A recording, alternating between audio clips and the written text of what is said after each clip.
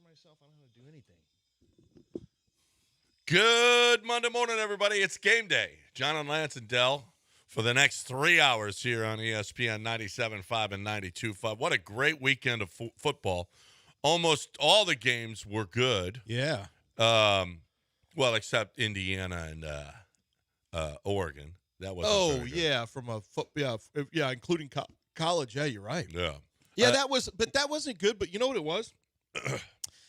It wasn't uneventful. Like, it was dominant. Yeah. So even though it wasn't a good game, we saw a dominant performance that could be foreshadowing. We'll see what happens against Miami, but I think Miami's going to get theirs too. I think they're going to get licks. And it could be foreshadowing what is going to be a really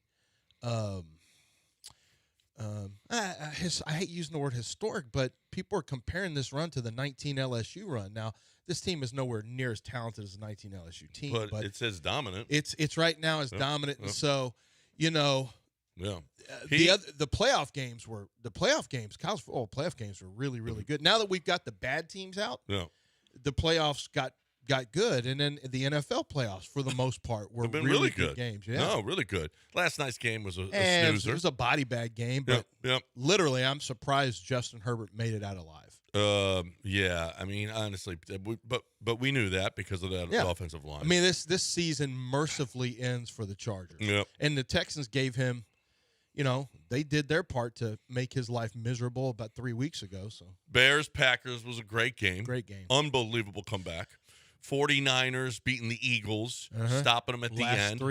Last 3 minutes of the game, they scored. Rams in Carolina. Oh. Rams had to come back and win it at the end. Just fantastic football. Yeah, a lot of head coaches going for fourth downs and not having it work. It's so stupid. A lot of guys passing on points and going for fourth downs. Ben Johnson literally, can you imagine what we would all be talking about this morning had the Bears not come back and won? I mean, Ben Johnson put his team in a hole in some ways. And not only that, I mean, it was early on. I mean, it's early in the game. It's 4th and 2. Kick the points because they're going to come into play later. Yeah. What is wrong with these guys? Why do they continue to do make the same mistakes over and over? I said this yesterday on Twitter, and I was kind of joking, but actually kind of serious.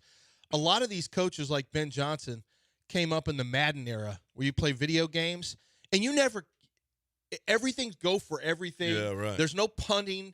There's no kicking field goals. Everything is just because there's no real it's a video game. There's no consequences. That's how a lot of young coaches, honestly, it's behind the guise of analytics, but they already have this mentality from the time they're young that everything is just a go. There's no reason. And that's the mentality I think of younger coaches is every time you're being conservative, you're losing points. Yeah, that's how they look at it, and that's not the case. It's not the case. That's really not the case. It's not the case. Yesterday afternoon, it was the Rams game. Early on, they're driving. It's 4th and 2. It was the Panthers. And you got Bryce Young. What are you doing? Kick the field goal. And you know what? It's sure enough, they lose by 3. Instead of taking points early, it comes back to haunt them, and it just happens time and time and time again. And I'm glad our coach never passes up a field goal. I love that. Never. I mean, he will from time to time, and he'll go for it on 4th down from time to time. But it's not really usually a call. It's usually like 4th and 7 from the 35, trying to kick another 52-yard field goal. Like it doesn't really. You can't really go for it. You just had an illegal, you just had 2 men in motion.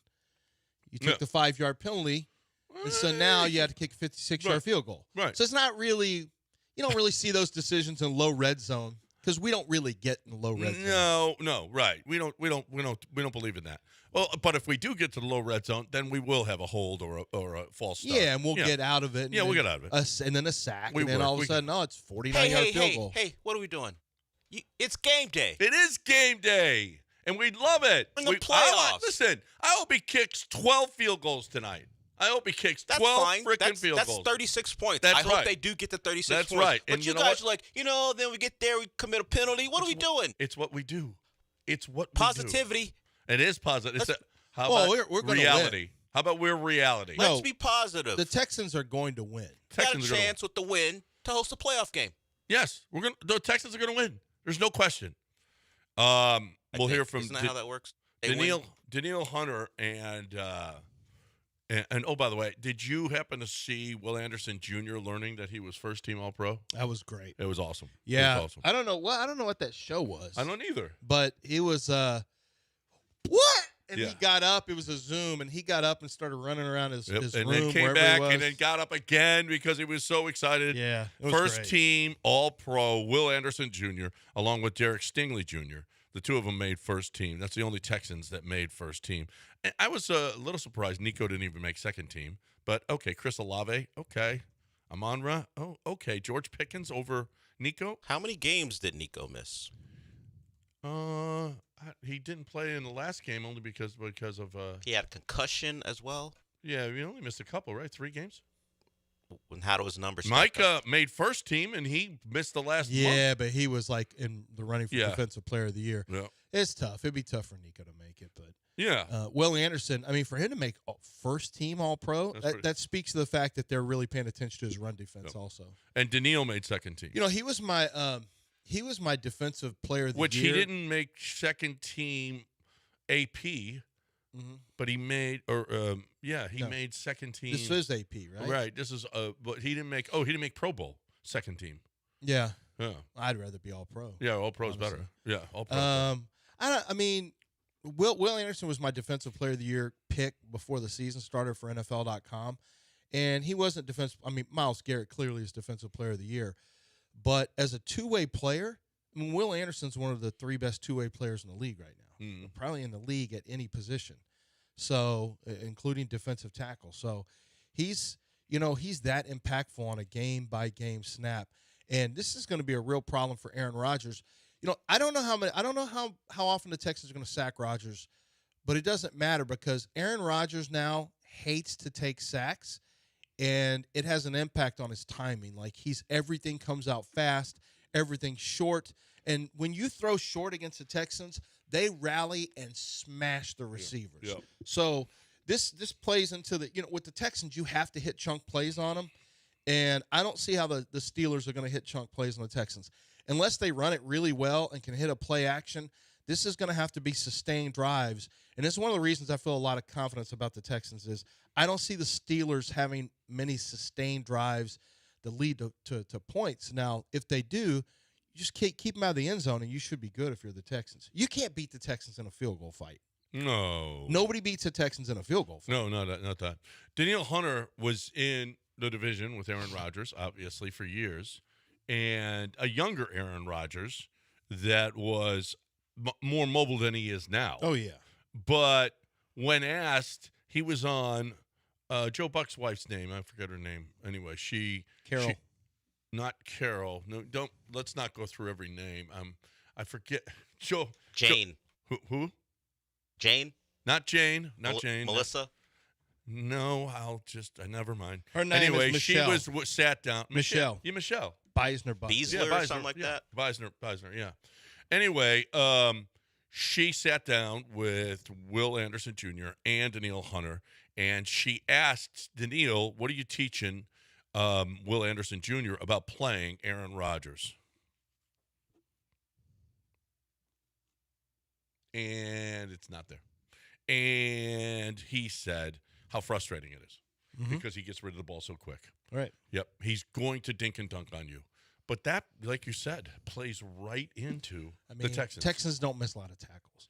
So they're a good tackling team. Oh, early on, they were they have missed a lot of tackles. Yeah, but they've gotten better. They've gotten way better. Yeah. And they've gotten way better against, I think Henry To'oTo'o had most of those misses.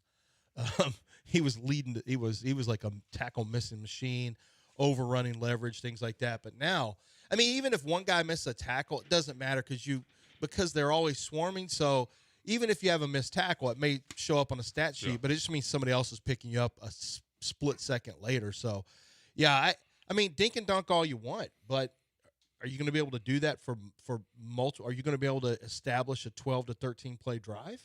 Yeah. I mean, it's going to take a lot of third down conversions. It's going to take a lot of hits too. Mm-hmm. You're going to get hit a lot, and it's not going to be great. It's not going to be great for you and your people. So this is it tonight. It's so good watching all of those games and getting pumped for playoff football. I would imagine, these guys watching these games this week, so much hitting, so intense, so good. And you got to play till the very, very end because these games are coming down as close as this one's going to be. This one's going to be a tough one. This one's going to be tough. It's going to be it's going to come down to the very end of the game, and the Texans just got to make the plays. And we'll see if CJ and the offense can make enough plays against that defense, because the Texans defense is going to step up and be wild dogs tonight. Wild dogs. They don't have a lot of – they're not that talented.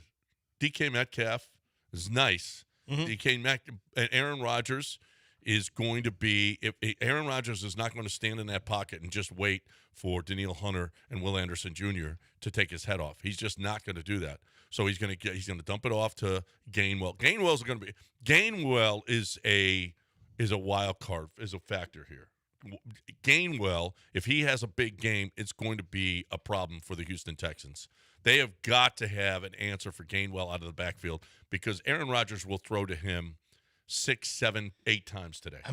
Great. I don't care. You're not beating us with swing passes. No. And by us, I mean me. Right, you. You're not stopping my path to the Super Bowl. Right.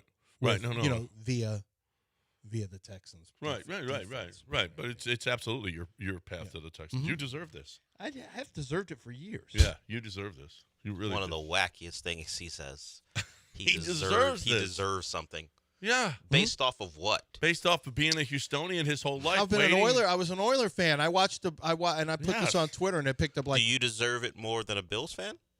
Yes. Yeah, they've been to the Super They've been to Bowl. Super Bowls. I've never been to a Super Bowl. Yeah, you did. You left one of the more historic Well, Super Bowls of I all was time. there You on were the there. media pass. You were there. Yeah. Yeah, but not your team, not his team. You deserve to lose a national championship. Yes, you and do. badly. Why? And badly. Why? Because Why? Kurt Signetti. That's why. Why? Why do I care? Because he was at 'Cause Elon Big 5 Ten- years ago. Yeah, So Big what? Ten Saban What is a going to. great!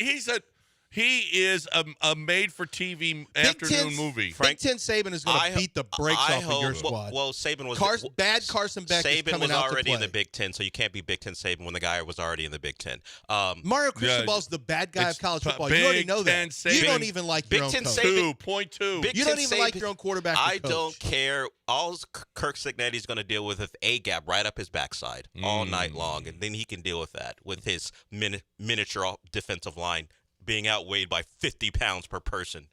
Oh, well, we'll see. A-gap. We'll see. Deal with the A-gap. We'll see about that. Well, we'll see with the A-gap. Yeah. We'll see. Hey, just deal with the A-gap.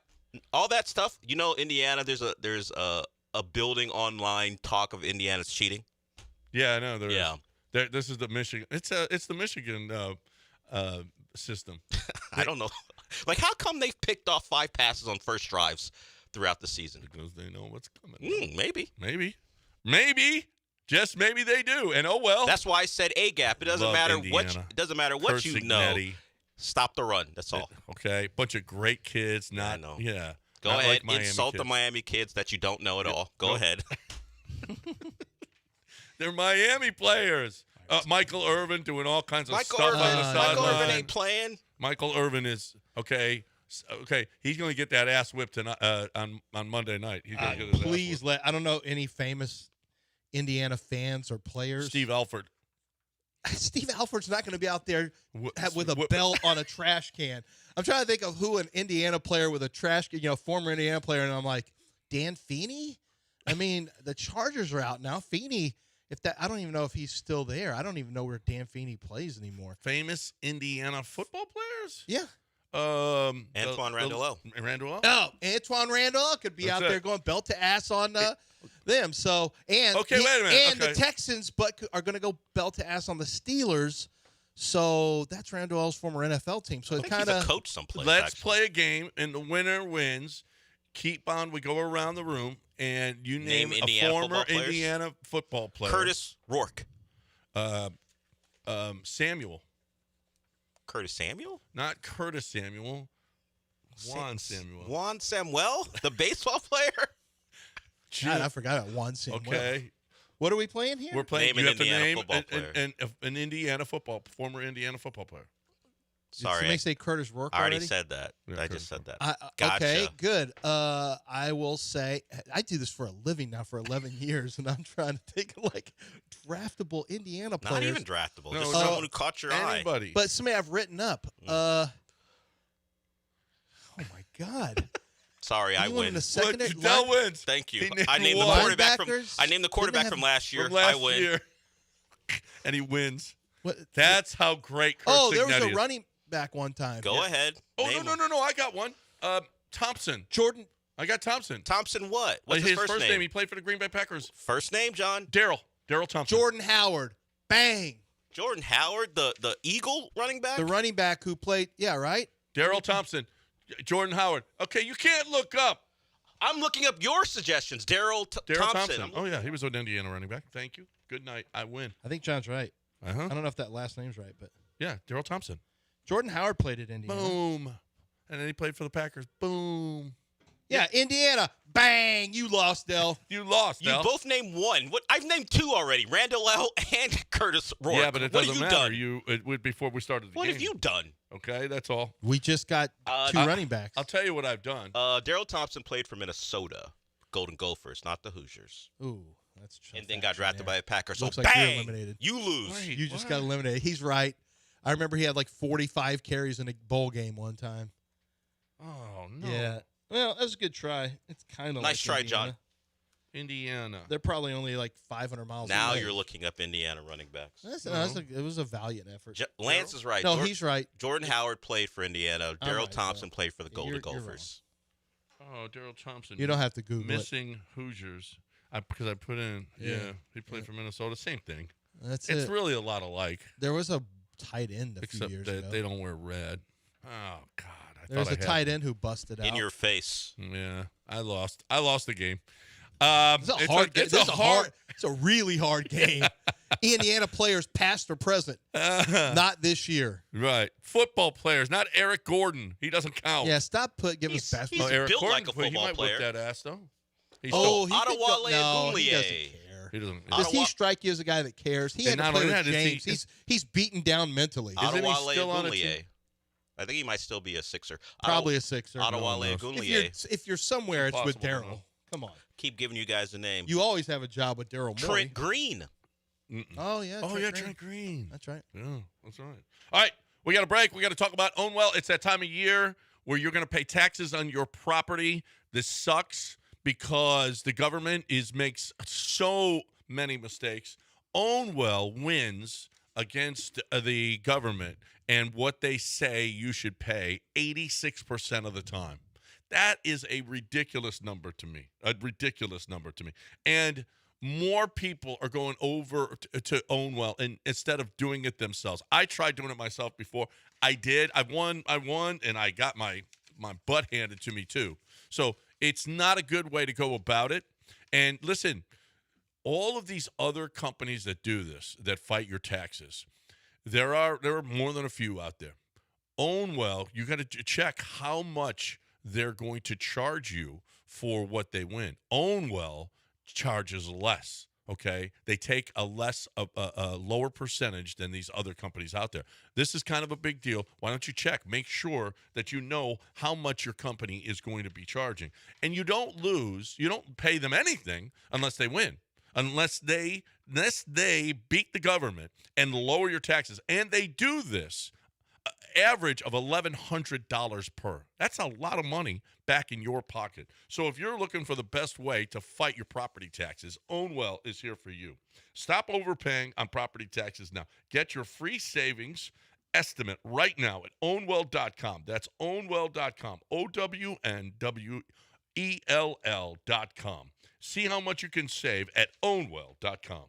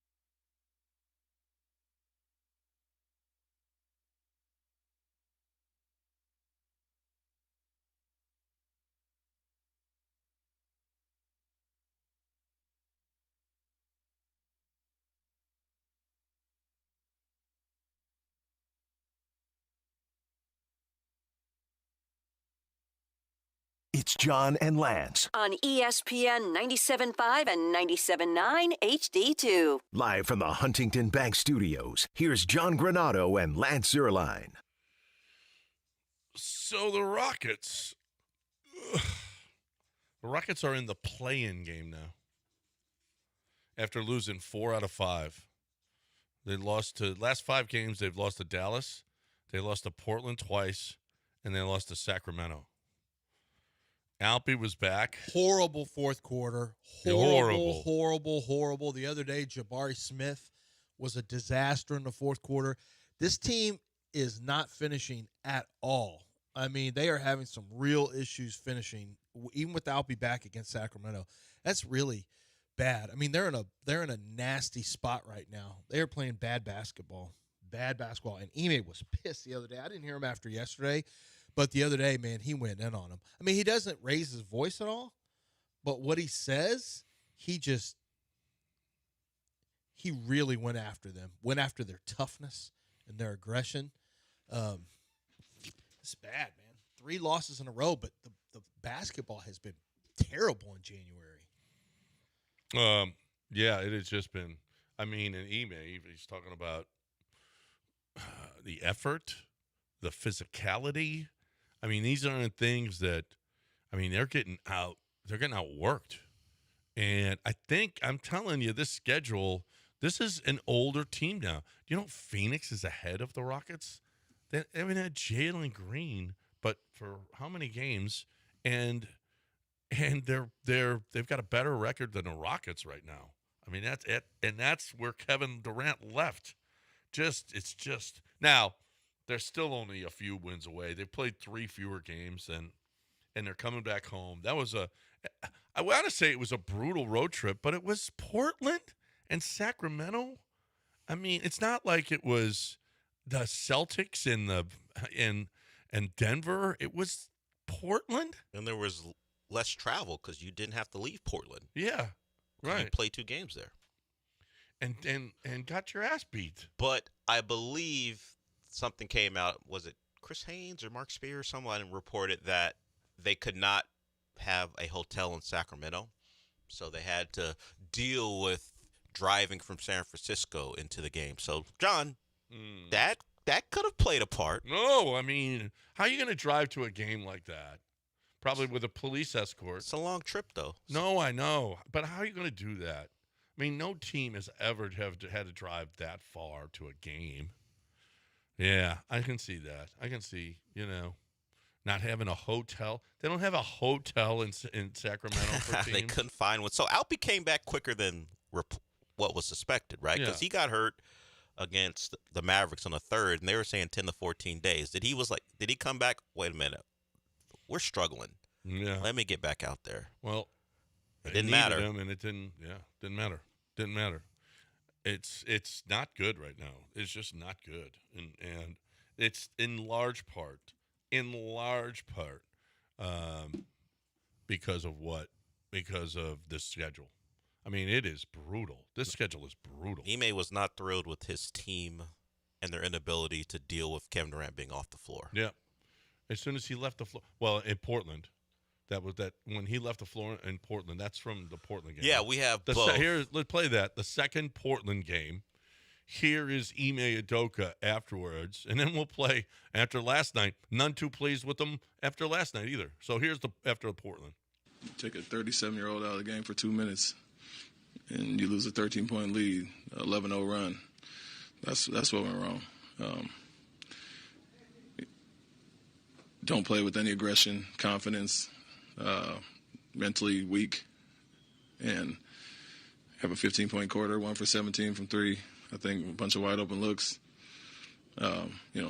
Making shots help, but you have to guard on one end. You have to play with some aggression on one end, drive it physically, take care of the ball and not turn it over. So all the above. But the fact that we have to rely on a 37-year-old for 40-plus minutes is a problem. Kevin Durant, 4th leading minute guy in the NBA right now at 37 years old. Mm-hmm. Yeah, you're not going to be able to. There's just no way Kevin Durant can come off the floor from now on. I mean, So the guy we were very concerned about durability. They're playing a dangerous game.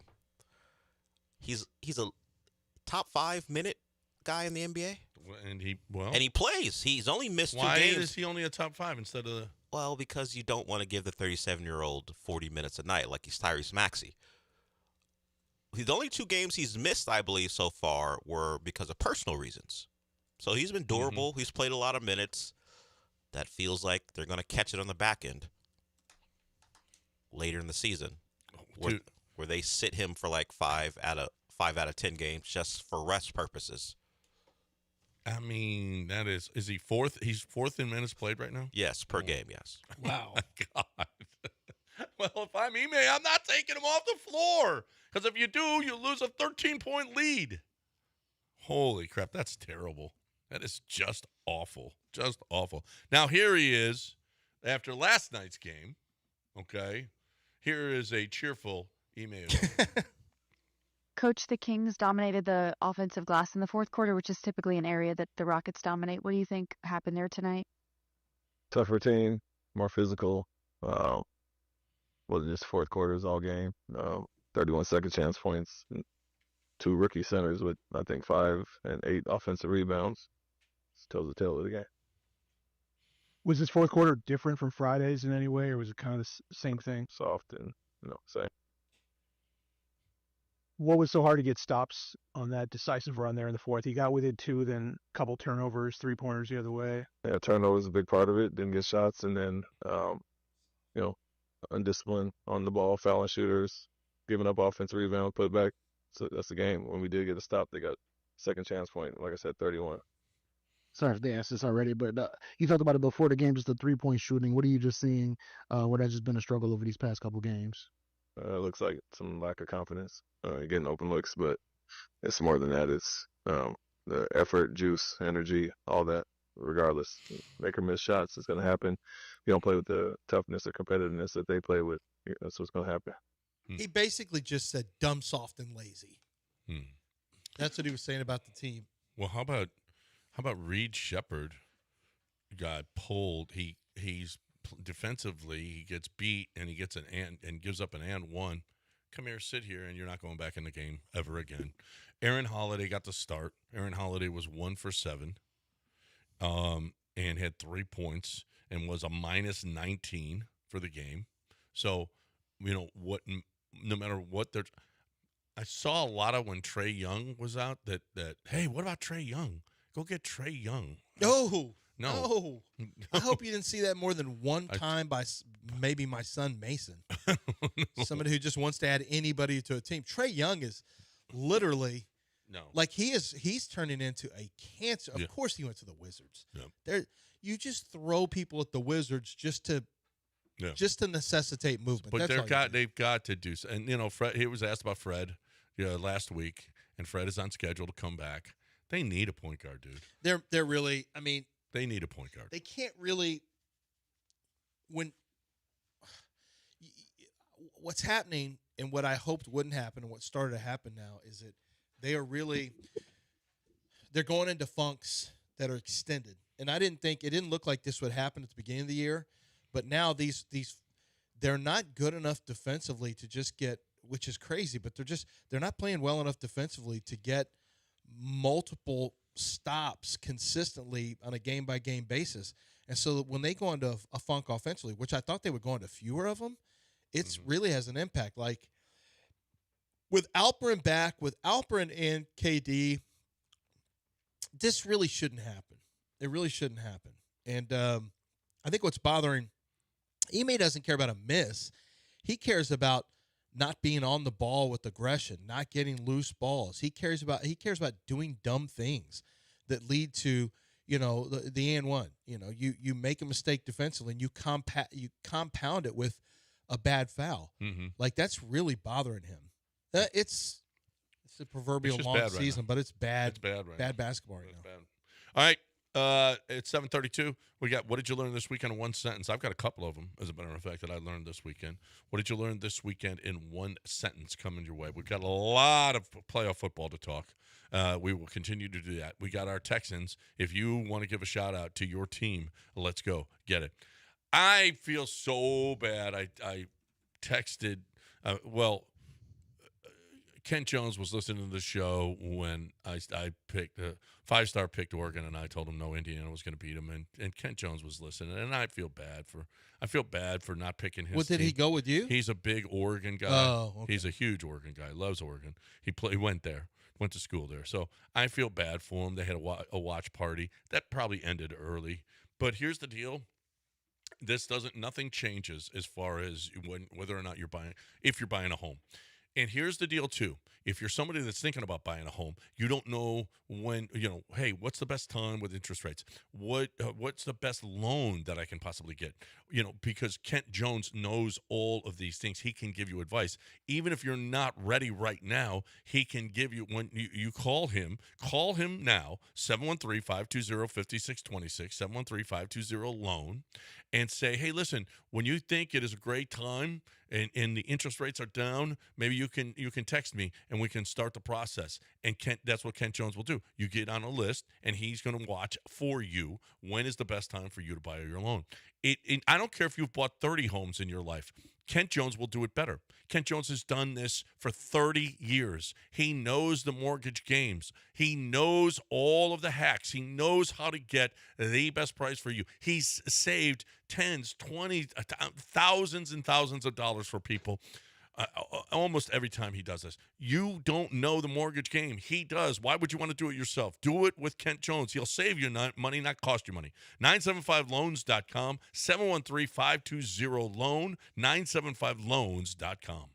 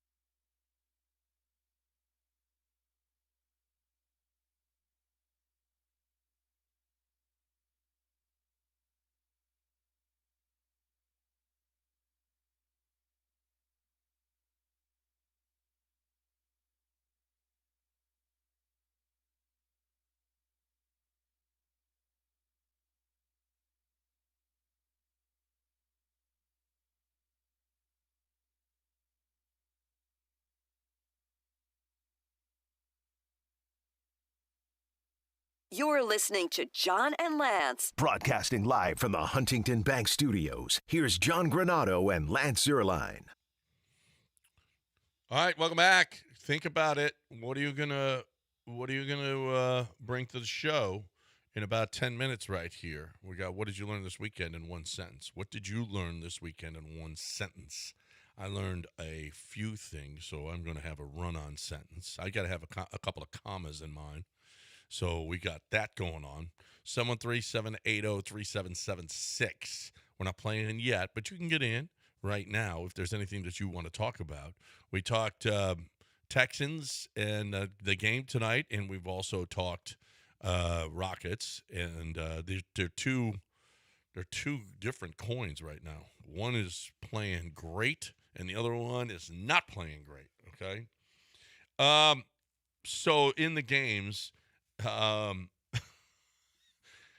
So the Bills game, Trevor Lawrence reverted back to missing big plays. I mean, he was this so is why good. I couldn't believe in them.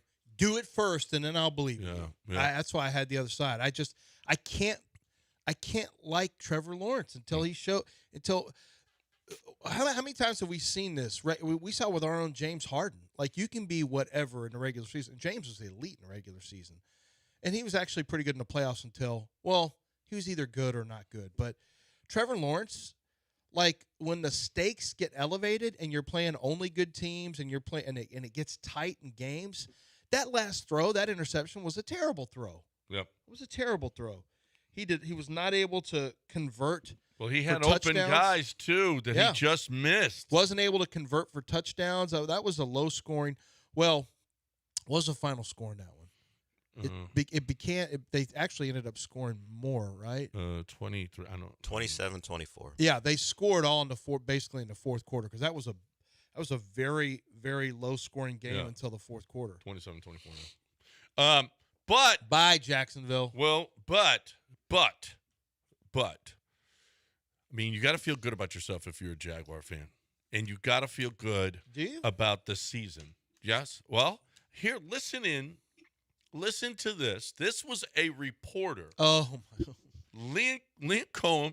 Liam Cohen is at the podium, and it is the press conference after he just lost, after having an 8-game winning streak and winning the division in the first playoff game. But man, oh man, let's not be negative about this thing. Well, the Jacksonville Free Press, a writer for the Jacksonville Free Press, I don't know, she may also own it. I don't know.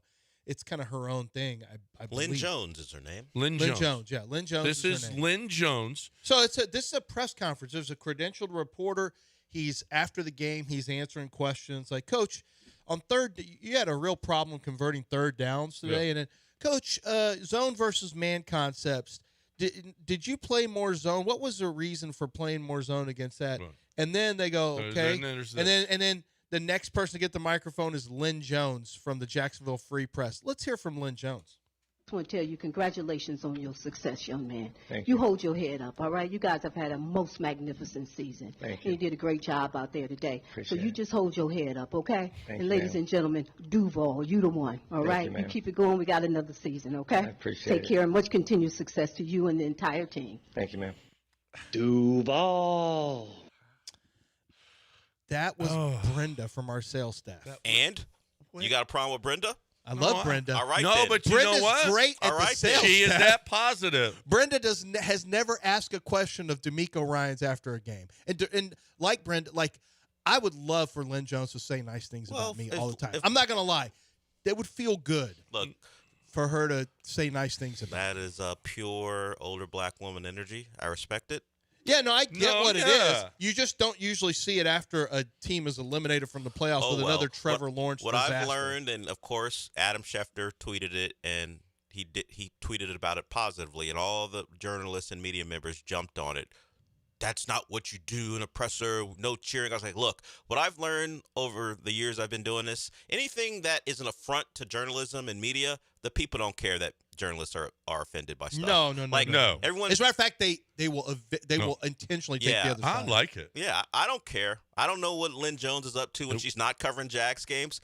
but It was so a be little it. cringy. First of all, her I name don't is mind it. yeah, it was very. What's her name again? Lynette Jones Turpin. Okay. She's the associate editor of the Jacksonville Free Press, and typically, young man, um, you hold your head up. typically she, like, I thought after one of those, like, I'm going to give you credit, and then I'm going to say, and then I'm going to ask a question. then I thought like one of those breaks was going to be followed by a question, and it And never was. No, It never was. Well, you know what? And she Liam hit him with Cohen a young- needed that at that I time think in his she hit life. him with it. Yeah, she hit him with You a know young what? man. Smile on his face when he heard it.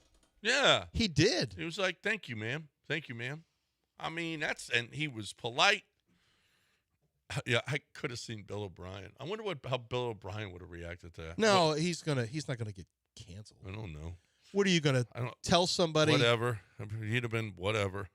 Yeah, we lost. I don't know if you heard we lost. I appreciate it, but that's appreciated. What you're saying is appreciate. No, here's what he would say. What you're saying is appreciated because we had a lot of negativity around this building. We got a lot of negativity from the press, a lot of negativity from the fans.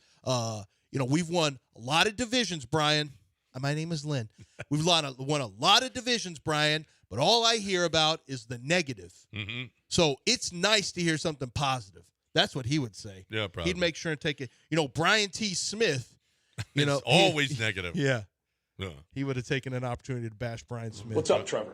That's what Bill O'Brien would have said. But you What's up, Trevor? What's up, Trevor? What's up, Trevor? That's what he was Oh, saying. yeah, he went after the Boston one guy at Boston College who just asked, Coach, Whoa. you've only got one win. What do you want to say to the Boston College fans who to let them know that you're on the right path to get things turned around? And like, it's always something with you. You're always doing this. Always negative. You come in here, you don't ask any questions, and yet you write the same bad stuff about our program. What up, Trevor? What's up, Trevor? No, that's what he said to Trevor after that pick. All right, 7:45. Time to play. What did you learn this weekend in one sentence? 713-780-3776. You learned something this weekend. Doesn't have to be about sports. It can be about your family. It could be about a friend sitting at a bar. It can be whatever. Indiana's cheating. Maybe you learned about that. Maybe this you learned weekend. about that. Maybe you learned about that. Then maybe there's a lot of things that you learned this weekend. So bring it. 713-780-3776.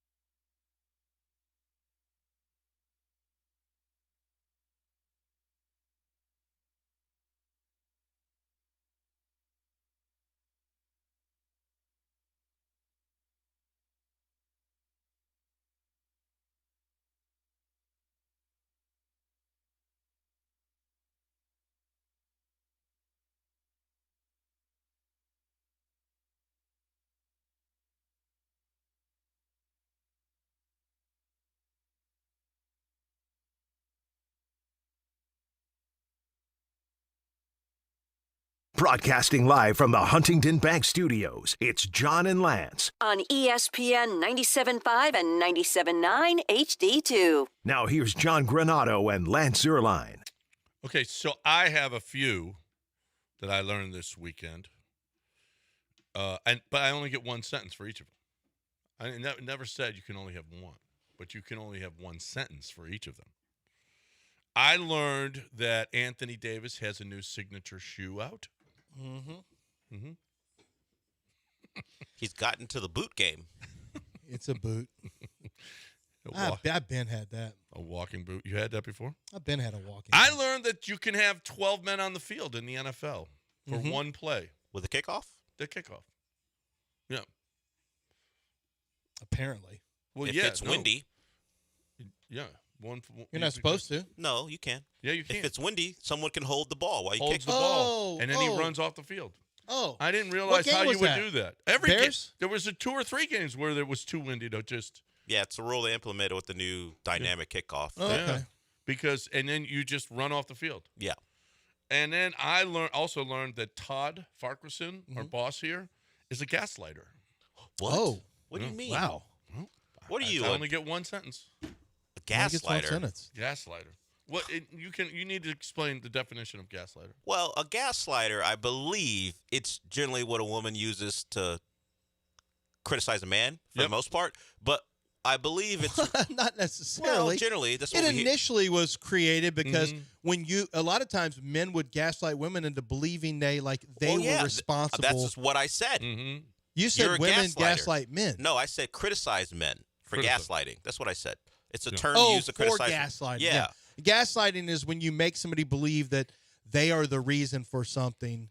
Like what they're feeling, they're the reason for it. It's kind of taken. Basically, you're trying to, now it basically means you're trying to implement make them believe something. You're trying to basically incept them with the belief. Right. It's not true, and you're trying to using psychological manipulation to make another person question their own reality, memory, or sanity, causing confusion, loss of confidence, and dependence. That often sounds in right. abusive Todd did that to relationships. you? And Todd is that. He was accused of that. Oh, by John. Not you by me. accused No, him? no. No, not by me. Were you supposed to divulge this information? He said, is this going to be, after it happened, is this going to be, what did I learn this weekend? And I said, oh, absolutely it is. He shouldn't have said that because then that put it in your brain. Yeah, right. Let's go. 713-780-3776. What did you learn this weekend in one sentence? Mito. Hey, I learned with interview skills like that, Fernando's going to be president one day. Fernando Mendoza? I think he said what I learned with interview skills like that. Yeah. Yeah. Fernando Mendoza's having a moment right now. He is an AI quarterback. They called him Stepford wife quarterback. He's AI. A lot of people wouldn't know what that means, but yeah, it's like he's been created in a lab. Right. He's got the hair is perfectly in place. I know. He says all the right things. Yeah, it's kind of weird. He says all the right things. Are we sure he's not a robot? Did you see? I've never seen a quarterback throw as accurately as he did the other night. Boy, he was torturing Oregon with his accuracy. Oh, my God. And his poise. Man, did he look good. Yeah. Who's next? Keith, what'd you learn this weekend in one sentence? I learned this weekend that because Nick Sirianni rested his starters in Week 18, not going for the number 2 seed, he could have played the Green Bay Packers, and instead, they're out. Mm-hmm. Yeah, because the Bears lost. They could have lost the Packers, too, the way their offense, the way the Eagles' offense Listen, played. they weren't very good this year. No. They weren't very good this year. Every other year for them, it appears. That's all. And you know what? And they're going to call for Sirianni's head. They're going to fire. After he just won a Super Bowl. He's going to have to fire Kevin Patillo. Yep. His OC that he put in place, and then he'll move on. Yep. Yeah, the OC is definitely gone. Yeah, he's not. Sirianni will make it another year. Man, But so is A.J. Brown. Did you see A.J. Brown lighting him up? Well, who, the offense coordinator? No, Sirianni. Oh, no, A.J. Brown's gone. Yeah. He's gone. A.J. Brown's gone. He'll have to go to his third team because he's just too big a pain in the ass. Yep. Ocho, what'd you learn this weekend in one sentence? Yeah, I learned that the Chicago Bears have won 7 games this season when trailing with 2 minutes left in the game. It's incredible. Incredible, their comeback ability. Incredible. CJ's on notice. The guy he big broed. Yeah. Even Bryce Young, you could say, had a good game. We can't do this today, but don't do it. Caleb Williams is really good. Yeah, I mean, CJ, let's go. Let's go, CJ. Yeah, right now, yeah. Hey, man, Yeah. maybe next time they not play, today, Caleb not today. Not Caleb today. can big bro. It's not Today's a conversation for today. Today's not today. Let's win. Let's win, That's all. CJ. So we don't have to have this conversation tomorrow. Let's win. Tom on a mobile. What'd you learn this weekend in one sentence? Hey, guys. Hey, guys. So I learned when she says she's got the gift that keeps on giving, she's not talking about the Jelly of the Month Club. That's a new wrinkle there The laugh. at the end where he goes, laugh. where he starts to choke himself. Travis is next. Travis, what'd you learn this weekend in one sentence? Yeah, good morning, gentlemen. Hope you had a great weekend. I learned that if we take care of business tonight, New England looked very, very beatable last night. And if Buffalo takes care of their business, we could possibly be hosting an AFC. Yep, it's true. Yep. What he said is a true statement. I was hoping Chargers would win so the Texans would host the Bills this week, but it didn't happen. And going to New England, that'll be interesting. That will be interesting. Drake May still has to prove himself too. Same thing I said about get us in. Same thing I said about Trevor Lawrence. I say about Drake May. Like Drake wasn't great yesterday. No. Drake May has to prove himself. You know, and they haven't played a lot of good teams. They don't have their schedule. Like they've played well. Drake May deserves all the credit he gets. But if you really break down a schedule, it was a soft schedule. They've done what they're supposed to do. But how many, and they've got some wins against good teams. But let's see how they do against Texans. Yeah. Now two. Yeah. No, two. Yes. A broken good two. team. Yes. They're 2-2 against winning teams. A broken offense. Yes. Yeah. All right. Yeah. I mean, that was a perfect matchup for them. The Texans won't be. Underrated mess. What did you learn this weekend in one sentence? Yeah, I learned that the national media really, really believed in the Jaguars and was glazing Trevor Lawrence for no reason. I don't know. He had a good year. I mean, he did lead a touchdown drive to potentially win the game, and then, of course, his defense got no stops. Yeah. I mean, it was an average game. I won't crush him. He threw a pick, 2 picks. The first one was terrible.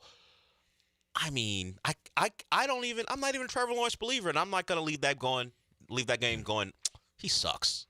He was No, fine. but that was the Bills' defense, too, by the way. It's not good. Yeah.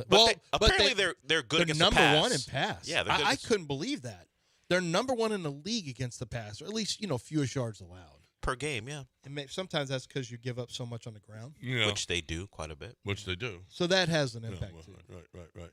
Right. Who's next? Luke, what'd you learn this weekend in one sentence, Luke?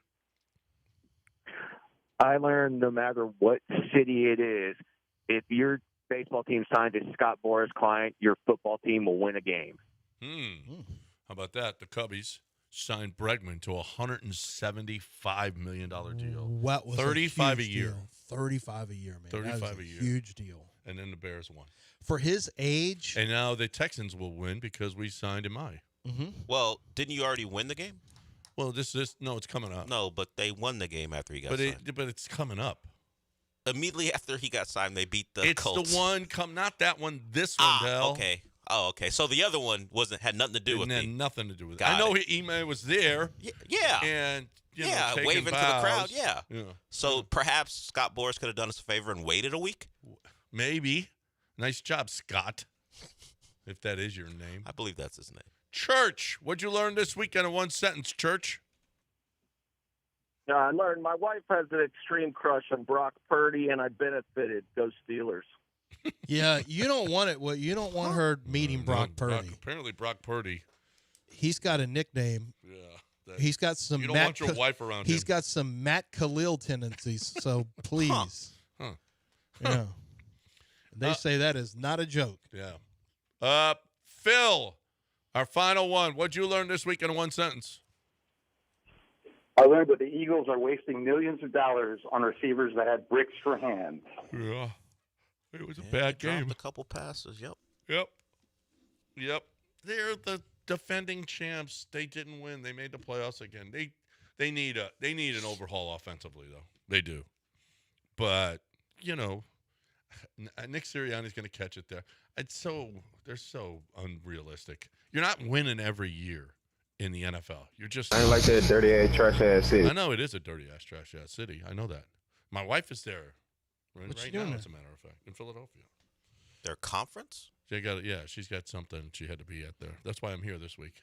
I ain't gonna be in LA. You don't want to be in LA by yourself? No, I ain't being in LA by myself. You missed out on the Golden Globes. Did she not plan around that? I did miss out on that. Damn it.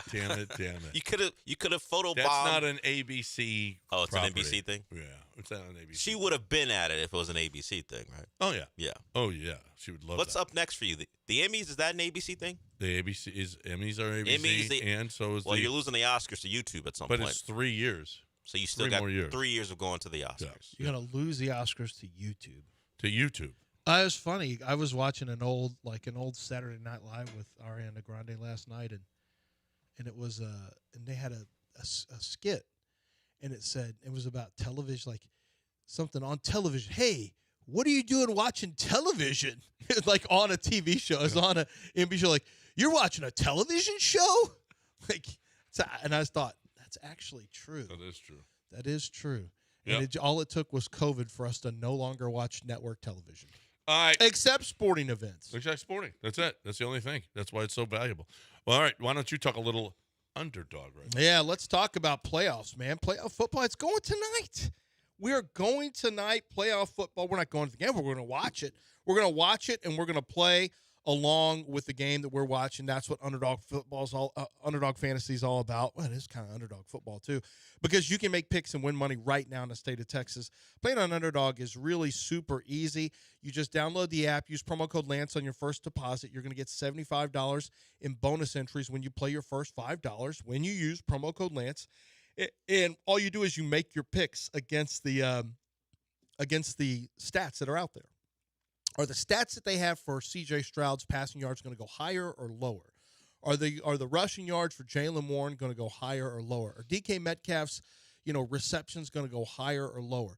So kind of analyze the game. I'll tell you this. I think a lot of short passes for Aaron Rodgers today. I think you're going to see that. So maybe take a look at Freiermuth maybe having a few more catches. Maybe look at the sack totals being lower for the Texans because he gets rid of the ball so quickly. That's what you do. You analyze these games, and then you make your picks. The more picks you make and win, the higher your payout is going to be. You can get up to 5,000 times your original play. It's Underdog Fantasy. Watch along with the games you're playing during this football season, during the playoffs. It's Underdog Fantasy, promo code Lance.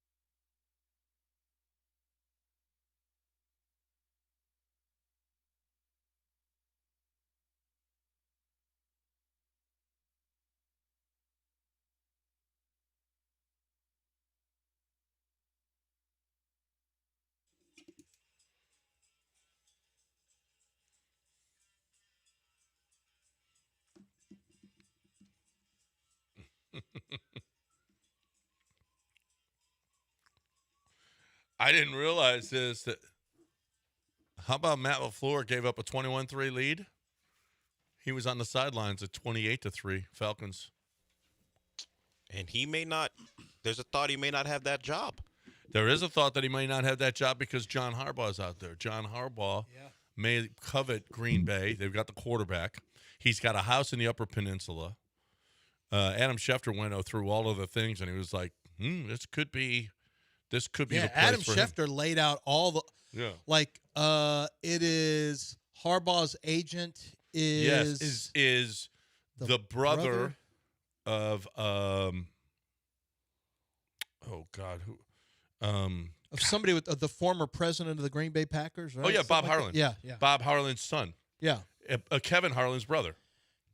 That's the same family? Yeah. Kevin Harlan is Bob. The guy is drunk. Yeah. That one? Yeah. Oh wow. Yeah. I didn't know they were all the same family. Yep. So also while we were gone, I think it was while we were gone, maybe not. When was Mike McDaniel fired? We were here for that. We were here. Yeah. Okay. Yeah. So Mike McDaniel got fired, and the thought was maybe it was tied to wanting to open up space for Which is a better job? Green Bay's a better job. Yeah, right? you got infrastructure there. A Yeah, quarterback. You don't have an owner, But, well, which is nice. You know, I saw. Let me get y'all's thoughts on this. I watched a Chicago Bears fan put together an 11-minute reaction video from Green. Apparently, Green Bay Packers have like 5 different people who are doing live streaming during the games that you can watch them stream during the game.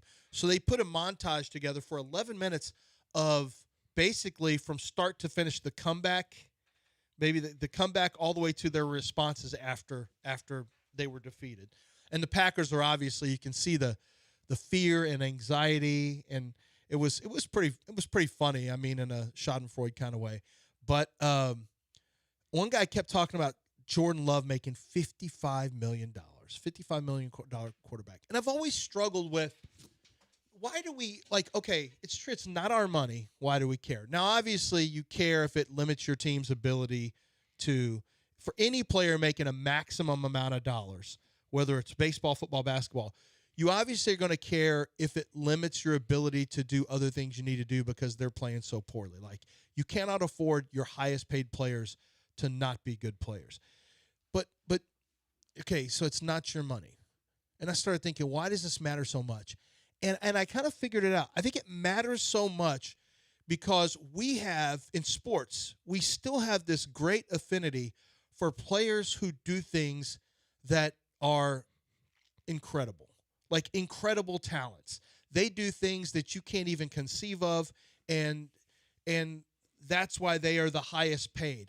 But when somebody is not good, it kind of bothers you that, and it's not your money, but it kind of bothers you that why is this guy making this much when he's not even good? Well, that's not, for me, the first thing that I think of is how much he takes up of the salary cap. Yeah, and my team can't. Well, obviously can't win because of it. That's the obvious. That makes sense. That's what I feel. That makes sense. Yeah. But I think a lot of people look at it and say, "Wait a minute, this guy is not."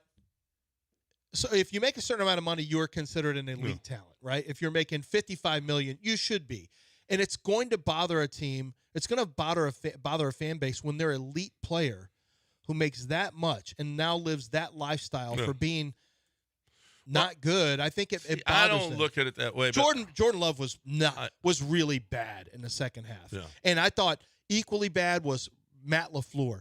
What in the hell is he calling fade after fade after fades? Like, what are y'all doing? Play control passing game. Run the ball. Eat clock. It was just, I thought LaFleur had a bad game. Yeah. Yeah, I don't look at it like Brock Osweiler. A lot of people were mad at him because he sucked. And he made $18 million bless a year. The guy, man, make. Why do you care about what he makes? I don't care. I know. I'm trying to figure out, but because you're not, because we want you to be really good. Yeah, and you should. Well, this is okay. So this leads into, that's funny that you should bring this, because Ian Rappaport this week, who I don't know. Can we trust Ian Rappaport anymore after the Baltimore? I don't know. After what he said about John Harbaugh and Adam Schefter came back at him, I don't know. I got to take a side on this one. Which, I mean, can we trust Ian Rappaport anymore? I would say, is he part of the NFL media conglomerate? Right. then right. no. Ian Rappaport, didn't he have a microphone in the Texans? I think we can trust office, him front office? due to Texans news. He was right about Joe Mixon, despite the pushback from the Texans on that. Yeah. But other places, maybe not. But with us, he seems to be dead on. Yeah. No, with the Texans, I think he had a microphone or some kind of a. He could hear everything that was going on. No, I'm talking about when what's his name? Their general manager, Rick Smith. When Rick Smith was there, Ian Rappaport knew everything that was going on. I still think he knows too much, honestly, with the Texans. Yeah, that's true. No, he's still got connects in the building, although a lot of them have changed. So he maybe he knows them from other places. But. Well, here's what he and I mean, it's just not any great revelation, but God forbid they lose tonight, and we got to start thinking about the future. This is one thing that we're going to have to think about.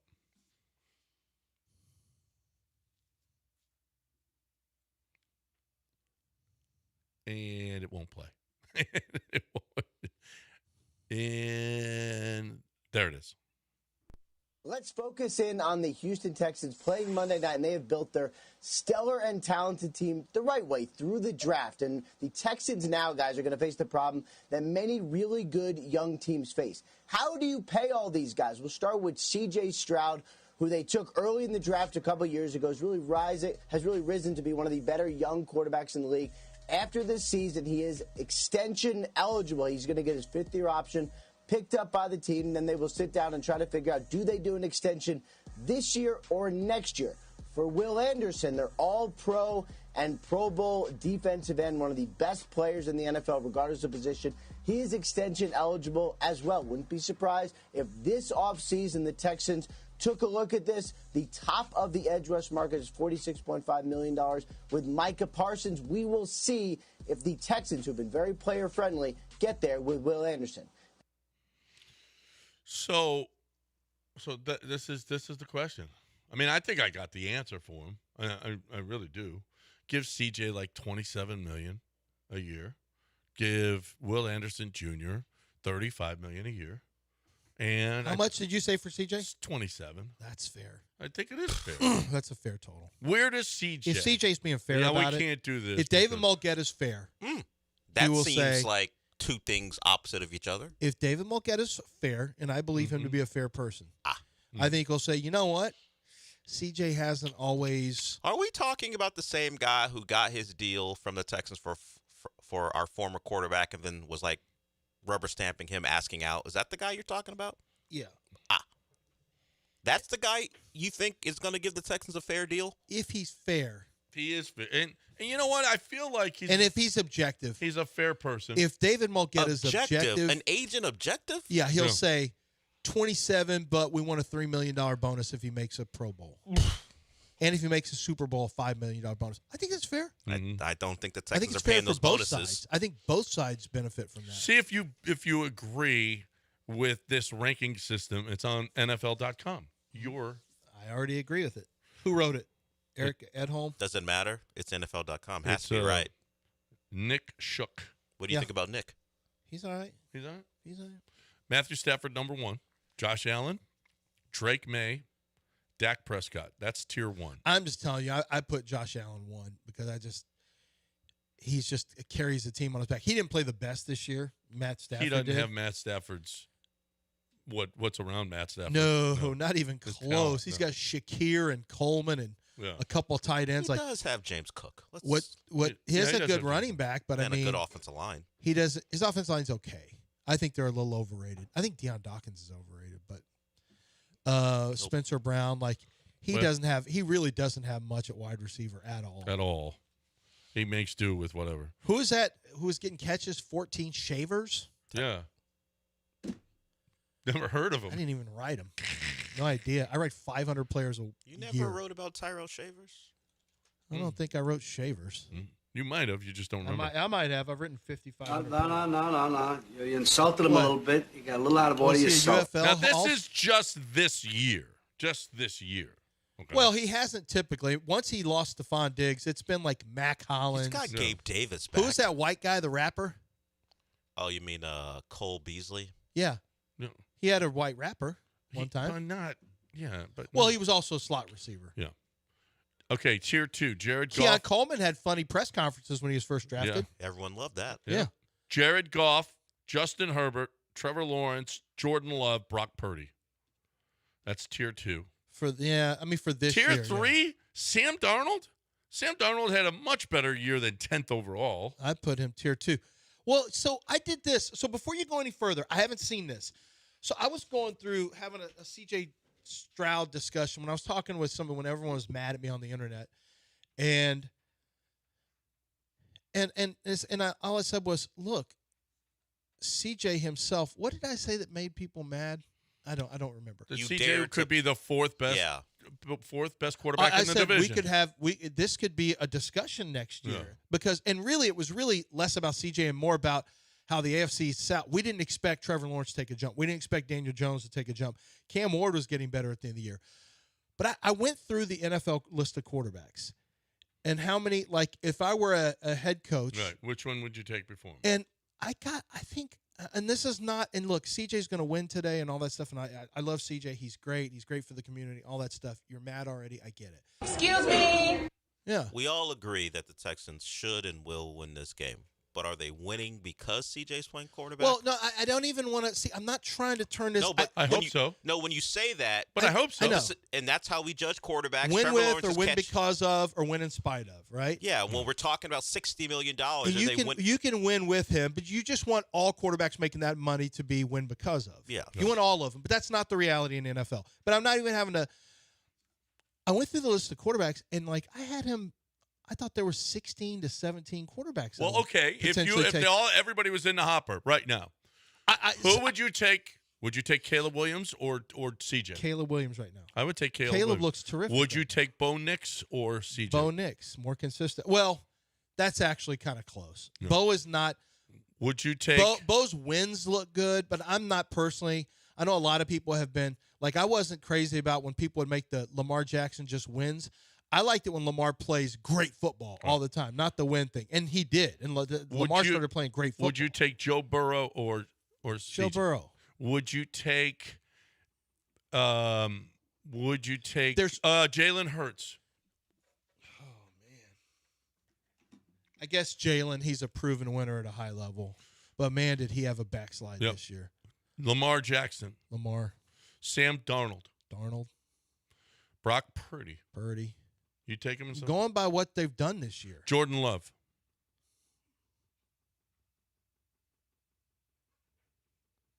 I think Jordan Love. We have a lot of quarterbacks in the league. It's less an indictment of CJ and more because I think CJ's an average quarterback. Based on this year, Lawrence. But I'm not a Lawrence. Well, I mean, but if the two of them are sitting there and you have to draft one of them, who would you take? Right now, after the last 2 years, it would be Lawrence. I don't have that kind of year from CJ yet. Drake May. Yeah, Drake May. Yeah, I guess. Yeah, CJ's fallen. He's fallen. He's definitely fallen. Now is when you make your name. Let's go. Do it tonight, CJ. No, that's what he's got to do. Like, that's what he's got to do. I get that you could have some arguments about some of those players if you wanted to, but the point is he needs to elevate. Like, this is a great opportunity for him to elevate his stature again, because we were talking about him as one of the top 6 quarterbacks in the league after his rookie year, and I felt confident in doing that. Mm-hmm. Then after last year, it was like, but the pass protection wasn't good. Then after this year, like, didn't really have a run game. Had a new offense coordinator. All right, we got these reasons. Mm-hmm. At some point though, you gotta make it happen as a quarterback. And tonight, against 2 good pass rushers off the edge. You have a chance. You have a chance to make a statement. CJ Stroud, Eli Manning to me has no business anywhere near a Super Bowl. I mean, near a Hall of Fame. But one of the Super Bowls he won, he had a bad season. He was terrible. But he balled out in the postseason, played really well, and then he elevated himself. CJ was way better than Eli Manning that year, but this is his chance to elevate. And there's never been a better chance than against a little bit of a softer AFC underbelly right now. And the Steelers, pass rushers aside, they're not a good defense. Their secondary is not good. No. Oh, they've been better lately, but they're not typically good. No. And we'll see in the cold, too, and at home. We'll see. All right, time to talk HR&P. Time to talk about what you're doing with your human resources and your payroll. I got an email. As a matter of fact, I got an email from Laura, who is and she just she sets out everything that we done this month, and you know what came back to her, and there was something that we had to work on in it. And it's all easy. It's so simple. There's one person in our payroll department, and that's Laura. And she sends the stuff to HR&P, and it cannot be easier. And all of your employees will have access to HR&P. You don't even have to go through your HR department. You just go through, they can go directly to HR&P and ask questions, and HR&P will answer those questions for them. It's just it's so great to have a partner like that for your business. If you are somebody that is struggling with the payroll, it's costing you more, costing you how much time. If you're the owner, you got to sign all those checks. You got to make sure all those checks are right. You got to make sure you got your payroll and your HR department in building. You don't have to do all of that. Let HR&P do it technologically better, economically better, just better. And let them help you with all the other stuff, the taxes and the 401k plans and everything else that goes along with business. That's not what you do for a living. You sell your widgets. Let HR&P take care of the rest. Great partner for us. They'll be a great partner for you. HRP.net, 281-880-6525 or HRP.net.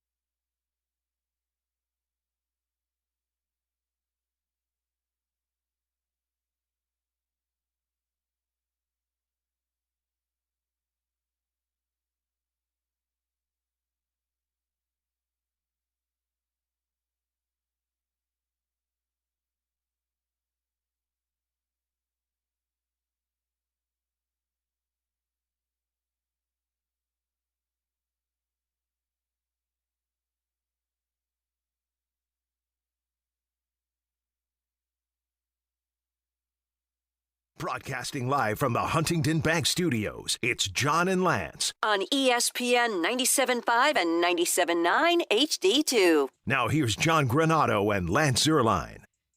Did you see the send-off for the Texans? See all the people? It was fantastic. That was awesome. I mean, they were all outside of NRG when they're going to the bus and cheering, and it was great. The all-pro teams came out. We would play for you when Will Anderson Jr. It's a TV thing. It's not a radio thing because he gets up and walks away, and he's so excited. Will Anderson Jr. made first team. Offense, Matthew Stafford. Bijan Robinson beat out James Cook. That's interesting. Well, he was really tremendous from a run pass, pass and catch. It's funny. He had more all-purpose yards, right? Bijan made first team running back and second team all-purpose. Yeah. So he's on the list twice. Guys have done it before, being on the list twice. Puka Nacua, Jackson Smith and Jigba, and Jamar Chase are the wide receivers. Kyle Juszczyk, there's whatever. Juszczyk, yeah. Juszczyk, right, fullback. Christian McCaffrey is all-purpose first team. Trey McBride was unbelievable this year. Garrett Bowles, Joe Thuney, Creed Humphrey, Quinn Menieres, and Penei Sewell were the line. Myles Garrett, Will Anderson Jr., Micah Parsons are the edge rushers. Jeffrey Simmons and Zach Allen, interior. Jack Campbell and Jordan Brooks. That's interesting. Jordan Brooks, the Longhorn? No, the Texas Tech Red Raider. Oh, that's right. Derek Stingley and Quinyon Mitchell are the corners. Slot is Cooper DeJean. Kyle Hamilton and Kevin Byard are the safeties. And then all the long snapper wasn't even our guy. John Weeks did not make it. Didn't make second team either. Yeah.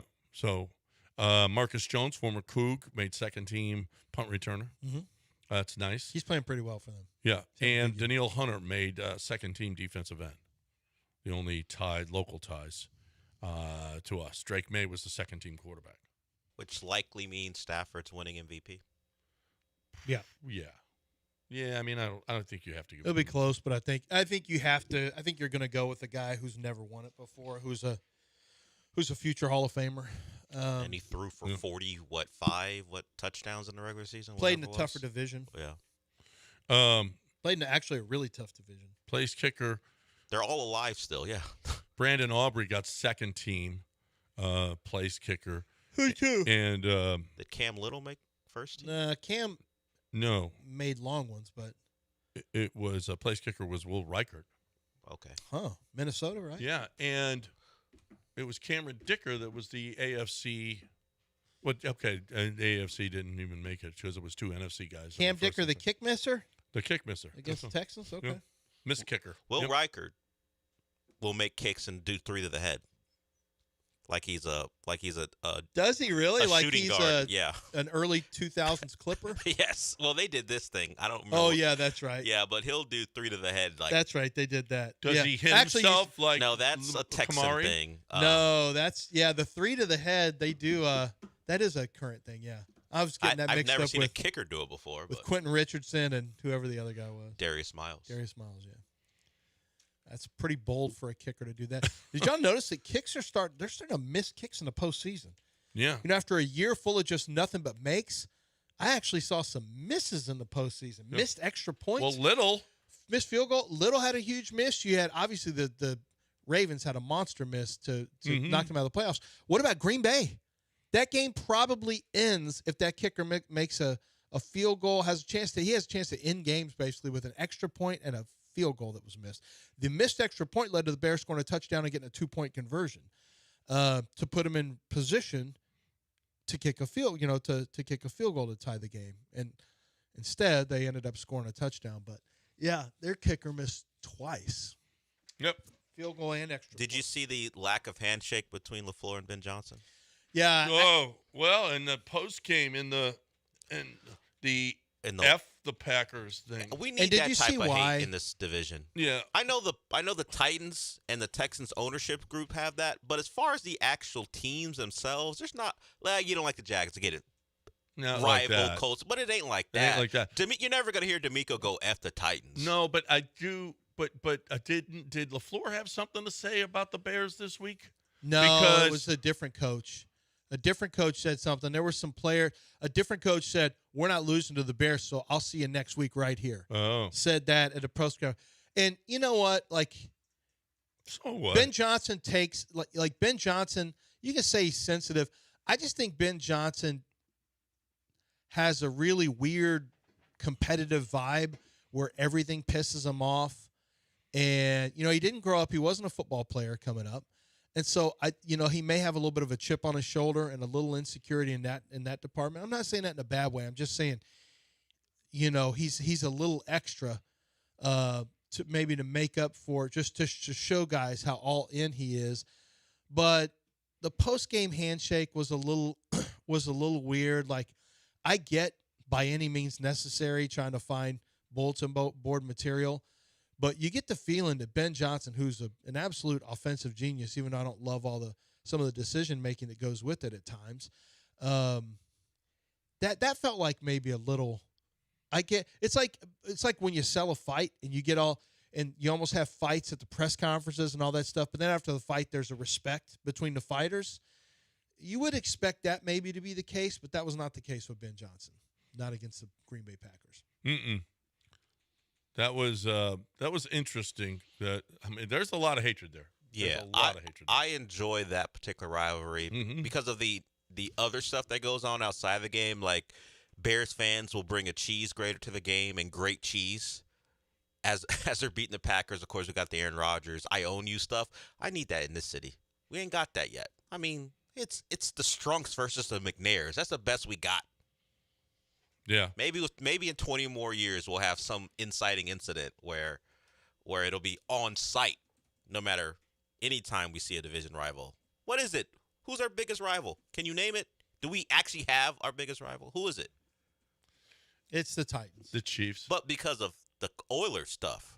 But nothing that's happening on the field. The Chiefs. But in the division, who you see twice a year. No, I know. And the Chiefs don't look at you as a rival. No, they don't. Ravens don't either.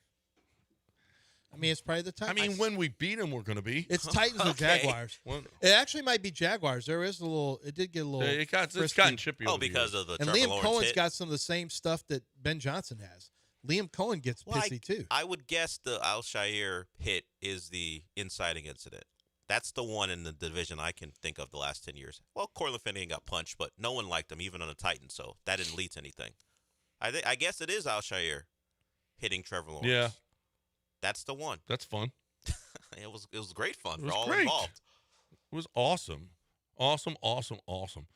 713-780-3776. Catching up on breaks here. 713-780. Yeah, you know what? I want to hear from Texans fans about the game let's tonight. go. And I want to hear what your thoughts are on. I'm kind of curious about the confidence level. I think everyone's super confident. They're a favorite now. Underdogs are 4-1 in the playoffs. The first favorite to win in the playoffs was last night. Texans looking to make it two favorites. Excuse me. Yeah. Have we taken a look at the color of this man's hat? Jaguar teal. On today of all days. Well, I don't get. What's the difference? I mean, we're not playing the Jag. Still. If it was black and gold, then you'd say something. We don't want. This is is Texas not, Day. This is hat matches this shirt. I know why you're doing it, but what are we doing? What? Stop already. What are we doing? You're trying to create something. Wear a Jaguar Don't hat? wear the Jaguar colors. That bothers you? I'm going to point at you. It ain't even a Jaguar hat. It's a Chileno Bay hat. Where the hell is Chileno Bay? Chileno Bay is in Cabo. Oh, okay. Like everyone's supposed to know. What?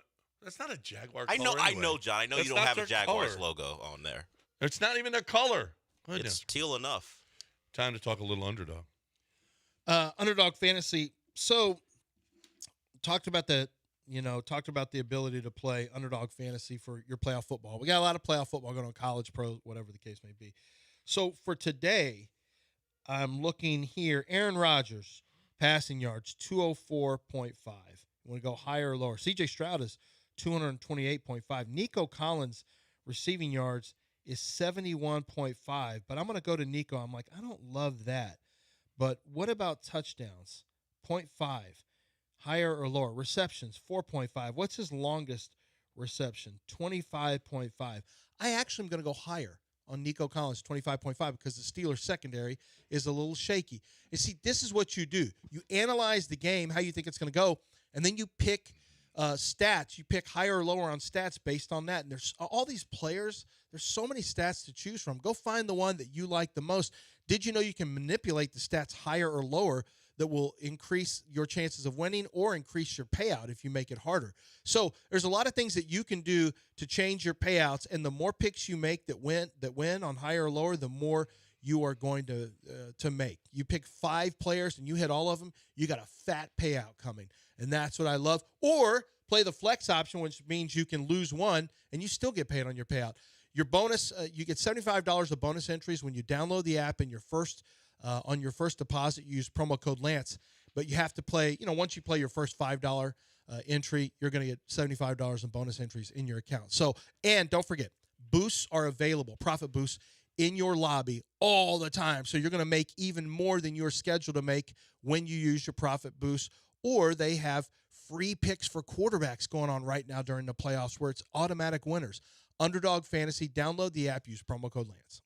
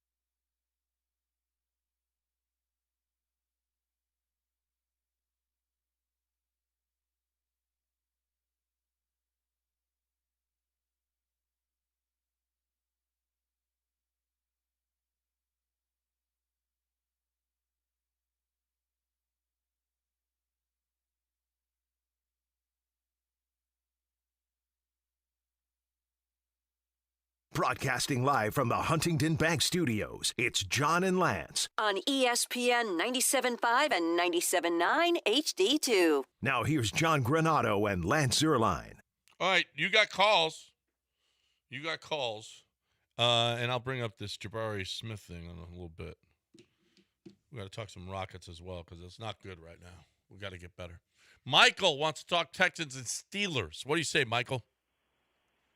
What's up, fellas? Hey, man, I'm nervous about the deep ball because, Aaron Rodgers still's got a pretty good arm, and I think they're going to the Steelers are going to dink and dunk over the middle of the field and just wait their time and take deep shots. I think they watched, some of the footage of the Colts game and, some of the other teams that had success throwing the ball downfield. So that's my prediction is they'll try to take deep shots, but Texas will probably prioritize stopping the game. It's Gainwell, right? The running back. Oh, Jaylen Warren too. Like Jalen's probably going to get more touches, but they have two different types of backs, but they both get catches because Aaron Rodgers is a dink and dunker now. Yeah, and then y'all brought up C.J. Stroud getting paid. Man, I really wish, like you say, Lance, all the time, I really wish some of those field goals would turn into touchdowns tonight. And, I would be so heartbroken because I'm actually nervous about this game because everyone's been like hyping up the game and like, oh, well, we're favored, this and that. But it's like, it's a road game and it's Aaron Rodgers and he beat us with the Jets. And that pissed me off so bad on that Halloween night game. That just pissed me off that we lost. But I don't know, man. I'm nervous about this game. I don't think it's a lock by any stretch. And CJ, if you're listening, you better earn your money, man. This is where you earn your money. You're if you want $60 million a year, man. Later. Yeah, it's a big one for him. I mean, it's a big one for the Texans. Big one for D'Amico Ryans. This is typically the round that they've won. They've won these games the last couple of years in the playoffs, but it's funny. This season started so poorly, and now it looks a lot like, John, you remember the year 1990. Was it 92? Was it 4? When did they win 11 straight, the Oilers? 93. 93. That's what this looks like. Or you can go to 2000, the Bill O'Brien team that won 11 straight games in whatever. That one, no. This one we believe a lot more in. You know why we believe more in it? We had arguably a more explosive quarterback in Deshaun Watson. You had Nuke Hopkins, who was still a fantastic option. You had J.J. Watt. I think the difference you have is that there is no Lamar Jackson. There is no Patrick Mahomes in your way. Like, you don't have the same impediments in your way. That's why we believe more.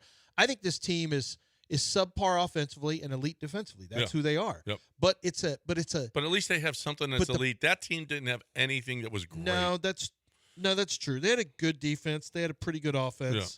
But they weren't. But how much of that is because you just didn't like Bill O'Brien? Be honest. It was a lot because I'm with you. I didn't believe in him, but was it because I didn't believe in him or I didn't like Bill O'Brien? Like, it might have been a personal bias against the coach that limited my excitement about that team. I don't know. That team just was. I don't know. I didn't feel like it had any juice, any but this vibe. Team's had a lot of wins. This team has got a lot of vibe. This team's had a lot of wins against bad teams, though. I mean, if I'm playing devil's advocate, look at their wins and how many of their wins came against losing teams, the Texans. Well, yeah, but they also beat the Chiefs. They beat the no, Bills. Losing team Chiefs. They beat the Bills. They beat the Chargers. Yeah. They beat the Jags. They beat the Jags and they beat huge the Colts comeback. when they were a winning team. But they became a losing team. Team. They were in the midst of losing. They beat the Ravens without Lamar. They beat Brock Purdy, but that was with like 5 injuries on the defensive line. But I mean, look, I think this team can get to a Super Bowl. Yeah. I really do. They didn't beat Brock Purdy. It was Mac Jones. Oh, yeah, Brock was out on that one, too. They've had some fortunate breaks along the way, but it doesn't really, but the defense, the defense is the defense. They are, this team. How many points is it going to take tonight? I think it takes 19. First to 20 wins? Oh, yeah. First to 20 wins for sure. Yeah. I don't think both teams hit 20. I think if you get to 20, you're the winner. I agree. You win. You get 20 wins, and you're in. Total touchdowns scored in this game, I'd make it 3.5. Total touchdowns, you can play higher or lower on 3.5 total touchdowns. The actual number's probably like 4.5, but I think we're going to be the Texans kick a lot of field goals. I don't see the Texans giving up a lot of touchdowns. I seriously doubt we see 4 touchdowns in this game, unless there's a defensive touchdown or a special teams touchdown. It would be nice to have a nice start, that's for sure. Oh, like the Chargers start? Yes, like the Chargers start. That would be awesome. Philip, what you want to talk about? Hey, John, Lance, love y'all show. Listening to y'all from Pennsylvania, about 100 miles north of Pittsburgh. I'm from Houston, but tonight's going to be exciting. I'm going to go into some friend's house, watch the game. But the thing I want to ask y'all, like, this kind of reminds me of the Oilers and the Steelers. Oh, Philip, your phone. We lost you. Your phone, brother. Oilers and Steelers. Maybe he's talking about a body bag game where it's going to be low scoring. Maybe he's scoring. talking about Renfro. That's very specific. Yeah. My guess is he's talking about one of those body bag games where it's low scoring and physical. This Pittsburgh team, this Texans team is that. Well, the Pittsburgh defense, I mean, their front can be pretty tough. Yeah. Relative to what what do the Texans do to score a bunch? and TJ. Yeah. Yeah, and they got Cam Hayward in the middle, and it's not like the Texans are putting up a bunch of points on the against the best defenses they face. It could be I think it's going to be a low-scoring game. Yeah. I think it's going to be around 36, something like that. Yeah. So. And the under-over is only 39, and I'd go under. I'd definitely go under. I don't think they can get to 30. Like I said, I think one team may get to 20, but I think something like 19. I honestly think we could be looking at 19-13 Texans. Yep. 8:46. Let's break, and then we'll get Chris in here. He wants to talk about Trevor Lawrence. We'll do that on the other side. We got a quick break here. I want to talk real quick about Champion Energy. I want to talk about your electricity. I don't know what your bill is. I don't have any idea what you're paying, but I do know that when I switched over to Champion Energy, I saw immediate savings, and then I stayed with them for over 17 years, and I just loved. It was so easy, so good. It was fantastic being with Champion Energy, and I wish California had a Champion Energy, but they don't. And you have one here. Just have Todd or like Kevin's Energy or the Energy Factory of America, and it's probably taxing an insane rate. Bro. Hey, bro. So it just is better. You're looking for the best way to get electricity to your home.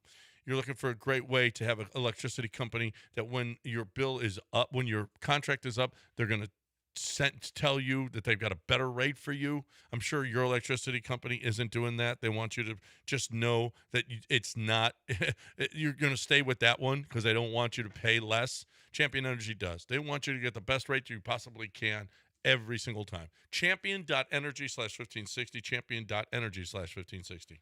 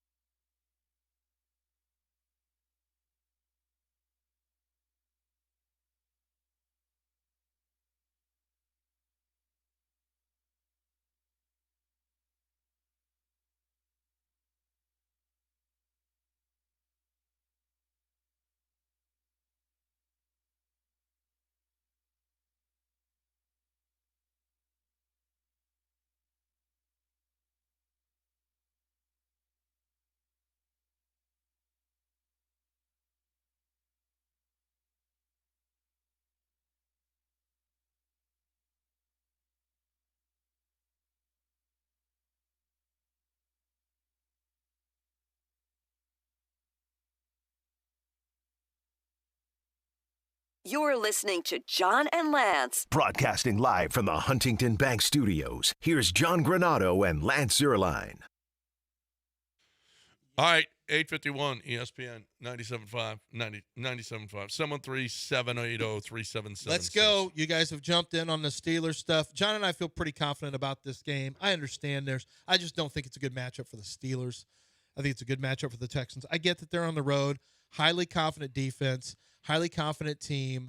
The offensive weapons, the wide receivers are playing much better football. You have a chance to hit some explosives against the Steelers secondary.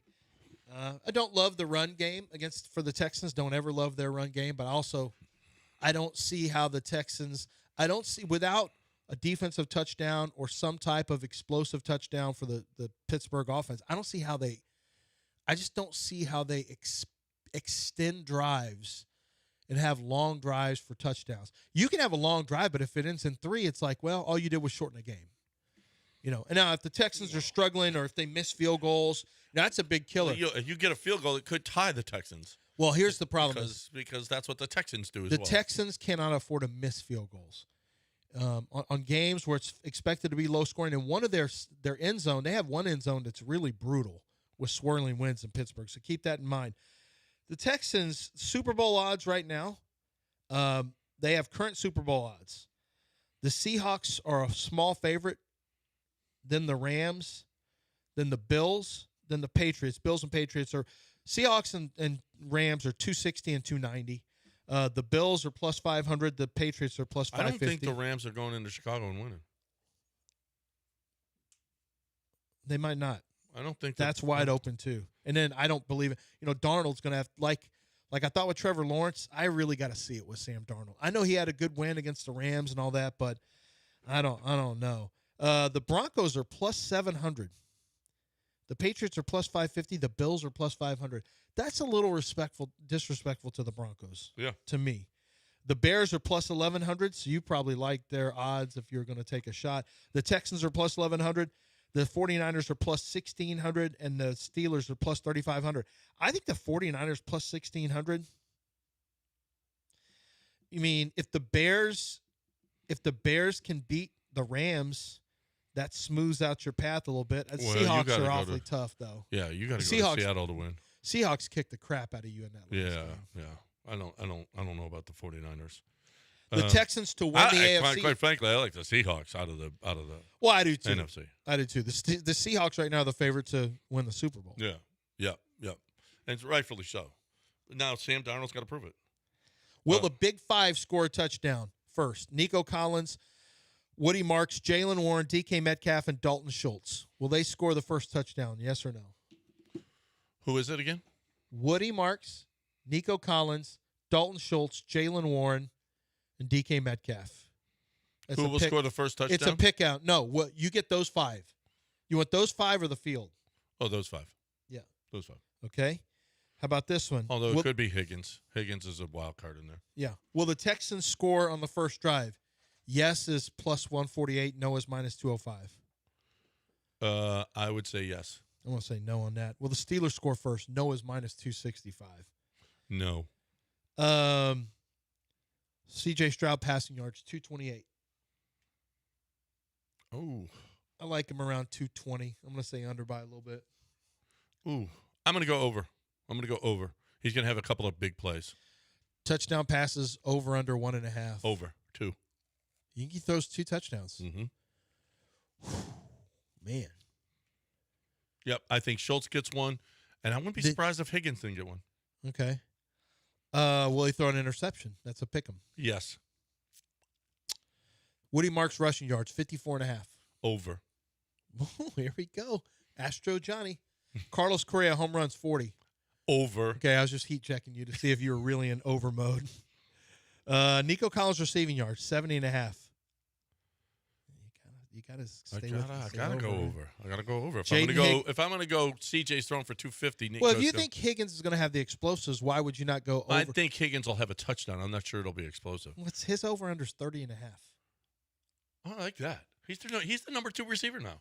Yeah, I kind of like it too because they're going to give attention. That might to be Nico. my favorite. I like that better than Higgins. I mean, I like that better than Marks. Nico. And then Nico? Yeah. Nico's 70.5 makes me nervous. Nico's 30? I'll take Higgins over 30. That's my favorite. That's receptions 2.5. More so than Woody Martin. What's CJ's? 228. You have him for what? 250? I got him for like 320. Real. What's the real number? 228. The real number is going to be in the 250s. I think 220.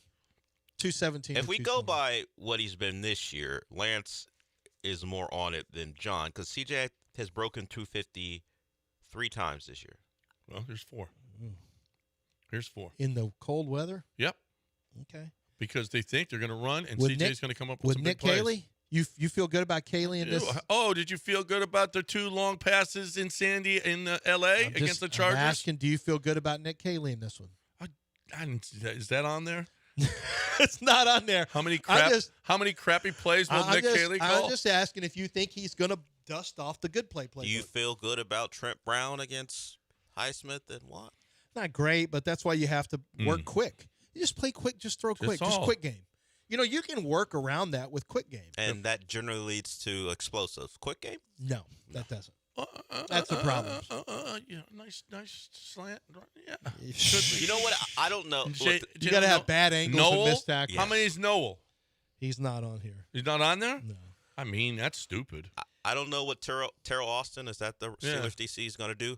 I would say maybe leverage on the in-breaking routes inside. Let's see if CJ can complete an outbreaker on time. Yeah, they're going to sit on some slants. He throws everything on the head. I would be sitting on in-breakers, slants, digs. I would force him to beat me on outbreakers. Now, it does give you the chance for an explosive, for a go, because it's harder for safeties to range over the top if it's a deep sideline throw. So if you see that, you could see an outside release and a go ball. Prove it. Well, I mean, I'd love to. That's I'd love what I to would take say. some shots. I'm a I'd love to Steelers. get the opportunity to take some of those shots. I hope. I don't want them to keep CJ in the shell because CJ and the Texans offense, they don't have executable plays inside the red zone for touchdowns that often. They're one of their 6th lowest in the league, tied for 6th lowest with touchdowns. They broke the all-time record for field goals made. So they can score, just not a lot of touchdowns. Will Kenneth Gainwell have more rushing yards or receiving yards? Kenny Gainwell will have more receiving yards. His over-under is 32.5 receiving, 29.5 rushing. So, yes, that's probably likely. Yeah. Freiermuth, 33.5. That's not a big number. DK Metcalf's 55.5. I don't like that. How many hitches is he going to get? 55.5. Will Texans score first? Yes. Yeah, they're minus 120. I like them. Yep. I think that's a pretty sporty number for the Texans. Will the first score be a touchdown or a field goal? Field goal. Exactly. Will either team score first in the first 7 minutes? Yes, the Texans are going to score on the first drive. Oh, yeah, you already said that. Let me see if there's anything else. So you want Jaden Higgins to score the first touchdown? I don't have those numbers, but Texans to win. How much do you think the Texans win by? Texans win by 8. Okay, that would play 400. Okay. 100 to win 400. You get 7 to 12. Okay. You get a 1 to 6 slotting or a 7 to 12. 1. 7 to 12 slotting gets 4 to 1. I kind of like that too. Yep. Like I right now I have it at 6. I have it like 19-13, which will put it at 6, which is plus 210. If the Texans can blow them out by 2 touchdowns, that's plus 600. Yep. If you like the Texans to win by 43 or more, 9,000. By 43 or more? If they can win. It seems like a big number. If they but can I'm all for it. If they can win 43 I'm here to nothing. for it. Yeah. Okay. 43 or more. They could. You don't know. They might. You don't know. It's not a great But there's shot. a reason that number's that big. Yeah. Right? Not likely. Wow. 9,000? That's nice. That's nice. I'm gonna have to put something on that's nice, but I'm gonna have to put something on that. It'd be awfully hard. You're gonna have some defensive touchdowns and block punts for touchdowns. Yes. Let's go. Sorry, Steelers. They're gonna be walking out of the building in the third quarter. You would need 15 field goals to get there. We got a break. 713-780. What's your thoughts? Will the Texans win by 43? 713-780-3776.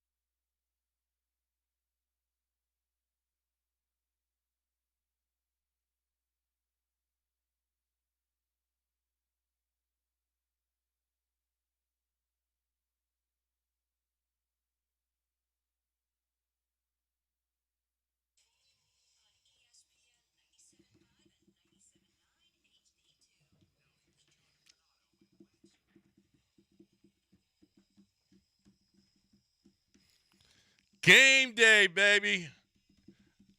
This is the most excited for a Texans playoff game I think I've ever been. Up? I think we should. Let's get a pump up going. I think we should pump it up. This is the most exciting I've ever been. So when you pump it up, we play music, and then you go and you just go crazy, and you get on the call, and you just yell out what you want to yell out about the Texans, but we'd like it to be favorable towards the Texans, Not and like to really in get the years city past. hyped. We're trying to get the city hyped. Not in years past. Some of the pump ups I have. That wasn't great.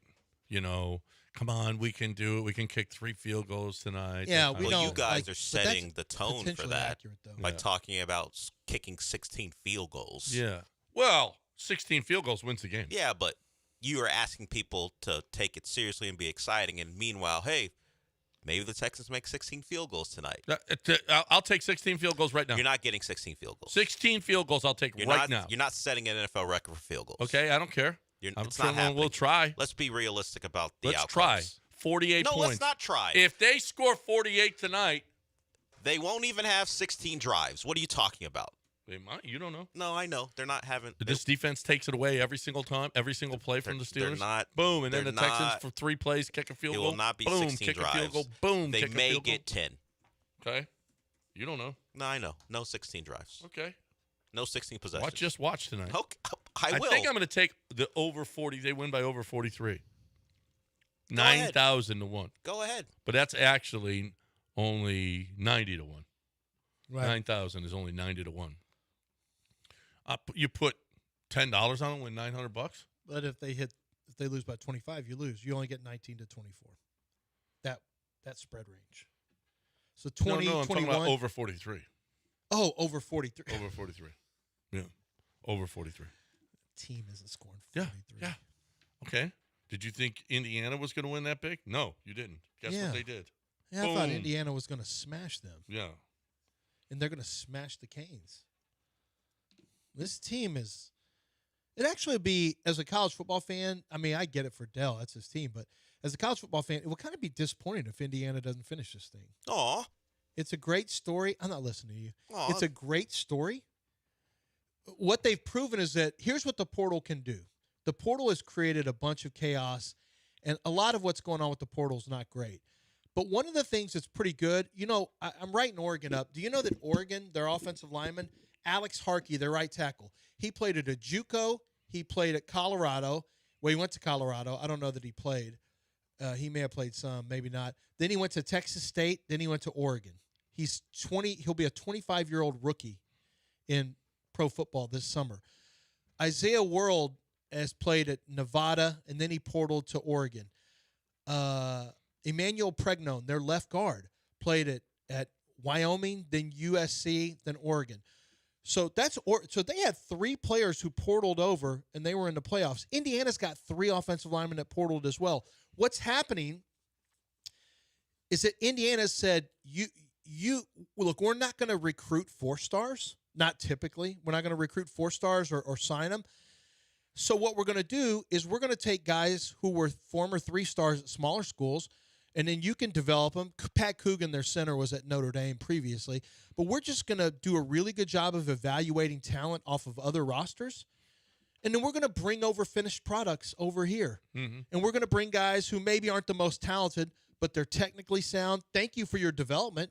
We're going to use you as a minor league system, and we're going to bring them in. We're not going to try to sign and develop young players, because that's a hard model nowadays, because those players typically leave. Well, he did it in such a hurry. You're not going to do that with freshmen, that's for sure. No. I mean, he turned the thing around in 2 years. Well, I mean, look, Elijah Surratt, you got a wide receiver. People brought out Kirk Herbstreit, kind of went in on Indiana last year about why they were in when they didn't. You have to look at not how many wins, but how they played.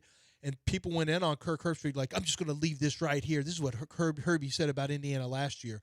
And I get it. That's a nice gotcha clip. But the reality is Curtis Rourke played on an ACL tear last year. He played half of the season with an ACL tear. That team didn't have Elijah Surratt. They didn't have the first pick of the draft, Fernando Mendoza. They didn't have both the running backs they have now. They didn't have these 3 offensive linemen who came from the portal. Or I think 2 of them are new. This is the portal is a free agency that can help you win pretty quickly, because as it turns out, you end up playing with 23 and 24-year-olds now. Yeah. Especially with, well, some of those guys had the COVID years, but now that you get an extra year, there's a lot of redshirt years being taken nowadays. And why wouldn't you? If I could stay in football and get paid as long as possible now in college football, it's smart. But they have to go back to 5 years to play 5 years to play 4. They have to go back to that. Well, that whole COVID thing just destroyed. Well, football. we're waiting for all the COVID babies to leave. I think this is the last year. Over. I think. Yeah, it's over. This is the last year. Yeah. All right, let's get underrated mess in here. What do you say, underrated mess? It created college football inflation. Good morning, fellas. Good morning, fellas. I just wanted to set it straight. This game's going to get out of hand very quickly. This is going to be Aaron Rodgers' retirement game. He's going to be in concrete all night. I mean, I've seen this guy trying to outrun these measly players on the other squads, and it's ridiculous. So he's about to get murdered. DK can only run 2 routes. The defense, special teams, is going to score at least 2 touchdowns. 35-20, book it. 35-20? 35. Now, teams have gotten a 20 lately on the Texans, but I don't see it happening today. 35, 5 touchdowns. Did Riley Leonard open up a book for anybody in that last game? No. Let's not forget. First half was the first team defense. Yeah, but I don't think so. You're basically saying, did Shane Steichen open it up? And I don't think so. I don't know. They had a pretty damn good plan against them. You think that, you don't think the Texans are going to maybe be a little more ramped up tonight? Yeah. I don't. How much did they have going? Yeah, right. And they had guys out. They had Laster There had out. to be a letdown factor. Yeah, they had Laster out. This is going to be different. Yeah. Yeah, no. This is going to be wild dogs. These guys are going to be flying to the football. It's really important you set a tone. Like, you can't let the Steelers get a touchdown in their opening drive. You don't want them to set a tone like that. Your tone needs to be 3 and out or just hitting everything that moves. Everything that moves in front of you, you've got to smack the gold off of it. Just pow. The yellow and black has got to be just smacked off there, right off the jerseys on everything early on. Set that tempo, set that tone, turn it into a body bag game quickly. You got to do that. And then offensively, it's just a matter of, I think you got to, you don't want to do anything stupid like Ben Johnson or Dan Campbell or Andy Reid would do. Mm-hmm. Don't go for it at your own 33. Like, you make the Steelers eat grass the entire time to score. They need to have sustained drives every time. There are very few teams that you look forward to their defense running onto the field. Yeah. And this is one of them. Absolutely. Yep. But you want them to have to sustain any points they get needs to be sustained drives. So if you don't turn the ball over and you don't have a stupid 4th down call on your own side of the field, it's unlikely that we see flash scores, really, frankly, probably from either team. But at least the Texans have that potential. When we saw it against if you get a little froggy with your coverage and you don't play shell coverages, the Texans have a chance. Remember, Jaden Higgins is a 4.4 40 guy. He's a build-up speed guy the same way Nico Collins is. If the Texans can let a route develop and they've got time and they protect C.J. Stroud, they can turn it into an explosive throw down the field if the Steelers aren't in shell coverages. But they're going to play in shell coverages. They're going to make you run against 6-man fronts, and you got to prove you can do it. At some point, you have to prove you can run the football, even if it's 3 yards a pop. You're going to have to keep CJ 3rd and 4. Yep. You can't be 3rd and 8. You can't be 3rd and 7. You can't be 3rd and 11 because you're getting holding or movement penalties or all that stuff. Maybe 1st down, you throw quick hitches. There's a 4-yard game. Then you got a running play. It's 3rd and 3. Now you got manageable. Now you're manageable on 3rd and 3. You're manageable on 3rd and 4. But Nick Caley needs a really good game. We talk about CJ needing to play well, running game, whatever. Man, Nick Caley needs to have a rhythm to his play calling. His script, I assume Nick has a script. His script needs to really be tight. Like, he's got to have a good script. It's got to be able to give him the information he needs for counter calls later in the game.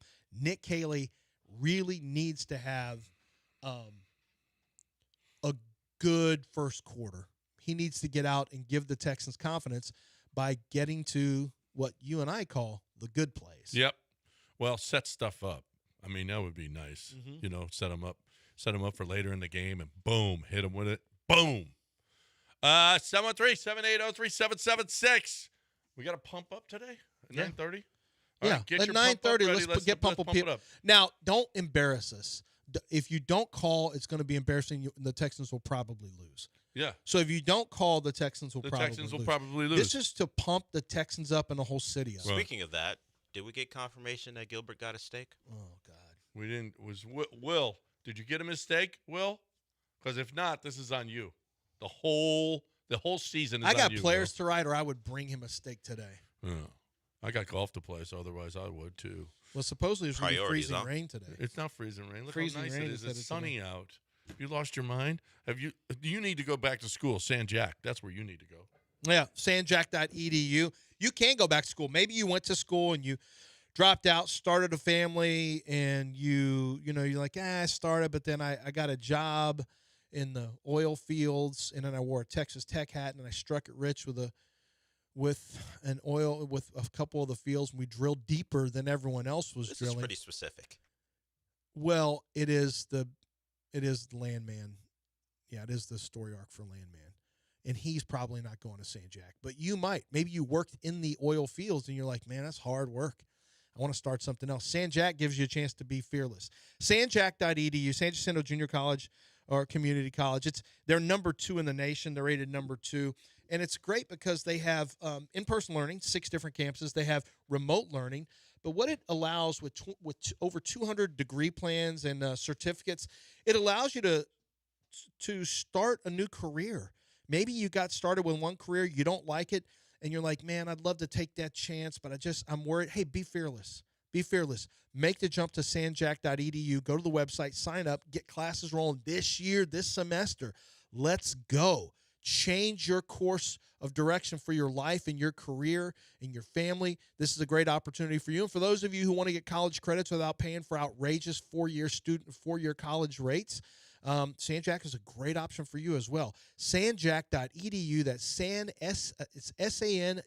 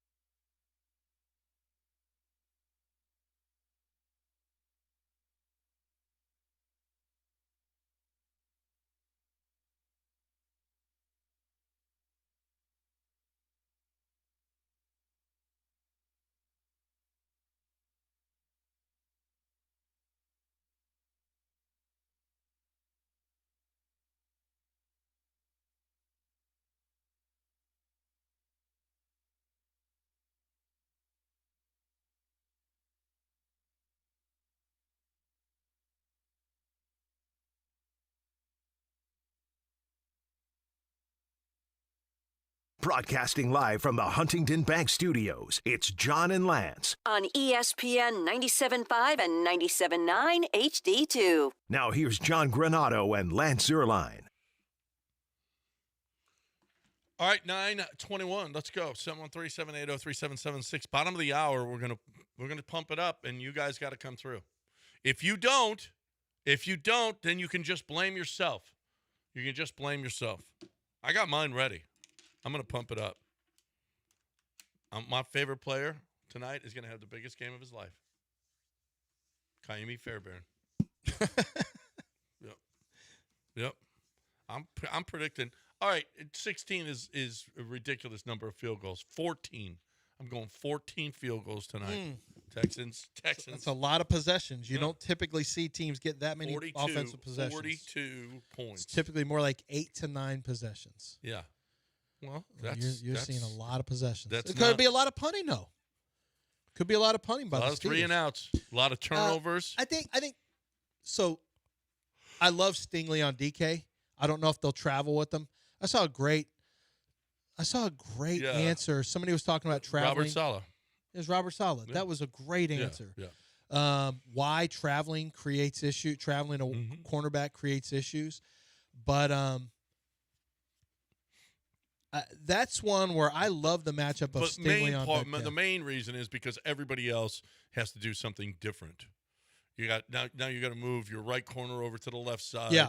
And and some corners are just used to playing on one side. Right. Sometimes your slot now your nickel has to play wide. Yeah. Creates different alignments and shapes to your defense. Right. And am I a zone team? Am I playing zone and now I'm moving? I'm getting this guy over here to cover one-on-one.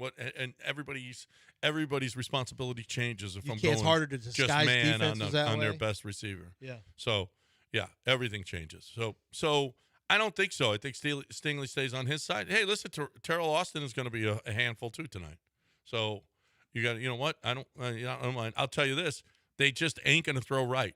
Everybody against the Texans throws left, and that's why Kamari Lassiter has had such a big year. That's why he's one of the biggest corner tacklers in the league. Is because they're always coming to his side, not Stingley's side. You said, did Riley Leonard give him a plan? He wasn't scared of Stingley. No, he wasn't scared of Stingley. He wasn't. And Calvin Austin. There is another Terrell Austin's their DC, but yeah, Calvin Austin caught the game winner, I think, against the Ravens when they left them open. Mm-hmm. Oh, it's Calvin, not Terrell? Yeah, well, they have 2. Terrell Austin's the DC, yeah. Calvin's the receiver. Yeah. Yeah, I mean, you know what? I feel great. Aaron, throw it Derek Stingley.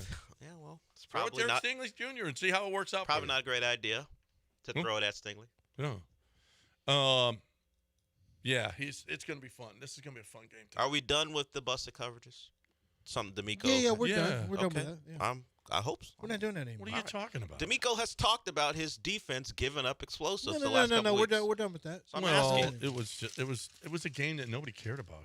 Yeah, that was just working on stuff like starters out. What are you doing in spring training, But nobody cared about it. Del, by the way, Lassiter wasn't there. Is he a starter? Oh, maybe he's a starter. What do pitchers do on rehab stints in spring training? Hurt. They work on things. They don't care about the results in spring training or in rehab stints. You just work on things. Well, I'm gonna throw a 3-0 against the Chargers slider. When they gave him an explosive, they didn't care about that either. It was Tremon Smith, by the way. You remember that, right? Are we going to pretend he may not see the field today? He's not going to see the field. He's not going to see the field. Okay. I don't know if you remember, but it was as soon as Lassiter went down, they went Johnston up the sideline against Tremon Smith. And even if they do, I'm not worried. No, we ain't doing I ain't worried about all that. You ain't worried about all that? I ain't worried about none of this. No, I ain't worried about the Steelers. I do not want to see 11 on the field. I'm sorry. Nothing against his family. I just don't want to see him on the field. I like him a lot. You'll see him on special teams. Huh? That's fine. You'll see him on special teams. That'll be enough. Special teams is fine. That'll be enough. You know, that I don't count that as on the field. I feel like you should. No, I'm fine with him on special. I think he's a great special teams guy. He is a great. It's just when the other team has the football, that's a problem. So we expect the man they held out because they're concerned to be fine. Yes. Tonight. Okay. Yes. Well, he's off the injury I list. Just asked. Yeah. No, he'll be. Well, he's playing. I mean, I know that. I know he's playing. Is he fine? Have you ever heard of the medical center, Del? We have some of the best medicals of all the centers in the world. How did that work out for Joe Mixon? You can't do anything when When you lose a leg? when he makes his own mistakes. Okay. There's nothing they can do about that. Could the med center stop me from? And he may have played disc golf because that's how I hurt my ankle. Got it. And I was in a What? cast, and now I made it back faster than Joe did. Made I don't it feel back great from about what? Uh, Made it back to what? A foot, an injury. Yeah, but what did you make it back to? I'm disc golfing again. Okay. I mean, it's not the same as getting No, tough it's not. yardage. Tough yardage against 7-man fronts. No. No. It's not exactly the Not same. the same as trying to run through Patrick Queen. Yes, you're correct. No, it's not the same, but you still have to make it back from injury. And one of the things that helped me was the med center. So it didn't help Joe, but it helped. I guarantee you, it helped Kamar Laster. Yeah. Plus, he's a dog. Yeah. You ever seen dogs that are kind of limping around and they just keep on going? That's how he is. He's a dog. I don't want him limping around. Well, I don't want him limping, but even if he's hurt, he's going to play hurt. It isn't going to matter. What are you going to lose to Calvin Austin, who's 170 pounds? No. And if they're smart, they'll try to get him in there tight to the formation and reduce formation and try to block some of our linebackers. That's what That's what you Texans do with little wide receivers. Yes, that's you what try you to do. dig out safeties and linebackers near the goal line. But God willing, they won't be near the goal line. I hate that we had to wait until now. I kind of wish the game was 3 yesterday. o'clock game? The 3 o'clock Saturday. Like a baseball? Now I'm anxious though. It's the last game. I know. It is you do wish it was like a baseball, like a playoff midweek baseball game. Yeah, against the Let's Braves. just play this thing on a Tuesday at 1 o'clock. Right. Now I got to wait all the way till Monday night. Got to play golf first, probably drink all day. What do you mean got to? Yeah. You're going to have Greek wings and fries over at Damaris. Yeah! What a tough afternoon. Damaris, we're going to Damaris You're going to tonight be watch. drinking all day. I'm not going. So tough. No, it's going to be fun. All the things you got to deal with before the game. Yeah. I mean, it's a hard knock life. We for all John. got our... It's a hard knock life for John.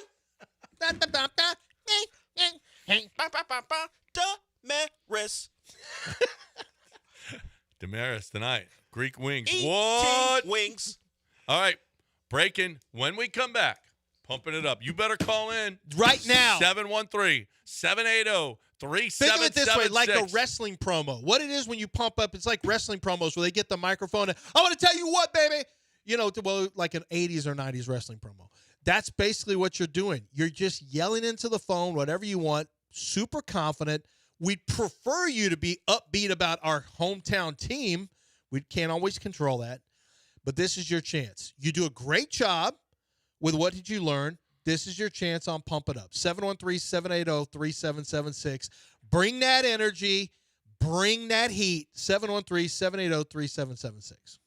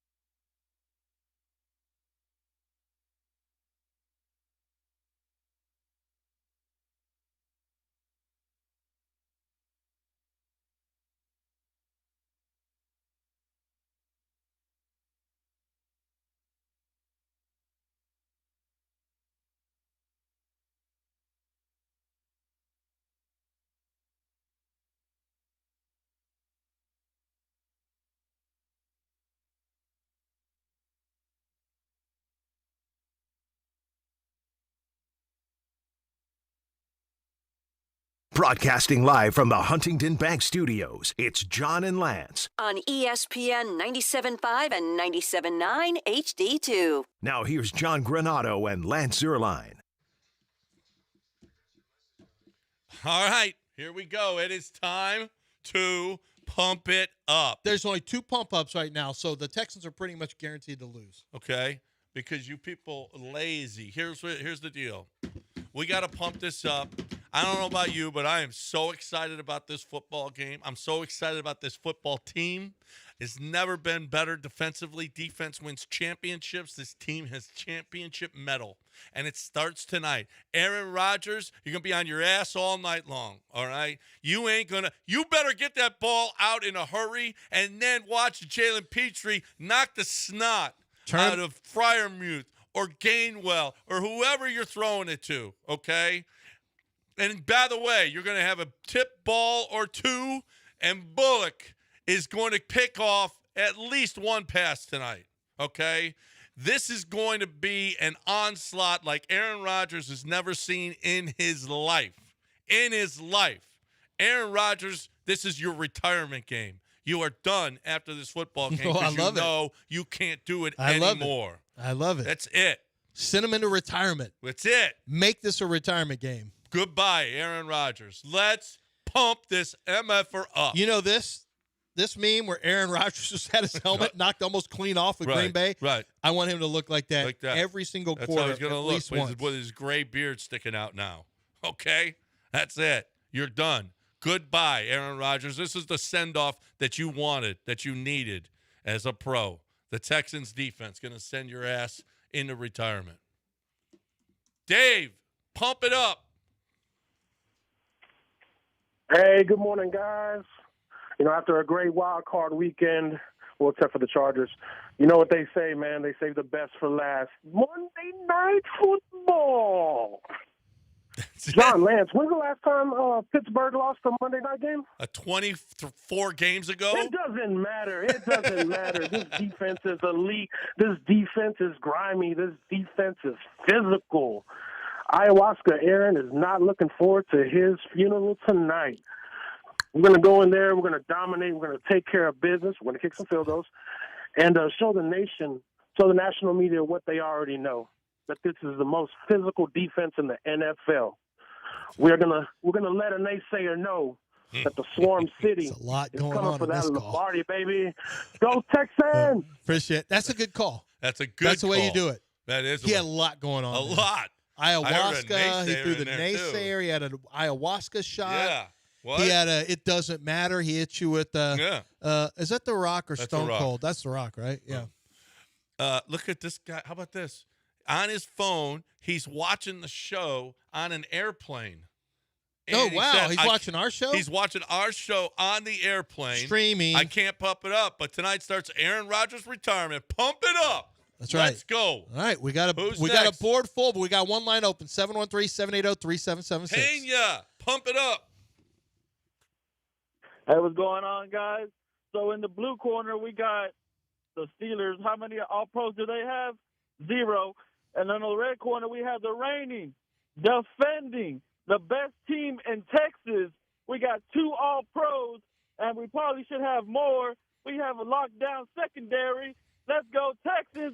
And in the great words of Stephen A. Smith, hey, Aaron Rodgers, you bitch. You bitch.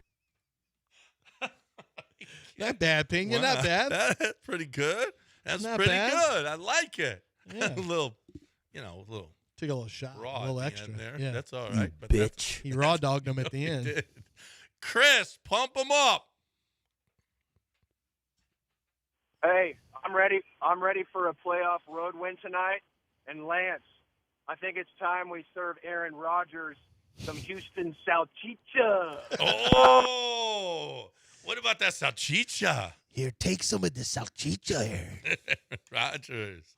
Hey, give me some of that salchicha. That's it. Aaron Rodgers wants some of that. It's too spicy, way. Hey, Aaron Rodgers wants that Houston salchicha. Órale, way. Maybe you want some of the salchicha. John, pump it up. Let's go. I got a rap song. Y'all want to listen to it real quick? Yeah, sure. A rap song? Let's Sure. go. A little Monday Night Rap song? All right. Yeah. Monday Night Lights, ain't telling in the zone. Texas on the rise, yeah, the future is grown. Still really tough, black and gold, mean. But repping this deep blue on the big screen.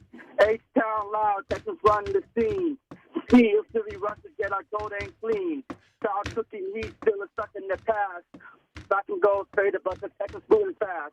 Strauss throwing darts, yeah. Okay, it's just I can't do any more, Del. We just got to stop.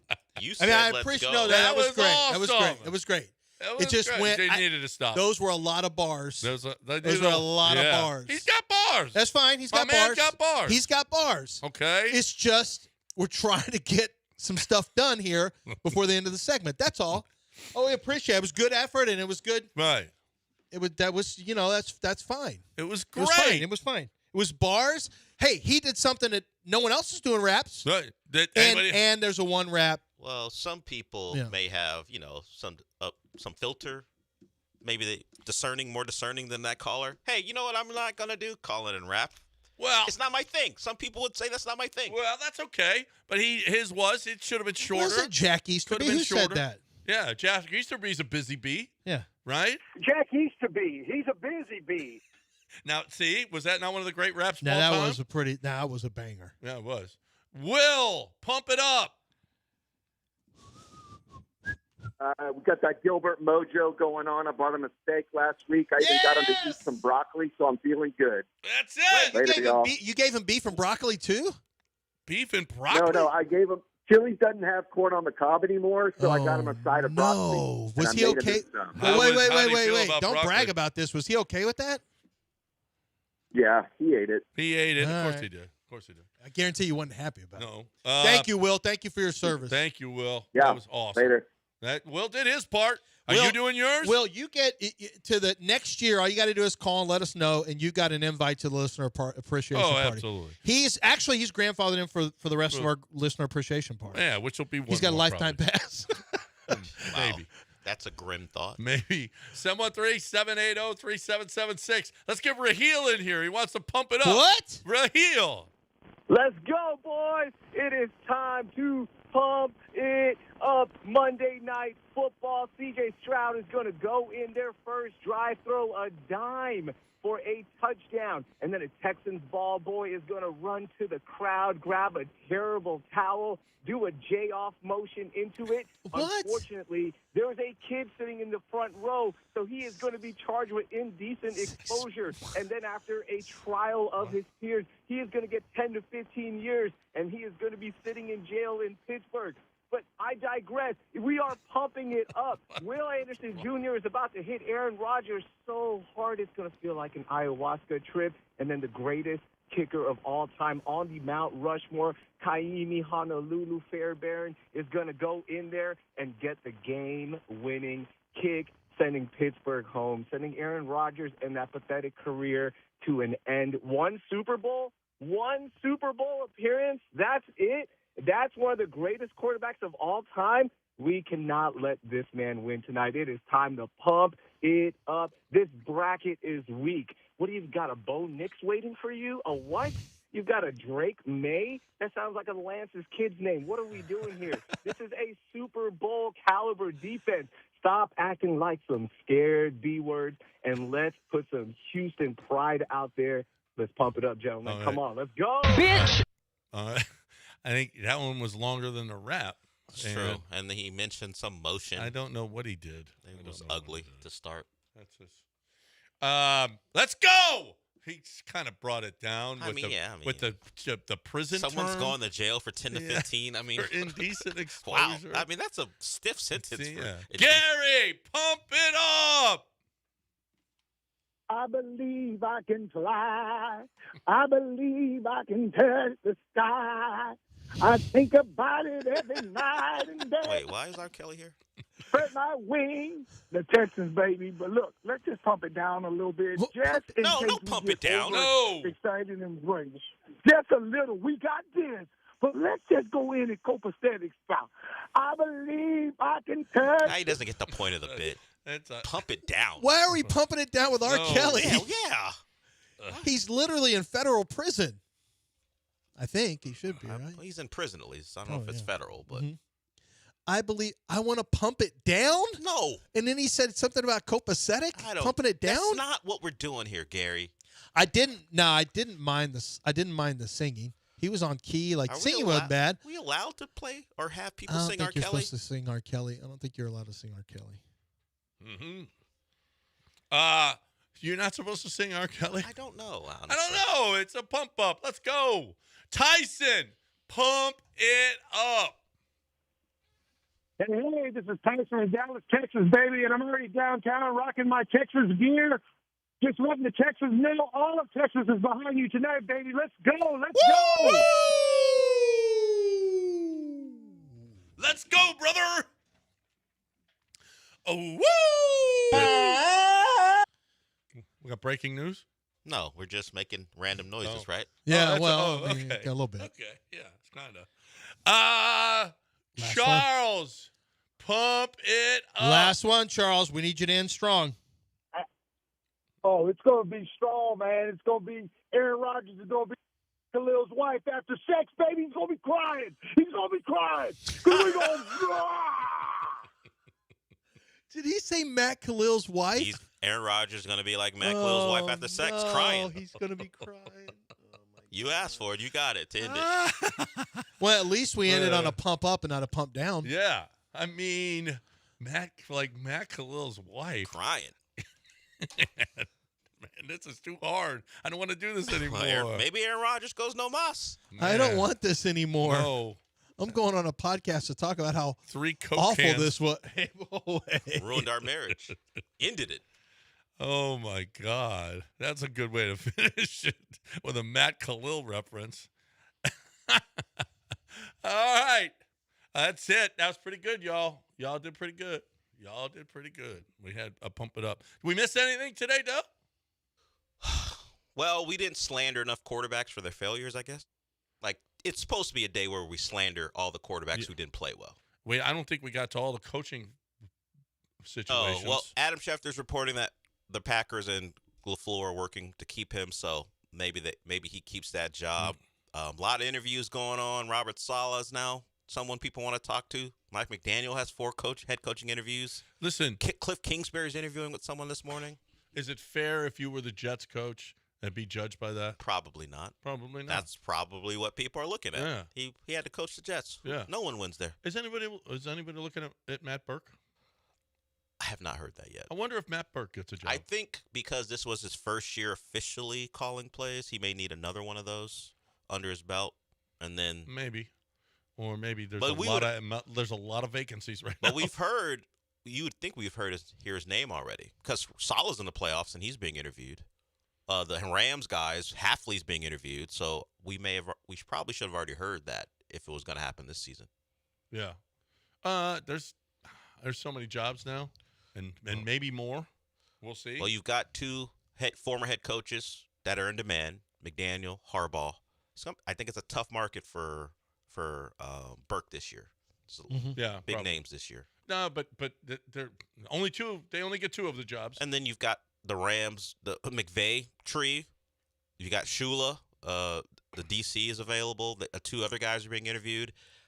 I think the openings are a lot, but I think people like the candidates. Anthony Weaver's getting interviewed for multiple spots. Baltimore, where he was at one point. So I think Burke. I think Anthony Weaver might be a good. I don't love him as a coordinator. He might be a good head coach. He's such a good guy. People respect what he did, considering the lack of talent on that roster, particularly the back half of the year. And he was in Baltimore, so they're going to like him there too. Yeah. Yep. All right. 947, ESPN 97.5 and 92.5. We got News O the Weird coming your way to finish up the show strong. Right now, though, we're talking John Daspit.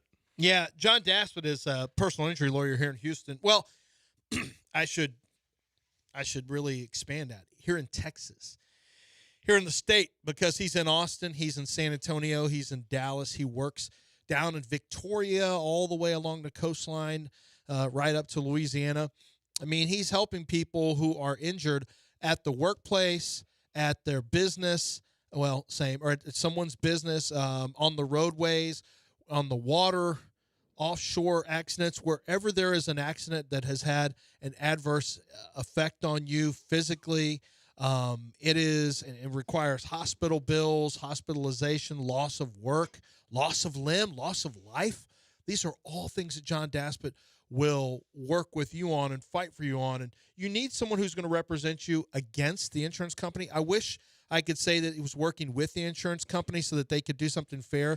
But the fact is, the insurance company is simply looking out for their bottom line, and John Daspit is going to look out for yours. He's going to look out for all your bills to be paid, all the time missed from work compensated, and your pain and suffering to be properly compensated as well, because it can be life-changing in many instances and not in a good way when I talk about the injuries you sustain. John Daspit is the phone call to make, and he's got offices all over the state of Texas, so make sure if you have a friend or family who needs help, they call 713-CALL-NOW. That's 713-CALL-NOW, or just go to his website to find an office nearest you at daspitlaw.com.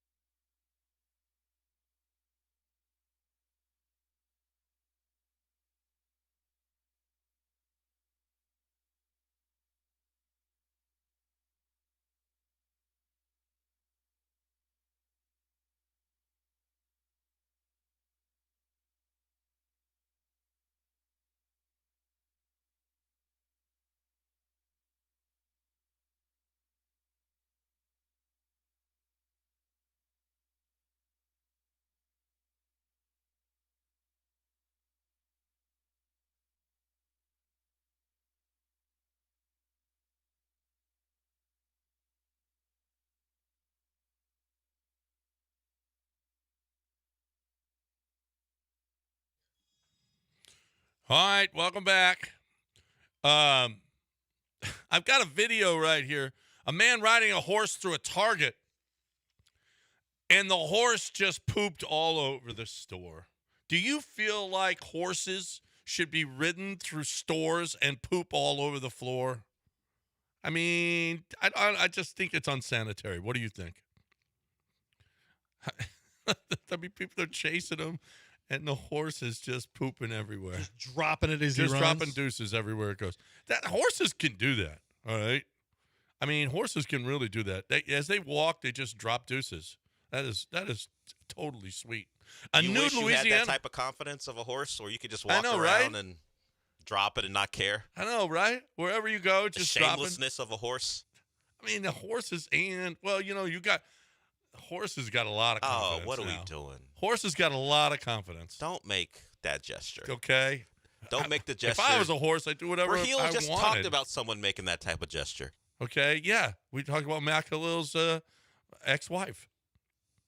Over 100 human skulls were found at a home of a Pennsylvania man accused of desecrating cemeteries. I just feel like you shouldn't be able to dig up everybody's human skull. That is illegal anyway, right? Yeah. You're not allowed to do that. Not out of graves. I just feel like, and there's a picture of the guy. He looks like a guy that might be, digging up human skulls from graves. I just feel like you're kind of a weird dude. Mm-hmm. You know what I'm saying? Yeah.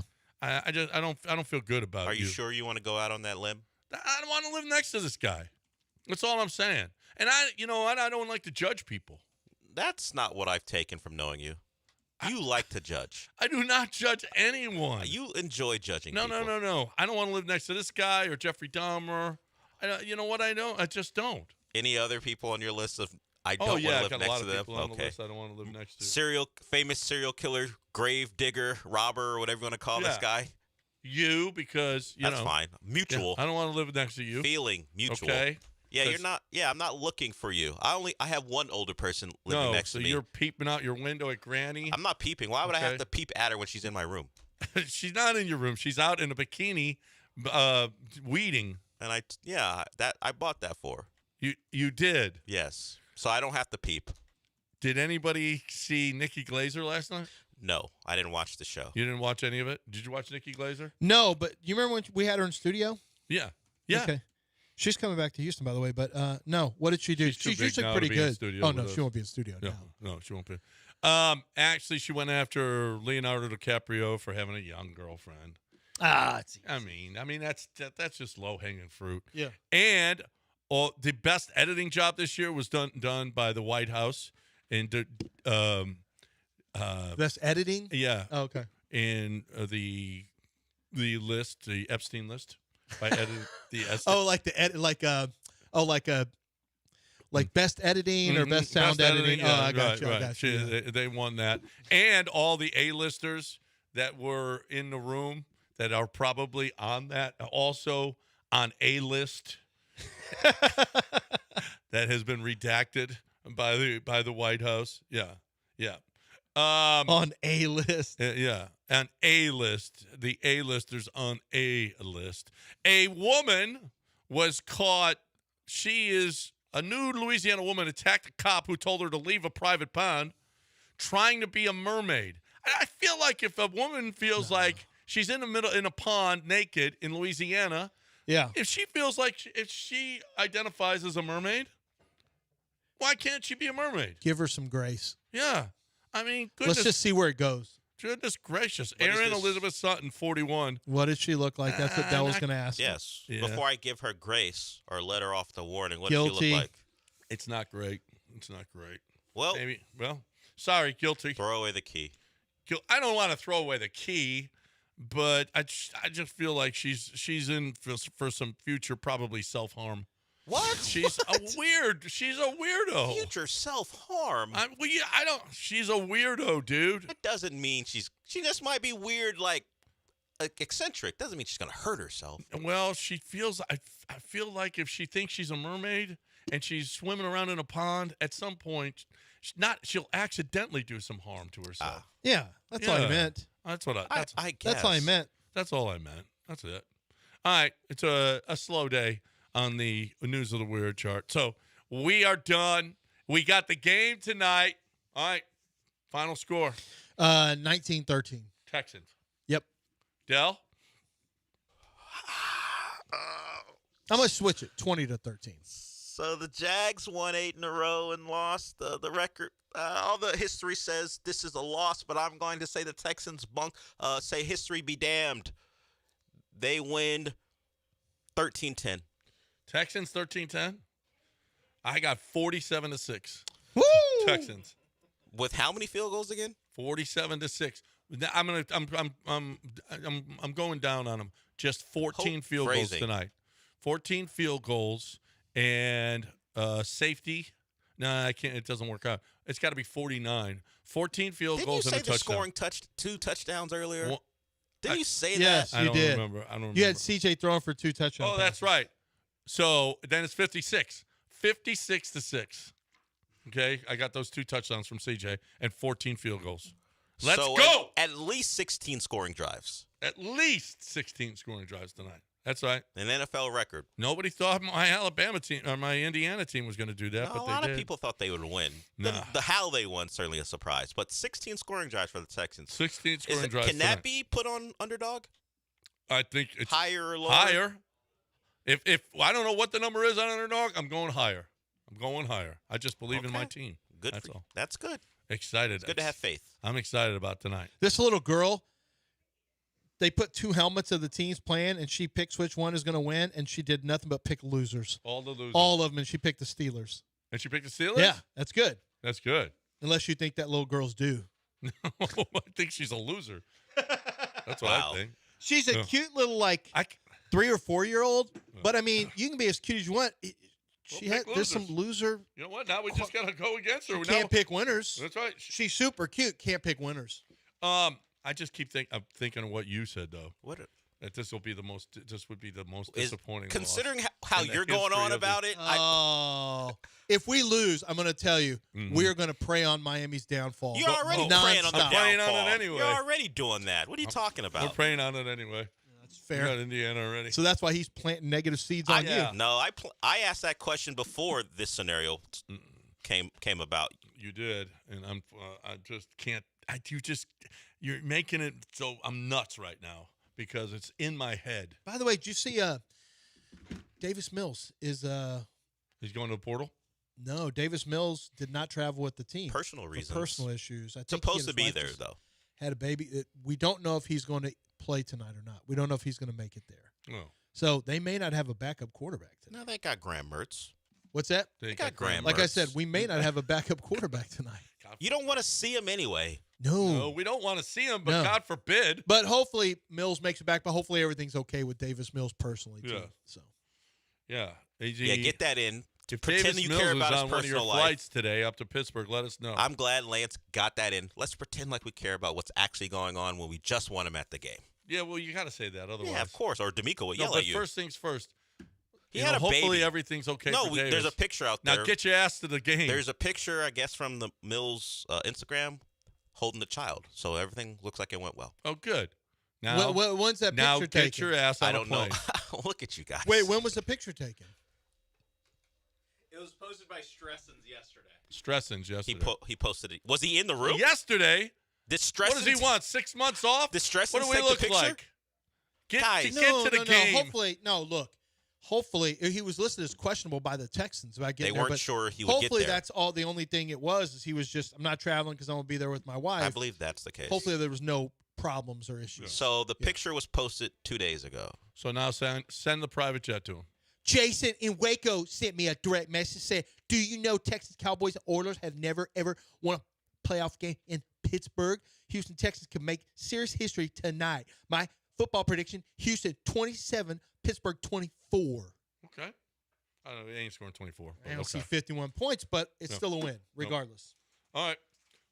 What? You ain't touching Justin? Don't blame me for this. You guys keep talking. This ain't on me this time. All right. I know. 10:01. We're done. Mopey and Mapes next. Have a great day. We'll talk to you about the win tomorrow.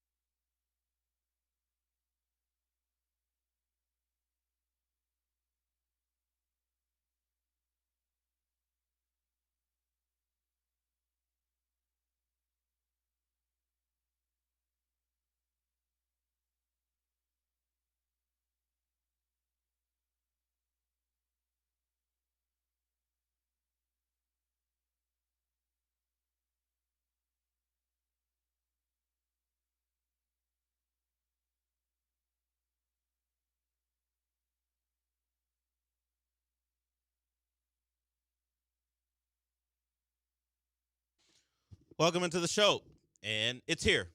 We got a playoff game that I think we all expect to win, which, depending on how you approach these things, can be a little uncomfortable because you're on the road, but you are playing a team you think you should win. And if you look at how the playoffs have gone so far, road teams have been pretty good in the playoffs. Outside of what we saw from the Chargers last night, we've had good football games to watch. And the road teams, we've got the 49ers, we've got the Bills, who won games. Of course, the Packers blew a big lead in a game they probably should have won, but that's just what the Bears do. I don't know what this Bears run is, but they're the most dangerous team in football when they're trailing. It's never over. They proved that again on Saturday. We're not going to look at the numbers because that's not what we do here. But I imagine the Bears' opponents have had a 90-win probability over half of the times the Bears have come back and won a football game. That's just how it's gone for them. And now they are one game away. Of course, they got to play the Rams, but one game away from getting to an NFC title game in Ben Johnson's first year. Caleb Williams in his second year with the Bears. So these playoffs have shown the margins aren't very big, and home teams and their home field advantage don't mean much. The Texans are fighting against history and trends. We talked about it. First, the Jags, who had won 8 in a row, done for. Texans, 9 in a row. We'll see. Long winning streaks going into the playoffs in the last decade have not led to much success. None, as far as the number of times or games in a row the Jags and the Texans have won, streaks of that length haven't led to playoff success. Let's hope to buck that trend. On the road, in cold weather, I saw someone tweet out, because I think it was just a Pittsburgh fan, saying, look at the weather here. C.J. Stroud is 0-something in weather under 30 degrees. And it was snowing, blustery. In fact, it's supposed to get warmer in Pittsburgh today. It should be over 30. It should be right around freezing, but no snow, no wind. So other than dealing with frigid temperatures, the Texans won't have anything as far as inclement weather. So it's all kind of lining up to play the game they play, run the football, play defense. I'm not saying run the football well. Just run the football. Give your offensive line a break. Force Highsmith and Watt to defend against the run. Of course, Cam Hayward's there as well. And take your shots, because that Steelers secondary, at least the last time we saw them, gave up explosives to the Ravens in the fourth quarter, busted coverages. You saw plenty of guys looking around, not knowing where they should be or where their teammate was and why they weren't in the right spot. So we will see if the Texans can take advantage of that or have the Steelers kind of buttoned up. And the Texans have that problem too. At least that's what DeMeco Ryans thinks. Now, some of that can be attributed to having Smith in the game at times, Tremont Smith instead of Kamari Lassiter, who is going to be back. But the Texans have given up explosives over the last 3 weeks or so. So that's something you need to watch out for. No easy touchdowns for the Steelers. Because when you start to look at the game and what type of defense you have, how did the Steelers score 20? I think first to 20 wins. But the playoffs, at least what we've seen outside of the Chargers and the Patriots, the playoffs get a little squirrely in the fourth quarter. We see points coming out of nowhere. I mean, the Bills and the Jaguars are playing a tight defensive game until the fourth quarter where no one can get stops. I talked about how the Bears came back, and the 49ers were able to put together a touchdown drive to take the lead. And then, of course, because that just seems how it goes now, the Eagles drove down the field until they could not convert on a 4th and long. Even in the Rams-Panthers game, that game turned into a shootout where the Panthers scored late and then the Rams went right down the field and scored late. So we've seen a lot of that. I think much like Chargers and Pats, I think this game will be an outlier. I don't foresee a moment where we go from, man, defensive battle to, look at that. The quarterbacks are really dicing up these defenses. Certainly not the Texans defense. I could see the Steelers blowing some coverages. They don't have a good pass defense. They don't have really a good defense overall. It's their pass rushers and the fact that they still have that logo on their helmet that makes you think they can play good defense at times. But that's not a thing for them right now. I will say the logo is worth, like, I don't know, 5 spots in the defensive ratings. Just like if they're the 20th best defense in the league, wearing the Pittsburgh Steelers uniforms, that bumps you up a little bit. Aura. It at least makes you think that at any time they can come together and put out a good defensive performance. You know, they got names, of course, Watt and Highsmith. Jalen Ramsey's still playing some hybrid safety corner stuff. That's about it. But that's about it. Cam Hayward still can be difficult to move at times. Of course, Joey Porter Jr.'s there, so it's a name you recognize. But as a unit, you know, they're dependent on guys they've picked up in the middle of the year, and that goes for offense too. Adam Thielen tries to make plays for them. I say tries, didn't say he makes them, but he tries to make plays for them. There's another. Was it the guy they picked up from the Pats? Is that Kyle Duggar? Is that the name I'm thinking of? Either way, the Pittsburgh Steelers have not been whatever standard they set like 10 years ago defensively, because they have not been great defensively for years now. But they're not up to that level, and it played out that way this year. So they have tried to supplement some of their problems with guys who weren't good enough to stick on other rosters, but have had names. Yeah, Kyle Duggar's there. Chuck Clark, the former Raven and Jet, is on the roster. Jabril Peppers is rolling around. You know Jabril Peppers is late at when he's wearing 40. The number 40 tells you Jabril Peppers. Remember, cool Jabril Peppers got at Michigan, of course, with the Pats and other places. And was it Cleveland as well? Jabril Peppers is wearing the number 40 because he was a late add. Asante Samuel Jr. is on that roster. A lot of guys who we've heard of, but aren't playing at the level that they were when we were actually focusing on them in the earlier stages of their career. So they got guys. Not sure they're good. And the Texans, they have guys. Do they have dudes, though? That's the question. They have Texans have dudes. At this point, they got names that are Jags, particularly in that secondary. I mean, Jalen Ramsey is, at this point, maybe Jag plus. Yeah, I think he's like wily, like veteran smart to get a little bit more out of. He's good enough that when things go poorly, he's not the one people point at generally. Yeah. It's all the other guys, even though he hasn't been great. But it's a unit they cobble together to make it through. And, you know, they win the division. But it's a unit that has shown some leakage, so you hope there's just enough there that the Texans can put together some explosives. I don't foresee the Texans putting together 11-play drives. It's just not what they do. I think short fields would benefit them greatly, and then maybe you get a guy behind some confused Steelers couple secondary members. And what you're looking for the Texans when you think about them scoring today or tonight is a couple Steelers looking at each other with their arms outstretched going, "Where were you?" That's what I hope for, because if that happens, I think you can get to 20, which I think is the number that you have to shoot for to win this game. Yeah, on the sideline, Jalen Ramsey like going like this. Yeah, at the looking at the iPad or the Windows, whatever they have, Surface. Is that what they use? Sorry. I don't. Yeah, it's come on. Windows Touch Plus. Whatever the Windows iPad ripoff is, whatever it is. I don't know which one came first. Whichever they're using, I think it might be the Surface. I need a lot of Steelers looking at that. Maybe someone slams it to the ground, whatever it might be. Oh, yeah. Jalen Ramsey, like, dismissive, like, tossing it. Like, that would be good. In slow-mo. Something. As Troy Aikman's just like, this Steelers defense just hasn't been on the same page all night yet, Joe. And it's a really tough one. And then Joe snarkily will say, "All right, Troy, enough. But who's the Dolphins' next head coach? Aren't you in on that too? Since you got their GM hired, aren't you in on that too?" So, yeah, ugly game maybe.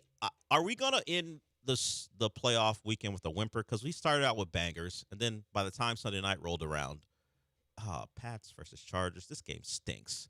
Yeah, it really mellowed out. Yeah, I mean, it slowly got there because at least the Eagles 49ers was compelling. We had a couple last drives to end it, but that game wasn't all that entertaining to watch. And then we got the ultimate. Wow, just like me, I'm tired of football, and so were the Chargers and the Pats. Let's just get through this and see who wins. Sim to end. Yeah. Sim to end. So are we gonna get something like that? Or are we gonna ramp it back up to get a banger? I don't foresee these two teams playing a banger. I'm not saying it won't be close. I just don't know that we're gonna get a lot of compelling things happening. Other than, it's playoff football, so it's always more important than anything else. But as far as the actual game itself, I think it's going to be ugly. Or the 28-point fourth quarters that we got. We might get a 9-point Chicago. fourth quarter or something like that. Yeah, I don't know how many dramatic moments that are based off the actual play, other than the scenario that it's a close playoff game we're going to see. Just two people at the top of their game going back and forth. That's right. I'm talking Kaimi Fairbairn and Chris Boswell. Chris Boswell missed an extra point last week, so we'll see. And it is a tough place to kick. The kicker in question, Boswell, has been called a psychopath by his coach because of how well he does in that environment.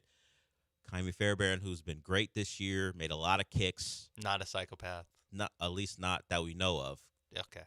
Has not been called a psychopath. Certainly, his head coach has never called him a psychopath.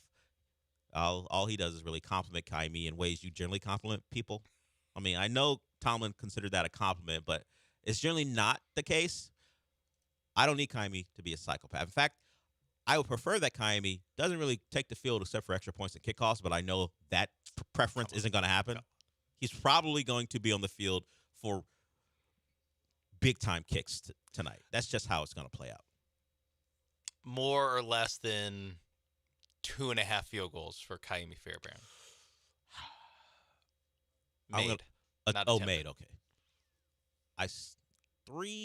How many scoring possessions will the Texans embark on? I think over. I think he's going to make at least 3 kicks tonight.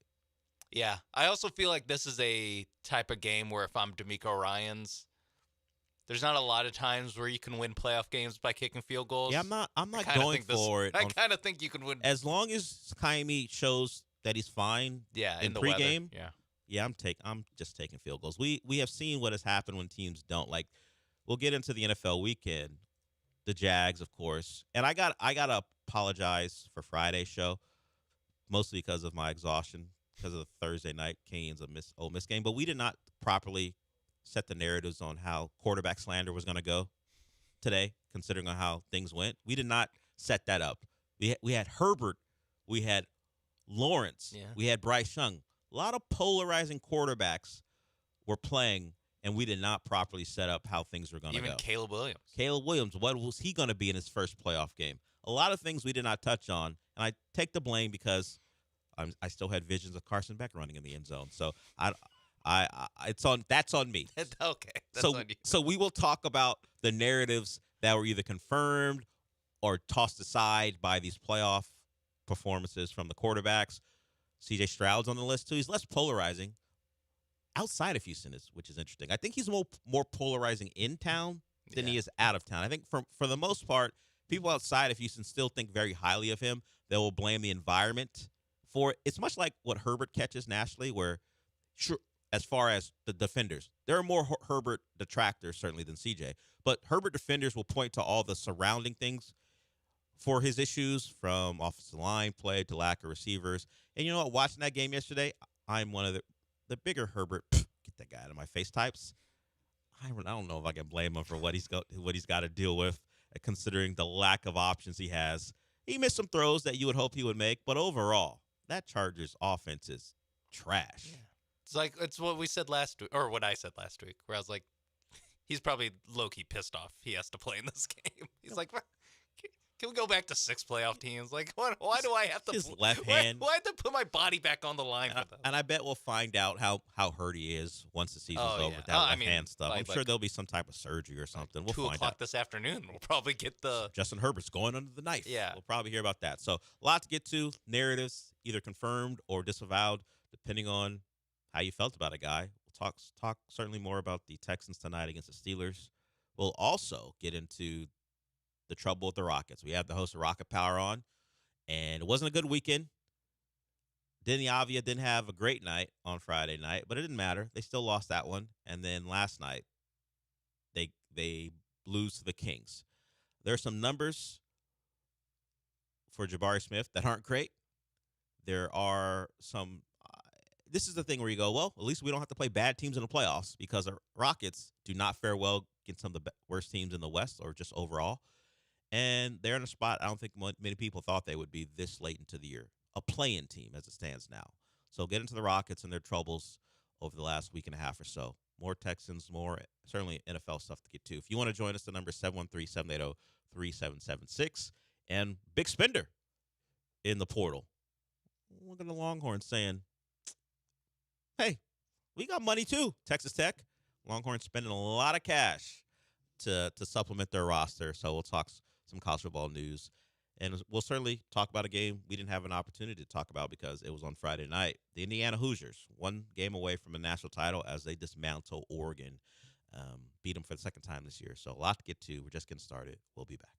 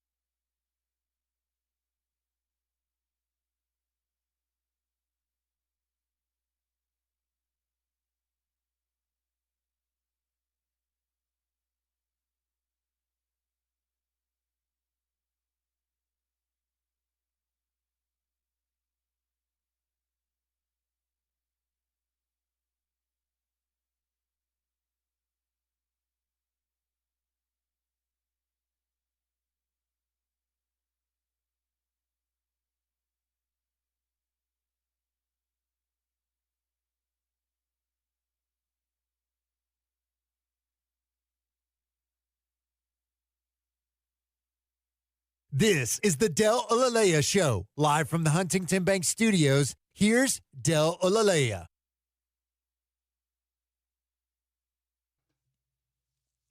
I would imagine this would be another in the column of all your devices are listening to you, because I did not type in Justin Herbert at any point in the last, let's just say, 3 hours into my out into Twitter. And we were talking about him and how I actually kind of felt bad for him. I may be one of few, just going by what happened when I went to my For You page. All the first 5 were about Justin Herbert and how he failed. Kurt Warner, who breaks down quarterbacks, talked about all the missed opportunities and put some of that on Herbert, his impatience in the pocket. So I think the general NFL public, the narrative on him has changed as far as, or has stayed consistent on he's getting babied by all the let's just say, the people who make their money talking about the NFL and podcasts and other spots who have been big proponents of Justin Herbert. The streets aren't as for Justin Herbert. The industry plant Justin Herbert. If we want to put it that way, yes. He is not. He doesn't have the people going. He's not for the. Justin Herbert may not be for the streets in multiple ways, but the streets don't think of him as one of them. He's not a legend. In among the fan base. No, people don't even know where Justin Herbert's from. He says he's from New York, but no one even knows any place he's been in New York. That's what he is. While the people who are supposed to be the intelligentsia of NFL conversations love him, supercomputer, all that stuff, but the streets, not down. It was just another example of a failure in a big moment. One of the lines that I saw was that Joe Burrow's defenses have created 9 turnovers for him during one of his runs, and people are like, well, look, the defense played better than it has for Justin Herbert. Justin Herbert's defenses have created 10 turnovers in the games he's played, and he hasn't won one of them. So things on a Monday after a game like last night, where your defense clearly gives you a chance to win and you don't come through, it's a tough one for him, even with the 2 tackles being hurt and no real separator other than Ladd McConkey, who fell off the back part of the year. So let's hope for none of that conversation regarding CJ. Yeah, I don't think. I don't think it'll get there though. Yeah, he's not really like a. To me, it's even less that national media thinks highly of him. It's more just he's not in the zeitgeist. You know, he's not. True. He's not like a hot button issue. He's just kind of I think everyone's yeah, he's solid, pretty good starting quarterback. Yeah. The stat that Justin Herbert people, if they're still out there, won't like that's out there, that Juwan Jennings has thrown as many touchdown passes in the playoffs as Justin Herbert. Yeah. I was thinking, even when it was whatever, what was it? Was it 19-3? Whatever. 16-3. 16-3. After the touchdown by New England, I was like, Justin Herbert kind of needs a touchdown drive, even if it's meaningless, just to help the numbers, just to help to keep that from being a stat. You're gonna lose another playoff game. Just get a touchdown drive. Throw on the more board. touchdown passes than the 49 receiver that everyone hates. Isn't he the one that people say is disrespectful? Was it Shelby Harris who said he was disrespectful? Some people deserve to get smacked. Yeah, he said. People don't like him very much, and now, just depending on who you are, Jim Harbaugh's catching it for putting shackles on Justin Herbert. Greg Roman's involved in that too. Know it's bad when the OC gets blamed. Yeah, you know your quarterback really bleep the bed when it's this is all Greg Roman's fault.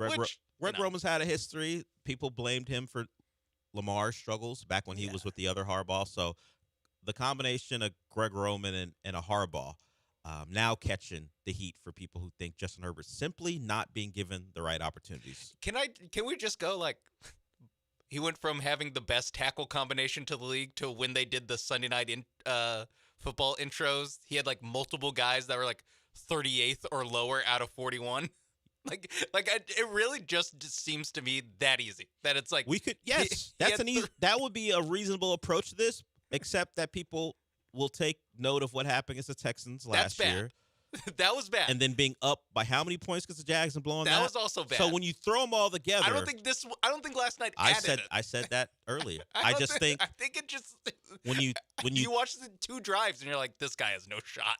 I said that early that I actually felt bad for him. But when you top the first 2 reasonable reasons to blame him on, and then you throw in, he only scored 3 points in a playoff game, it all comes together. Yeah, this is I think where people are sick of listening to the excuses for Herbert.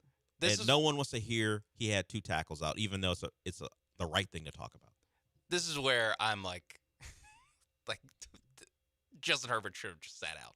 He should have opted out. The man's playing with one arm, at least one hand. It would have been better for him if they missed the playoff to 48-year-old Phillip Rivers. Yeah, if there was that actually would have been if better. If the Colts hadn't fallen apart, it'd be better for Justin Herbert's reputation. You're right about that. Or if there's just 6 playoff teams, not 7.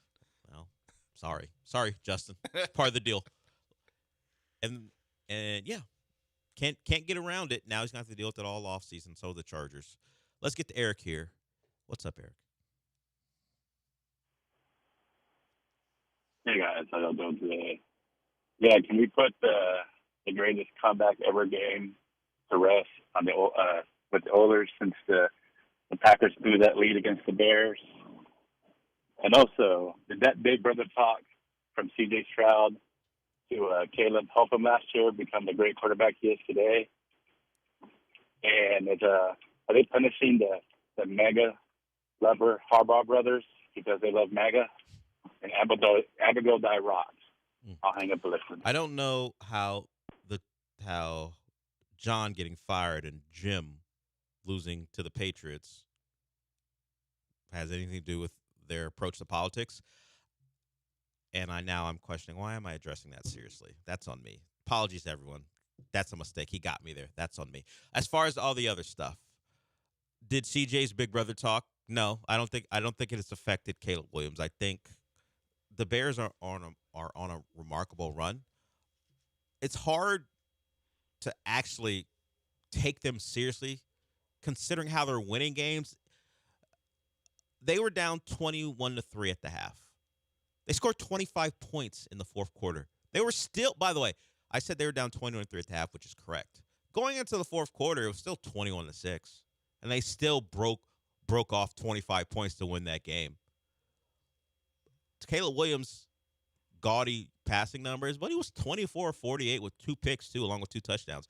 I mean, the rating was 71.6, so the overall game wasn't great. Ben Johnson probably should answer some questions, at least he would have, if not for the comeback. All the times he went for fourth down on his own side of the field. He was so concerned about the Packers scoring because of how they started, but he gave them short fields. And yet, you got the coaching mistakes, at least you'd see it that way because you didn't get the fourth downs. You got the 2 turnovers from your quarterback, short fields for the Packers, and at the end of the night, one of the best wins in the last 20 years for the Bears, because not only did they win a playoff game after being down 21-3 at the half, it was against the Packers of all teams. Jordan Love threw for 4 touchdowns. I was going to say, it's somehow even a crazier comeback because the Packers scored in the fourth quarter with like 6 minutes left. Yeah. Like they scored to go a touchdown. 2 scores, right? They went up 27-16. Yeah. No, normally in these comebacks, it's because one team just like throws in a reverse, starts turning the ball over. Sure. Packers didn't really do that. They actually got a few bounces to go their way. Yeah, McManus did miss a field goal late, but even with that, they would have only been up by 6. Of course, they did give the Bears good field position. They went down the field and scored. Yeah, and it's more that they could have kicked the field goal on that last drive instead of instead of having to go for a touchdown. Yeah, instead of having to go. Yeah, Jordan Love couldn't find anyone open. Finally, just threw it up in desperation, and it fell incomplete. But it wasn't like the 28-3 comeback where it's like everything went wrong for Atlanta, and that's only how. It was like no, the Packers like they threw it to the offensive lineman who fumbled it in the most hilarious way possible. They still kept the football. Yeah, they kept the football after that. They Christian Watson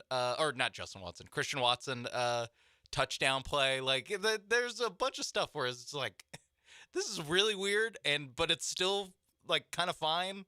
But ultimately, at the end of the day, I don't know. You can't give Caleb Williams that. The Bears snapped the ball over Caleb Williams' head. Luckily, they false started. Yeah.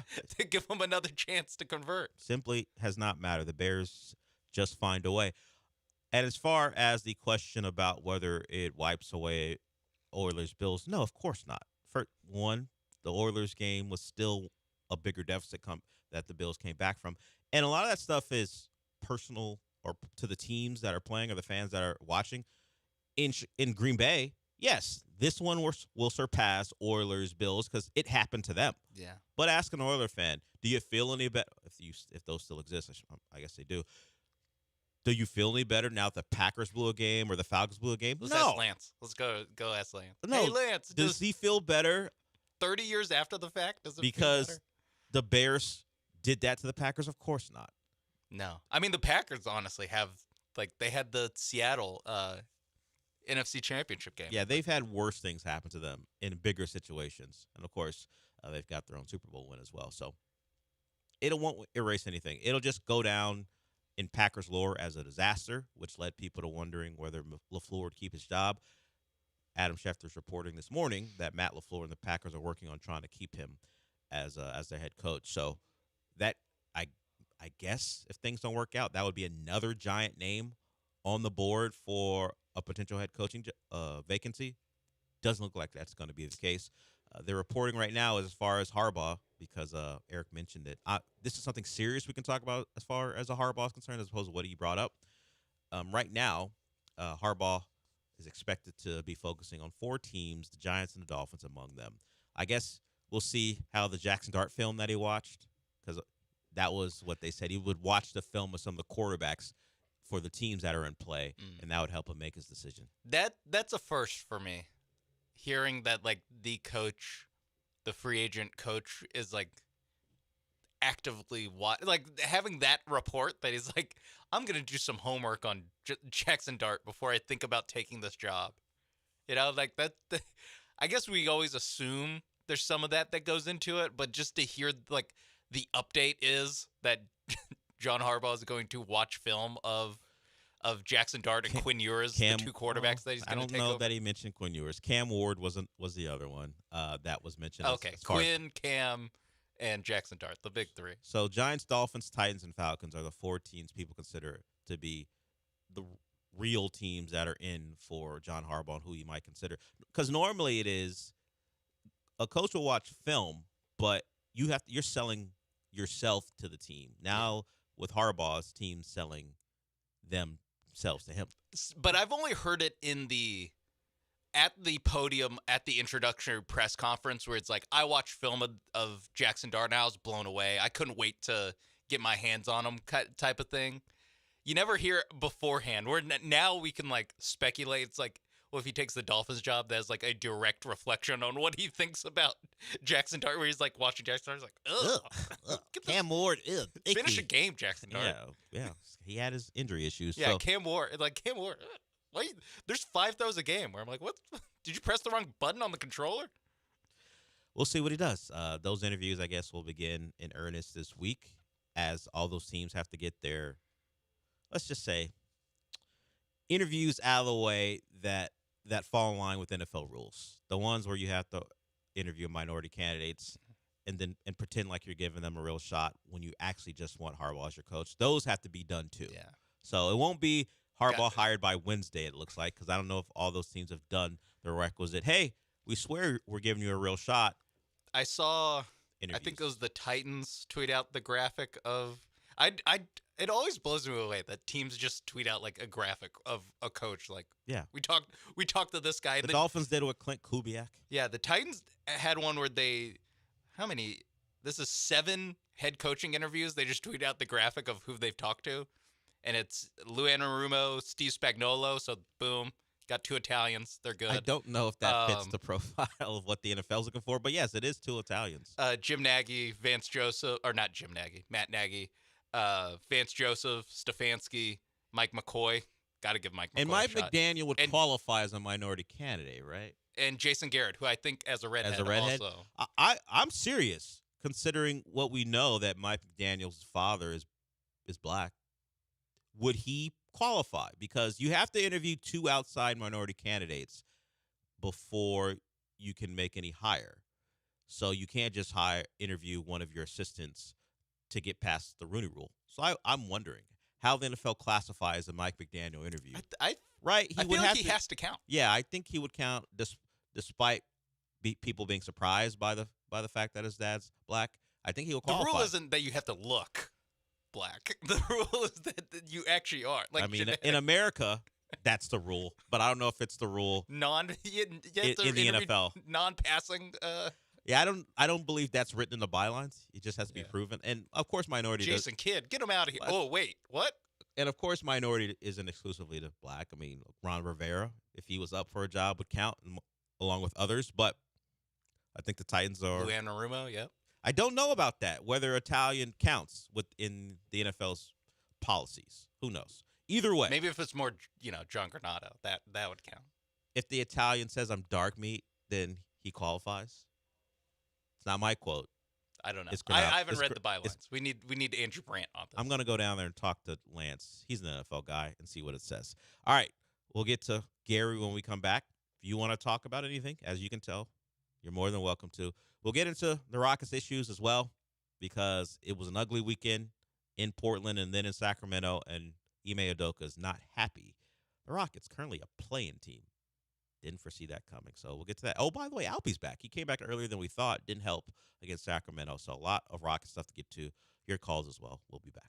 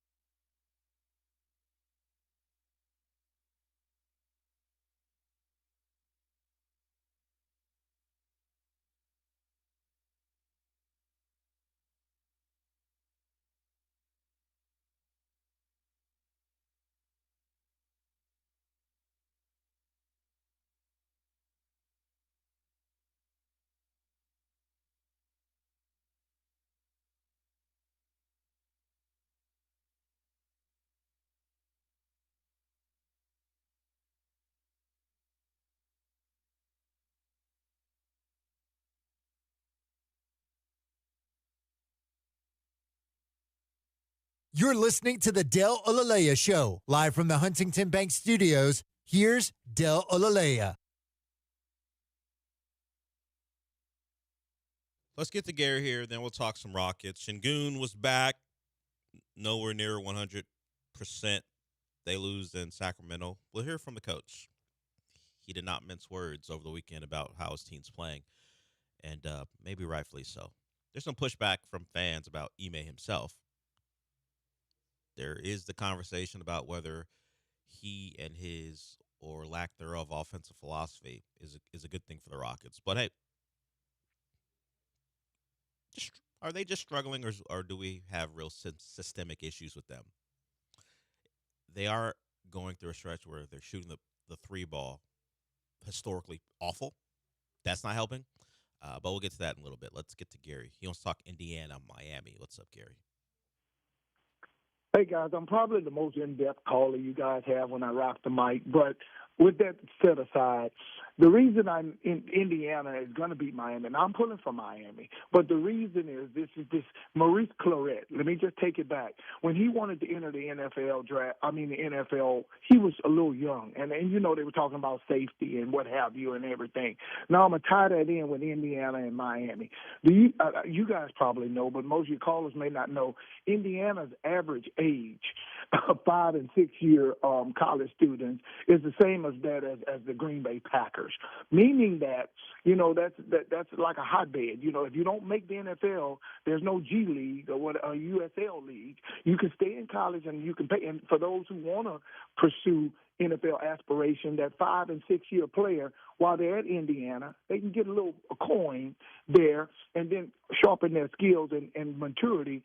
And then like that Denver quarterback, and then hopefully get drafted. That's their last-ditch effort. So because of age, a 5- and 6-year college student stronger than an 18 or 19-year-old student, and that's the Maurice Claret effect. But, hey, they've cornered the market. They're picking the guys that are older, that a bunch of like the coach called them. His own coach said that they were misfits. Well, that's why, because they're 27 and 28 years old playing against a bunch of kids. Thank you, Gary. Love the confidence in yourself. I don't know if anyone wants to compete for the title of most, what did he say? In-depth caller? In caller that we get. I'm not sure if anyone wants to challenge that. If not, I feel like Wood, just off the top of my head, Wood normally comes with some knowledge. Sure. But Gary has a title, self-proclaimed at this point. Eric, La Salsa. La Salsa, of course. We'll see if anyone pushes back. As far as Indiana's age, they are older. That has been a talking point. You hear a lot about how buttoned up they are. They don't make mistakes. You can't make mistakes. I would agree when it comes to, if you're Oregon, you can't turn the ball over 3 times inside your own 25-yard line, one of them being a pick six if you expect to win the game. Don't throw a pick six on the first play. Yeah, and then when you respond with the touchdown to tie it up, don't pull an RPO where your running back who's supposed to be in the portal but can't because all your other running backs are injured, hits your quarterback on the elbow and he drops a football and fumbles it. So while I commend Indiana for what they did to Alabama and Oregon, I don't think it's very insightful to say, hey, if you make mistakes against Indiana, you're going to get beat. Yeah, you know what? On National Title Day next Monday, if Miami turns the ball over 3 times inside their own 30 in the first 20 minutes of game time, they're going to get their ass kicked because that's how you get your ass kicked in any football game. Or if Miami drops 4 interceptions like they did against Ole Miss, like if they're going to play, in my mind, just the dumb penalties and, well, maybe not the penalties, maybe not. We'll see. But the dropped interceptions, the taking themselves out of field goal range or putting themselves behind the sticks early. I feel like Miami's going to be a little bit cleaner than they were against Ole Miss. But if they aren't, just turn this game off already. I mean, I don't know that Indiana will bludgeon them by 30 points like they did to Alabama and Oregon. But they're not going to be in a position to win the game. If they turn the ball over. I mean, it's pretty simple. And I think you could probably say the same thing if Trinidad Chandler's the picks that he nearly threw were caught. Ole Miss isn't in the game. Yeah. It's just how it goes. And while Indiana should be favored, it was funny. People have been pointing out that if you took this game and put it on a neutral field before the season began, Miami would be like a 6.5-point favorite. That's just now we've had a long season. Things starting to change. 15 data It's been points. it's the same way as saying, hey, this is the same team who lost to SMU in Louisville. No, it's not. They played 7 games since that point. It's not the same team anymore. How could it possibly be the same team? It's the same difference as week 1 to like the first week of November. Yeah, teams grow, and just because of how long the season has been, pointing at look what they did against these two teams doesn't make a lot of sense when you've played over half a season since. That's why I think Notre Dame was playing better football than Miami, and they should be in the college football play. Oh, wait a minute. Hold on. And they actually weren't playing better football than Miami at the time because they had a month of play. I test they look better. Wait a minute. Didn't they both play Pitt? Miami beat Pitt by more? Not to relitigate the CFP thing, which I don't even. Yeah, you're not actually doing it. I don't even think Notre Dame should have been in. Yeah. But today would be a hilarious day to be like, I still, that Irish team. I'm sure there's some people rooting for Notre Dame who think they would be in this spot too. Yeah. They were the better team. I think even beyond the fact that Indiana is old, I think what gets lost in it is that not only are they old, but they're a bunch of 5- and 6-year guys that have been with Cignetti and been with the program for 2 stops now. And, they've been, it's not just like, hey, team X should just go out and get the sort by oldest in the portal and portal them all in. It's that you have to actually like coach and develop these guys. And and Cignetti's great at talent evaluation and talent development. And he did all that work he did when these guys weren't older than the Green Bay Packers. He did that it's a long-term project than just, hey, these guys are old. Just get a bunch of old guys. It's that these guys have been developed in this system, or the old ones have been developed in the system for 4 or 5 years. And I'm trying to find the validity of that stat because when I look up the Green Bay Packers average age, it says they're like 25 years old.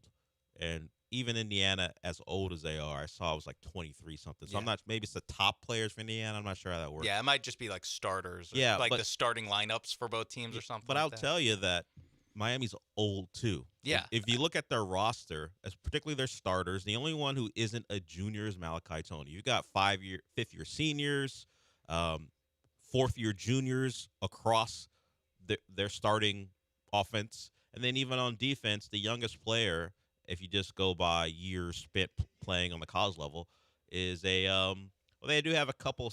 Yeah, it's one of their corners is a true sophomore. They got a bunch of third-year, 4th-year guys, 5th-year guys. Mesidor's been around for 6 years, so yes, they're older, Indiana, but it ain't like they're playing, as Gary put it, 18, 19 years old. Miami's old as hell too. Yeah, I mean Carson Beck was this year 6, I think. For him, he's been playing college football since Malachi Tony was 12 years old. That's what they say.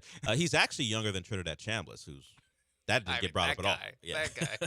No one. Dr. Trinidad Chambliss. Who still wants to play another year, but the NCAA doesn't want him to, and now he's taking it to court. So, sure, Indiana's older, and you think they're going to win because they're older. They're not that much older when you start to look at it. It's the fact that they're older and have been developed. Playing for the same guy. Yeah, Miami certainly has some transfers. Some of the receivers who are playing their first year at Miami. But now that you played 16 games, I'm not sure it matters anymore as far as experience in the system. But that game's next Monday. We got a game tonight to talk about more in depth. But we'll also get to the Rockets. They struggled. Ime had some quotes. We'll hear from him when we come back.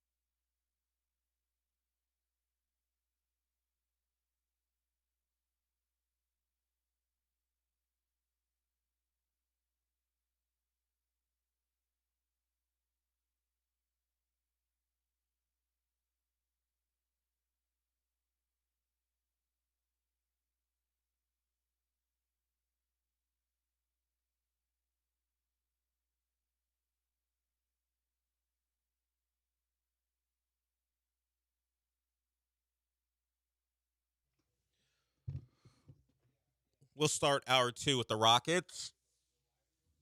They lose in Sacramento last night.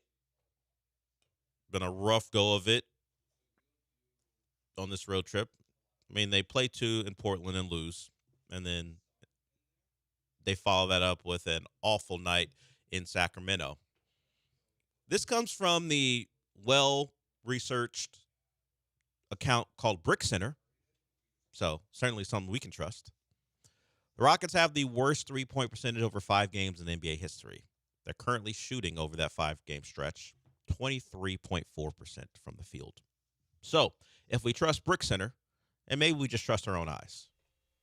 It feels, A, it feels true. B, if anyone has the stat ready to go. It should be Brick Center, right? Brick Center should be the one to trust on this. Yeah, some other numbers. Kevin Durant. He's played the 4th most minutes per game in the NBA this year. He's behind Tyrese Maxey, Amen Thompson, Luka, and Kevin Durant. What do the first 3 have in common, Sean? They're 10 years younger than None of Kevin them are Durant? 37 years old. Yes, you're correct. You are correct. None of them are 37. I mean, Amen's pre-prime, maybe even Tyrese Maxey is pre-prime. As far as generally when we think at their age, yes, he's playing great in his prime as a performance-wise, but pre-prime as far as age, and Luka's right in his prime. Maybe even Luka, if we just go by traditionally pre-prime as well. But or if you're Nico Harrison. Well, we saw what happened to Nico. He's post his prime too, with the Mavericks at least. So you've got a guy whose durability was questioned coming into the year, and they're loading him up with minutes. And why are they doing that? Well, let's listen to Ime, considering his thoughts on the Rockets and how they performed in Portland without Kevin Durant on the floor. Take a 37-year-old out of the game for 2 minutes, and you lose a 13-point lead, 11-0 run. That's what went wrong.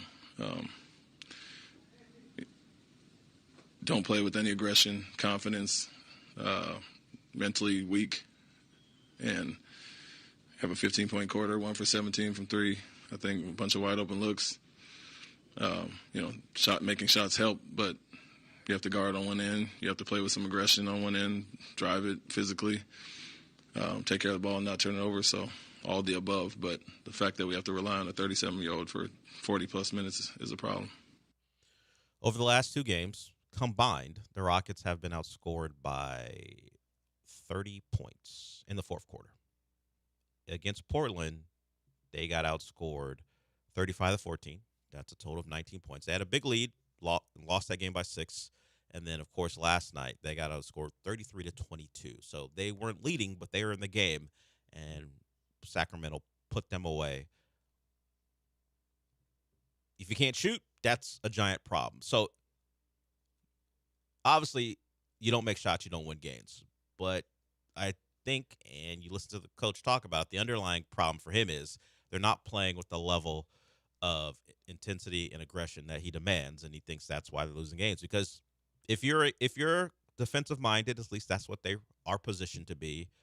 Certainly under Ime, that's what he would want them to be. You give up 33 points in the 4th quarter to the Kings, and the night before you give up 34 to the Blazers. He's going to tell you, we can shoot as poorly as we want. If we get stops, we got a shot to win the game.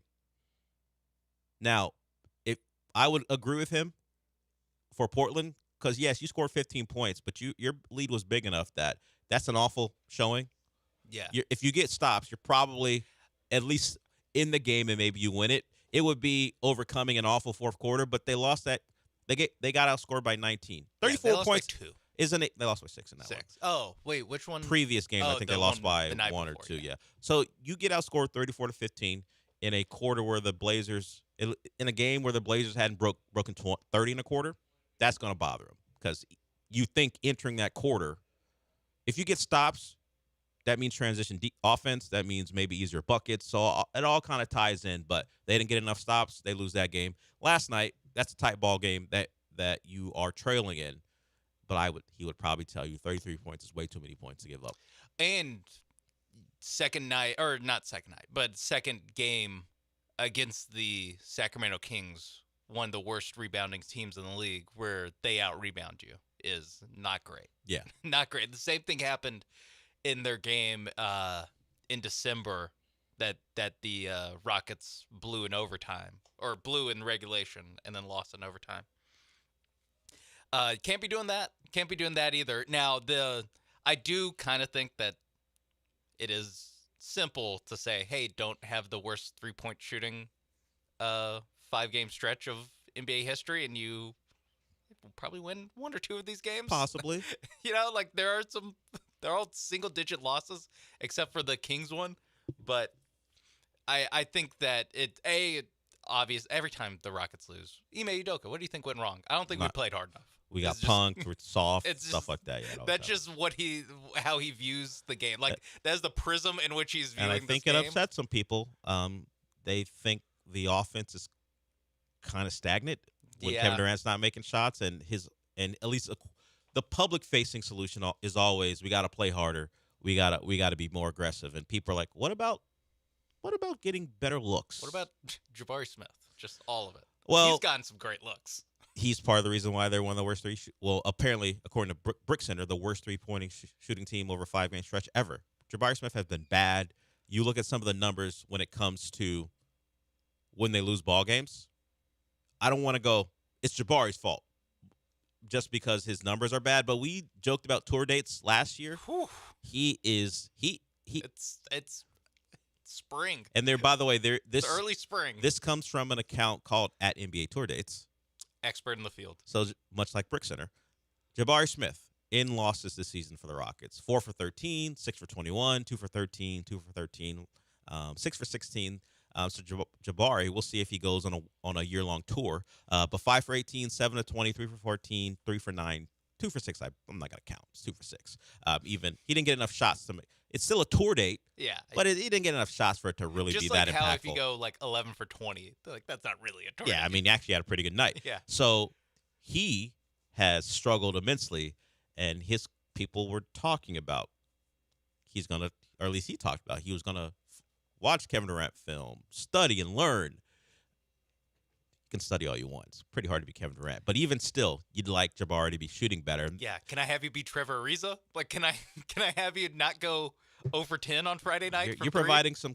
If Corey Brewer, actually, if Trevor Corey Brewer Ariza had famously bad example for that. If Corey Brewer had the confidence to shoot more, this is what Corey Brewer was providing at times for the Rockets. Greener light. If he had a greener light, this is what Corey Brewer would have been providing. So those are ugly numbers, certainly for Jabari. He has not had a great year. And the Rockets overall, against the worst teams in basketball, at least in the West, have not been great. The numbers are disappointing. These are the teams you beat up on to go win 55 games or so because you're just that much better.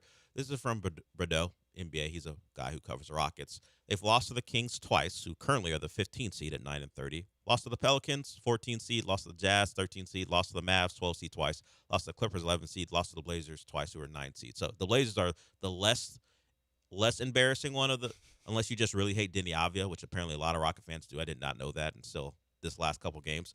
So 9 of their 14 losses are against the worst teams in the Western Conference. The Texans at a point were like they beat up on minnows, and certainly that is and that has changed as they've played better teams. Chargers, Bills, they beat those teams. The Patriots would be a team who flourishes beating up on bad teams. That's what their resume says. Now they did obviously win a playoff game yesterday. You know what?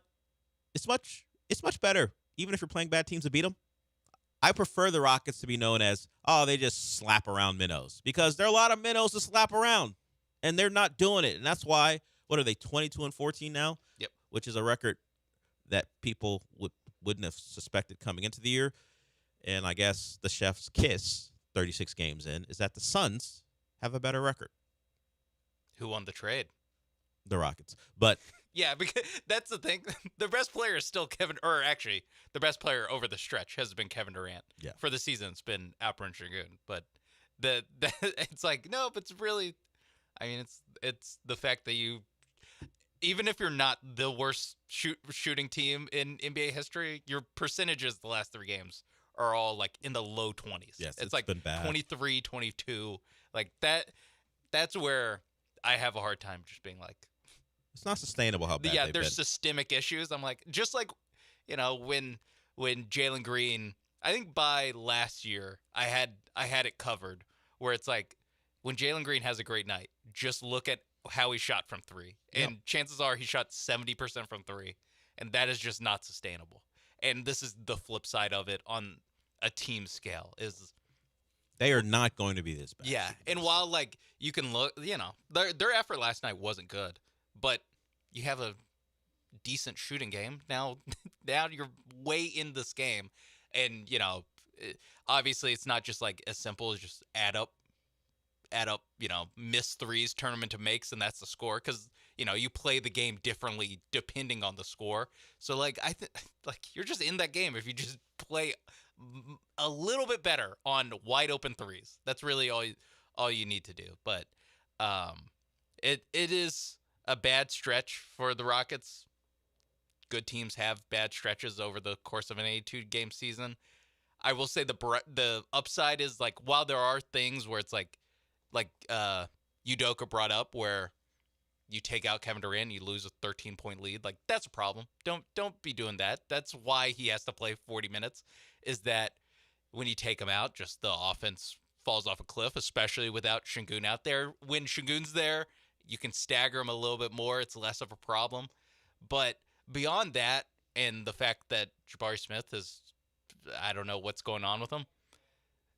There's not a lot of long-term, like, oh my God, this is a problem for the Rockets in these last 3 games.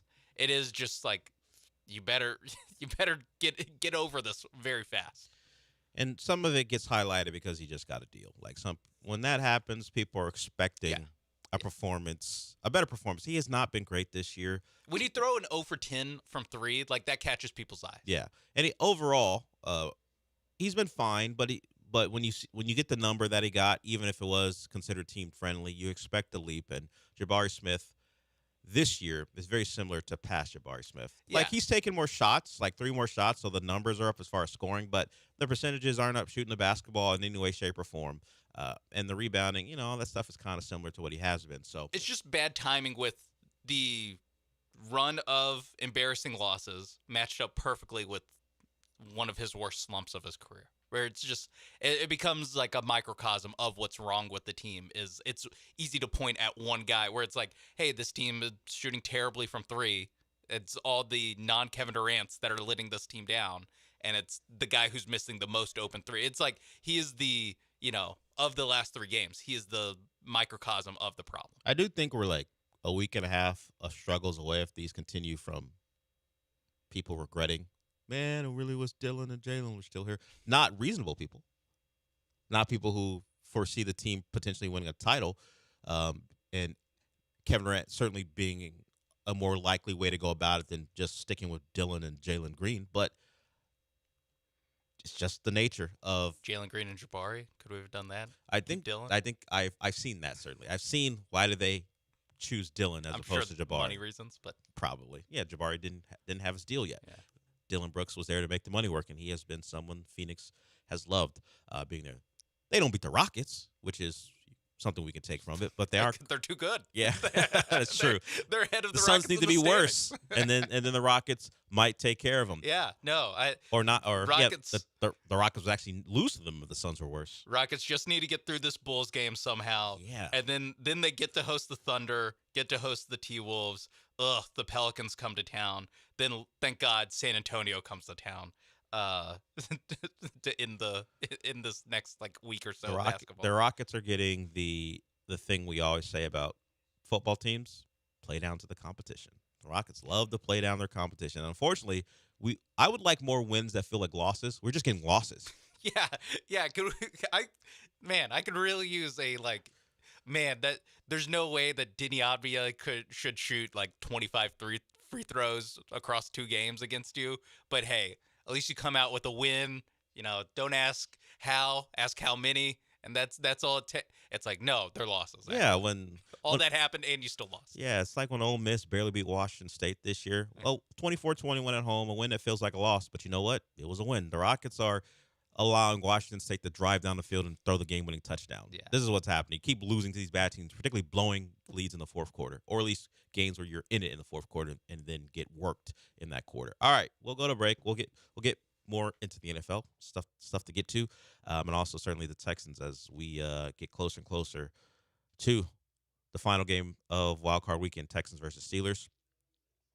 We got word on Davis Mills. If you missed it, Davis Mills did not travel with the team because of the birth of his child. We now know his status. We'll tell you about that when we come back. Sean and I here till noon. Join us.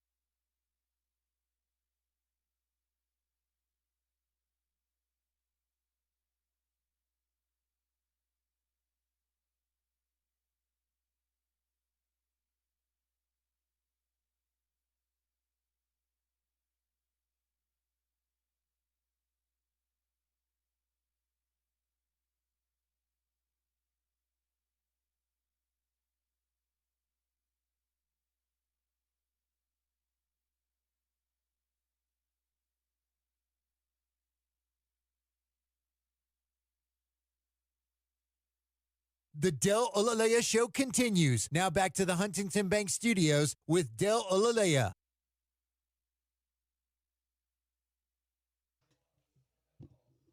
Sean, while we take this call from Phil, I want you to think about which quarterback this NFL weekend did the worst for their reputation. Think about them all, how all these games played out. Who's coming out of the weekend the worst as far as where they ranked, generally publicly? Yeah, just the temperature. Yeah, the temperature it doesn't of the have to room. be a real thing because Yeah. they got all. They most of them are young guys who got all the next season and the rest of their careers to change any narrative that may Snapshot. develop. But coming off the weekend, we had some performances Stock price. that improved people's stock, others that stayed level, others that took a real hit. I'll meditate on that. But let's get to Phil here first. What's up, Phil? Hey, Del, Sean, how you doing this morning? Del, I'm glad to hear that your heart rate and blood pressure are back down to manageable levels after last week. Appreciate it. So I live in Pittsburgh, but I lived down in Houston for a long time, and I lived in Houston when the Texans came into existence. So I'm a big Texans fan. And I heard this morning there was a guy named Jim Wexall who does a website up here called 24/7, and they do a little 15-minute interview with him on the NPR station I heard this morning. And I found it interesting that one of the keys that he pointed out for the Steelers was the long ball, which some callers highlighted earlier today. So I found that curious. I mean, I'm still worried about the running backs, especially out of the backfield catching passes. So I'm definitely going to be looking at that, looking for that tonight, and hoping the Texans can break those up when they try them. Another interesting thing that I thought was the interviewer pressed him, a couple times about whether the head coach would have gotten fired if Luke made that kick, or if they lose tonight. And Wexell said no to both times because of the fact that the Rooney's like the stability. So I think he's safe unless they have like a really crappy season and they don't make the playoffs. He's Mike Tomlin is inevitable. Thanos of the NFL. The ownership group and his consistency and I guess being mediocre if you're a Steeler fan who would like to win more playoff games, but simply not having losing seasons. You know better than me. Your ownership group or the ownership group up there is one that's not looking to make changes. And if Mike Tomlin would have to give them big reasons for that to happen, and winning the division, making the playoffs is not considered enough to do that. I guess they look across the league and ignore the improvement some teams have made when they hire coaches and look at some of the failures that have happened once you get rid of a guy. And, they've been around so long that you think about who they've seen fired or seen other franchises part ways with guys. It happens less often now because guys just don't get 7-8 years. If making the playoffs isn't enough anymore generally. But there have been times when teams win 10 games and maybe don't make the playoffs, and that's not enough. And then they go hire a guy, and the other guy's worse. I always think about Marty Schottenheimer. Like, the Chargers got rid of him after winning, 13 games or something, but it wasn't enough, and they're still the Chargers. Not that Schottenheimer will be around today, but, I mean, but the Chargers didn't get better when they got rid of Schottenheimer. So because that was like 06 range. Yeah, so that was, I think, when they went 14-2 and lost in the first round to the Patriots. And they were divisional. And they said that we got to make a change. Hired North Turner, right? What a decision. So I get the Steelers saying, hey, we know at a minimum, first of all, our team won't embarrass us. Yeah. We always will be competitive. And sure, that feels like not enough, but they love stability, and that's what Mike Tomlin provides. As far as the game tonight, I think the Texans do need to tackle well. Of course, don't miss tackles, but particularly how the Steelers like to play, getting the ball out quick, whether it be to Gainwell or Jalen Warren, and they need to bring guys down. Mostly because we don't want what should be a 3rd and 6 turning into a 3rd and 2 or a 3rd and 1. You want to keep the Steelers in mid to long range, long down distances, because then your pass rush can go to work. Yes, Aaron Rodgers will get the ball out quick. He'll throw some back shoulders and all that stuff. Fine. But we don't want him operating in these 3rd and 4 situations where your defense can't be as tricky as they'd like because they have to contend with multiple different ways that the Steelers can pick up first down. So I think it'll be a big tackling game for the Texans and big on their linebackers and guys in that safety nickel position like Petrie to get guys down. And Petrie, not real fearful of him missing tackles, but toe-to-toe and others and in coverage, not a great feeling. And I think I said the Packers again because I'm thinking about Aaron Rodgers. I think the Steelers, if they're smart, clearly won't test the outside guys, but they will attack the middle of the field and try to get their running backs on our linebackers and see if that's a way to move the football.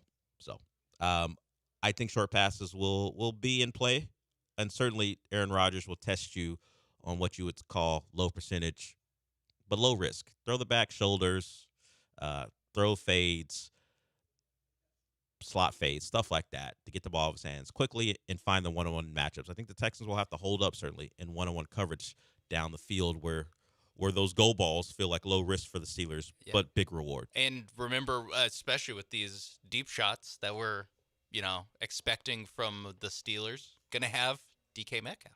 He is back. He did not hit anyone since the last time he tried to hit someone, so he's available to play. That's not great for us, but good for the Steelers, and we'll see.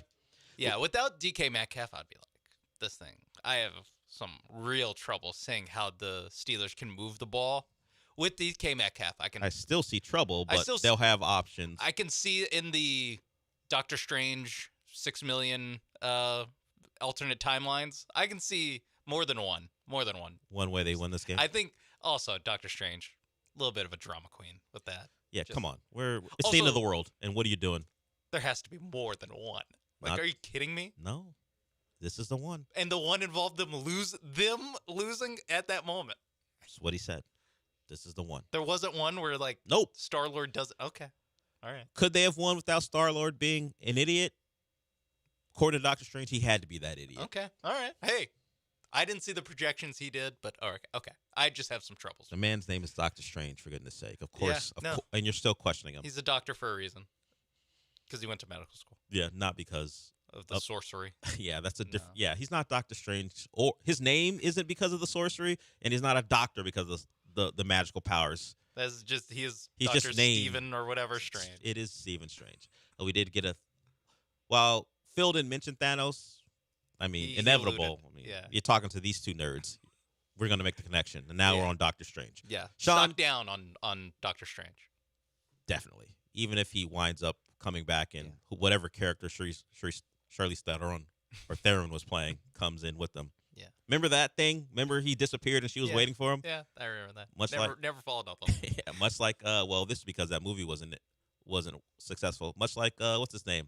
Harry Styles. Harry Styles in the Eternals. Oh, look at the Harry Styles. Okay. Bye, Harry Styles. Also, R.I.P. to the Blade movie. Feels like I saw that report. Tough. Yeah. Wesley Snipes lives on as our one and only Blade, unless you watch the TV show. That was on Spike TV, if you remember that network. We don't count the TV fare for these for any superheroes. We don't go like, who's your Superman, and someone brings up Smallville. I don't think that's a certainly I don't think that's valid. Certainly a certain segment of our population decides to ignore Lois and Clark. Yeah. New Adventures. Then you have the new Lois and Clark with Tyler. I forgot. I don't really know how to say his last name, but he's been around. He was on Teen Wolf at some point.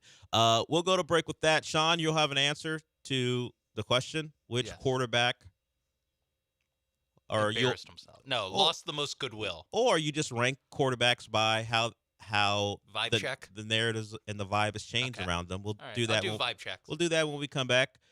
We got plenty of options from Trevor Lawrence to Justin Herbert. Those are what you might consider the negatives, and then you got Caleb Williams, even Bryce Young. He led what we thought could have been a game-winning touchdown drive until Matthew Stafford got it in his bag. Jalen Hurts won a Super Bowl, but what's it like for him today? Sean will give you the definitive vibe check on all these quarterbacks. Let's just hope CJ does enough where we don't have to question the future, and we'll get some answers on the Texans and CJ tonight. But as far as the vibe check, we'll get that when we come back.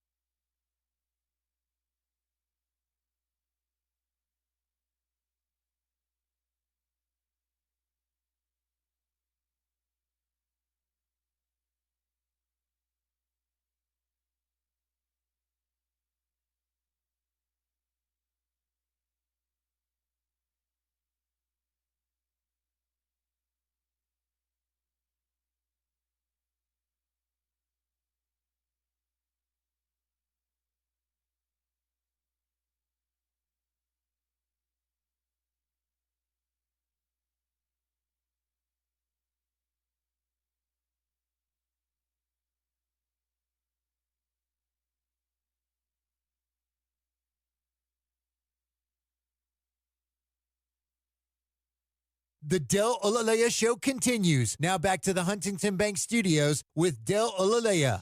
Sean's going to give vibe checks for all the quarterbacks that played over the weekend.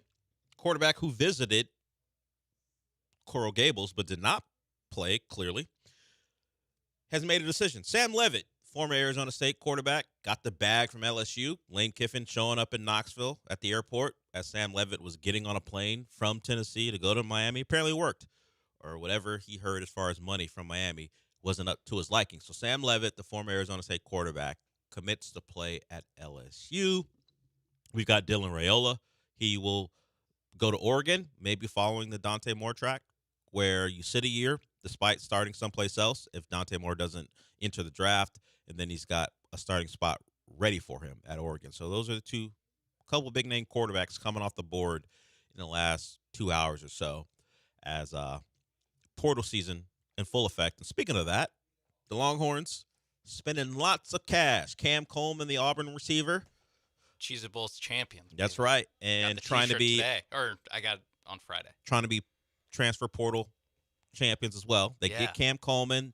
They got Raleek Brown, the running back, and then they got Hollywood Smothers, one of the best names in college football, who initially committed to Alabama, and then Texas was like, "Excuse me, how much is it going to take for you to not go to Alabama?" Hollywood Smothers gave them the number. They're like, "That works." Also, Alabama and Texas played a basketball game together that Cam Coleman was at.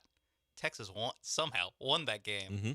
Sean Miller, the ultimate closer. That's what we're saying. Sean Miller got football to recruits. Don't give up on Sean Miller just yet, Texas fans. At least he's helping your football program. I gave up on the roster. I haven't given up on the coach. There it is. Just give him some time, I guess. So Texas fully in. They're in fact calling it an all-in season for Sark. Texas is back, folks. We will see. Let's get a couple of linemen. Would that be important considering what we've seen in the playoffs this year? Just one or two. Where you might say one or two more. Yeah, let's add to the list. They've gotten one. Give me a couple more. Texas started off slow. People were wondering. Not so much anymore. Are they paying a tax? Like, all right. I mean, Cheez-It Bowl kit tax? I don't know. Cam Coleman, big time receiver, did not get a chance to flourish because he was playing with Jackson Arnold at Auburn. Yeah. Now he decides, you know what? I want to play with Arch. It's going to cost you like $3.5 million, but I'll play with Arch or whatever. The I number saw that is. someone was like, he only had like 60 yards per game. Cam Coleman last year. I was like, run that through the conversion rate though. I'm talking 115, a normal, 120. just a normal offense. Yeah, like that's 95, easy. So he goes there. Texas never had a problem attracting receivers in the portal. I mean, three of Steve Sarkisian's 5 years, 5 off seasons. They've had number one transfer portal. They go get their guys, and we'll see how it plays Akil out. Hall though was one of them, so that's a miss. The former Alabama receiver, and that was like 2021 portal. Yeah, early on before you knew better. So there it is. I'm sure there'll be more portal names coming about. We'll talk about them. But as far as the quarterbacks are concerned, unless Ty Simpson is really being offered like $6.5 million to not enter the draft, which he has said he will do, that might be the last big-name quarterback, as at least guys who've actually done anything. There's some 5-star freshmen that are floating around who've never really played a meaningful down that'll go places. But guys we've seen throw meaningful passes, we're just about done. As I said, unless Ty Simpson gets out of the draft. Yeah. And there are schools trying to convince him not to go to the NFL. That 6.5 number is nuts. But if you're desperate enough, maybe it gets Ty Simpson. Instead of leaving Alabama to go to the draft, he'll just leave Alabama to go join some team who thinks they have playoff aspirations. This year's Quinn Ewers in this very specific way of he announced he's going to the draft, and college teams are like, "Are you sure? Because we would love to pay you $5 million to be our quarterback." And Quinn was like, "Yes, I'm sure." Yeah.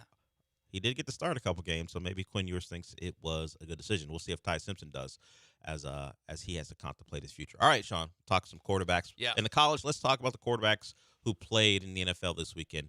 You have guys who needed this to establish themselves, others who needed it to change the narrative. Do you want to go help the most to hurt the most, or hurt the most to help the most? Let's go. In the middle, it's not that interesting. Let's go help the most to hurt Okay, the most. So positive to negative. Positive to negative. Sure. Number 1, Caleb Williams. I would agree. He was not going to catch so much crap because it was his first playoff start, but to bounce back If they from the would've ugly start to if- win the game in the way they did, that's a big time He gained a lot change in in the narrative. second half. Yes, he did. Because he was going to go out sad, and then he went out. He's not even out, but he closed the game as a hero. Yes. Number 2, and this just, walk with me for a second. Although this might be evident. Bryce Young. I know he lost. Bryce Young, I think, gained the most. I would think so. Or second most.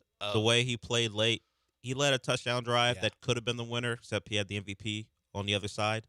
And the Panthers' defensive coordinator decided to play as soft as humanly possible that entire drive. But Bryce Young, who we still got questions about, but in his first playoff start to play as well as he did late in the game. And unlike all the other guys, he's kind of playing for his future. I would agree. He was playing for next year. Yeah, you go 8-9, you don't play well, particularly well down the stretch. You get a home playoff game, you're going against Matt Stafford and that Rams team, and you play the way you did in the fourth quarter. That's going to buy you some time. Yep. Number 3, Josh Allen. He had never won a road playoff game. Never run a road playoff game. I think he gets little legacy points for that. Also, no receivers. Their team's dropping like flies out there. Yeah, Josh Allen. Drake May, just getting your first win. This is where it turns into like kind of boring, where it's just like minor bumps, minor demerits. Stafford, I had at 5, where it's like somewhat negative because of the third quarter, and then gains it back, probably back at neutral after the Saturday game, the Texans slot. Sure. Yeah, it was surprisingly, considering it was the Panthers. You got a banger. Started the playoffs right. Next one, I had Purdy. This is the power of winning. Yeah, he threw some ugly balls. Yes, he gained the least out of any winner.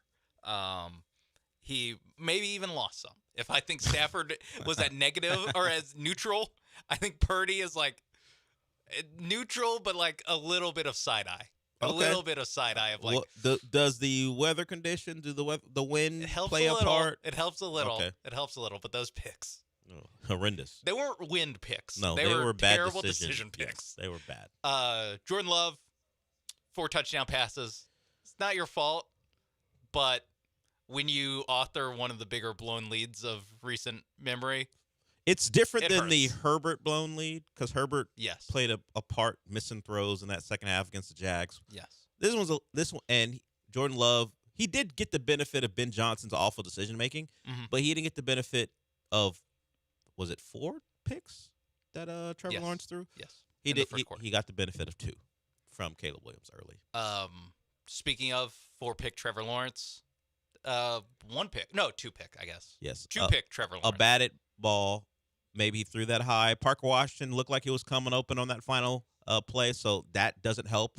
If he missed Parker Washington coming across, of course, the Shaq Thompson first pick was awful. Yeah. But he, in that fourth quarter, up until that interception, I mean, of course, the interception counts, 2 touchdown drives, and he thought he had led a game-winning drive. Well, he probably didn't think, because Josh Allen was on the other side, but at least at the time, he led a drive to take the lead relatively late in that game. Yeah. This was more just like the opportunity lost more than straight To be- negative. yeah, to but be- throwing 2 is pretty That's bad. tough. To beat Josh Allen, His touchdown to interception ratio has got to be looking crazy in the playoffs. how many? Considering it through 4. Yeah, I don't remember if he threw any against the Chiefs in their next game, but yeah, the numbers aren't great for him. Who else? Okay, so we're at our bottom 2. And I first blush, I went with this. Now that I stare at it, I might have them flip. I had Herbert and then Hurts. You think Herbert, because of circumstance, isn't as bad as Hurts? Yes, gets a little bit more like the other side will be made for Herbert more, where Hurts, people were ready to ding Hurts all season. Where do you allow the Kevin Patullo factor to play as far as helping Hurts? It helps that he has a fall guy. It definitely helps. And Herbert has his own. Now they're blaming Greg Roman. Yes, as is custom when Herbert fails. Your quarterback, or just any quarterback, loses or disappoints. It's always the OC's fault. It's always the OC's. Of course. But yeah, Herbert and Hurts, it's close. I think Hurts lost more. He's starting from a higher spot in people's mind.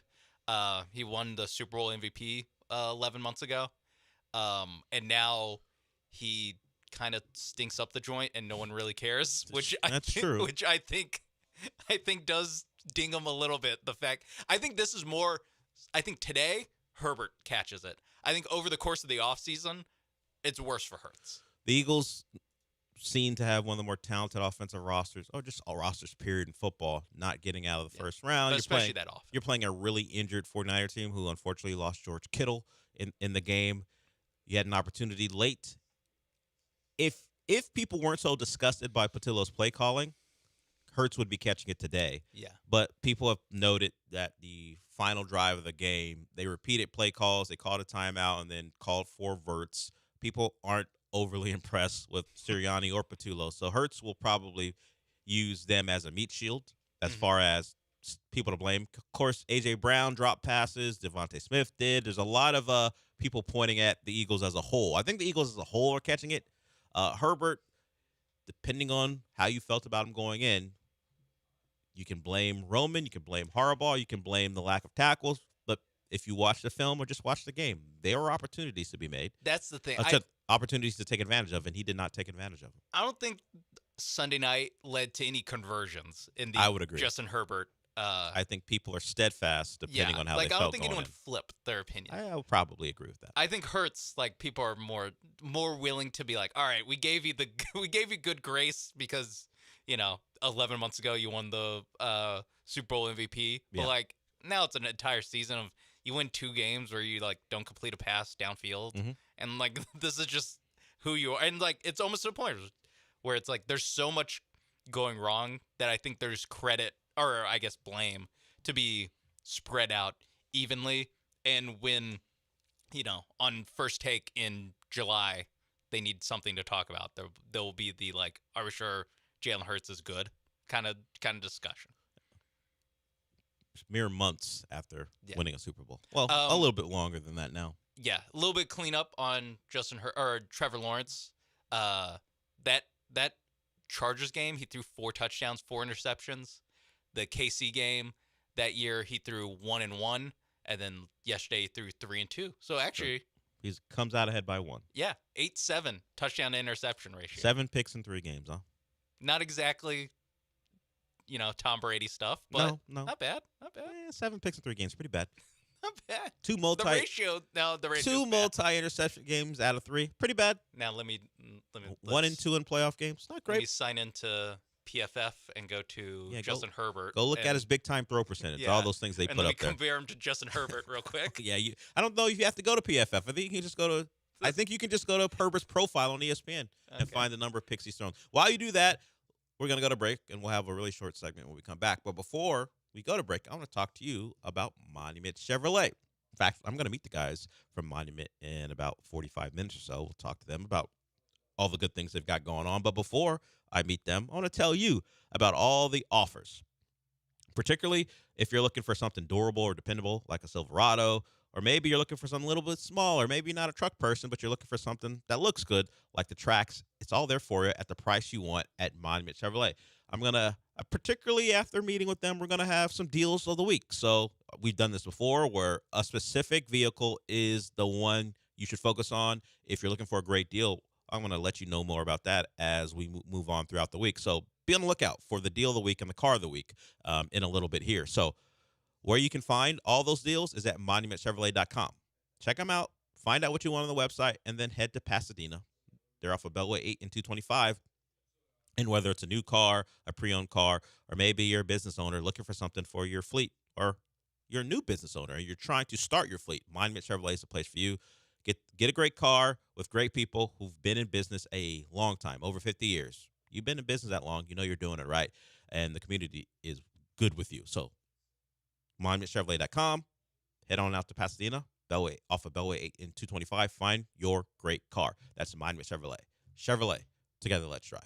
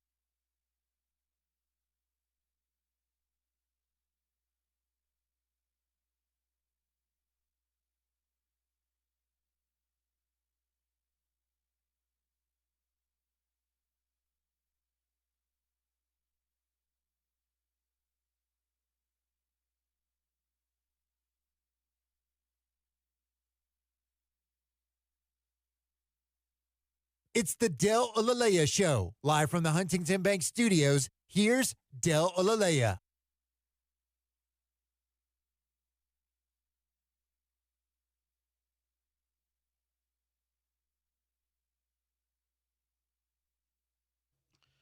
So Davis Mills will make the trip. He's flying into Pittsburgh today after staying back in Houston to be with his wife. They had another child, or I don't know if another child, but they had a child. So he was back in Houston. He was on the list, questionable to play in the game for personal reasons, but looks like he's going to be in Pittsburgh in time to be C.J. Stroud's backup as the Texans trying to get a win on the road for the first time in their history. So what are the conflicting things here? We've talked about the Monday Night Football streak that the Steelers have. Texans no road wins in their playoff history. CJ not great under 30 degrees, but maybe we, in fact, never won a game quarterbacking under 30 degrees in the NFL. But this one won't be under 30. Looks like it's going to be a little bit above 30 degrees. Also, that one got debunked because the KC game earlier this year. It was under 30 at the end? Okay. Yeah. Okay. So there. Oh yeah, it was like it was 27 throughout the game. So that one. Also, he played at Ohio State. Like, yeah, he won. He won plenty of games in the cold at Ohio State. Just not against Michigan. Not against Michigan. So yeah, good to know that one's out of the way. Long winning streak teams have going to the playoffs. The Jags couldn't overcome recent history of that not going the team's way. The Texans will try to do that. And while they do play in a dome, and dome teams have not played well in the cold in the last decade. I think the number coming into today was 1-4, or at least coming into the weekend was 1-14. I don't know how cold it was in Carolina, so I don't know if that stat has been affected. But we know the Texans don't operate like a dome team. They play great defense, and they try to limit mistakes on offense. They're not some high-powered offense who needs great weather to succeed. And no matter how the game is at least how it's played, we kind of expect this game to end somewhere around 21-17, 24-20 if we get crazy and another touchdown is scored. Is it a race to 20? I guess so. I don't know that any team is going to score more than 20. And if they do, it'll likely be because of non-offensive touchdown. I don't think it'll be as, I guess, boring or let's say as unattractive football-wise as Chargers and Pats. I think there's at least more offensive capability on both sides. You have Aaron Rodgers, you have DK Metcalf, and you have, of course, CJ Nico. What 21-17? I expect the Texans to win, but if we come here tomorrow and the Steelers have won this game, I think the margins are so small that you shouldn't be surprised. You should be disappointed. I asked a question. If they lost, would this be the most disappointing game in Texans history? if you say yes, if they lose, I probably would agree. So, because they haven't ever lost as a favorite, have they? Maybe no, because when they go on the road, maybe that one Colts home. Yeah, I think maybe the Chiefs, were they a favorite against the Chiefs at home? They're like 9-7 that year. With Hoyer. Yeah, so they might not have been a favorite that day. Yeah, maybe that Colts game where Andrew Luck came to town and Deshaun didn't play well.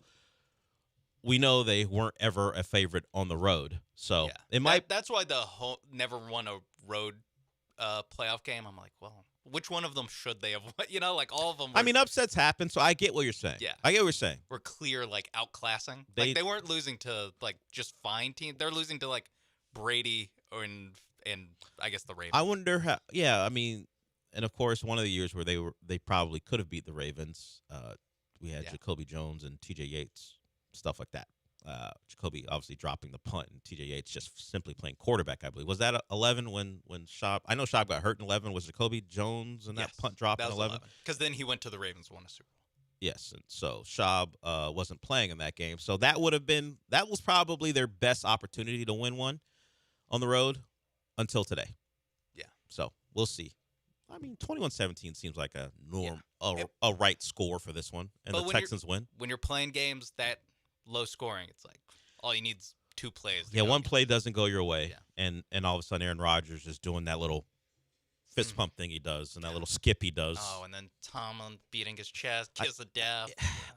Look, the Steelers are the worst team to lose to because you know they're average. You know they're average. You know you should have no business losing to them, but they'll act like they should win this game when we know they shouldn't. Now we just got to see it play out.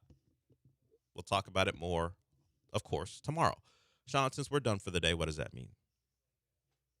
Shred 'em, Stroud! This is a request. A request, huh? Who made it? Who made the request? Me and John Gruden.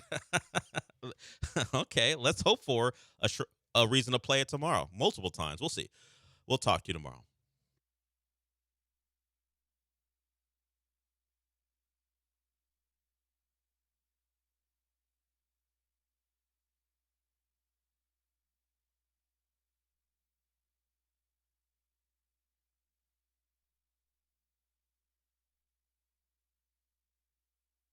In today's trend watching, despite the overuse of the word unprecedented, in this instance it absolutely holds true, as Federal Reserve Chair Jay Powell last night released a video publicly rebuking President Trump for the Department of Justice launching a criminal investigation into Powell and the Fed for Powell's testimony allegedly lying before Congress about the cost overruns for renovating the Federal Reserve building. Powell came out and said this was entirely politically motivated, had nothing to do with how he has performed his job as chairman of the Federal Reserve, and has suggested that the independence of the Fed remain paramount. We've never seen anything like this. Looked it up. We've never seen a Fed chair in the history of the Fed since 1913 come out publicly and chastise a sitting president. It is wildly unusual. Certainly there's been tension between presidents and Federal Reserve chairs over the direction of interest rates.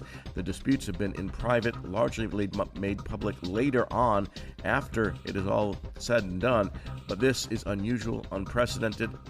You don't have to be fearless to take the first step. You just need a place that gives you every reason to keep going. A college that's nationally recognized for student success, you can be fearless at San Jacinto College. Here, our graduation rate is higher than the other colleges. Our job placement rate is higher. Our transfer rate to universities is higher. That track record is why San Jac is the #1 community college in Texas. Be sure your hard work will take you even further and fear less every step of the way. Mike Holly, class of 1990, has been protecting the interest of Cougars for over 30 years. First as a Cougar offensive lineman and now as president of HR&P. HR&P provides comprehensive human capital management services, including HR compliance, benefits administration, and payroll. Don't struggle with the demands of human resources. Let HR&P eliminate these burdens and customize a plan that fits your business needs so you can get back to growing your business. Learn more by visiting hrp.net/U of H. That's hrp.net/U of H. I'm Hector with Laporte Roofing and Remodeling. My team and I take pride in giving homeowners real peace of mind, whether it's an honest assessment, a repair done right, a full replacement, or guiding you through the insurance claims process. No pressure, no gimmicks, just genuine care of the people in our community. This work means something to me. We're not storm chasers. We're your neighbors, right here, year-round. Laporte Roofing and Remodeling, the name you can trust.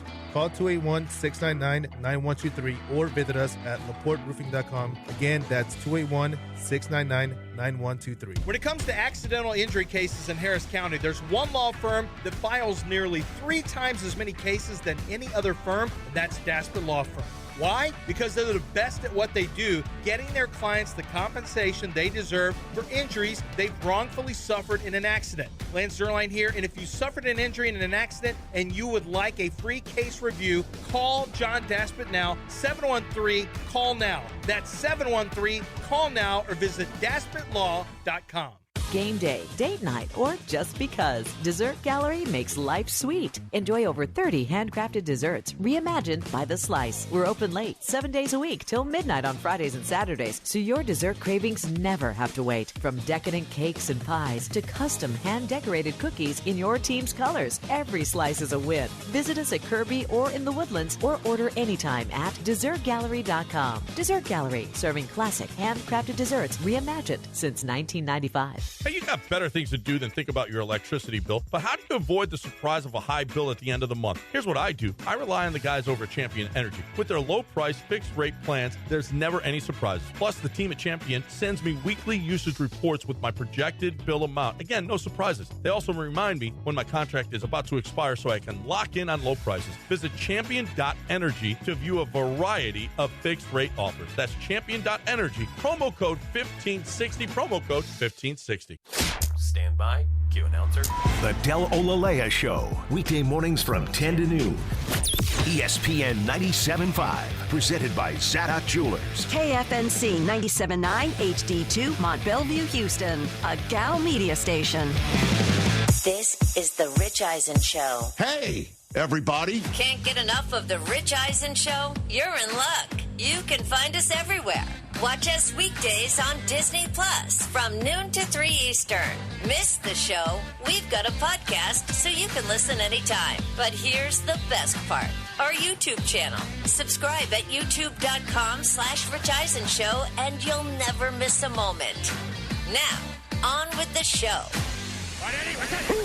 This is The Rich Eisen Show. Definitely, now's not the time. Touchdown Bears! They've taken the lead on the Packers! Live from The Rich Eisen Show studio in Los Angeles. Knocked away by Eric Kendricks! And Allen's got it. Not to be denied. He's still going. On today's show, complete Wild Card Weekend recap. Latest head coaching news, your phone calls, and more. And now, it's Rich Eisen.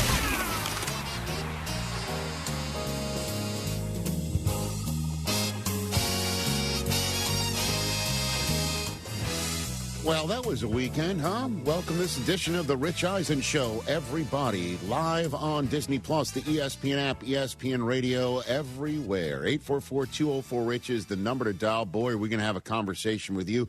We're wide open because I am sure there are 5 fan bases that are really pissed and 5 that are ecstatic. There are 2 more that are on pins and needles tonight. In the Steelers and the Texans for Monday Night Football. And then there are 2 fan bases in Seattle and Denver saying, thank goodness we had a bye week because this past wild card weekend, anything happened, everything happened. And I am glad to be that my team was out of that fray. And then Indiana curb-stomped Oregon to start the whole thing off to set up a Miami and Indiana national championship game 1 week from tonight. So there is a ton going on in the neighborhood. Good to see you over there, Christopher Brockman. How are you? Rich, I am excellent. How are you, my friend? I am doing well. Mike Del Tufo, DJ Mikey D. Good morning, Rich. Nuts. Good to see you. TJ Jefferson, the candle does appear to be lit over there. How are you? It was great to be able to relax and not have to worry about your team playing football this because they didn't make it. You didn't have like all the stress. I highly recommend it for anyone. They're good. That Did you go golfing? I guess there's one way that 2 teams that were out of the fray, happy to not be in that fray, are happy to now have their teams back in the mix in Seattle and also in Denver. And there's tons of other fan bases that wish their teams could have actually been in the mix. As I mentioned, 844-204-RICH is the number to dial. Get in, baby. We start today's show with the fact that Wild Card Weekend comes and goes and has a Monday Night Football game still to go. And we know, as we sit here, there will be a new champion crowned in the National Football League. We will have a new Super Bowl champ because the San Francisco 49ers went into Philadelphia and did what Green Bay fans know they could do, what Dallas fans know they could do, which is come into your house and end your season, despite it being filled with hope and desires, except for the fact in Philadelphia, from what I heard from many fans there in Philadelphia, there was no hope. There was no hope pretty much from the very beginning because they were all wondering what was going on with this offense, even on an opening night win against the Dallas Cowboys and then a week 2 win in Kansas City. There was always an undercurrent of this isn't working out.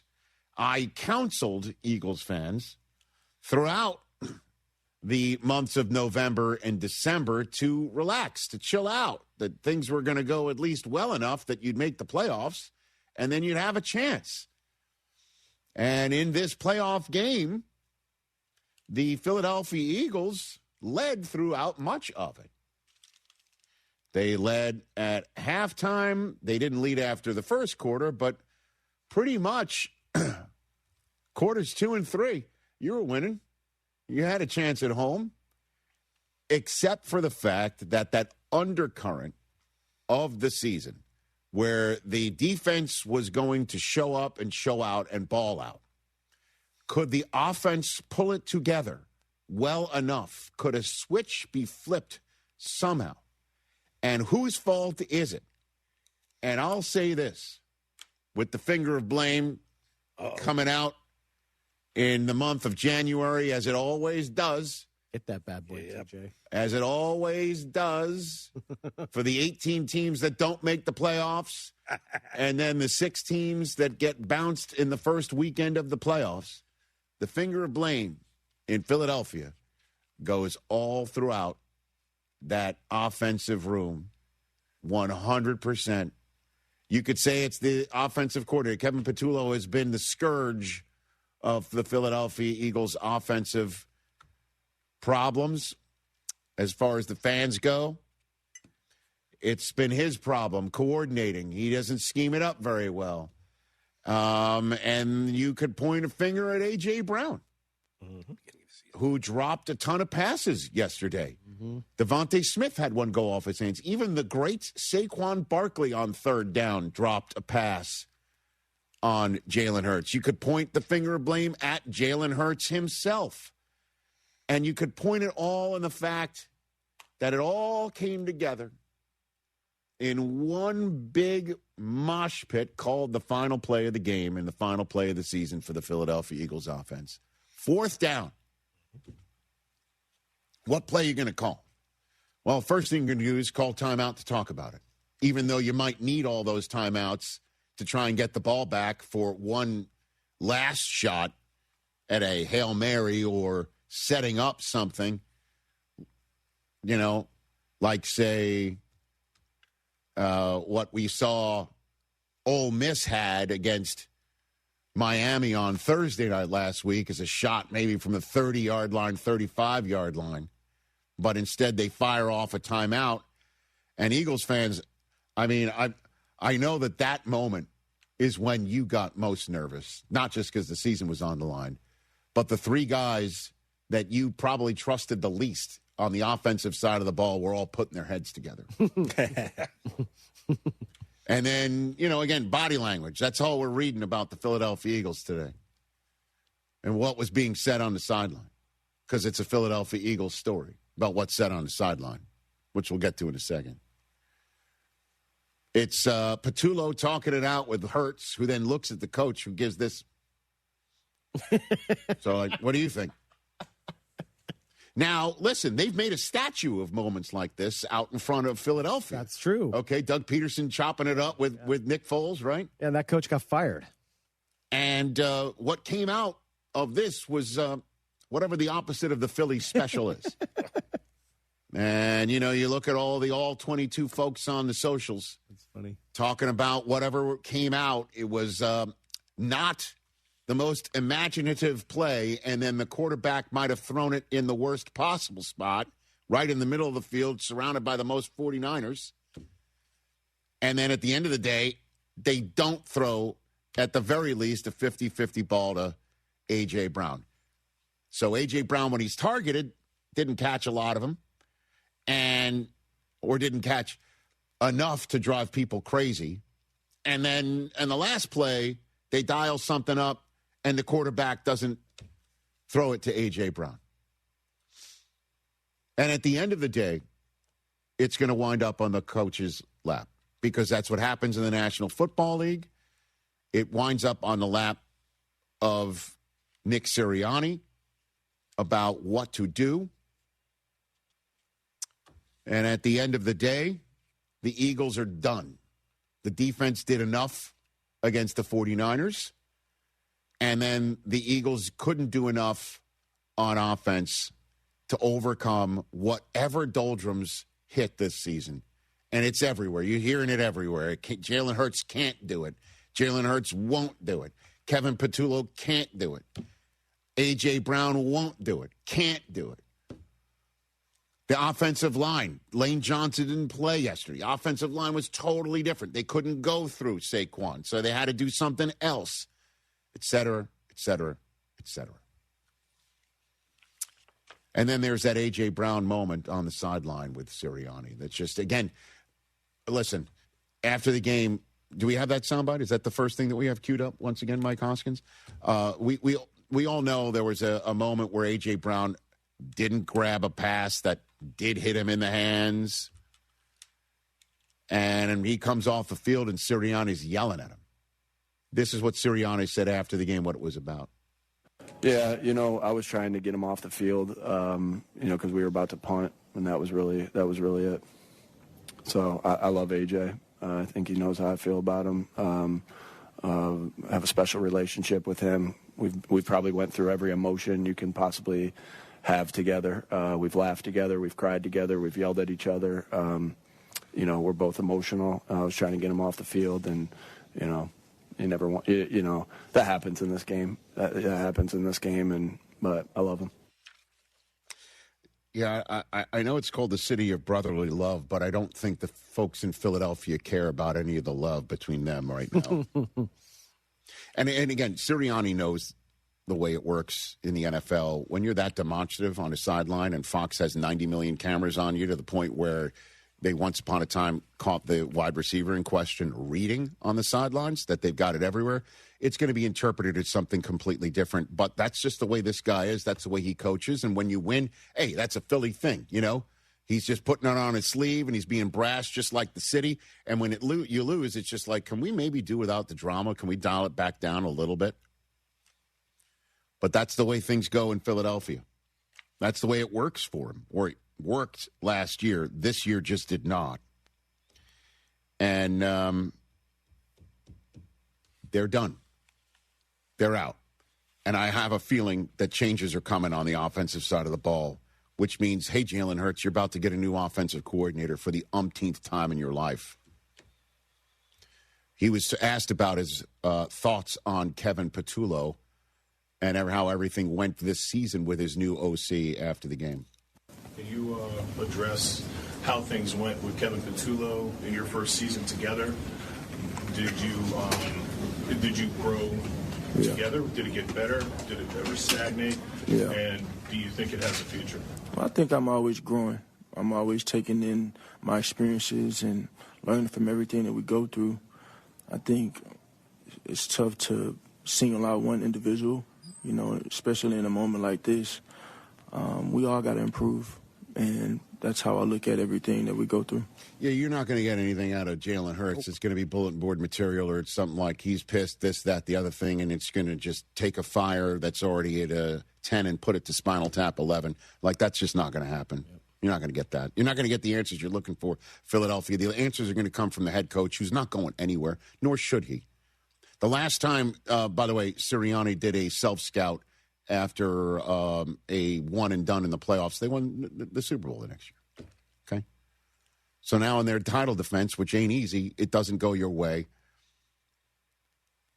I don't know if A.J. Brown's going to be back either. And for Hurts, in terms of a new offensive coordinator, I know that's the last thing they want to do. It's the last thing that they want to do. I've got the list here. In college at Alabama, he had Lane Kiffin and Sark in 2016, and then they left. Dayball and Loxley come in.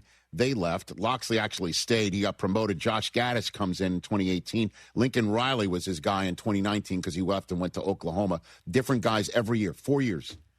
Then he comes to the Eagles. It's Doug Peterson his first year. Shane Steichen, the only guy he had back-to-back years with as his offensive coordinator. Before Brian Johnson comes in, he gets the gate. They bring in Kellen Moore. They win the Super Bowl. He gets hired somewhere else, and here comes Patullo. And I think here comes another guy. So I know I told Eagles fans to relax, and their response to me would be, I told you so, Rich. This is why we didn't relax, because we knew this would happen in the playoffs. I'll be honest with you. Anything's happening in these playoffs. Anything's happening. You just take a look at the rest of this weekend, how anything could have happened. And the one thing that was not the same is everything else. I guess what's not the same? Josh Allen doing Josh Allen things. That's still the same, right? Yeah. I guess, Matthew Stafford pulling it out of his orifice at the end. The Bears doing that to the Packers again. That's not the same. No, that's not. Listen, I understand. I think changes are going to have to come in Philadelphia, as much as they don't want to do it. And the thing about the Eagles that makes things more difficult for them to realize that the offense isn't imaginative enough or something's not working is to be bounced by the San Francisco 49ers doing everything that they've done without the guys that they usually have. Kittle goes down again. My God, George Kittle, wherever you are, man, I'll send you a bottle of tequila as well. Did you hear that? I heard he drank the whole thing. Well, why wouldn't he? Diana was reporting. Wanted a bottle of tequila sent to the locker room after he blows out his Achilles in this game. What a shame. And it's just, hey, football gods, can you just stop taking people like him off the field? Can we stop this sort of thing? For real. He goes out. And now he's done for the rest of the campaign. And the Niners just keep on chugging. Okay? The Eagles are like, we're running it back. We got the same guys. These are the same guys, and it's no longer working for some reason, and we don't know why. We can't put the finger on it. Fans can't get an answer. And the Niners are like, okay. No Brock Purdy, we'll bring in Mac Jones. Ayuk never showed up. Yep. Yeah. Pearsall can't stay healthy. Juwan Jennings, the first month of the season, in and out of the lineup. Here comes Kendrick Bourne for 19 million yards. Demarcus Robinson, if you had on your bingo card that he would come up with 63 of the first 76 yards on the opening drive for a touchdown, including his grab, to start the scoring in Philadelphia. Anybody have that on their bingo card, Bueller? No. And then, of course, in terms of imagination on offense, the Niners having a tough time against this Eagles defense, keeping Christian McCaffrey down and out of the end zone. Guy doesn't have a touchdown coming into the fourth quarter. Again, coming into the fourth quarter in this game, it's 16-10. The only touchdown the Niners have is their opening drive, Demarcus Robinson. So what does Kyle Shanahan dial up?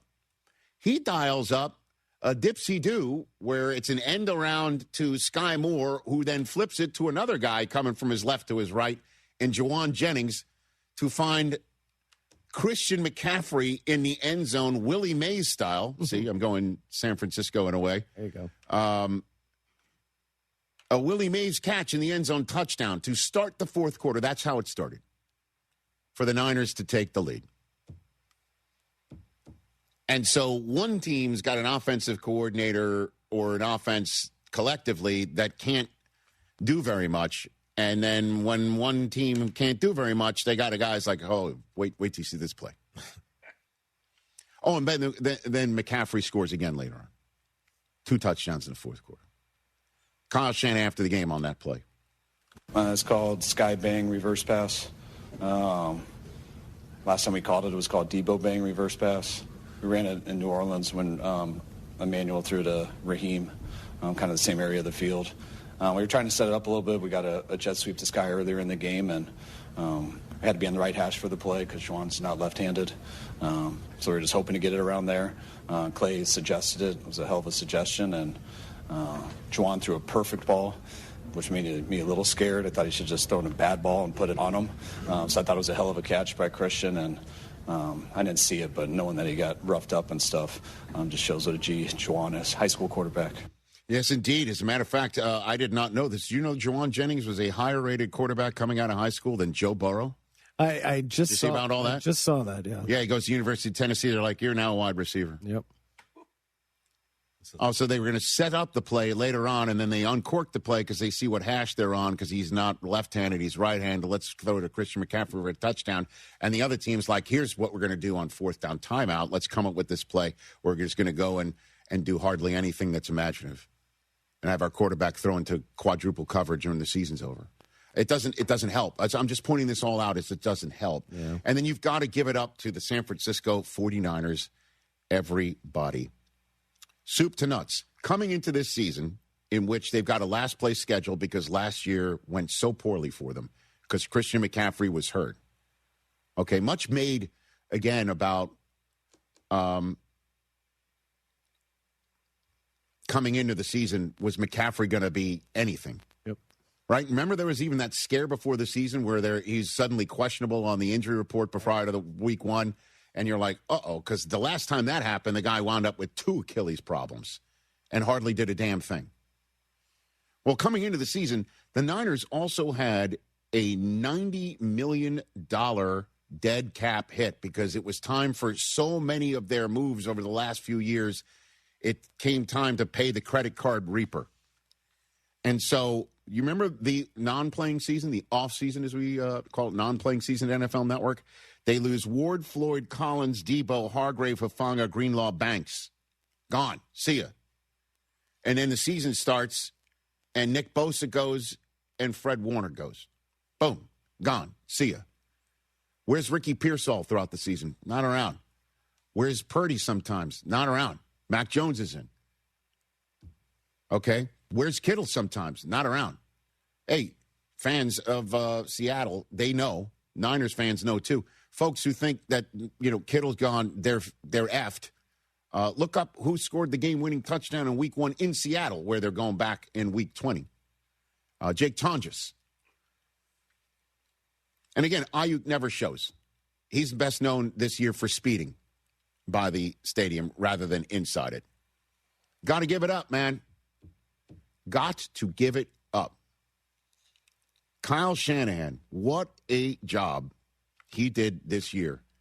And it also helps to have Brock Purdy come back from injury, have back-to-back games with accounting for 5 or more touchdowns on a Monday nighter in Indianapolis, and then against a Bears team who knows, they might see again in a couple weeks. Purdy now has 5 career playoff wins, his 4th career game-winning drive in the 4th quarter or overtime. Guess who that breaks the tie with? For now, the most such playoff game-winning drives in the history of the San Francisco 49ers. He now has Brock Purdy more game-winning 4th quarter and overtime drives in the playoffs than Joe Montana. That's it. Can't get any better than that. Maybe ever, let alone for the San Francisco 49ers. And this is what Shanahan had to say about his QB afterwards. So impressed because there were 2 mistakes he'd love to take back.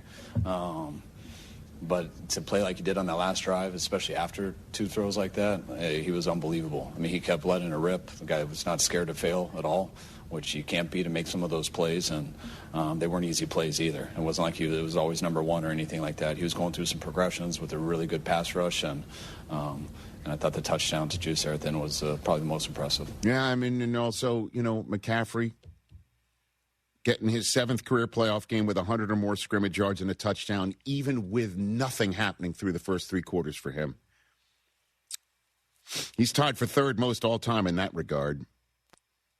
Tied with Terrell Davis, Jerry Rice, Thurman Thomas. They're all in the Hall of Fame. And you know who he's only 2 behind now? Franco. And 3 behind Emmett. That's some good company. And they're going to Seattle. Kudos to them. Unbelievable performance. They did it again. They did it to Dallas. They've done it to Green Bay. Now they've done it to Philadelphia. And Seattle knows it can be done to it as well, despite how well they curb stomped them a couple of Saturdays ago. Give it up. And again, like I said, a team that comes into the season cap hamstrung and then injury hamstrung, and it doesn't matter. And they're the ones who won and done a Philadelphia team that pretty much has everyone back. Everyone gets injured.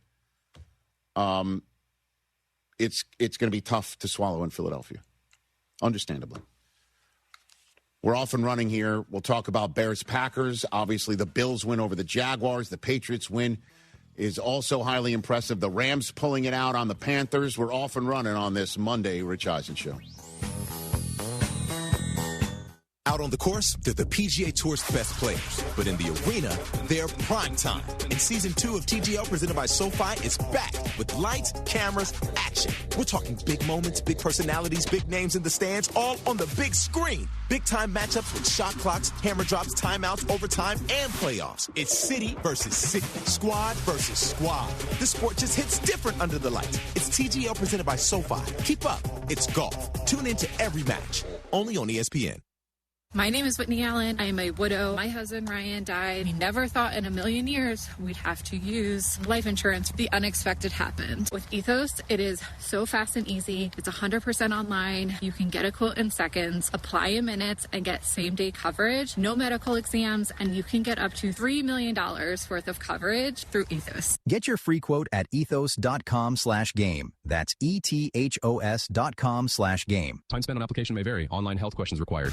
Hi, I'm Danny Clark, owner of Collectors Firearms. We're celebrating our 50th year in business, and we would like to invite you to come see our 12,000 guns in stock. Don't let the name fool you. We carry all the latest and greatest guns, in addition to the antiques and collectibles. We even have a tank right out front. Have you been putting off cleaning your guns? Bring them to us, and we will give you a basic cleaning free of charge while you wait. Come see us at Westheimer at Voss, CollectorsFirearms.com. That's CollectorsFirearms.com. What's up, Houston? Lance Zerline here. Listen, if you're looking for a spot to catch a game, hit up Aranda's Sports Bar, ice cold beers, killer tacos, and big screens blasting every home game. Since 1981, Aranda's has been bringing that authentic Mexican vibe, now with the sports twist. Cheer with friends, savor the bites, and feel the energy. Plus, stay late with epic drink specials that keep the party going. Aranda's Sports Bar, your Houston spot for epic sports and bold flavors. Head on over and get loud today. Want to make 2026 your year of adventure? Book that trip and learn a new language with Babbel. Go ahead, make a resolution you can stick to. Now is the time. Babbel's New Year sale is here. Unlock all of the languages on Babbel with the lifetime subscription for 65% off. Just go to Babbel.com and start today. Babbel teaches you relevant words and phrases, so you can start speaking with confidence in as little as 3 weeks. And because Babbel's bite-sized lessons fit easily into your daily routine and are easy to remember, you'll be talking like a local in time for takeoff. Dive into the world of language learning content with Babbel's videos, podcasts, and stories from around the world, full of culture bites and language learning tips. Turn your daydream into a destination this year with Babbel. But don't wait. This offer ends January 15th. Get Babbel's lifetime access for less at Babbel.com. That's Babbel.com. Babbel.com. Buying a new vehicle shouldn't be hard. Monument Chevrolet makes it easy. Random here. Monument Chevrolet has a huge selection of Chevy vehicles priced with transparency. No hidden fees, no upcharges, no dealer add-ons. For over 50 years, Monument Chevrolet has earned relationships with thousands of customers doing business this way. For new and used cars, fleet sales, and service, visit Monument Chevrolet in Pasadena, right off 225 and Beltway 8, and monumentchevrolet.com. Chevrolet, together, let's drive. Hey, it's John Granato. If you're giving your home a little love, start with the details that make it shine. Bluebonnet Glass designs and installs frameless showers, mirrors, glass doors, and windows that make your home feel open, bright, and brand new. They're a local team now, started in Sealy in 1951, and they're here in the Houston area. Honest work, fair prices, great results every time. Visit BluebonnetGlass.com to see their work and get a free quote. Bluebonnet Glass, adding the beauty of glass to your project.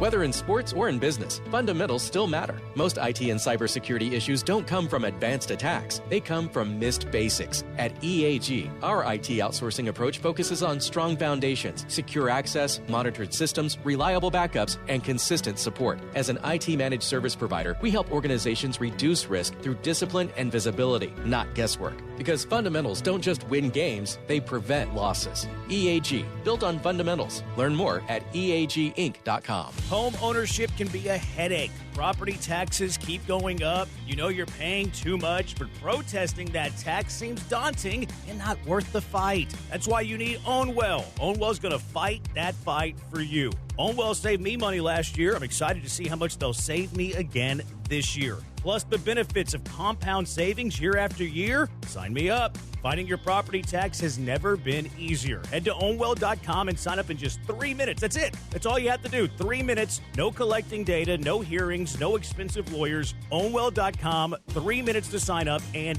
done. 140,000 Houston properties use Ownwell. 500,000 Texans have had their property tax lowered thanks to Ownwell, and Ownwell saves their customers over $1,100 on average. So what are you waiting for? Stop overpaying on property taxes. Get your free savings estimate right now at Ownwell.com. That's Ownwell.com to see how much you can save. Ownwell.com. Del Olale here. What's the scariest thing about winter coming? If you were thinking it's all that obligatory travel to see your family, you'd be dead wrong. The scariest things are frozen, broken pipes that can cost thousands of dollars of damage to your home. Have Aqueduct Plumbing Company come out and give you a free estimate for pipes that don't burst in a freeze. Billy says if you go with them, he'll throw a traditional water heater in for free. Call him today at 281-488-6238 or visit aqueductplumbingcompany.com.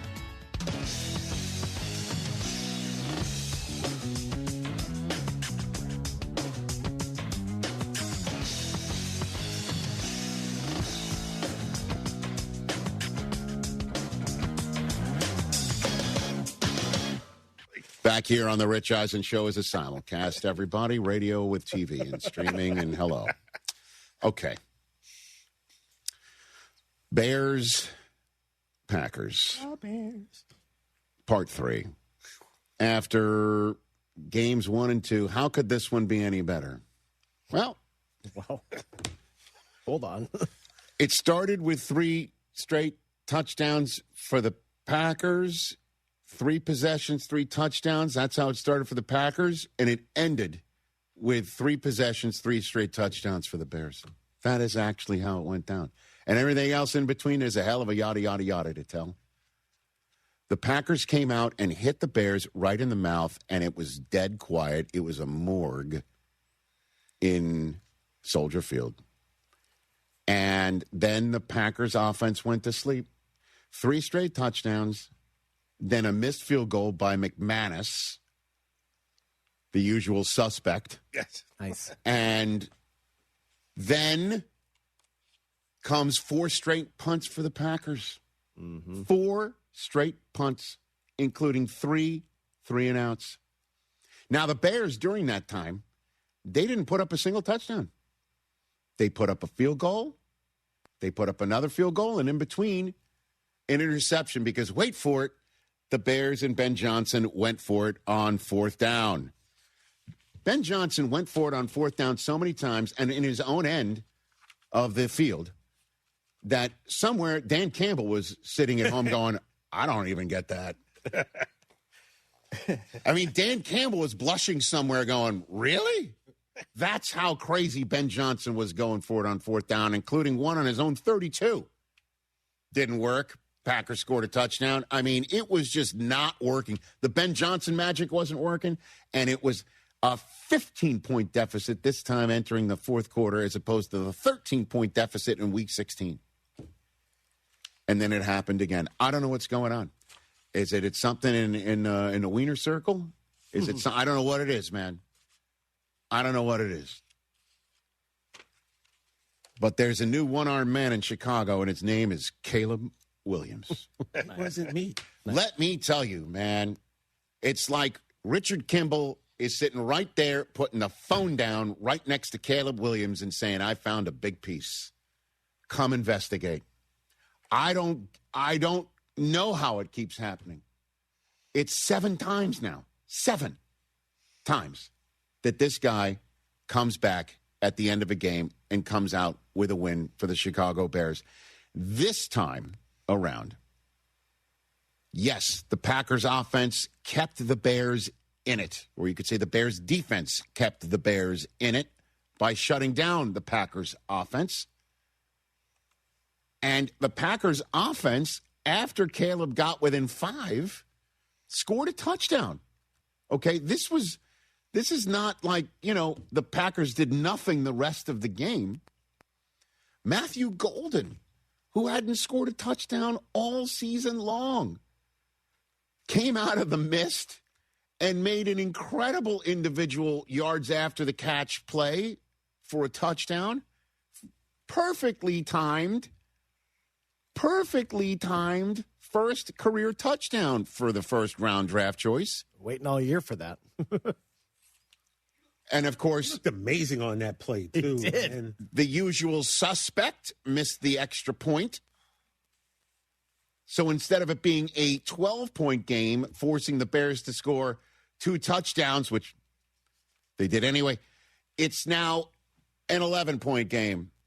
And Caleb is running out of time. Less than 6 minutes to go. This is unbelievable. I mean, this is the stuff that Bears fans will be talking about for the rest of their days, regardless of what the Bears do the rest of the way here. 5:37 to go. 4th and 8 on their own 43. And Caleb Williams is pushed out of the pocket by a pass rush from his right to his left. He's going against the grain of his body. He leaps in the air, okay, and has his right arm in such a way that it does look like the Jordan Jumpman. It sure did. Yeah. And he somehow, without the benefit of gravity, I just used those words, has the innate athletic prowess to be able to get enough on the football to find Rome Odunze going from his right to his left towards the sideline and finds him on the move. It's not like Odunze's sitting there and is waiting for the ball to finally come down. This thing had some zip to it to the point where it gets over the defense right to Odunze as he's arriving on the spot. Caleb led Odunze to that spot from where he let go of the football. One of the greatest 4th and 8s I've ever seen, we will ever see, and we have to give it up to this kid for this, because if it was Mahomes, there'd have been some sort of a national holiday on the spot. I mean, Chris Collinsworth would have somehow come out of the mist in your own living room to tell you about how great that was. He would have spontaneously combusted. This was unreal, and that saved the day. Without that, there is no more of a comeback. There's a turnover on downs. We assume the Packers would have done enough to get far enough away where the comeback wouldn't happen. Of course, the Packers get the ball back, go down the field, have a field goal attempt, and McManus misses that one too. 7 points left on the field by the kicker.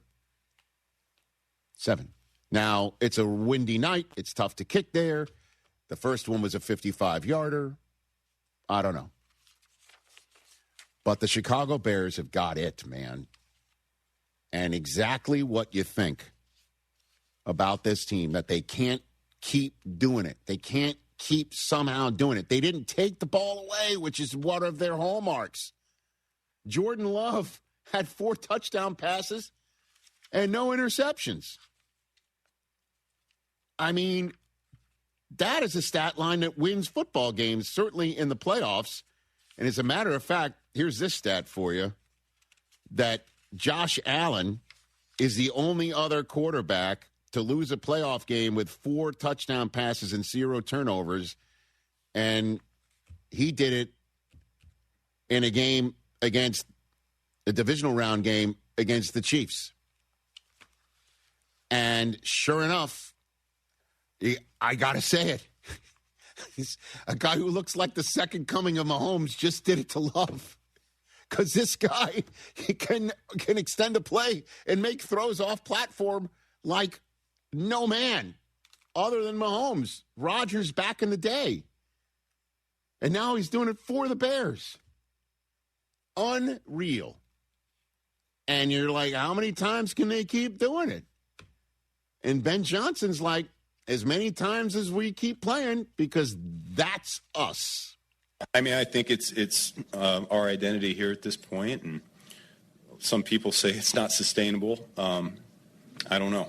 It's the takeaways are, that's who we are on defense, and on offense, it's explosive plays. That's kind of what we've done all year long, and coming up in big moments. And as a team, it's just resiliency and knowing that late in the fourth quarter, that's really when we're at our best as a football team. So we'll keep striving to be better earlier in games and starting faster and all that. But that's it gives us something to work towards. But I can't be any more proud of this crew than I am right now. Yeah.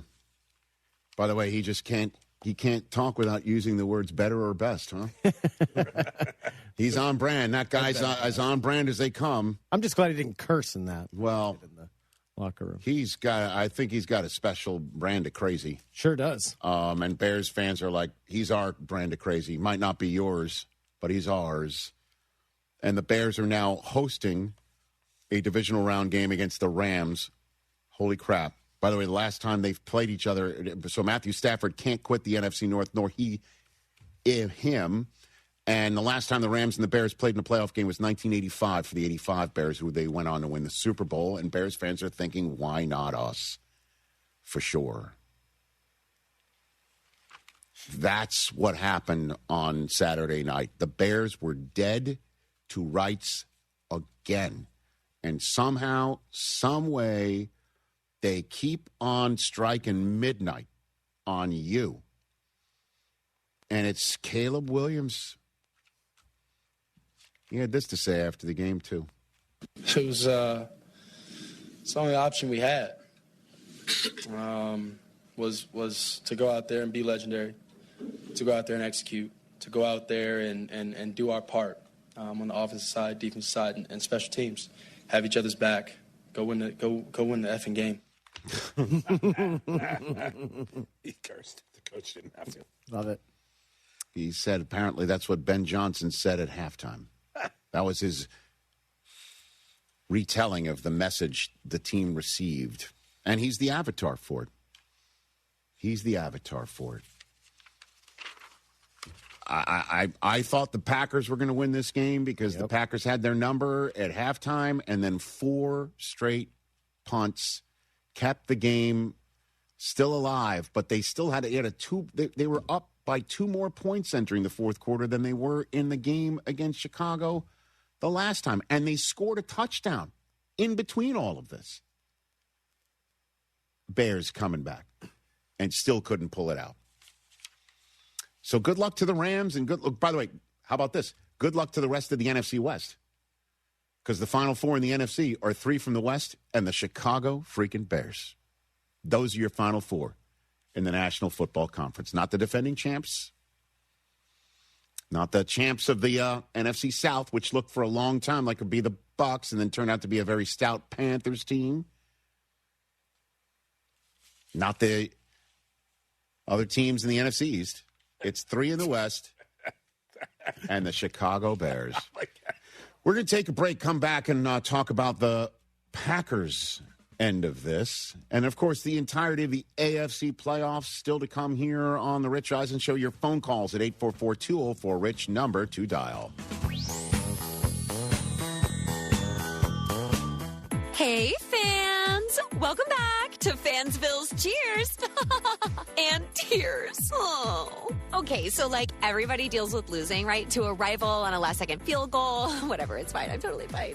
But I cope with losing with an ice-cold Dr. Pepper. Those 23 flavors are so delicious. They totally wash away the pain of your college football team taking a big fat L. College football, it's a pepper thing. A SoFi personal loan is here to help you achieve something once thought impossible: overcoming high-interest credit card debt. Walk the tightrope of your finances with one low, fixed-rate monthly payment, no fees required, and as soon as the same-day funding. That's right. Pull off your own debt-defying stunt with a SoFi personal loan. Visit SoFi.com/trick to learn more. Loans originated by SoFi Bank, N.A., member FDIC. Terms and conditions apply. NMLS 696891. Hey, Houston, Jeremy Branham here. If you love a good getaway, listen up. Two Creeks Crossing Resort is running their Discover Our Resort giveaway on social media, and you could score discounted, even free stays. Just follow at Two Creeks Crossing Resort on Facebook or Instagram and watch for their breadcrumb posts. Each clue could lead you closer to your next riverside escape. Don't miss it. Follow Two Creeks Crossing Resort and visit twocreekscrossingresort.com to learn more. Is your money just lying around? Switch to Huntington Bank, and your money's always doing something. Like auto-saving for special events, tracking your teen spending, and helping protect your parents from fraud. Let's get more from money. Switch to Huntington Bank. Welcome. Eligibility requirements apply. Some features may require enrollment. Never have I ever called my sister from the finish line of my first marathon. Hello? You won't believe where I am. Are you running? Mile 26. I'm gonna make it. Switch to T-Mobile's 55 Plus plan and get iPhone 16e with its advanced camera system on us. Plus, 2 lines for just $30 a line. Guys, I can't believe it. I knew you could do it, babe. That was amazing. Mom, how do you feel? I feel great. I can't feel my feet. Let's take a picture, and then you may carry me to the car. Share every stride, every mile, every memory on America's best network. Switch to T-Mobile's 55 Plus plan and get iPhone 16e on us and 2 lines for just $30 a line. With 24 monthly bill credits and 2 eligible port-ins on Essentials 55 Plus for well-qualified customers with autopay plus taxes, fees, and $35 device connection charge. Credits end and balance due if you pay off early or cancel. Contact us. Finance agreement 128 gigabytes, $599.99 required. Best mobile network in the U.S. based on analysis by Ookla of Speed Test Intelligence Data 1H 2025. Visit T-Mobile.com. It's the largest lab-grown diamond liquidation sale in the world at My Jewelry Outlet on Bel Air Boulevard. Why pay over $13,000 for a natural diamond when you can get the same real diamond for $799 at My Jewelry Outlet? Engagement rings, studs, tennis bracelets, hoops, custom pieces, thousands of lab-grown diamonds, all at wholesale prices. Without sophisticated equipment, no jeweler can tell the difference between a natural or lab-grown diamond, but your wallet will. My Jewelry Outlet, 3841 Bel Air Boulevard. Real diamond, real deal. The best thing about memories is they never fade and never go away. Stories from your past sit up in your head perfectly, and you can just draw from them for the rest of your life. The details don't get fuzzy, and you can share them with the people you love easily. Oh wait, that's bull. That's a heritage film. The thing that we create for families and founders to share their stories with a personal documentary film that does last forever. YourHeritageFilm.com. Be fearless with your future at San Jacinto College. Register today at sanjac.edu. I'm Hector with LaPorte Roofing and Remodeling. My team and I take pride in giving homeowners real peace of mind. Whether it's an honest assessment, a repair done right, a full replacement, or guiding you through the insurance claims process. No pressure, no gimmicks, just genuine care of the people in our community. This work means something to me. We're not storm chasers. We're your neighbors, right here, year-round. LaPorte Roofing and Remodeling, the name you can trust. Call 281-699-9123 or visit us at laporteroofing.com. Again, that's 281-699-9123. Since 1976, D&M Leasing has had one mission: make getting a vehicle easier, smarter, and more affordable than buying it the old-fashioned way. People come to D&M to escape negative equity and get payments that actually make sense. You're working with true experts who know how to save you money and protect you from depreciation. If your payment's too high, you're buried in negative equity, call D&M. No payments for 60 days. Call 713-290-1000 or visit dmautoleasing.com today. We make leasing easy at D&M. Follow ESPN Houston on Facebook, X, and Instagram. Wherever you are, we're there too. Not in like a creepy way. You know what? Just follow us on social media.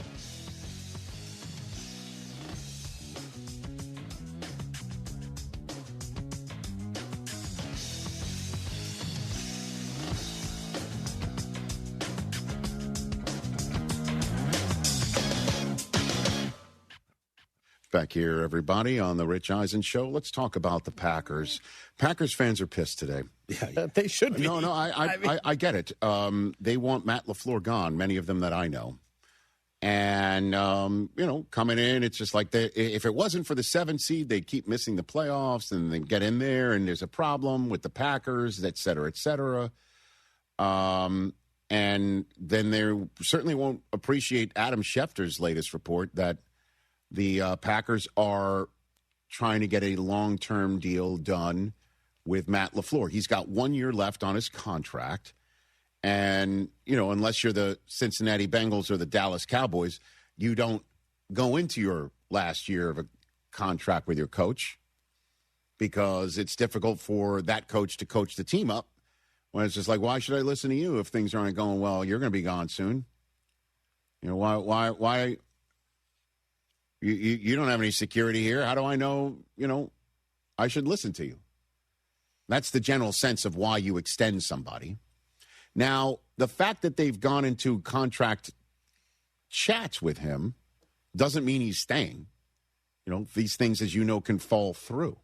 If they tell him you got to make this change, that change, this change for your money, and they go full Don Draper and basically say that's what the money is for, and his response might be, well, I'm not signing a long-term deal, and we'll see how it all goes in that regard. I will just say this to Packers fans, if I may have the temerity to address them directly after such a brutal, difficult loss. But I think you would be you would be wondering if you made the right move if he isn't around anymore. I think you need to be careful what you wish for. And Jordan Love gave a full-throated voice of support to the coach on Saturday night. Jordan Love didn't lose this game. I know there were 4 punts in a row that drives Packers fans crazy. Changed the way he called this, that, the other thing. That the way the play calling screwed us up, and that's the coach's fault. He's the one whose face is in the play sheet. And I understand that. Everyone bears that responsibility. But final score, right, was 4, right? Matt LaFleur should get maybe Coach of the Year votes for not Lane Kiffining Brandon McManus in Chicago. Now, it was him who stuck with the guy, too. I'm imagining lots of fingers of blame to go around there. This was an interesting exchange with Matt LaFleur after the game about his future. With all due respect to your question, Pete, now's not the time for that. I'm just hurting for these guys. After the way the season finished and a couple other playoff shortcomings, why do you think we should be back here next year? Again, Pete, I'm not gonna get into that right now. Do you think your team has the confidence that the leadership of this organization can get more than one ago? Yeah. Again, with all due respect, Pete, definitely now's not the time. Whatever, Bill. A couple times this year. Sorry, Bill. That's okay. He had this to say about wanting to stay, what about being the Packers head coach, what it means to him. It means everything to me. This is the greatest organization in the world, in my opinion. And it's very humbling. And I'm certainly disappointed right now. I'm disappointed mostly for... Well, not mostly. I'm disappointed for everybody that's associated with the Green Bay Packers. I'm disappointed for our locker room. I'm disappointed for our fans. I'm disappointed for our leadership, just all our employees, everybody involved with the Green Bay Packers right now. And I know it's tough for me to sit here and say what would happen if Tucker Kraft and Micah Parsons and the offensive line injuries, if they were all on the field when I started the show by saying Kyle Shanahan's done all what he's done without all these folks in San Francisco. I understand, but I think you'd be making a mistake by not keeping this guy. I'm not boots on the ground in Wisconsin. I'm not boots on the ground as a Packers fan. But there's a lot of love for John Harbaugh out there right now from my friends from Wisconsin. No doubt. All right. I will just say this. One of the reasons why LaFleur is on a hot seat, certainly with Packers fans, is weird offensive droughts mid-games, not going to the Super Bowl with your stud veteran at the end of his career in Green Bay, MVP, right, in Rodgers. Yep. Although, let's not forget, LaFleur took over from McCarthy, and it was all like, how's he going to get Rodgers on board? Well, 2 MVPs in a row, right? True. How's he going to transition to Love? Well, Jordan Love, I think they transitioned pretty well with him at this point in time. But not winning it all with your stud quarterbacks, not going to the Super Bowl with your stud quarterbacks, having some weird offensive droughts, things that make you scratch your heads about how did we blow that game. Mm-hmm. That's one of the reasons why John Harbaugh is available. So you'd be replacing one guy who's an incredible culture guy, an incredible coach, with another one with the same set of issues. Unless you think it's a whole new voice in the same way that it's a now time to do something different. And then you'd have to hire 2 new coordinators because you're getting rid of your play caller on top of it. Which you say you want to do. Great. Ask Ravens fans about John Harbaugh's choices at play caller. Again, I don't mean to denigrate. I think John Harbaugh would be an incredible hire for anybody who hires them. But fire Matt LaFleur for him? Just, again, be careful what you wish for. In Green Bay, a new set of voice. It could be great. You see one of the greats of our time, which John Harbaugh is, with the G on the hat. You might be very excited about that. But that comes with a lot of other changes that I don't think the Packers usually have in their DNA. Just don't think it's coming. Nor do I think it should happen. I think John Harbaugh should wind up on the sidelines of the Giants. Now, that's a different story. We'll talk about that more, obviously, as the week goes on. But it's a tough loss for Green Bay. I totally understand it. But blow it all up? Not so sure about that.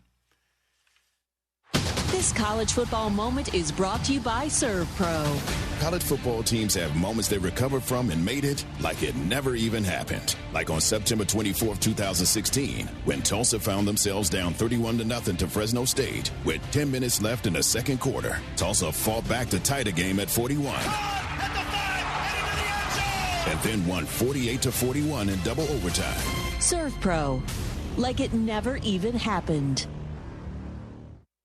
Life is full of choices, some big, some small. And when you choose an H&R Block Tax Pro, you're choosing the largest network of tax expertise to be in your corner. For when your big ambitions need help with the small details. For when your 6 figures come from 6 different places. For when your gaming stream becomes your revenue stream. For when your business's year 1 needs 70 years of tax know-how. At H&R Block, we've seen it all, and we're here to help you make the most out of your money for life outside the box. Get started at hrblock.com. Mike Holly, class of 1990, has been protecting the interest of Cougars for over 30 years. First as a Cougar offensive lineman and now as president of HR&P. HR&P provides comprehensive human capital management services, including HR compliance, benefits administration, and payroll. Don't struggle with the demands of human resources. Let HR&P eliminate these burdens and customize a plan that fits your business needs so you can get back to growing your business. Learn more by visiting hrp.net/U of H. That's hrp.net/U of H. John Granato here. I have fought the government before. I had property taxes that were way too high, and I fought them. And guess what? I beat them, but I've also lost to them. But I'm never going to fight them again. Not with an Ownwell out there. Ownwell is here for the people doing the work. It takes 3 minutes to sign up, and then you don't have to do anything else. And you don't pay Ownwell anything unless they win. And they win all the time. 86% of the time the government is wrong, and Ownwell is saving you money. On average, over $1,100 per win. It's incredible. Why do that work that you might not win? By the way, they have all the technology to get the job done that you don't have. They have all the knowledge. They do this every single day. Stop overpaying on your property taxes. Get your free savings estimate now at Ownwell.com. That's Ownwell.com to see how much you can save. Ownwell.com. Hey, let's talk about something that's very important. It's John Daspit and the Daspit Law Firm's ability as a personal injury lawyer and the best personal injury lawyer here in Houston to take care of you and your family. There are people out on the roadways who are seriously injured.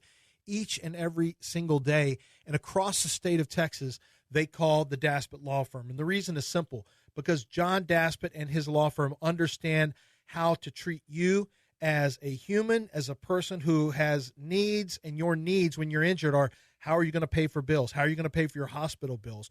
Are you going to be able to get taken care of if you have no insurance when it comes to your hospital bills? Are you going to get the exams and the CAT scans and the MRIs that you need? John Daspit will make sure that happens. He'll make sure you get paid for all the hospital bills, all the time missed from work, and a fair pain and suffering payment. And he gets big results because he understands the law and knows how to win. It's the Daspit Law Firm. Call 713-CALL-NOW. That's 713-CALL-NOW, or go to daspitlaw.com. Hi, my name is Lisa. When my mom passed away, I inherited her house in Houston. I thought I could handle it, but it quickly became too much. The tenants stopped paying, the house needed work, the mortgage kept piling up on top of my own. I didn't know how to handle the paperwork or even where to start. I was terrified I was going to lose the house my mom worked her whole life for. Then I called Sean and his team at Greenlight Offer. They stepped in and handled everything. They handled the probate, dealt with the lender we were delinquent with, took care of the tenant situation, and walked me through every single step. Within weeks, we had closed a house, cash in my pocket, and a peace of mind I didn't think was possible.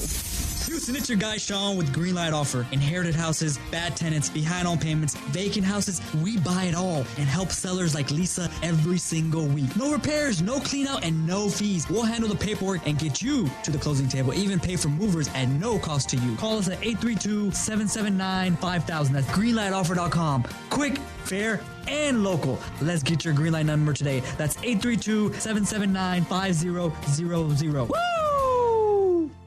Hey, Houston, Lance Zerline here. Listen, if you're craving authentic Mexican flavor, head to Taqueria Sarandas. Since 1981, they've been serving up mouth-watering tacos, sizzling fajitas, and fresh tortas that hit the right spots. Family-friendly vibes, bold flavors, and prices that will not break the bank. Whether it's breakfast, lunch, or dinner, Taqueria Sarandas has you covered. Find a location nearest you and taste the tradition. Taqueria Sarandas, Houston's go-to for real Mexican food. Vamos, let's eat. ESPN 97.5, presented by Zata Jewelers. KFNC 97.9 HD2 Mont Bellevue, Houston, a Gal Media station. This is The Rich Eisen Show. Hey, everybody. Can't get enough of The Rich Eisen Show? You're in luck. You can find us everywhere. Watch us weekdays on Disney Plus from noon to 3 Eastern. Miss the show? We've got a podcast so you can listen anytime. But here's the best part. Our YouTube channel. Subscribe at youtube.com/Rich Eisen Show and you'll never miss a moment. Now, on with the show. This is The Rich Eisen Show. Definitely, now's not the time. Touchdown Bears! They've taken the lead on the Packers! Live from The Rich Eisen Show studio in Los Angeles. Knocked away by Eric Kendrick! And Allen's got it. Not to be denied. He's still going. On today's show, complete wild card weekend recap. Latest head coaching news, your phone calls, and more. And now, it's Rich Eisen.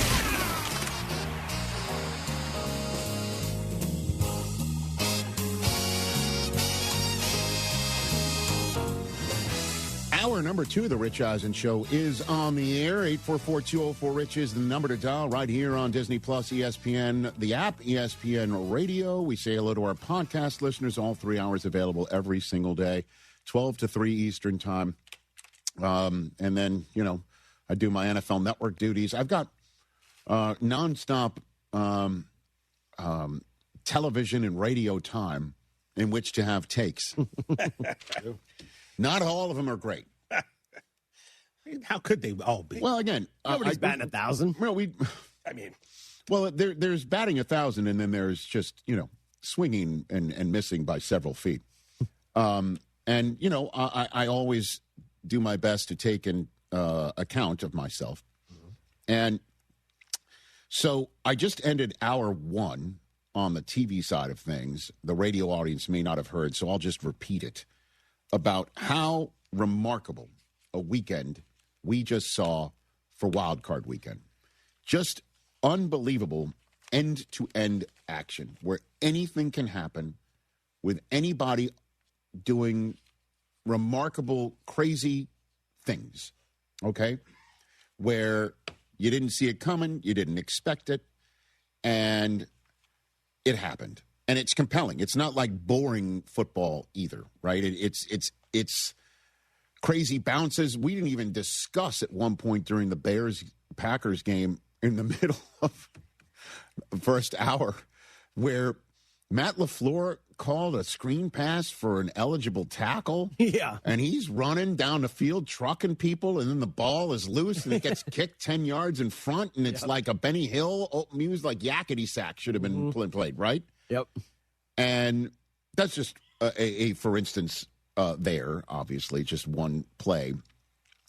But again, the 4 games decided by fewer than 5 points over the weekend is the most games decided by fewer than 5 points in a single playoff round in NFL history, decided by an average of 5.4 points per game. That's the fourth lowest average point differential in any playoff round in NFL history, lowest in wild card history. 4 of the 5 wild card games so far this weekend have featured a team who won despite trailing with less than 3 minutes to go in the fourth quarter. That's already set a record for most such games in a single postseason all time. And there have been, going into Monday Night Football, 12 fourth-quarter lead changes this weekend. That's already the most fourth-quarter lead changes in a single postseason all-time. The previous record was 10 for an entire playoffs. And we've already seen more of that in 5 games, or 4, because Sunday Night Football didn't even include all of that. So, when I said back in the middle of December that we would miss the Kansas City Chiefs being in the playoffs, did you notice I had my finger on that chess piece this entire time for a month? No, because I didn't. I'm off on that one. Man, I was hoping you weren't going to say anything because I was going to do this on Overreaction Monday on a Tuesday. Which is what? We don't miss them at all. Yeah. Chiefs who? You're right. You're right. Because I was looking at the Chiefs as one of those, like, they play high-level playoff football. They play games that go down to the wire. Yep. They have stars all over the map. And then Caleb Williams throws one that Mahomes was like probably sitting wherever he was on that 4th and 8, watching that throw going, okay, young buck, I see ya. Think it was Rick Dalton? Yeah, right there. Pointing right at it. That's what Bears fans were saying. That's why we wanted him. That play right there. We saw him do that at USC, waiting for him to do that. Like, that's for us against the Packers in the playoff game. Rick Dalton GIF. There he is. Fresh from the Golden Globes. So, yeah, wrong about that one. And the fact that Mahomes is not in the playoffs is part and parcel of why folks think this has to be the time for Josh Allen. This has got to be it. And first up for Josh Allen, on the playoff road in the wild card round because he didn't win the division for the first time this decade. Last time he was on the wild card round road was his first crack at it when he went into Houston and damn near shocked Deshaun Watson and the Texans, taking him to overtime, a game that looked like they had won until some crazy-ass holding penalty got called on him. And he's taking on a Jacksonville Jaguar team that had won 8 in a row. And in that streak, the Jaguars were winning their games by an average of 19 points a game. 19. And in that span, Trevor Lawrence had beaten the quarterback sitting at home on a bye week in his house in Bo Nix. In that span, he had also beaten the quarterback 7th seeded in the playoffs in Justin Herbert. Curb stomped them in Jacksonville prior to the Texans going on their run. Trevor Lawrence beat C.J. Stroud, who's going into Pittsburgh tonight with the longest win streak currently in the National Football League. The Texans won 9 in a row, although Davis Mills won a handful of those. But I think you're picking up what I'm putting down, is that the Jacksonville Jaguars were a stout opponent, certainly for a Bills team that is kind of wild to be on the clock for Josh Allen in terms of his best chance to supposedly win a Super Bowl. Because I think if you asked Bills fans, Josh Allen's had better teams than this one that got bounced by Mahomes. That if you only had those teams now, combined with the fact that Mahomes isn't there, well, then look out. And to that, I would basically say, if that was the case, he might have been at home yesterday, not on the road, with all due respect to the 14-win Patriots. So, put it all together. Kind of not fair to say to Josh Allen, this is it for you, pal, because there's no Lamar, even though he's beaten Lamar in the playoffs in the way that Mahomes is. He stands in Lamar's way in the playoffs through Lamar's career in a similar way that Mahomes has stood in his for Josh Allen. But they're not in it. Burrow's not in it. Again, this decade, two guys have prevented Josh Allen from getting the Super Bowl. Burrow once, Mahomes 4 times. 4. Neither of them are in it. Yep. So, what now? I'll tell you what now. No James Cook doing James Cook things because the Jaguars have the best run defense in football. Take him out of the equation. What now? I don't know. There have been many, as I pointed out to start this segment, many hair-on-fire moments over Wild Card Weekend. If you made a top 5 list of hair-on-fire moments, where would it rank for a Bills fan to watch Josh Allen enter the blue tent in the first half yesterday? Ooh, I was like, whoa. Okay, so this whole thing just sort of like the Shining moment where Scatman Crothers travels the entire country only to get, spoiler alert, an axe in the chest. So the Bills season, this entire thing led up to Mitchell Trubisky having to win a playoff game for us, huh? Like there was a split moment, I imagine, for Bills fans to be sitting at home watching that against the Jaguars team that, again, 2 months of steamrolling it. Well, then the rest of the game played out. I mean, Josh freaking Allen is something else. He just will not give up. And yeah, with the whole business of who are his weapons, you take James Cook out of the mix, which the Jaguars did. He had just 2 catches for 5 yards, 15 carries for 46. James Cook was a non-factor. Yep. But you know who was? Not just Josh Allen. Khalil Shakir. They targeted him 12 times. Do you know how many catches he had? 12. He was 12 for 12 in terms of targets and catches. That's a career high in receptions. That's the most by a Buffalo wide receiver in a playoff game all time. He showed up. Most receptions with 100% catch rate in a playoff game in recorded history. We've never seen that. Josh Allen put it right on him.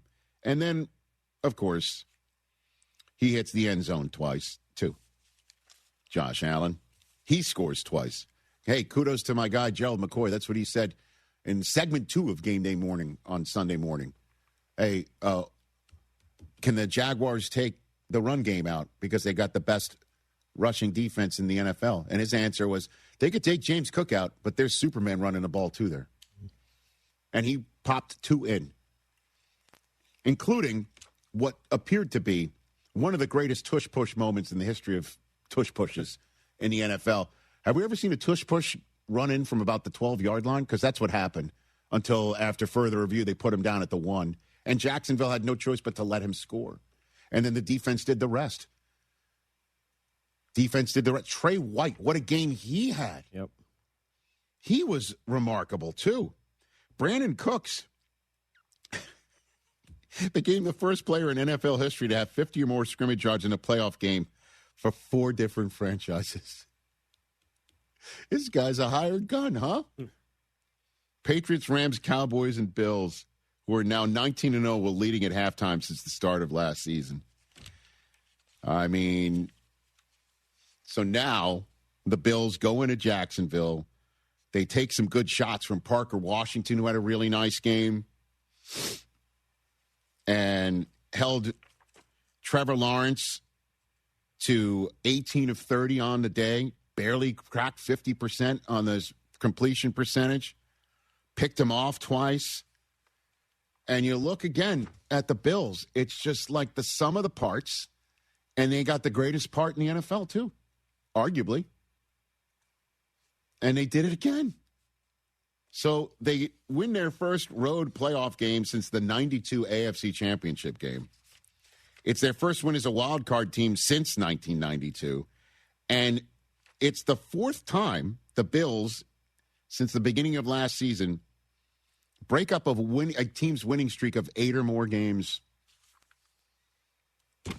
They don't care. They do not care. And now they're coming for Denver. Let's go. Now they're coming for Denver. Let's go. It's going to be great. Yeah. Bills at Broncos coming your way. Divisional playoff round, and I'll tell you this. I'm sure when that result finally hit, Sean Payton was sitting wherever he was going, oh, okay. Maybe he texts Vance Joseph, are you ready? Because here comes Josh, who had this to say afterwards about the journey molding the team for this moment. To have the wherewithal to, again, not blink, and I think that's just the mantra that we've adopted this year of if we've got time left and we got the ball, we got a shot. You know, we feel like we've been in situations like this, and now every game presents itself in a different way. But to understand the moment, to not ride the wave, again, that was stuff that we've learned throughout the entire season. We were able to utilize that and use it today. So we don't have the reigning Super Bowl champs. We don't have the reigning Super Bowl MVP still left, but we've got last year's MVP still in the mix for the playoffs. And since we don't know if it's Stafford or May, we know this year's MVP is still alive. And his toughness permeates, according to the head coach. It trickles down from him in terms of the team's toughness. I mean, when your quarterback's that type of warrior, that type of competitor,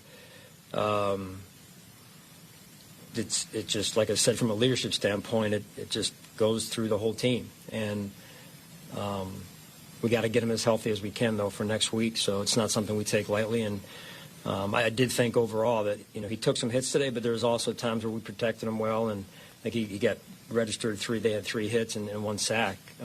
So credit to the O-line on that. Yeah, I mean, his beautiful wife presenting at the Golden Globes. Sinners won a Golden Globe last night. It's all good. The only thing that didn't go well last night for the Allen family, I guess, or the Bills, is the fact that the Patriots won, which means Highmark is now done.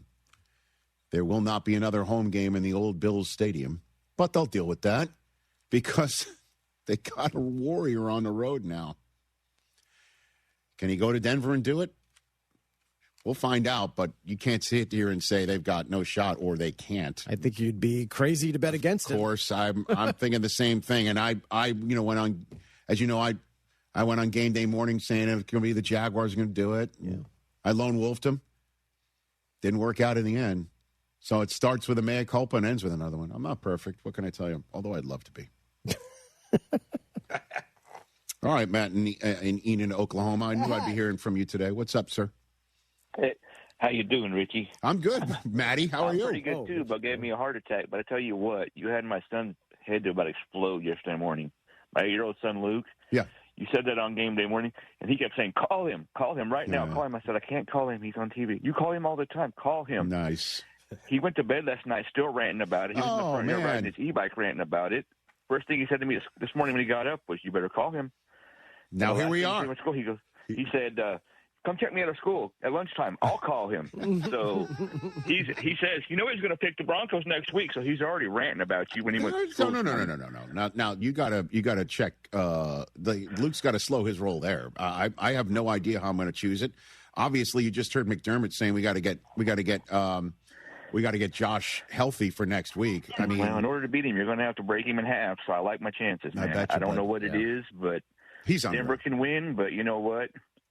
I got Josh Allen. That's what I say. Josh Allen doing Josh Allen things, so bring it. Okay. Yeah. So what would Luke say to me right now if he was on the phone? He'd tell you to suck it. That's what he would tell you to do. Whoa. That's what he would say. That's what he said to me. He said, "That's what you tell him. You ask." Well, listen, I'm a fan of you, and obviously the Bills are a terrific team. Listen, I think everybody keeps on looking to where Josh Allen is going to turn when the crucible of the playoffs hit. And they look at the shiny object, and they're forgetting about it. It's like, oh, he's done. Yep. Everybody's moved on, and I'm tired of hearing about who's not in the playoffs. You know what? Just put them in front of us. Let's go. Line them up. Yep. Play the game and see what happens. And I don't think you're going to like what happens when it's over. So keep on doubting him and see what happens. Well, say hi to Luke for me, Matt. Appreciate it. I will. You take it easy, Bubba. Right back at you. That's Matt in Oklahoma, the Bills fan from outside the building that we've heard from the most over the 11 years about the Bills. They can do it. And the Overreaction Monday subject matter on our podcast that we recorded before the show is Bills at Patriots is 100% in the ether for part 3. Yeah, I think coming into the playoffs, the big question mark was not about Josh Allen, obviously defending MVP. Could the defense do it? This defense has been kind of battered. You can run on them. They got the turnovers when it mattered yesterday. They got a Bosa, and that Trey White was everywhere. He was everywhere. Everywhere. Yeah. And like you said, did it without James White at only 51 combined total yards. That was James Cook. Cook, sorry. Yeah. You got your Patriots on the brain, I understand. Love James White. I would bet against Josh Allen at your own peril there. Well, and I say this as someone who does love Josh Allen, but just listening to Matt, he makes it seem as though no one's ever beaten him or beaten this team. It's like you keep saying you wouldn't bet against them, but had you been betting against them, you'd be fairly successful. Well, based on who he was facing, who's not in the playoffs. Yeah, but I mean, hey, still listen, get it done though. Listen, and it's not fair to say, but I will say, because there are some people who think it. I am not one of them. But at the end of the day, if that was Arrowhead, would they have won against the Chiefs team like the last few years?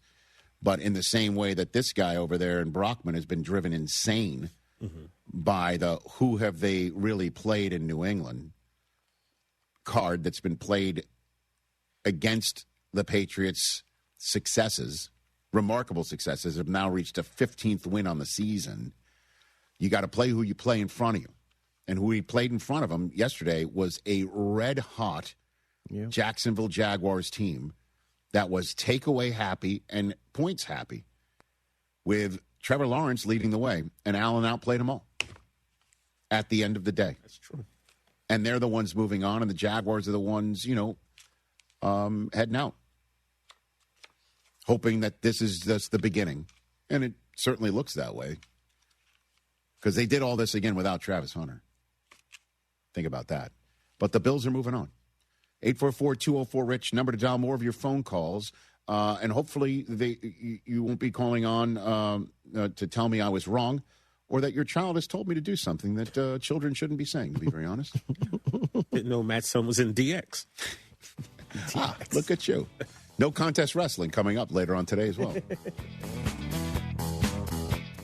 A SoFi personal loan is here to help you achieve something once thought impossible: overcoming high-interest credit card debt. Walk the tightrope of your finances with one low, fixed-rate monthly payment, no fees required, and as soon as the same-day funding. That's right. Pull off your own debt-defying stunt with a SoFi personal loan. Visit SoFi.com/trick to learn more. Loans originated by SoFi Bank N.A. Member FDIC. Terms and conditions apply. NMLS 696891.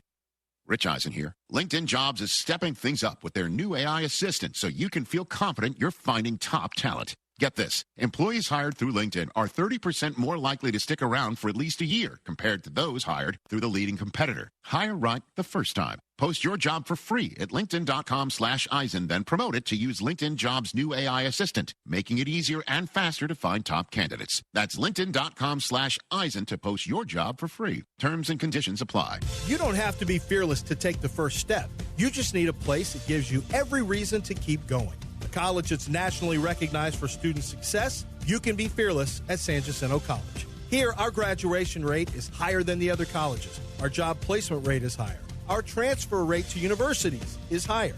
That track record is why San Jac is the #1 community college in Texas. Be sure your hard work will take you even further, and fear less. every step of the way. Monument Chevrolet. For new and used cars, fleet sales, and service, visit Monument Chevrolet in Pasadena, right off 225 and Beltway 8 at monumentchevrolet.com. Chevrolet, together, let's drive. Bluebonnet Glass for homeowners, builders, and contractors. BluebonnetGlass.com. My perfect day has sand, salt water, and friends. But my moderate to severe plaque psoriasis can take me out of the moment. Now I'm all in with clearer skin thanks to Skyrizi. Risankizumab Riza, a prescription-only 150 milligram injection for adults who are candidates for systemic or phototherapy. With Skyrizi, most people saw 90% clearer skin, and many were even 100% plaque-free at 4 months. Skyrizi is just 4 doses a year after 2 starter doses. Don't use if allergic to Skyrizi. Serious allergic reactions, increased infections, or lower ability to fight them may occur. Before treatment, get checked for infections and tuberculosis. Tell your doctor about any flu-like symptoms or vaccines.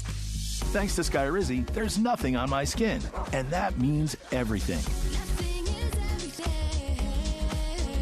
Ask your doctor about Skyrizi, the #1 dermatologist-prescribed biologic in psoriasis. Visit Skyrizi.com or call 1-866-SKYRIZI to learn more.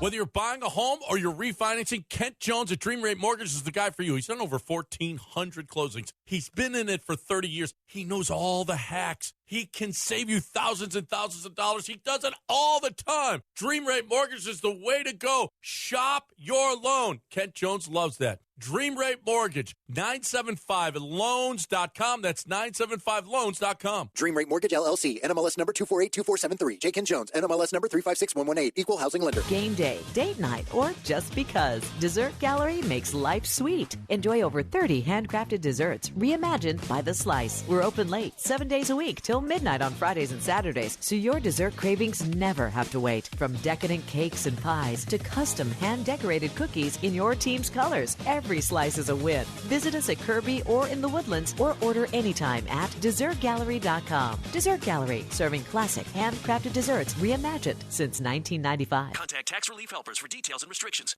Hey, Max Relief here. Did you know your tax debt is growing every minute? Look, it just grew again.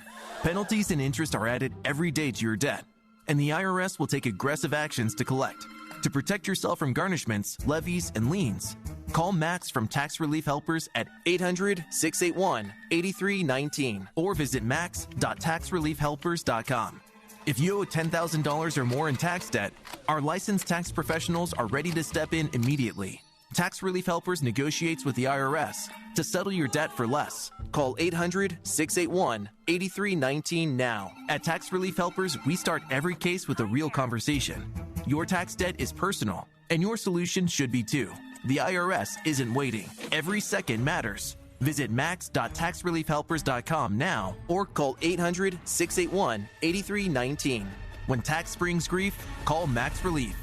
Jeremy Branham here. If you're looking for a cozy winter escape, Two Creeks Crossing Resort has you covered. From November through February, you'll get 40% off all cabin rentals and 20% off nightly RV stays. That's the 40-20 discount. Perfect for relaxing by the fire or exploring the beautiful outdoors. Book your stay now at twocreekscrossingresort.com and make your winter getaway one to remember. That's twocreekscrossingresort.com. Hi, this is Harold Gunn. And this is Bill Olson. Texas Outdoor News is the longest-running, most award-winning outdoor radio show in the state for a lot of good reasons. We bring you the latest news and information about hunting and fishing across our great state and beyond. And our guests are who's who from industry, government, and the field. Texas Outdoor News is brought to you by Ford Trucks and your best in Texas Ford dealers. Join us Saturday mornings at 6, Sunday at 7 on ESPN 97.5.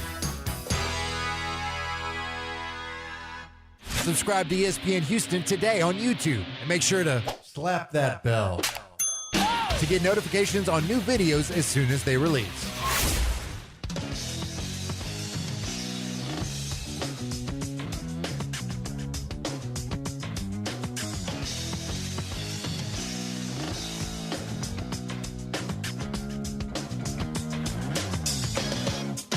Well done. Back here on the Rich Eisen Show, 844-204-RICH is the number to dial here on the program. Let's go. Where are we going to go on this one? Let's take a phone call here. Let's go to Masab in Chicago, Illinois. Okay, bud, I see you. What's going on? What's up, Rich?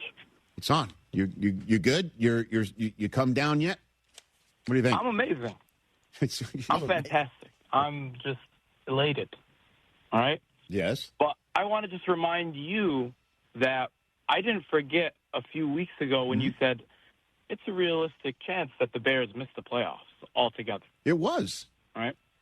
It was a realistic chance, but if you believed in us and you thought we were legit. But it's not my job to believe in you.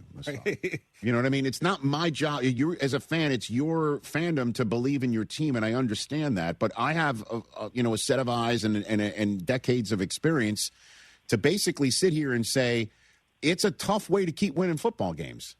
And there are some times when I saw a team that struggles quite a bit and could be beaten that kept on coming back and showing a true grit, and they're now 3 wins away from giving you the parade of your life. So I think I had every right to question them at the time, but the main thing though, the main thing I want to talk about is that Ben Johnson saying F the Packers and F them and stuff like that.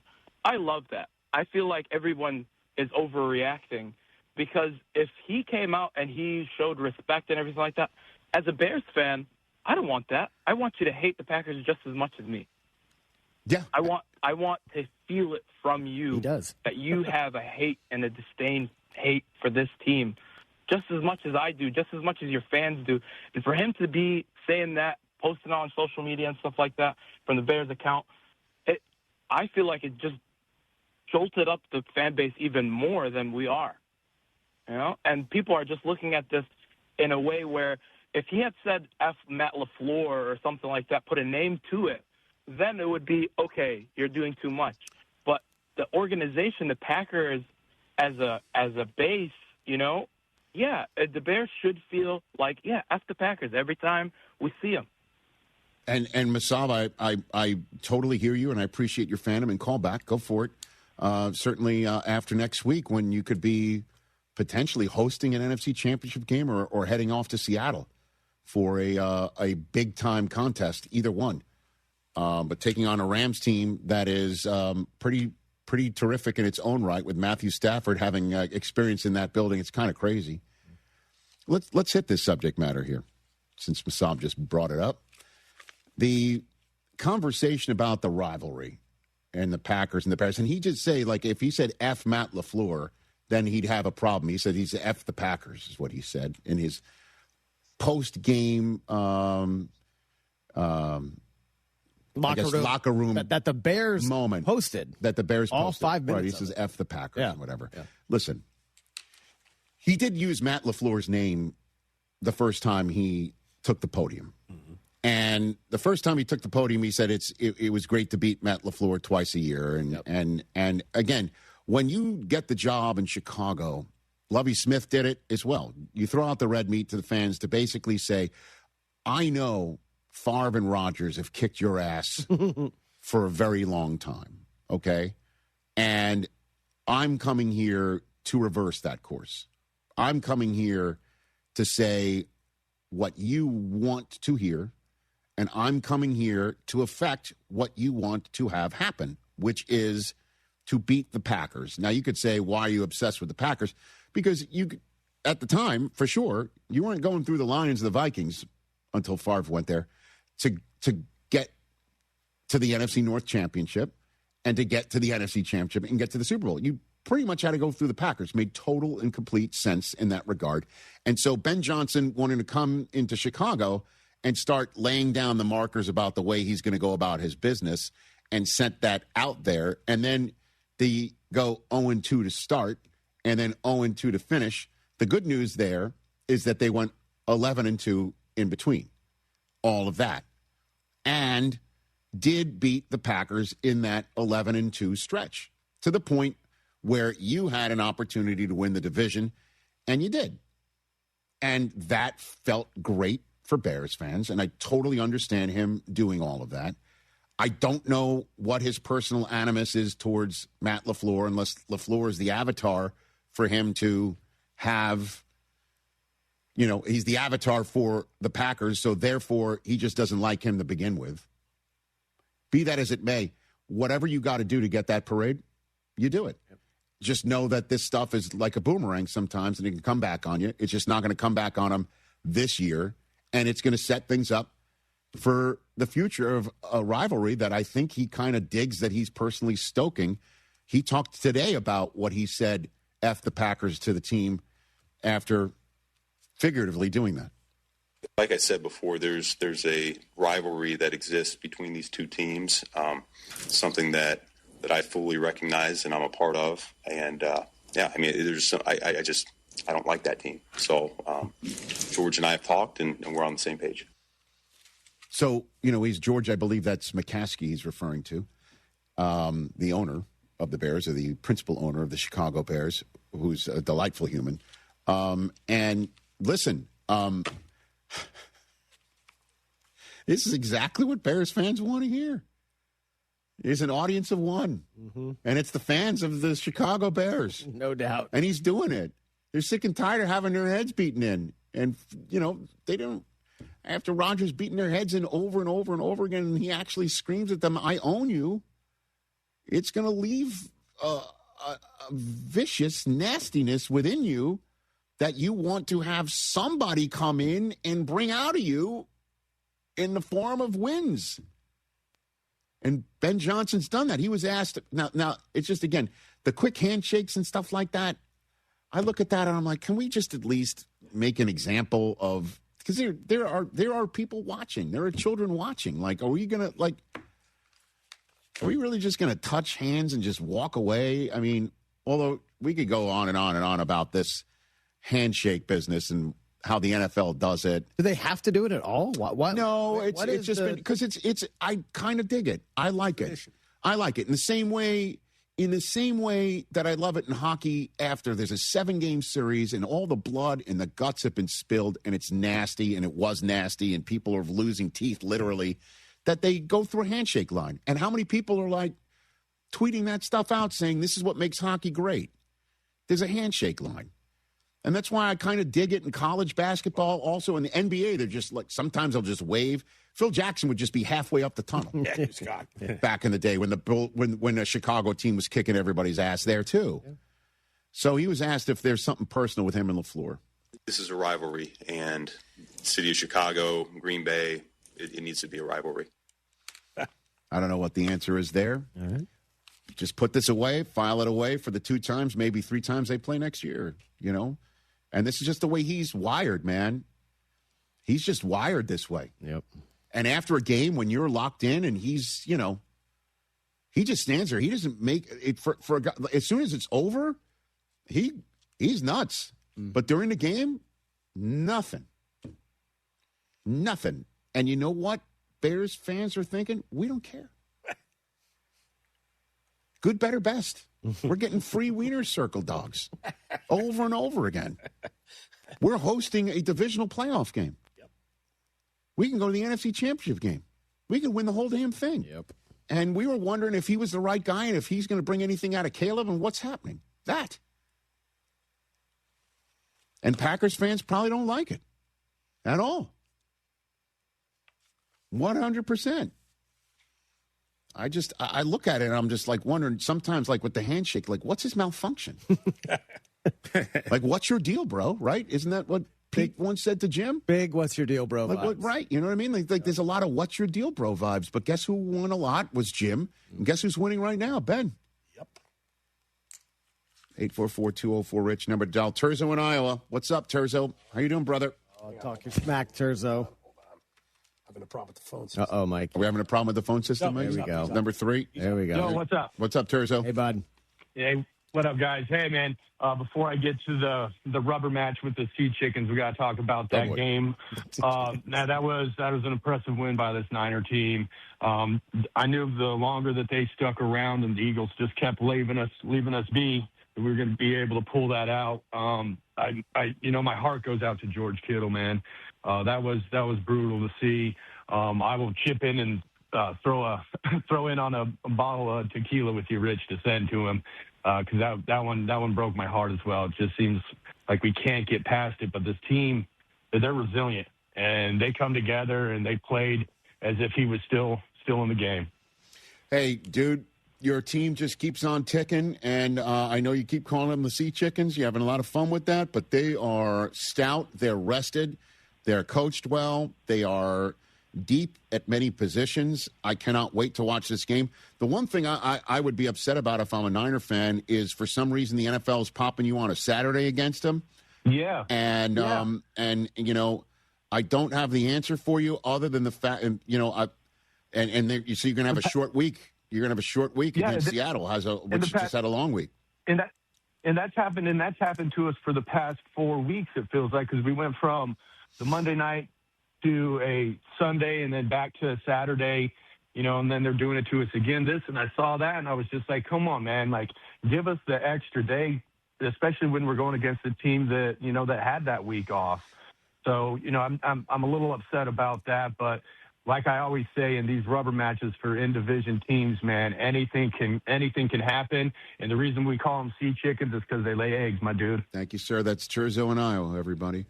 The only reason why I could think of that the NFL did this is because Chicago is market 3 and Los Angeles is market 2. And, that's going to be a Fox game. Fox had the late window on Sunday. Usually they reverse it. So that would mean CBS needs a late window game. Would Texans-Patriots be that late window game leading to the Sunday nighter? I guess. Yeah. Unless, because I don't know if they're going to put the Patriots on NBC again. And I don't know, again, ESPN's got a game. I don't know how they're going to split this thing up. But if I'm the Niners, it's just like, come on. But it's just part and parcel of everything. It's been one big, to use a Jeff Garland phrase, one big bowl have come on, and they're now a Final Four team in the NFC. In the arguably toughest conference in football. 844-204-RICH, number to dial right here. We've hardly even spoken about the Patriots and the Chargers or the Rams and the Panthers. That will change over the final hour and 20 minutes of this Monday edition of the Rich Eisen Show. We'll also hit Indiana football in the same way that Indiana football keeps hitting people. Progressive knows sports brings people together, but you gotta feel bad for people who don't even get it. Some people will never know what it's like to see their favorite team's hopes decided by a ping pong ball to draft the next superstar. Or not. Sure, it's silly for your happiness to hinge on the success of a 20-year-old entry-level employee, but you just can't help yourself. The stress is exhilarating. Progressive can't bring people together like the draft, but we can bring your home and auto insurance together with a bundle. So switch and see if you could save hundreds. Progressive Casualty Insurance Company, affiliates, and other insurers not available in all states or situations. Okay, I have to tell you, I was just looking on eBay where I go for all kinds of things I love, and there it was. That hologram trading card. One of the rarest. The last one I needed for my set. Shiny like the designer handbag of my dreams. One of a kind. eBay had it, and now everyone's asking, ooh, where'd you get your windshield wipers? eBay has all the parts that fit my car. No more annoying. Just beautiful. Millions of finds, each with a story. eBay. Things people love. Since 1976, D&M Leasing has had one mission: make getting a vehicle easier, smarter, and more affordable than buying it the old-fashioned way. People come to D&M to escape negative equity and get payments that actually make sense. You're working with true experts who know how to save you money and protect you from depreciation. If your payment's too high, you're buried in negative equity, call D&M. No payments for 60 days. Call 713-290-1000 or visit dmautoleasing.com today. We make leasing easy at D&M. You still thinking job change in the new year? Yeah, I need something that's in high demand and more stable in this economy. IT? Yeah, cybersecurity, maybe even AI. That's what I did. Really? How? Went to My Computer Career. You don't need any prior experience, and you could start your new career in a matter of months. A lot of IT pros go to school there, too, to level up. Sweet. Are classes online or on campus? Both. Wow, I'll check it out. Thanks. Make this your year. Take the free career evaluation now at mycomputercareer.edu, an elite CompTIA certification partner. Financial aid is available to those who qualify, including VA benefits. My doctor told me my cholesterol is borderline, so I took control with Garlic Healthy Cholesterol Formula. Garlic helps maintain healthy cholesterol safely and naturally. It's odor and taste-free, and Garlic is a world leader in garlic potency. I'm taking charge of my cholesterol with Garlic Healthy Cholesterol Formula, cholesterol's natural enemy. These statements have not been evaluated by the FDA. This product is not intended to diagnose, treat, cure, or prevent any disease. The term natural references only the garlic in the product. Use as directed. Game day, date night, or just because. Dessert Gallery makes life sweet. Enjoy over 30 handcrafted desserts reimagined by the slice. We're open late, 7 days a week till midnight on Fridays and Saturdays, so your dessert cravings never have to wait. From decadent cakes and pies to custom hand-decorated cookies in your team's colors, every slice is a win. Visit us at Kirby or in the Woodlands or order anytime at DessertGallery.com. Dessert Gallery, serving classic handcrafted desserts reimagined since 1995. The mark of any winning team is based on the work that's put into the goal. And just like the sports teams of Houston, Marshall Stevenson Elevator has a pro mindset of a goal to customer satisfaction for nearly 50 years. And by teaming up with American-made Inclinator Elevator, Marshall Stevenson Elevator's customers are the winners. Whether it's an in-home elevator for ease and convenience or one to regain access to upper floor levels, the goal and focus is the same. Marshall Stevenson Elevator. For more, visit marshallstevenson.com.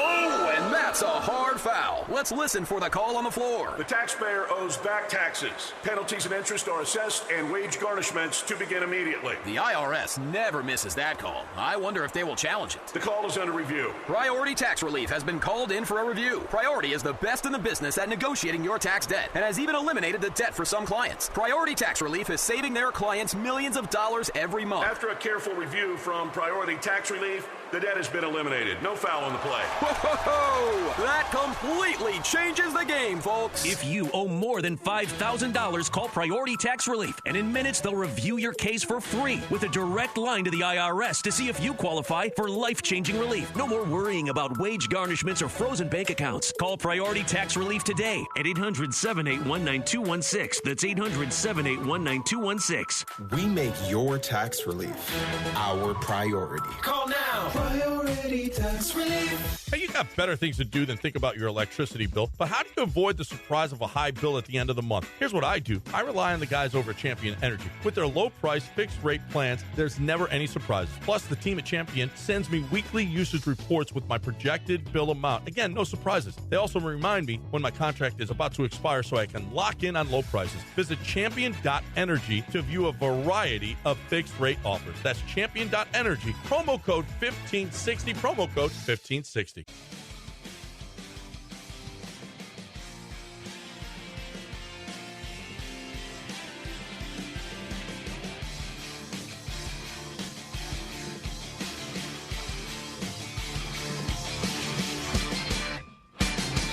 As you all know, I care deeply about pediatric cancer research and awareness. That's why I'm proud to talk about Hyundai Hope on Wheels. For over 27 years, every Hyundai sold has helped fund life-saving pediatric cancer research. Together with over 850 dealers nationwide, they've raised more than $277 million, supporting over 25,000 kids in their fight against cancer. At Hyundai, Hope isn't optional.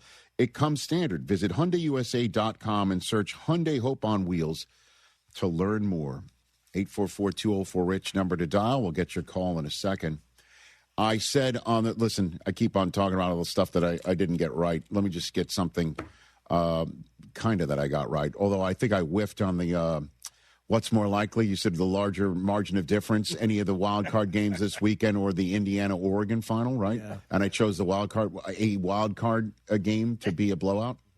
That didn't happen. Just turned out to be the closest weekend in the history of wild card weekend. So maybe I manifested that. Yeah. I think Indiana just scored again. Yeah. Well, I should have just relied on my opinion of Indiana for the last few weeks, which is they are a wagon and they are the bullies of college football. They are just. Now, I understand that bullies are weak at its center, so I guess I need to come up with a different phrase. They are the best in college football, and they have a head coach and a quarterback and a team that is, I guess you could say, as close to a professional football team as you can see. Certainly because they are the similar age of a football team, right? They got a bunch of OGs there. Mm-hmm. This kid Fernando Mendoza, his accuracy is something else. Like, he puts the ball where only his guy can get it, whether it's to high point or a back shoulder or something to lead him to the sideline, to make sure that the defender that is draped all over him can't get him. He's locked in. And he's just such a guy to root for, too. Every time he speaks, it's like a throwback to the 50s, right? Where he's just like, gosh, gee willikers. That's why it's hard to, when you use the bully phrase, you think about him, and he's as far from a bully as it is, so I think we do have to come. Well, he's just the best. He's the Heisman Trophy winner, and he's terrific, and it looks like he's going to be the first overall pick. I love watching his parents celebrate him. Do you notice his dad never stands to celebrate? Do you notice that? Yeah. You know why? Yeah. Because his mom's in a wheelchair. She has Oh. Yep. Wow. And so he sits and celebrates with her. With her, yeah. I'm falling in love with the family. Falling in love with the kid, with the family. And whoever gets him is going to be lucky. Well, I think it's going to be the Raiders. Yeah, it's probably going to. What do you mean? Not exactly the Vegas personality type. Well, but excuse me, if you are somebody who runs the Las Vegas Raiders and you operate in a city like Las Vegas, I want somebody who I know is going home. Yeah, you're not going to get a phone call at guess who's raving? I'd rather rave about him than going to raves. You know what I mean? You call him at 4 a.m, it's going right to voicemail. Yeah, it's going because he's sleeping, or he might be up watching tape. film, right? Or getting ready to come to work. Yeah, true that. Yes, to be the first in the building. But he ain't going to be at the slot machine. I mean, in all honesty, honestly, where's the one city a game took place this year where 2 star athletes didn't participate in the first series for their team, and we were wondering why? I mean, I don't know why you got to bring old stuff up. The city of Las Vegas. CeeDee Lamb and George Pickens were standing there watching. We're wondering what's up with that. Oh, they got in the game. For sure. They played, and they won, And one of them wound up on the All-Pro list, too. But at any rate, yeah, man, he'd That's be. who you want. Yeah, he'd be perfect for Vegas. Yeah. That's exactly who I want if I'm in charge there. But at any rate, Indiana taking on Miami, it's just going to be a total blast. I mean, Miami is a stout team in its own right, okay, with a head coach that is barking out orders also, and is a tough team in the trenches. And you could make the case this kid Tony is the most electric player in the national championship game. Sure. By far.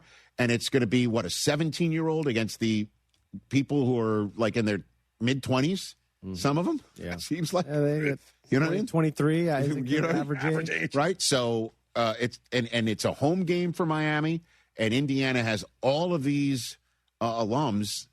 To the point you see Cuban is posting like, hey, can somebody tell me about these secondary tickets? Why they're through the roof? Then I saw Connor Stallions respond, and I'm like, come on, man. Just I know about tickets. It's just like, get out of here. He's probably got a guy, right? He's got a guy. Yeah, he's got Connor. Oh, do you think Cuban would have enough? But at any rate, I mean, they are. It's going to be a fun matchup. And all Miami's going to hear between now and next Monday is they're going to get steamrolled, and I'm sure 8.5-point dogs. I'm sure the coach is going to talk it up. It's their home stadium. Yeah, it's their home stadium. Can't wait for it. But Indiana is a wagon. They just so they took the lead on a pick six to start, and then Oregon ties the game. And honestly, nobody, in case you're wondering how that suddenly happened for Oregon, nobody can affect a change of momentum quite like Chris Brockman prematurely texting the group that the game's over. Did you really? Was I wrong this weekend about any of those? At the end of the day, the game wasn't close. Thank you. The game wasn't close. You declared the Rams game over after Carolina, said that was done. Turned it over on downs in their own end. So you were wrong about that. No. You said the game was over. Won the game. The Rams wound up winning the game. But no, in case if you're sitting at home wondering, how did that just happen in a game when momentum just switched? Just know that Brockman has texted the group saying the game's over. Chris, just know that. Come on. Somewhere. I also had Panthers plus 10.5. So that's odd that it would be gambling related. Guys, there's so also, many. the get-in price for this national championship game, have you seen this? It's through the roof. $3,400 is the cheapest ticket. That's like Super Bowl like getting into a Super Bowl. 5,000. Jeez. 3,005. Yeah. Anyway. You sure you got those numbers? No, he does not.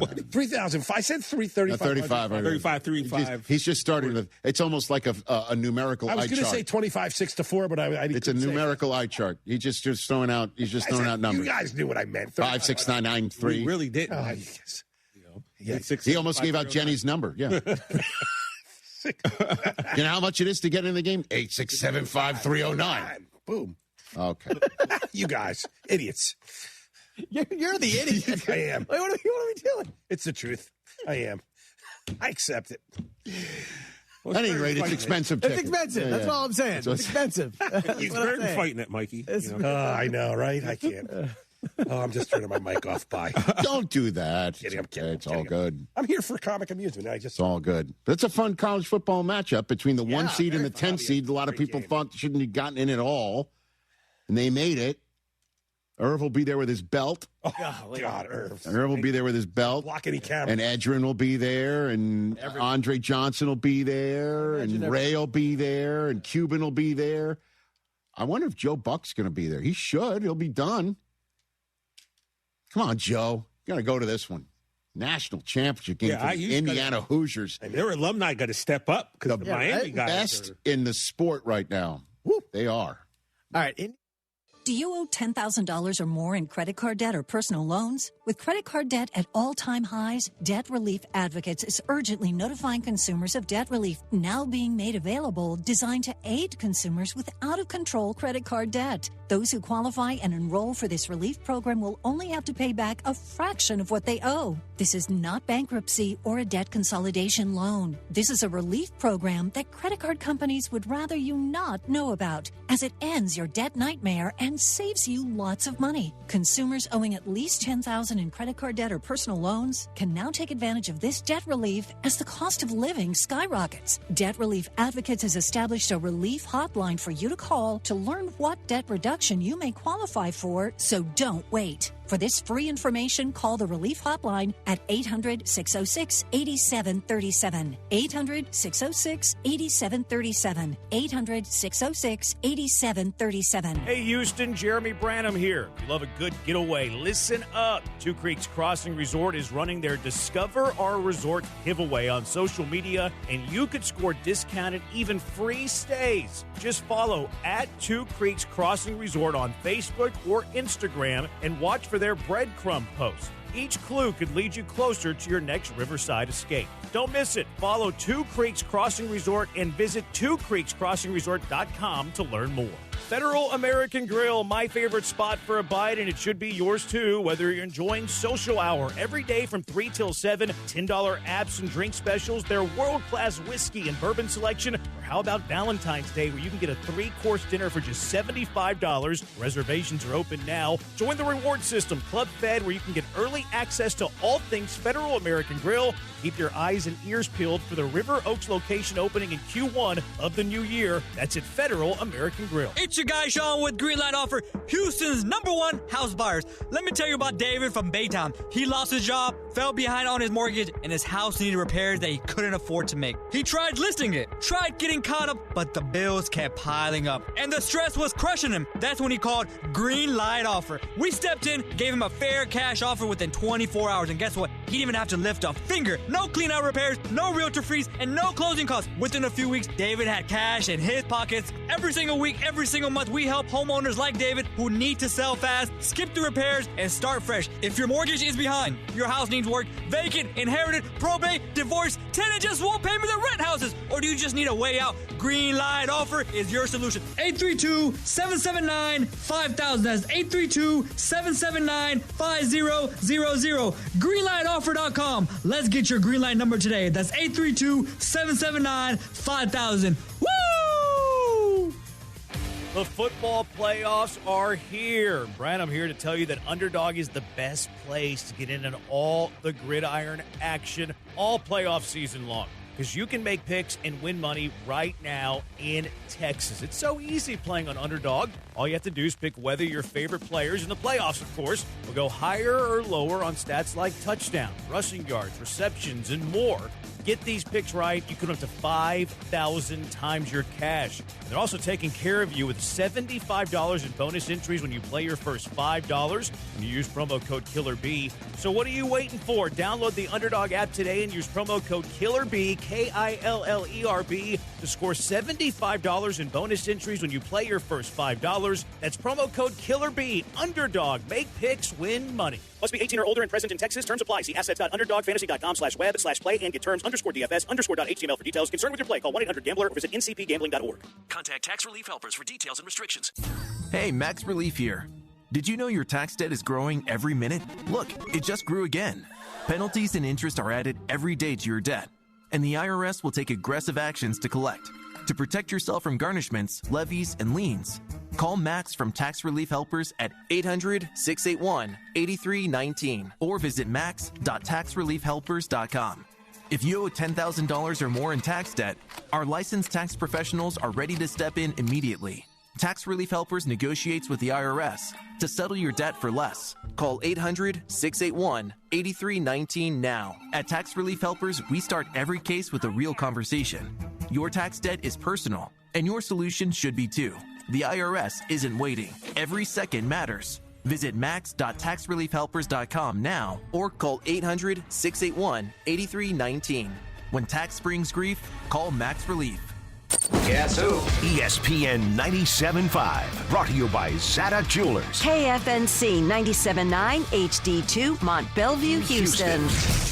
This is the Rich Eisen Show. Hey, everybody. Can't get enough of the Rich Eisen Show? You're in luck. You can find us everywhere. Watch us weekdays on Disney Plus from noon to 3 Eastern. Miss the show? We've got a podcast so you can listen anytime. But here's the best part. Our YouTube channel. Subscribe at youtube.com/Rich Eisen Show and you'll never miss a moment. Now, on with the show. This is the Rich Eisen Show. Definitely, now's not the time. Touchdown Bears! They've taken the lead on the Packers! Live from the Rich Eisen Show studio in Los Angeles. Knocked away by Eric Kendrick! And Allen's got it. Not to be denied. He's still going. On today's show, complete Wild Card Weekend recap. Latest head coaching news, your phone calls, and more. And now, it's Rich Eisen.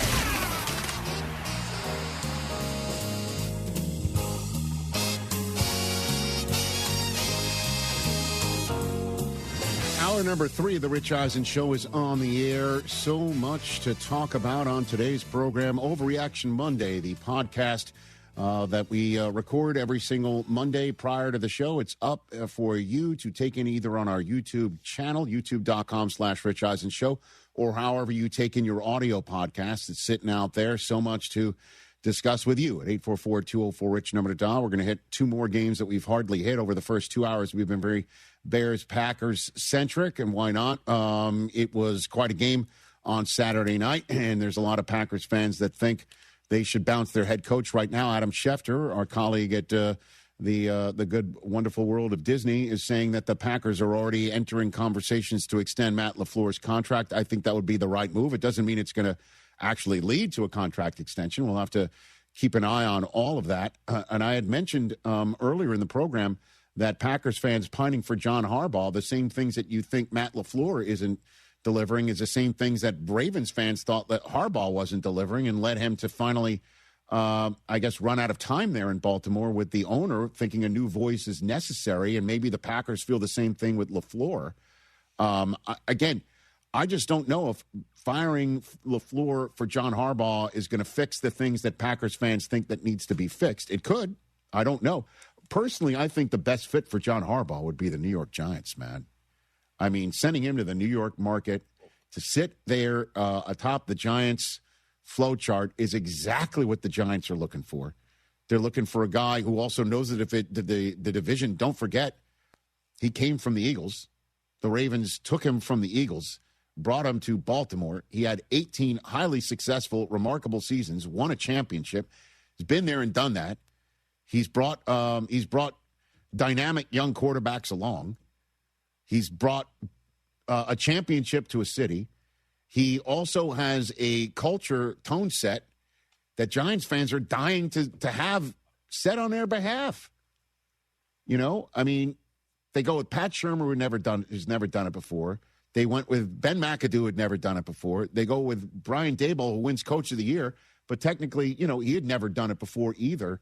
Bringing in somebody who's been there and done that with John Harbaugh's capabilities, resume, personality, skill set, that's it. I mean, if I'm the Giants, I make sure he comes to us this week first, and you don't let him out of the building. End of story. Rich. Huh? That's kidnapping. They can't. No, you just don't. No, you're sorry. The doors are locked, John. I can't leave. I don't know. I don't know where you're going. Teterboro? Where are you going? Not north. Not either. We're not letting you hop a flight to Atlanta. Treat like a Moats Rotel once he checks. End of story. Never checks out. But bouncing your current head coach in Green Bay for him, I don't know if I'd do that because again, folks, you're asking him to come in now. Now you got to get a new play caller for Jordan Love. Yep. Now you're starting from scratch with Jordan Love, in terms of a scheme, in terms of everything, or you just keep it going. Honestly, I know 4 punts in a row that driving you nuts that cost you a game in Chicago. Jordan Love, 4 touchdowns, 0 interceptions. I mean, I just wanted to clarify that. I just don't want, anybody to sit here and think that I'm denigrating John Harbaugh. I'm just pointing out to Packers fans what you think LaFleur's faults are, to the point where you want a new voice, is exactly what led to Baltimore think maybe it's time for a new voice. Except LaFleur's only been there about, 7 years. This guy was there 18 years in Baltimore. Yep. So, not saying that he wouldn't fix Green Bay's problems and bring another title to Titletown.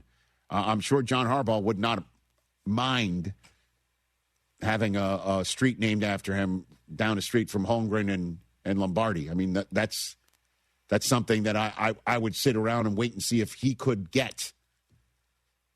take his time, which is why he's taking his time. He's going to have his options. And isn't his agent... it's Bob Harlan's son, Kevin's brother. Yeah. Yes. I mean, there's a lot of connections. Seems like it's lining up a little too perfectly. No, there's unless they... I mean, again, Bob Harlan is now, twice removed from his job there? I'm sure he has some influence.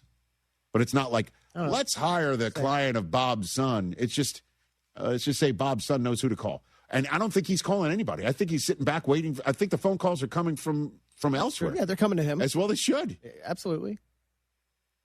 As well they should.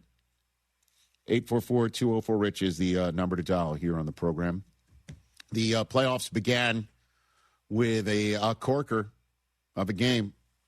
The Rams and the Panthers. And the Panthers, man, have got some players. And one of them is their quarterback. And one of them is the potential offensive rookie of the year in Teteroa McMillan. And another one is J.C. Horn, who unfortunately got knocked out of the game. And, Derek Brown in the middle. There's a lot of guys, man, that are balling out for that team. And it was their first foray into it. And Dave Canales goes 4-out to start. I don't know why you're going for it. I don't care what the analytics say. I don't care what Greg Olson was saying about, this is who they were going in. It's the playoffs. It's 4th and short. It's the Rams in your house. And they gave the Rams a short field right off the bat. Puka Nacua catches an easy one. He winds up running another one in, and another record for Puka Nacua, or at least joining another outstanding Los Angeles Ram, a Hall of Famer. There's only 2 players in Rams history with a rushing and receiving touchdown in a playoff game. You can guess who the other one is. Do we even need to say it? I'll say it. It's Marshall Faulk. And he's the 6th wide receiver to do so in playoff history. And all of a sudden, The Rams go up in this one early, 14-0. And that's when the Carolina Panthers started doing their own thing. They marched down the field to make it a 14-7 game. Mistakes getting made all over the place by both teams. It wasn't pretty at times. The Rams went through a stretch of this game where they couldn't move the ball a lick. And I'm sure there were a bunch of people saying Matthew Stafford's not the MVP of this league. I hope he's not the MVP of this league. There he's going to go down again in Carolina. And sure enough, lead changes galore. 4 lead changes in the fourth quarter of this game, 4 of them. It went from tied at 17 with the Rams up 20-17. The Panthers are up 24-20. Then the Rams go up 27-24. And then that Bryce Young throw to Coker in the end zone was spectacular. Just a special throw. Look at that picture on the screen, guys. Yeah. Right there. Dime. Where only Coker could get it, right? And now the Rams are losing. And the entire season is potentially going down the tubes here in a game that, again, was the Rams to win up 14-0 in this game. And that's when Matthew Stafford took to the huddle and drove his team down the field and hit Colby Parkinson with 38 seconds to go in a gorgeous throw that only his tight end could high point and then turn around because he led him to the sideline, pirouettes, gets in the end zone, touchdown, Rams win. 34-31. 2 touchdowns in the fourth quarter, 12 of 15, 143 yards in the fourth quarter. That's what you want from your MVP quarterback, who took the huddle and had this to say after the game about what he said to his team. I walked behind Tay on the way out and was like, for that last drive, I forget what I said to him, but I was like, let's go snatch these guys. Let's go snatch this one back, man. Let's go. Well, that's not exactly what he said because Davante Adams gave a little bit more of meat on the bones about what he said. The words, snatch was in there, but hit it. Yeah, I think he said, let's go snatch these guys' hearts. And that was pretty that was pretty cold. That was pretty cold. Just to hear that, and I actually literally smiled in the moment because I thought that was one of the most gangster things you could say in that moment, honestly. And to hear him say that and the look on his face and then throw the touchdown and then the look on his face after that was just like MVP stuff. It is MVP stuff. First 3 quarters look brutal. 12 of 15, 2 passing touchdowns and a passer rating of 146. It's the third career playoff fourth quarter comeback drive for him. And the 2 previous ones were in the Rams Super Bowl run. 10 catches, 117 yards for Puka Nacua, and that rushing touchdown. Kyron got in the end zone. This is why I think the Rams are the best team in football, is that they've got that ability. Defensively, they can stop you, although Bryce Young was unstoppable at times. Their only problem, the Rams' only problem, you know it, I know it, we see it all the time. That kicking game and that special teams, I don't know. It looks like they have fixed their kicking problem with Mevis. Okay? He's been good. But the punt is just... What the hell was that? I don't know. What was that? I don't know. And that's what led to the final touchdown for the Panthers. Because the Rams were punting the ball away, because that's the other thing, too, is sometimes when the Rams get the ball and all they need is a few first downs, they somehow can't string that together. I mean, everybody's team, you can nitpick these days, but they're forced to punt, and you're thinking, all right, so now if the Panthers are going to win this football game, they are going to have to go the length of the field to score a touchdown. Instead, they only had to go 30 yards. And remarkably, they weren't even forced to a fourth down to go for it on. So now the Rams go to Chicago. That's going to be so much fun, that game. So fun. Let's see what the weather's going to be. I mean, it's going to be cold. And that cold weather, we was cold. And the Rams are still alive. Again, I've chosen them to win the Super Bowl. The offense, Davante Adams really didn't do all that much in this game. 5 catches for 72 yards. He had a crucial drop at one point. It was so jarring. When he drops a ball, same thing with Nakua. That one on the when Stafford, by the way, has a sprained finger. Remember, he followed through, and it looked bad. He had DJ Wadham's arm. Yep. And you're wondering, how's it going to affect him? Then he hit Puka Nakua in the hands for what would have been a touchdown, and he dropped it. Just how many times is that going to happen for the Rams, where the Puka and Devontae Adams drop a ball in a game? I don't think too many times. But they overcame all of that to win. And I'll say this.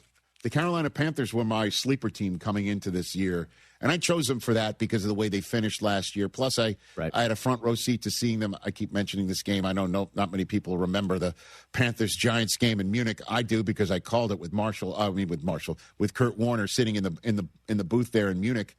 And, had a front row seat to Canales and what he's selling and whether it was being bought. And it was definitely being bought by Horn and being bought by Bryce Young, who I was sitting there with in the meeting room before the game. And don't forget, he was benched by this guy. And we were saying on this show, he's got to just leave, demand your departure. You're never going to hit it there.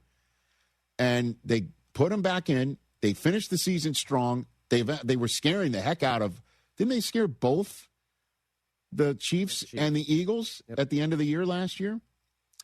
And I thought, okay, let's see what they can do this year. I know they went 8-9, but Bryce Young can play football in the National Football League. He's tough to put on the ground. He is really good. They got 2 running backs, although Rico Dowdle didn't like the way he was used towards the end of the year. He disappeared. I know. He's not happy. He's correct, not happy. Not happy. McMillan is the real deal. Yeah, he's the real deal. He had a few more weapons, and the Panthers are going to be a threat to win this division in above 500. And one thing that they did do, strike a blow for, was for division winners with a sub-500 record hosting a playoff game, because there are many, including somebody who's sitting across from me in the room, that thinks that those teams should not host a playoff game. Those days need to be over. Or this was an actual great playoff game that they almost won, and Bryce Young and the fan base of the Carolina Panthers should feel very proud of this fact. Bryce Young went toe-to-toe with probably the most valuable player of this league and a future Hall of Famer. He went toe-to-toe with Matthew Stafford in this game and made a game of it. And if it was going to be a total complete blowout, I totally understand there would be a conversation in a couple of months from now for the owners' meeting when everybody's getting together that we should make a rule change that it doesn't matter if you've won a division. You do not host a playoff game if you're sub-500. So what would that have been? They would have been out, no division winner at all, or they're a division winner, they're just the lowest seed? Yeah, division winners make the playoffs, right? But you reseed through based on record. So Carolina top 4 home game. Carolina go visiting Chicago. That would have been a tight game for you. Sure. Okay. It probably would have been. All right. I don't know, but you don't deserve a home game. 8-9 home game. Get out of here. Well, they certainly did well enough.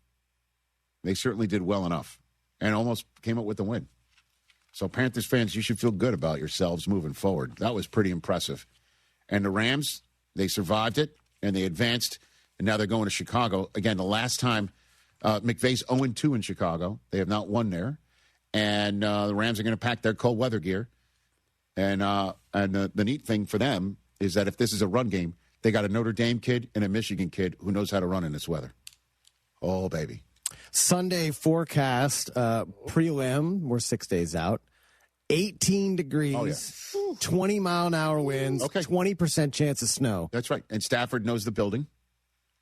He knows the building. Puka doesn't know the cold weather, though. That's for sure. Well, he thinks they plan to do. Don't you remember he wore the shiesty? Yeah, the shiesty indoors because he thought the Lions were playing outdoors until he realized they were indoors, and he took his shiesty off in the second quarter. Ready. That was 2 years ago in the playoffs. And again, it's a kid who played at Notre Dame and a kid who played at Michigan in that weather. Did pretty well, both of them. Here we go. Rams-Bears, can't wait for it. I bet you that's going to be the afternoon game leading to the Sunday nighter, or it could be the Sunday nighter, which would make it particularly cold. Yeah, give me Sunday night for that one. Yeah, give me Sunday night for that. Okay. 844-204-RICH, number to dial, your phone calls, and so much more. We'll talk about Brockman's Patriots. Oh, yeah. Or Cooper's Patriots. That's a different way I said why it. is it better for him? Because he's my son. You have one more. Ellie here is getting the sleeve she's always dreamed of. She worked with Empower and planned for her next move, so she got good at money. Now she can be a little bad. Oh, by the way, you spelled journey wrong. No worries. She can afford the cover-up, too. Ooh, check out my tat. It says, invest well, live a little. Start today at empower.com. Rich Eisen here. As you all know, I care deeply about pediatric cancer research and awareness. That's why I'm proud to talk about Hyundai Hope on Wheels. For over 27 years, every Hyundai sold has helped fund life-saving pediatric cancer research. Together with over 850 dealers nationwide, they've raised more than $277 million, supporting over 25,000 kids in their fight against cancer. At Hyundai, hope isn't optional. It comes standard. Visit HyundaiUSA.com and search Hyundai Hope on Wheels to learn more. Hi, I'm Danny Clark, owner of Collectors Firearms. We're celebrating our 50th year in business, and we would like to invite you to come see our 12,000 guns in stock. Don't let the name fool you. We carry all the latest and greatest guns, in addition to the antiques and collectibles. We even have a tank right out front. Have you been putting off cleaning your guns? Bring them to us, and we will give you a basic cleaning free of charge while you wait. Come see us at Westheimer at Voss, CollectorsFirearms.com. That's CollectorsFirearms.com.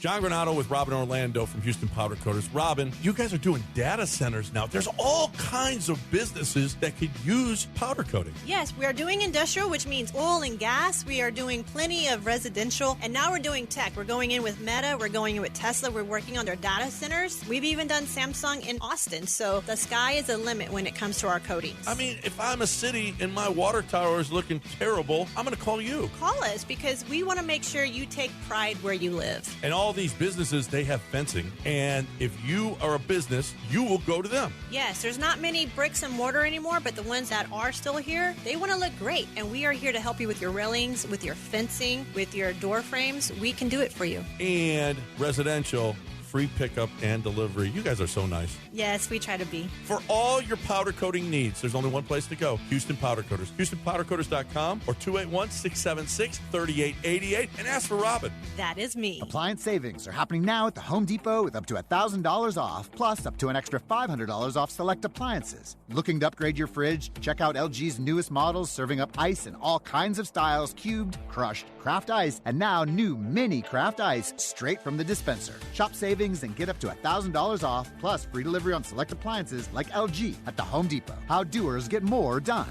Free delivery on appliance purchases of $999 or more. Offer valid January 8th through the 28th. U.S. only. See store online for details. As America's #1 motorcycle insurer, Progressive has your back. Oh, like roadside assistance? Oh, yeah, Progressive offers that. Great. Do you have plans Saturday? My cousin canceled and I'd love to have someone to ride with. Actually, we just do insurance, not riding buddies. Cool, let's meet at noon. Actually, scratch that. 10 a.m., you and me, breakfast at a diner. To be clear, Progressive has your back for insurance only. So get a quote and see if you can save. Okay, so if you beat me there, get me the Lumberjack Special. We can share. Progressive Casualty Insurance Company and affiliates. Roadside assistance may require comprehensive coverage. John Granado here. I have fought the government before. I had property taxes that were way too high, and I fought them. And guess what? I beat them, but I've also lost to them. But I'm never going to fight them again. Not with an Ownwell out there. Ownwell is here for the people doing the work. It takes 3 minutes to sign up, and then you don't have to do anything else. And you don't pay Ownwell anything unless they win. And they win all the time. 86% of the time, the government is wrong, and Ownwell is saving you money. On average, over $1,100 per win. It's incredible. Why do that work that you might not win? By the way, they have all the technology to get the job done that you don't have. They have all the knowledge. They do this every single day. Stop overpaying on your property taxes. Get your free savings estimate now at Ownwell.com. That's Ownwell.com to see how much you can save. Ownwell.com. I asked the D&M executive the other day, who's your ideal customer? Someone frustrated with luxury car depreciation, someone trading every few years and piling up negative equity, or someone looking to save on a monthly payment? His answer was all of them and more. D&M has over 50,000 active clients who know that leasing is not renting. It's the smarter option. Right now, no payments for 60 days. Call 713-290-1000 or visit dmautoleasing.com. Do you own a timeshare? Well, face the facts. You made a mistake. You made a bad purchase. A timeshare is not an investment. It's a money pit that continues forever. If you use your timeshare, that's great. But if you don't and you want to legally get out of your contract, call my friends right now at the Timeshare Exit Hotline. They're an experienced team of lawyers who help good people like you get out of a timeshare contract that they just don't want. Don't throw away your money on maintenance fees. Use it for things you really want. We can help you end your timeshare contract and stop the money drain immediately. If you're ready to move on with your timeshare, call our team right now. Call today for your complimentary free consultation. 800-403-8539. 800-403-8539. 800-403-8539. That's 800-403-8539.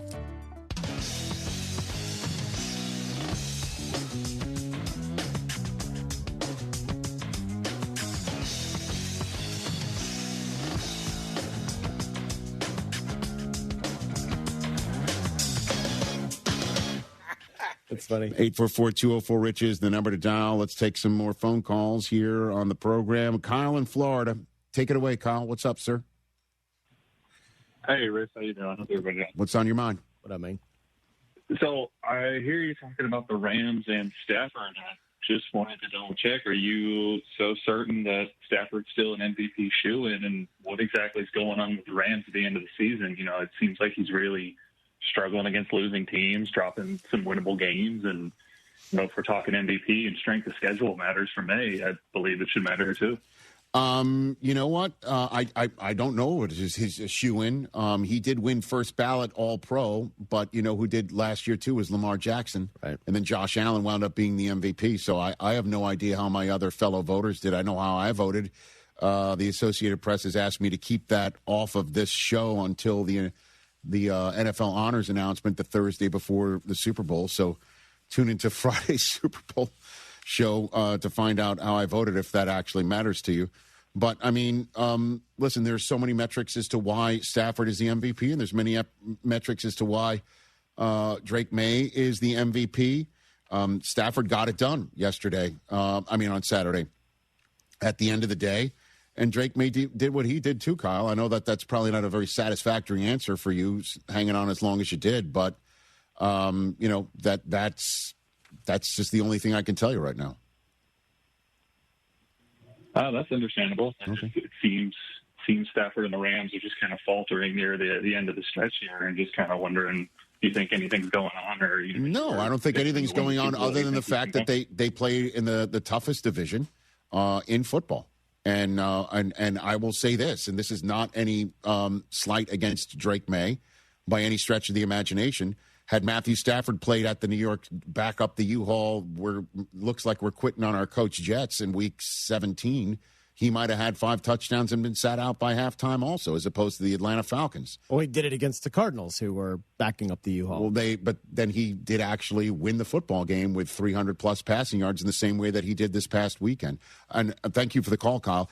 Watching the Patriots on Sunday night, every single time Drake May took off and ran for first downs, Cooper did look at me, my son, in his Drake May number 10 jersey that Susie and I secured for him for Hanukkah. He did say to me, Matthew Stafford can't do that, Dad. Saying that over and over and over again. What does Matthew Stafford do? He can't. You know? Matthew Stafford had 1 rushing yard this year. Well, Matthew Stafford doesn't have the same game as Drake May. He's also 37, and May is at 23, and is growing and grown up and dropping his huggies week in and week out.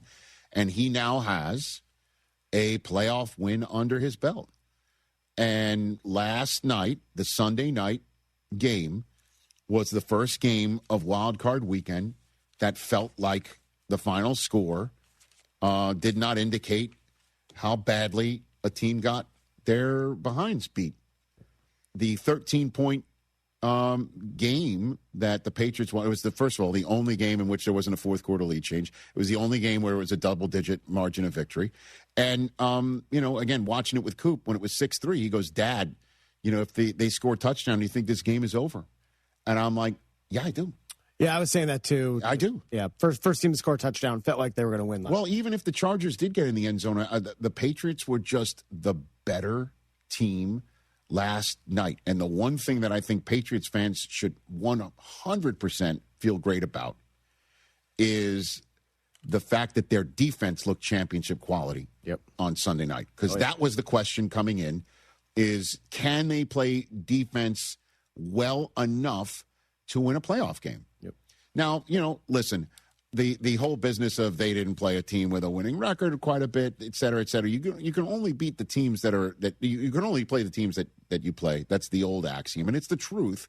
And what they did was not only beat them, they frequently beat them up and began to get enough confidence within themselves and began to get enough confidence with their systems and with their coaching, with everything, that when rubber meets the road, it's now win or go home time. What will you do? And what they did last night was just absolutely destroy the Los Angeles Chargers on their offensive side of the ball.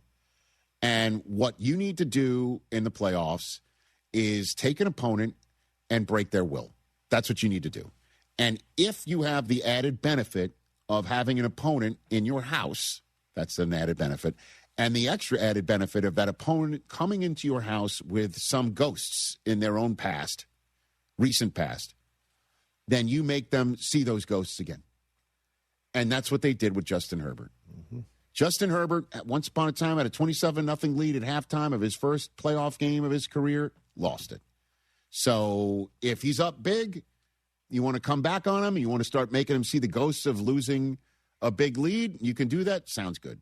His second playoff game of his career, one and done, 4 interceptions. So if you start picking him off, you start making him see those ghosts again, all the better.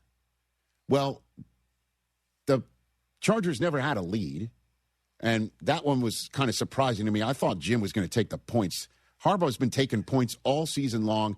He does go for it on fourth down every now and then, but he went for it on fourth down after the Chargers got the first takeaway of the game on a tip ball up in the air. They were all over Drake May to start this game, and they couldn't get it in the end zone inside the 10-yard line. And I thought to myself, he's going to take the 3 and at least take the lead and play defense again and tell the young buck, now try it. Down 3-0. Instead, they went for it, didn't get it.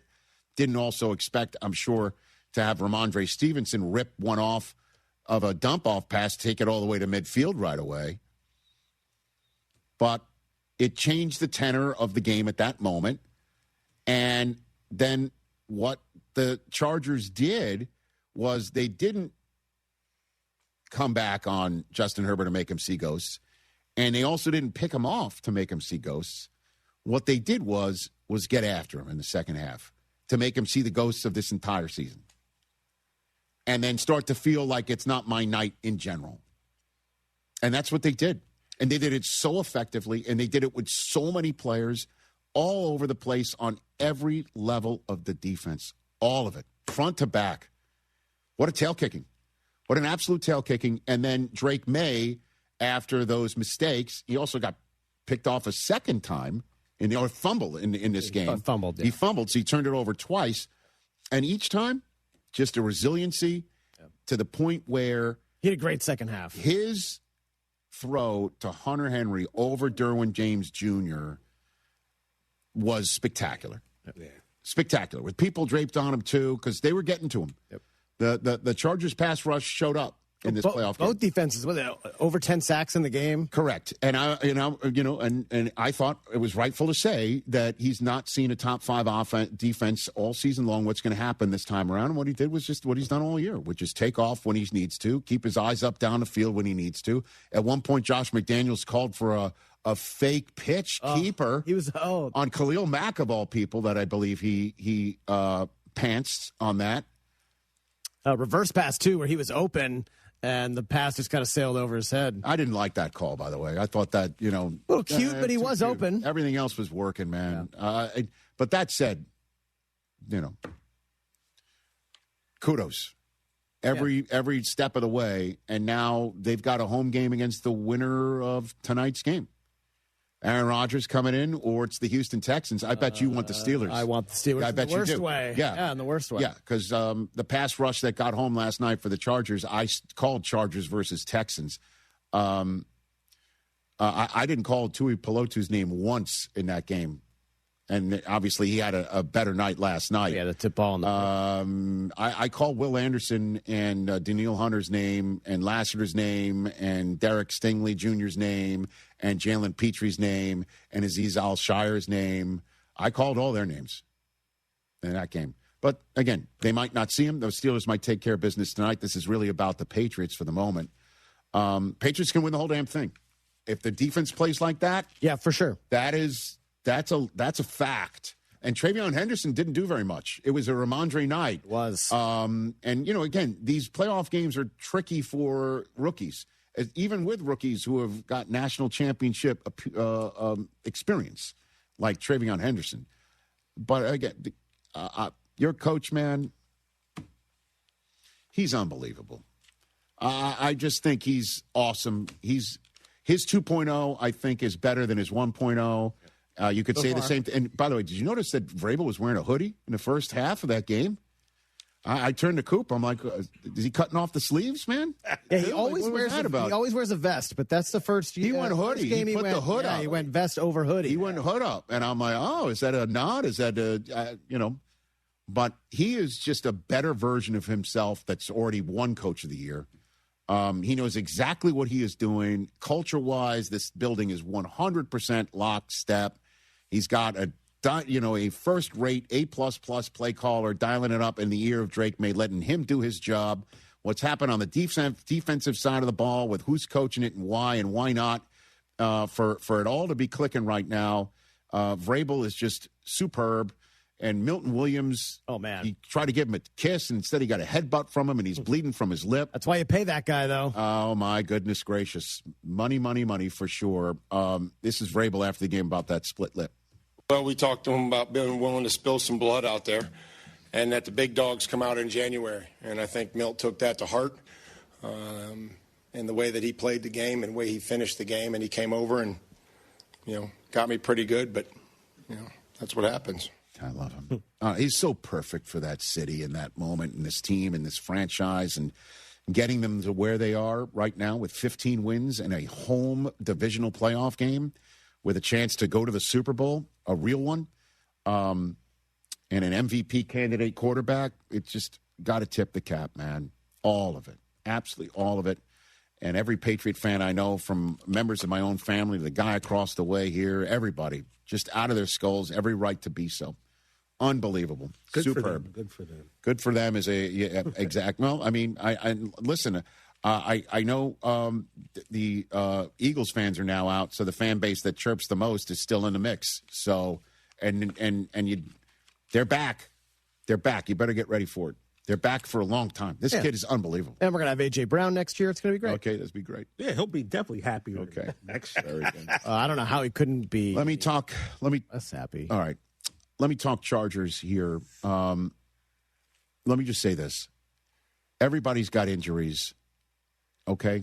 And some teams are able to overcome them. And at the end of the day, some are just too significant to overcome. Losing their all-world left tackle before a snap gets taken in Rashawn Slater, and then to have to move your young right tackle to the left tackle and him play enough that he still gets a Pro Bowl nod despite playing as little as Joe Alt did, and then your tackles are gone and you don't get much production from your running back because he doesn't stay healthy. Najee Harris goes down. Omarion Hampton has an injury-marred rookie year.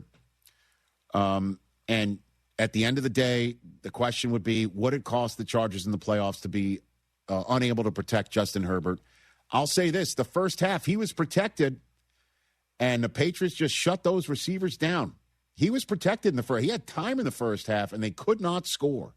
They couldn't score when all they had to do is get 10 yards to score. Yep.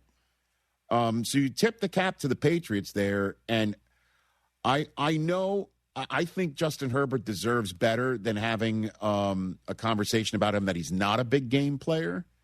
But that's now 0 for 3 in the playoffs in the first round. And I know Jim has been sitting in this chair saying, I got to get him to the Hall of Fame. And to get him to the Hall of Fame, you got to have a little bit better health up front. And you got to find some guys who are going to get open for him on outside the numbers. It's crazy that Ladidi McConkey didn't have much of a game. Keenan Allen dropped one on third down, which he never does. Yep. Just wasn't their night again.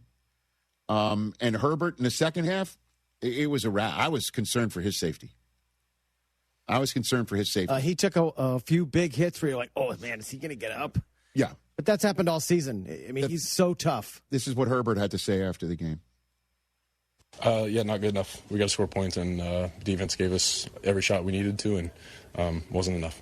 Realizing that obviously the emotions are still raw, what's your confidence in yourself that you will be able to get over this hump eventually, get a playoff win, make a playoff run? Yeah, I don't know. I haven't figured it out yet, and hasn't happened, so we'll have to reevaluate and see what happens. Yeah, Jim also said if I had the answers, he would have done something about it. He doesn't have the answers. A lot of folks are obviously looking at the offensive coordinator, Greg Roman, who's been around with Jim for a long time, San Francisco with Colin Kaepernick. They went to a Super Bowl together. And I just know this, that Jim's not going to change. I don't think he's going to change his philosophy. We had this conversation on the Overreaction Monday podcast. He's going to just always be about the line play, about the defense taking the ball away, and the offense doing just enough with his quarterback who do frequently more than just enough. Just get healthy, get some more playmakers on the outside, and maybe they're going to make a change at coordinator. They're going to lose their defensive coordinator. That I feel confident in. That Jesse Minter's going to get a job. I think he's going to wind up in Baltimore, personally. I think you're probably right. But for the Chargers, what a massive disappointment. I saw them on opening night, and I thought to myself, this team can win it. They can win the division. They can win it all. And then they won their next 2 games in division to go 3-0. And at the end of the day, I mean, if you can't protect your quarterback and your philosophy is all about line play and owning the battle of the trenches, and you can't win that, it's going to come home in the playoffs. And the fact that they won 11 games is remarkable enough. Remarkable enough. There's enough players to win, another division if you can, or go deep into the playoffs with a quarterback like this, but you got to protect him. And then you got to figure out, is it your scheme too? I bet you across the way, Harbaugh's already working on it. I'd imagine. Licking his wounds going through the end of the year meetings across the street. That's got to be a sad day across the street with our neighbors. We'll take your phone calls, 844-204-RICH, number to dial right here on the program. Don't go anywhere. We're back. O'Shea just showed up. Okay, we'll bring him out there too. Woo. Hey, it's Rich Eisen for Pella Windows and Doors. Sometimes teams take a timeout to regroup and call the right play. When it comes to your home, Pella Windows and Doors always has the winning game plan. They do it every day, and that's why your neighbors trust them. Visit Pella.com/Eisen today. Right now, Pella Windows and Doors of Houston is offering 20% off qualifying projects or 60 months financing/equal payments. Some restrictions may apply. See store for details. Offer ends January 31st, 2026. Talk about stepping up. Bang! Bang! It's time to level up your game. Introducing the all-new ESPN app. All of ESPN, all in one place. Your home for the most live sports and the best championship moments. The electricity is palpable. Step up your game with no annual contract required. It's the ultimate fan experience. Level up for more on the ESPN app or at stream.espn.com. Sign up now. Hey, Lance Zerline here. What's the scariest thing about winter coming? You thought it was night walkers? No, they're not even real. But the scary things are frozen, broken pipes. They can be real and cost you thousands of dollars when you get damage to your home. Aqueduct Plumbing Company can come out and give you a free estimate for pipes that don't burst in a freeze. Billy Brown says if you go with them, he'll throw in a traditional water heater absolutely free. Call them today. AqueductPlumbingCompany.com, 281-488-6238. That's 281-488-6238. I'm worth a lot more. I'm worth a lot more. I'm worth more. You know what? You're right. At GiveMeTheVin.com, you are worth more. And your car's worth more. And we want to pay more at Give Me the VIN, because good cars are worth more. And so are you. For top price, trust, and ease of transaction, give me the VIN.com, America's best car buyer. And remember, if we don't beat a deal from Carvana or CarMax, we'll pay you $100. Sell us your car. Give me the VIN.com. So easy you can do it in your underwear. Hey, Lance Zerline here. You know I'm a numbers guy, and I like the numbers that Daspit Law Firm is putting up for their clients. The super team at Daspit Law handles a full range of personal injury cases, and they are getting results from their clients in big numbers. Car accidents, truck accidents, industrial accidents, construction accidents, maritime accidents, offshore accidents. These are all areas where if it's you or someone you know, I encourage you to get a free case review from John Daspit with the Daspit Law Firm. Call 713-CALL-NOW. That's 713-CALL-NOW. Hi, this is Harold Gunn. And this is Bill Olson. Texas Outdoor News is the longest-running, most award-winning outdoor radio show in the state for a lot of good reasons. We bring you the latest news and information about hunting and fishing across our great state and beyond. And our guests are who's who from industry, government, and the field. Texas Outdoor News is brought to you by Ford Trucks and your best in Texas Ford dealers. Join us Saturday mornings at 6, Sunday at 7 on ESPN 97.5. Dream Rate Mortgage, the ultimate mortgage hookup. Visit 975loans.com. NMLS number 248247, equal housing lender. Oh, and that's a hard foul. Let's listen for the call on the floor. The taxpayer owes back taxes. Penalties and interest are assessed and wage garnishments to begin immediately. The IRS never misses that call. I wonder if they will challenge it. The call is under review. Priority Tax Relief has been called in for a review. Priority is the best in the business at negotiating your tax debt and has even eliminated the debt for some clients. Priority Tax Relief is saving their clients millions of dollars every month. After a careful review from Priority Tax Relief, the debt has been eliminated. No foul on the play. Whoa! That completely changes the game, folks. If you owe more than $5,000, call Priority Tax Relief, and in minutes they'll review your case for free with a direct line to the IRS to see if you qualify for life-changing relief. No more worrying about wage garnishments or frozen bank accounts. Call Priority Tax Relief today at 800-781-9216. That's 800-781-9216. We make your tax relief our priority. Call now. Priority Tax Relief. Hey, you got better things to do than think about your electricity bill, but how do you avoid the surprise of a high bill at the end of the month? Here's what I do. I rely on the guys over at Champion Energy. With their low-price, fixed-rate plans, there's never any surprises. Plus, the team at Champion sends me weekly usage reports with my projected bill amount. Again, no surprises. They also remind me when my contract is about to expire so I can lock in on low prices. Visit champion.energy to view a variety of fixed-rate offers. That's champion.energy. Promo code 1560. Promo code 1560. Looking for a great way to listen to ESPN 97.5 whenever and wherever you are? Then download the ESPN Houston app. Just search ESPN Houston in your app store and download today. The ESPN Houston app is brought to you by Dream Rate Mortgage, U.S. Coins, and Texas Card House. You fancy and have an HD radio? Well, good for you, number one. Number two, listen to ESPN Houston's HD channel, 97.9 HD2.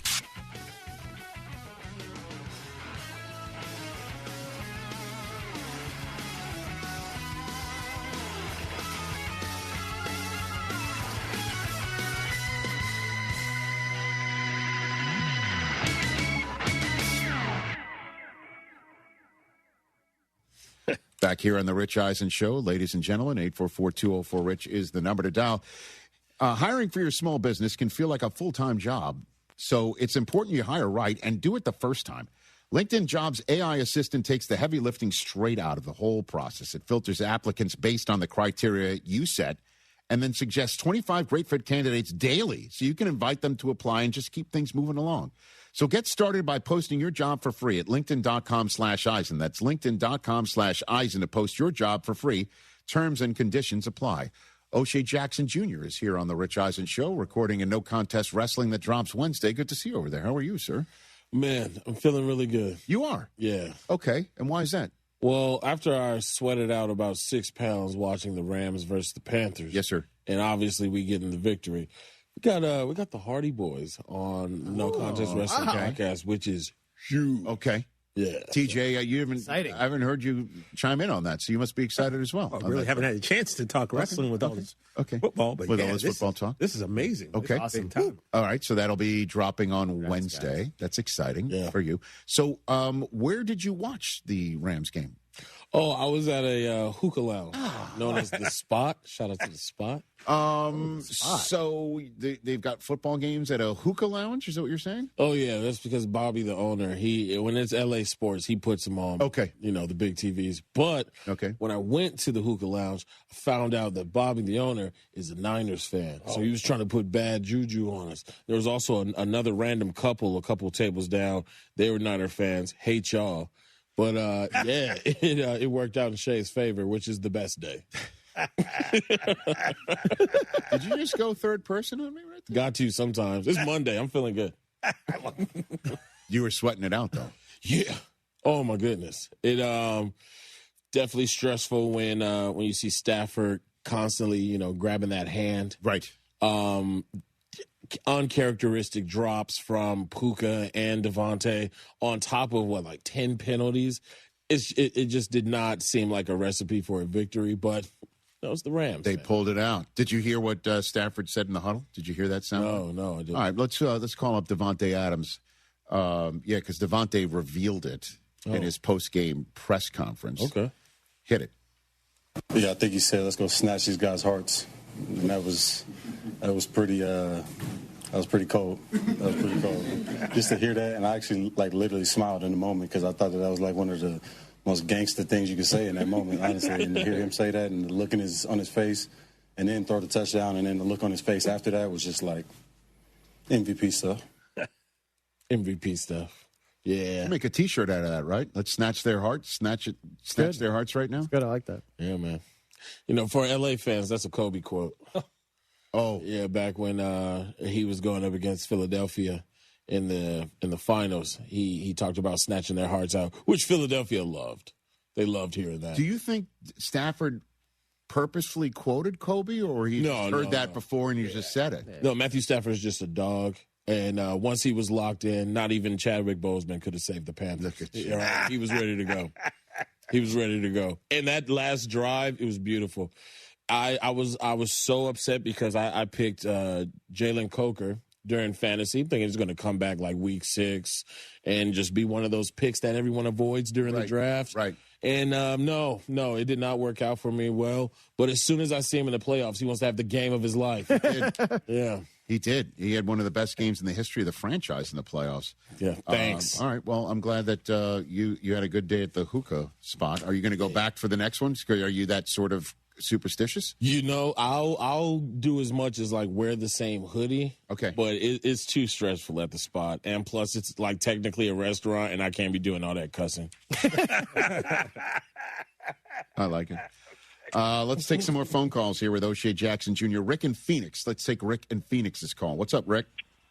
Hey, Rich. First of all, I just want to pay you a compliment. I just finally got a chance to watch Booyah. Very well done. Very well done for a very good man, Stu Scott, who we all miss. So I just wanted to pay you that compliment. You guys did such a good job with that. I didn't. I just sat down for it, man. Andre Gaines, who directed it, actually texted me during the show saying that they got nominated for an NAACP award today. Oh, nice. So that's nice. He's very psyched about that. My question is, not really a question, but more of a comment. I'm a big Chicago sports fan, born in Chicago. I don't think that Chicago has had a better day since November 2nd, 2016, and we all know what happened then, than Saturday. Okay. They signed Alex Bregman, and then the huge comeback against the rival Packers. And by the way, Ben Johnson is the first Bears head coach after 3 games to have a winning record against the Packers since Lovie Smith. Lovie. You could do the math on how long that's been. It's been a long time. And again, November 2nd, that's the day the Cubs won the World Series? So you're saying? Oh, there he goes. Right. Whoa! The Cubs won. We don't talk about the World Series. He's out. Out. Oh, what happened? I just don't know. Or that could have been the day that had to be. With the Pope was named too. Had to be the Pope's in the mix too. Yeah. Guys. I mean, well, that had to Leo. be the Cubs. You know? Well, the Pope has a thing with Seattle. Have you seen that? No. The last 3 times there's been a new Pope that year, Seahawks go to the Super Bowl. What if it's a Seahawks-Bears NFC Championship game where there's that papal fact in the Seahawks' favor and the actual Pope rooting for the team that's in Seattle? How does that work? What would happen? What, are you going to Google that one? That seems like a good Paul Rudd name, a papal fact. Papal fact. Good fantasy name there. A papal fact. Kenny in Washington, D.C. I've got about a minute for him. What's up, Kenny? Hey, Rich, how you doing? What's going on? Man, I'm highly pissed off, brother. Man, my Eagles lost, and I'm just still trying to get it together. But Patullo, he would have had his credentials snatched as soon as the clock hit 000. He could have left with the fans, and I would have mailed him all his things, man. Last night was just abysmal. The offense needs to get overhauled. Missy Elliott, he got to go. I mean, Jake Elliott. You know what I'm Missy saying? Elliott. What a nickname for a kicker that's got some accuracy issues all of a sudden. And A.J. Brown, I love him, but just like a beautiful woman, sometimes, the talent ain't worth the drama that he brings. So we're going to have to figure it out. But I just wanted to say that, man, because I love my birds. It's go birds till I die. But last night was a damn shame, man. Kenny in Washington, D.C. I like you. Yeah. You like I like Kenny. Fantastic. You sound like Will Ferrell getting darted in old school. I like you. I like you. That's crazy. Eagles fans are on one right now. Crazy. You appreciate that one. That was solid. What a bar. Missy Elliott. Not what you want to be called if you're a kicker named Elliott. Makey Elliott. Now, that's a different one. Yeah. We'll wrap up this show on Disney Plus in a second. Wow. Rich Eisen here. Hiring for your small business can feel like a full-time job, but LinkedIn Jobs AI Assistant takes the heavy lifting out of it. It filters applicants based on the criteria you set and suggests 25 great fit candidates daily so you can invite them to apply and keep things moving. Hire right the first time. Post your job for free at linkedin.com/Eisen, then promote it to use LinkedIn Jobs' new AI Assistant, making it easier and faster to find top candidates. That's linkedin.com/Eisen to post your job for free. Terms and conditions apply. My name is Whitney Allen. I am a widow. My husband, Ryan, died. We never thought in a million years we'd have to use life insurance. The unexpected happened. With Ethos, it is so fast and easy. It's 100% online. You can get a quote in seconds, apply in minutes, and get same-day coverage. No medical exams, and you can get up to $3 million worth of coverage through Ethos. Get your free quote at ethos.com/game. That's ETHOS.com/game. Time spent on application may vary. Online health questions required. It's the largest lab-grown diamond liquidation sale in the world at My Jewelry Outlet on Bel Air Boulevard. Why pay over $13,000 for a natural diamond when you can get the same real diamond for $799 at My Jewelry Outlet? Engagement rings, studs, tennis bracelets, hoops, custom pieces, thousands of lab-grown diamonds, all at wholesale prices. Without sophisticated equipment, no jeweler can tell the difference between a natural or lab-grown diamond, but your wallet will. My Jewelry Outlet, 3841 Bel Air Boulevard. Real diamond, real deal. This is Chance McClain reminding you that you can always put off getting a Heritage film. Your dad, the guy you love more than anything, the guy that taught you right from wrong and had it hard as a kid so you wouldn't have to, he's going to live forever. So there's absolutely no rush. You know what they say, there's always tomorrow. No need to go to yourheritagefilm.com and contact us about making a feature-length documentary film of this extraordinary man. Yourheritagefilm.com, no rush, people are immortal. Member Week is here for pros at Lowe's. Get up to 40% off hundreds of items from tools and paint to kitchen and bath and more. Just in time to stock up for this year's jobs. Plus, earn 5 times the points on an eligible purchase. Shop member deals in-store and online from January 8th through the 14th. Still not a member? Join for free today. Lowe's. We help, you save. Point boosters subject to exclusions and more terms apply. Loyalty program subject to terms and conditions. Visit Lowe's.com/terms for details. Subject to change. How do you stay humble when you're America's #1 wiper blade? That's what we're currently dealing with at Rain-X. Is it even possible to humble brag when you bully Mother Nature like we do? Do we sound too conceited if we keep repeating how Rain-X is the #1 brand of wiper blades in America? No. We'll take a lesson from our wipers and just keep doing our job with humility. As America's #1 wiper blade. Rain-X. Outsmart the elements. Jeremy Branham here. If you're looking for a cozy winter escape, Two Creeks Crossing Resort has you covered. From November through February, you'll get 40% off all cabin rentals and 20% off nightly RV stays. That's the 40-20 discount. Perfect for relaxing by the fire or exploring the beautiful outdoors. Book your stay now at twocreekscrossingresort.com and make your winter getaway one to remember. That's twocreekscrossingresort.com. game day, date night, or just because. Dessert Gallery makes life sweet. Enjoy over 30 handcrafted desserts reimagined by the slice. We're open late, 7 days a week till midnight on Fridays and Saturdays, so your dessert cravings never have to wait. From decadent cakes and pies to custom hand-decorated cookies in your team's colors, every slice is a win. Visit us at Kirby or in the Woodlands or order anytime at DessertGallery.com. Dessert Gallery, serving classic handcrafted desserts reimagined since 1995. Contact Tax Relief Helpers for details and restrictions. Hey, Max Relief here. Did you know your tax debt is growing every minute? Look, it just grew again. Penalties and interest are added every day to your debt, and the IRS will take aggressive actions.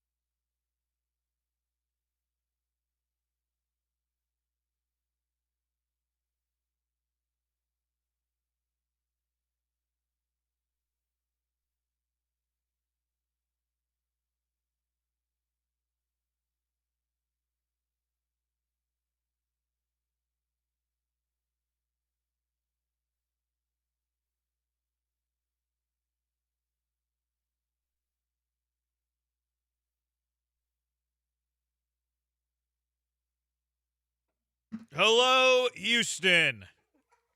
He's Joe. I'm Jeremy. We're Jeremy and Joe. AJ's here instead of Brian. I can't believe Brian missed today. I know.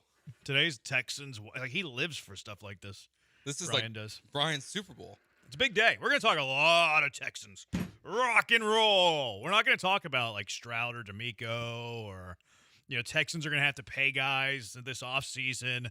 We're not going to talk about offensive coordinators potentially on the go and potentially be on the, on the come up. We're not going to do that. We don't do that stuff on Wild Card Weekend. We do not do that stuff on Wild Card Weekend. Never us. In fact, a little bit later, we're going to have a Texans Mailbag Monday. We're going to bring Mailbag Monday back to Mondays, baby. Nice. But all Texans. We'll do that a little bit later in the show. We do have to touch on this Rockets. Lost 3 in a row. Things are going tragically bad. Got to touch on that. And then, of course, Wild Card Weekend in the NFL. I'm working on my backup computer. My computer yesterday fried. That's not good. It's the worst. Yeah, all the files, I think, will be gone. Can't get to them. Yeah, it's not good. It's one of those things I think we take for granted. No doubt. It's having everything there, and then you lose it, and it's all gone. You have to find it again. It's all when gone. I got my computer, I was pleasantly surprised that when I through Microsoft or whatever, that all my passwords were saved. Oh, really? Because there were passwords that I didn't know to important websites, and I was like, I know. That's if they're not there, I got no shot of ever getting back in this thing. I'm going to have to go buy a computer this week. Let me know if you know a guy, AJ. 713-780-ESPN. Plenty to get to today. He's Joe. Like, I don't even have my show notes here. Like, I don't remember that you're at Joe George Radio on Twitter or TikTok.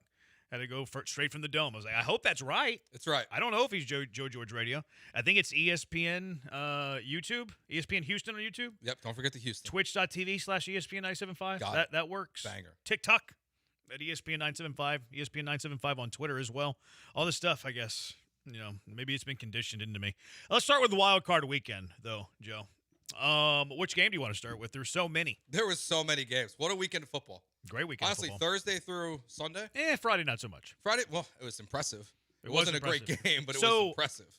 Dell told me this theory at lunch today that I didn't realize it was going on the internet, that people were accusing Indiana of cheating. Yes. Like logging into the cloud and stealing people's game books. Yes. Or game plans. There is a conspiracy theory going amongst the Twitter world that Indiana is hacking into people's softwares and stealing plays and everything. Do college teams do this? Do they put their stuff on the cloud? I mean, if you're just on a Mac or whatever, like you're on a cloud or a university server, I mean, this seems far-fetched. It seems far-fetched, But at this point, like, nothing would shock me with cheating. No, me either. Like I don't think Indiana's doing this, but someone will. Like, who started this theory?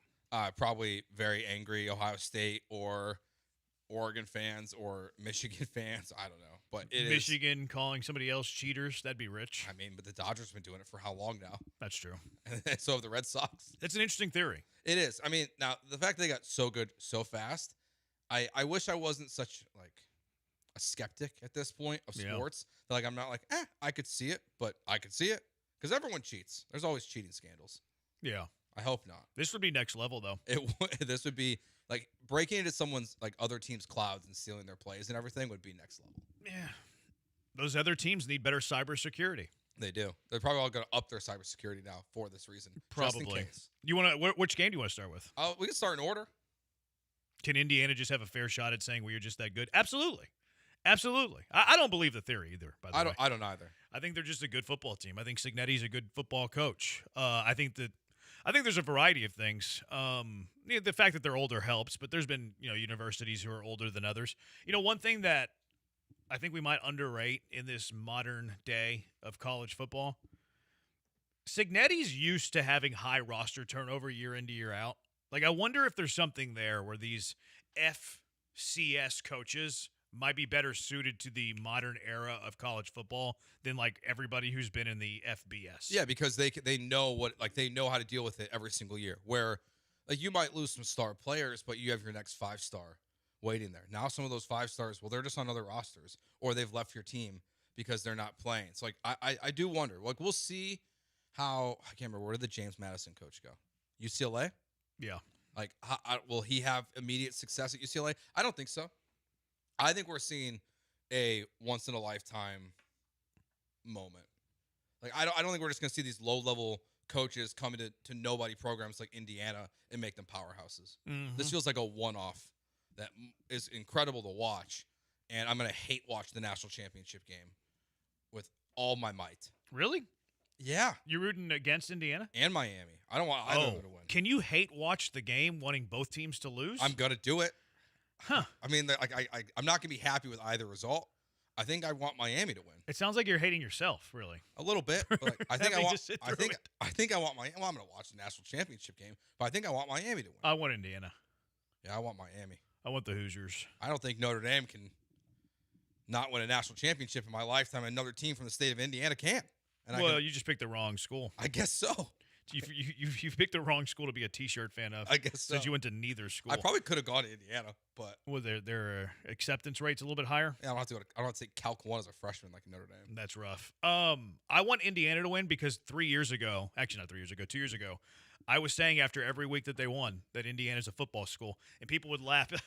This is just a cute story. They're beating some bad Big Ten teams. This is going to fade. They're not a football school. That's a basketball school and a basketball state. We all know that. So I think the reason that I want Indiana to win is so I can be proved right, that Indiana is indeed a football school. I mean, that's ultimately. In fact, I think they already are. I mean, that's what matters the most, right? Is being right. Yeah, for sure. But me especially. I mean, that's how I felt about John Harbaugh. That's how I felt about James Franklin. Right. I was like, hey, people told me I was wrong. I was right. Yesterday, I was watching Jacksonville and Buffalo in the last 4 minutes. I was rooting for Jacksonville because I wanted Josh Allen to pee all over his leg. Yeah. Because I want to be right. I wanted to be right. It's not about watching. To be right. We don't do this job to watch sports. No. We watch this job to tell everyone why we're right. Exactly. And they're wrong. Yeah.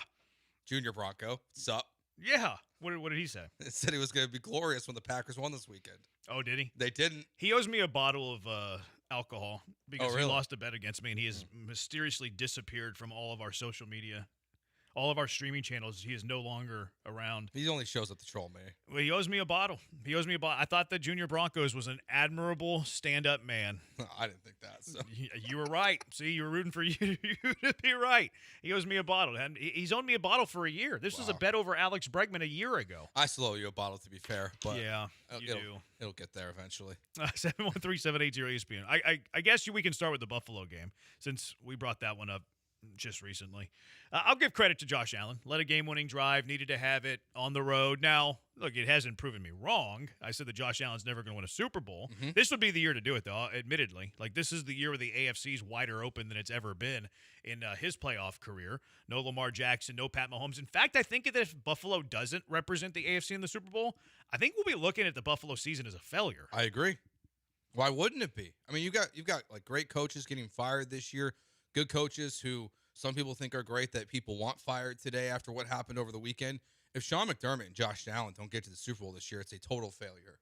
To have this path in the AFC without those quarterbacks, the guys that have stopped you in the playoffs, specifically Mahomes has stopped him, and if they come up short this year, it's a total disaster for them. Even if they are the 6th seed and they're going to play on the road at all times, they still are favored against the Denver Broncos. At least they were the opening betting favorite against the Broncos next week, which surprised me, but they are, and they found a way. Now, I'll be honest though, Jeremy, I don't really agree with the touchdown call. That was too much when the offensive line picked up Josh Allen and put him in the end zone. Well, they reviewed that and they put it back at the 1.5 or whatever. Yeah, but even then, I think that was too much. Like the 1.5 was too much. You feel like, what do you mean? You can't pick up your guy and move him 6 yards. So it looked a lot worse live than it did on the replay. The replay didn't look as egregious. I mean, live, it literally looked like the offensive line was carrying. I don't like that rule. It's too much. It's like no. I don't mind if the offensive line picks up the player and carries them. I don't mind. That does not bother me. Like, this is it's a contact physical sport.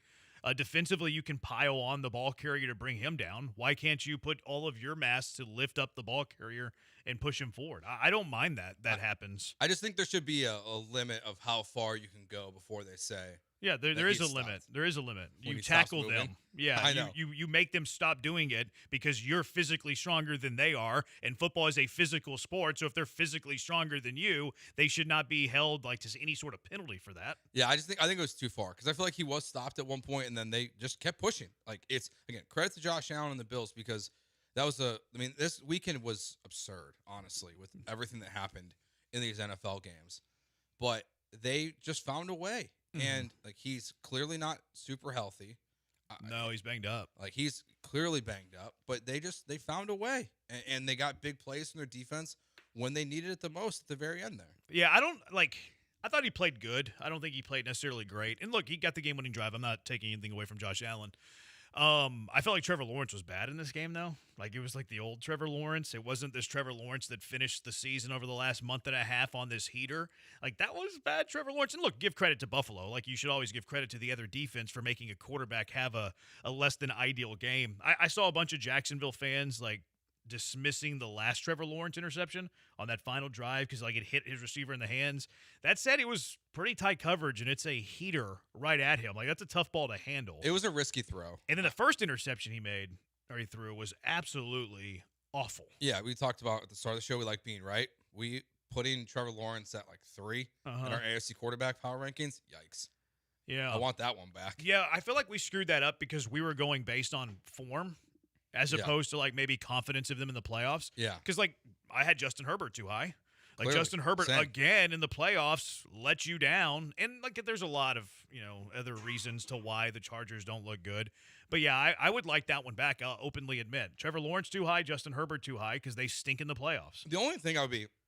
And Trevor Lawrence's, like, playoff win against Justin Herbert, that wasn't because Justin Lawrence was, like, terrific. It's because Justin Herbert sucked more than Trevor Lawrence sucked. Yeah, and Trevor was terrible in that first half. Yeah. He threw, like, 3 picks in the first half and 4 touchdowns in the second half. It was like a tale of 2 sucks. My biggest criticism of this game, honestly, is I think this game's just on Liam Cohen.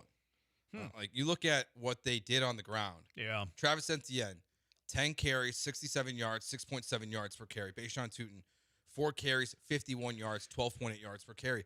They could run. It's been the weakness of Buffalo for a lot of this season, and they just kind of abandoned it. And they feel like they didn't really need to. They should have just kept running the ball. I read an interesting story about this today, kind of analytically, like what Jacksonville was doing on the ground. And you know how teams want to run into a light box and stay away from running into a heavy box. And Jacksonville famously sends Trevor Lawrence to the line with 2 different plays, and it's up to Trevor Lawrence to get them in the play that can best go up against the opposing defense. So they looked at all the 23 runs that Jacksonville had, and they were all against light boxes. So the numbers probably look better than maybe what they are. Sure. Because, like, hey, we're going to run it only against light boxes. When we get a heavy box, we're going to check out of it, and we're going to throw the football. So if they would have been, like, banging their head against the wall, we're going to run the ball even against a heavy box, does it hurt their yards per carry? Probably. Yes. Yeah. But was it the ideal thing to do? Yeah, also probably true. Yeah. Like, maybe they don't run for 6.7 running the ball into a heavy box. Maybe it's, like, under 5. But maybe they win the football game. But if it's under 5, you're still getting a first down every 3 plays. And Trevor Lawrence isn't throwing picks. Yeah, like it feels like they had something that was working and they abandoned it a little bit. And I think we saw some young coaches make some big mistakes this weekend. And I think there's more like this loss to me is more on Lawrence than it is Cohen. Yeah. But I think you also have to recognize what's happening in the moment. And I thought from the moment they kicked off that Trevor Lawrence didn't look particularly that good in the game. Like it wasn't just the interceptions. Right. He looked like old Trevor Misfiring. Lawrence. I mean, 12 incompletions. 12 incomplete passes. This is why I don't really love look, I'll pay attention to it. I understand it. I recognize it. I'm like to think that I'm knowledgeable about it. I'm not a huge numbers guy when it comes to football. Like, hey, they got a heavy box. We're going to automatically pass the ball. Well, you might have a better chance of running against a heavy box. Yes, it isn't like ideal than throwing against an optimal look, especially in a playoff game where you're leading for a good majority of it, trying to keep the ball out of Josh Allen's hands, things like that. Did you catch this, though? The reporter after the game talking, I guess, it wasn't really a question, talking to Liam Cohen? I just want to tell you congratulations on your success, young man. Thank you. Hold your head up, all right? You guys have had a most magnificent season. Thank you. You did a great job out there today. Appreciate so you just hold your head up, okay? Thank and ladies and gentlemen, Duval, you the one, all Thank right? you, ma'am. keep it going. We got another season, okay? I appreciate Take it. care and much continued success to you and the entire team. Thank you, ma'am. All right. What do you make of that? It's just weird.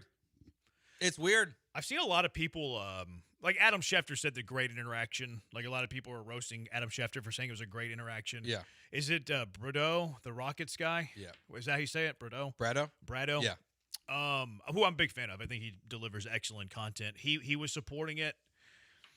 It's a fine message. The message is fine. I have no problem with the message, Joe. The message is fine. Duval, you the one season, keep your head up, all that stuff. The message is fine.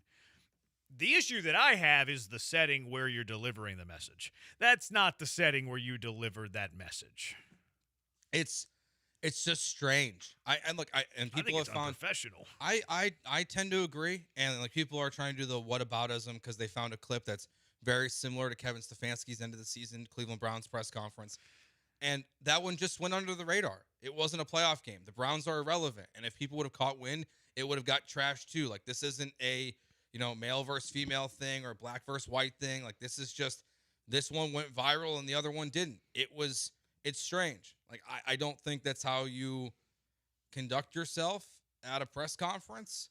I also just wouldn't talk to someone like that is a coach. Like I don't think they want to hear that from me. Now maybe they have a good relationship and we just don't know it. Like we don't know their relationship, and maybe there is this kind of thing that they always have interactions like this and we're just not aware. It's just strange. It's just strange. The setting's the issue that I have. Like, if you wanted to, hey, pull them to the side, whatever. This is a press conference between credentialed media. That's the other thing, is that to be in that press conference, you have to be credentialed media. This isn't how – look, I famously say that I'm not a journalist. Like, I don't believe that I'm a journalist in this role. If you are a journalist in that room asking the questions, that's unprofessional. Like, they read this, by the way, before football games, really any games. They're like, there is to be no cheering in the press box. You are down the middle. You don't have a rooting interest. And then you're giving the coach a pep talk after they lost. Yes. That's not the setting. No. It's unprofessional in that setting, actually. I think it was Stan Verrett who tweeted out that the relation that I'll make with this, the comparison that I'll make with this, it's like if you work at a job where you wear a suit, like you're required to wear a suit, but you show up in shorts. Okay, there's nothing wrong with wearing shorts, but in that setting, it's unprofessional. Same thing here. There's nothing wrong with the message. I like the message. The message is cool. Duval, you the ones. It makes it unprofessional because of the setting that they are in. Mm-hmm. I think it's highly unprofessional. Yeah, I really do. No, Message fine, setting I agree. Bad. Yeah, and bad as it gets. It's just I don't think we're gonna you don't hear things like this. That's why people are. I'm surprised people are surprised hearing a Schefter support it. That surprised me. This is why some people are hesitant to credential like content creators, to be honest. And I think this lady was from like a news station. Yeah. Which news is kind of content now. Yeah.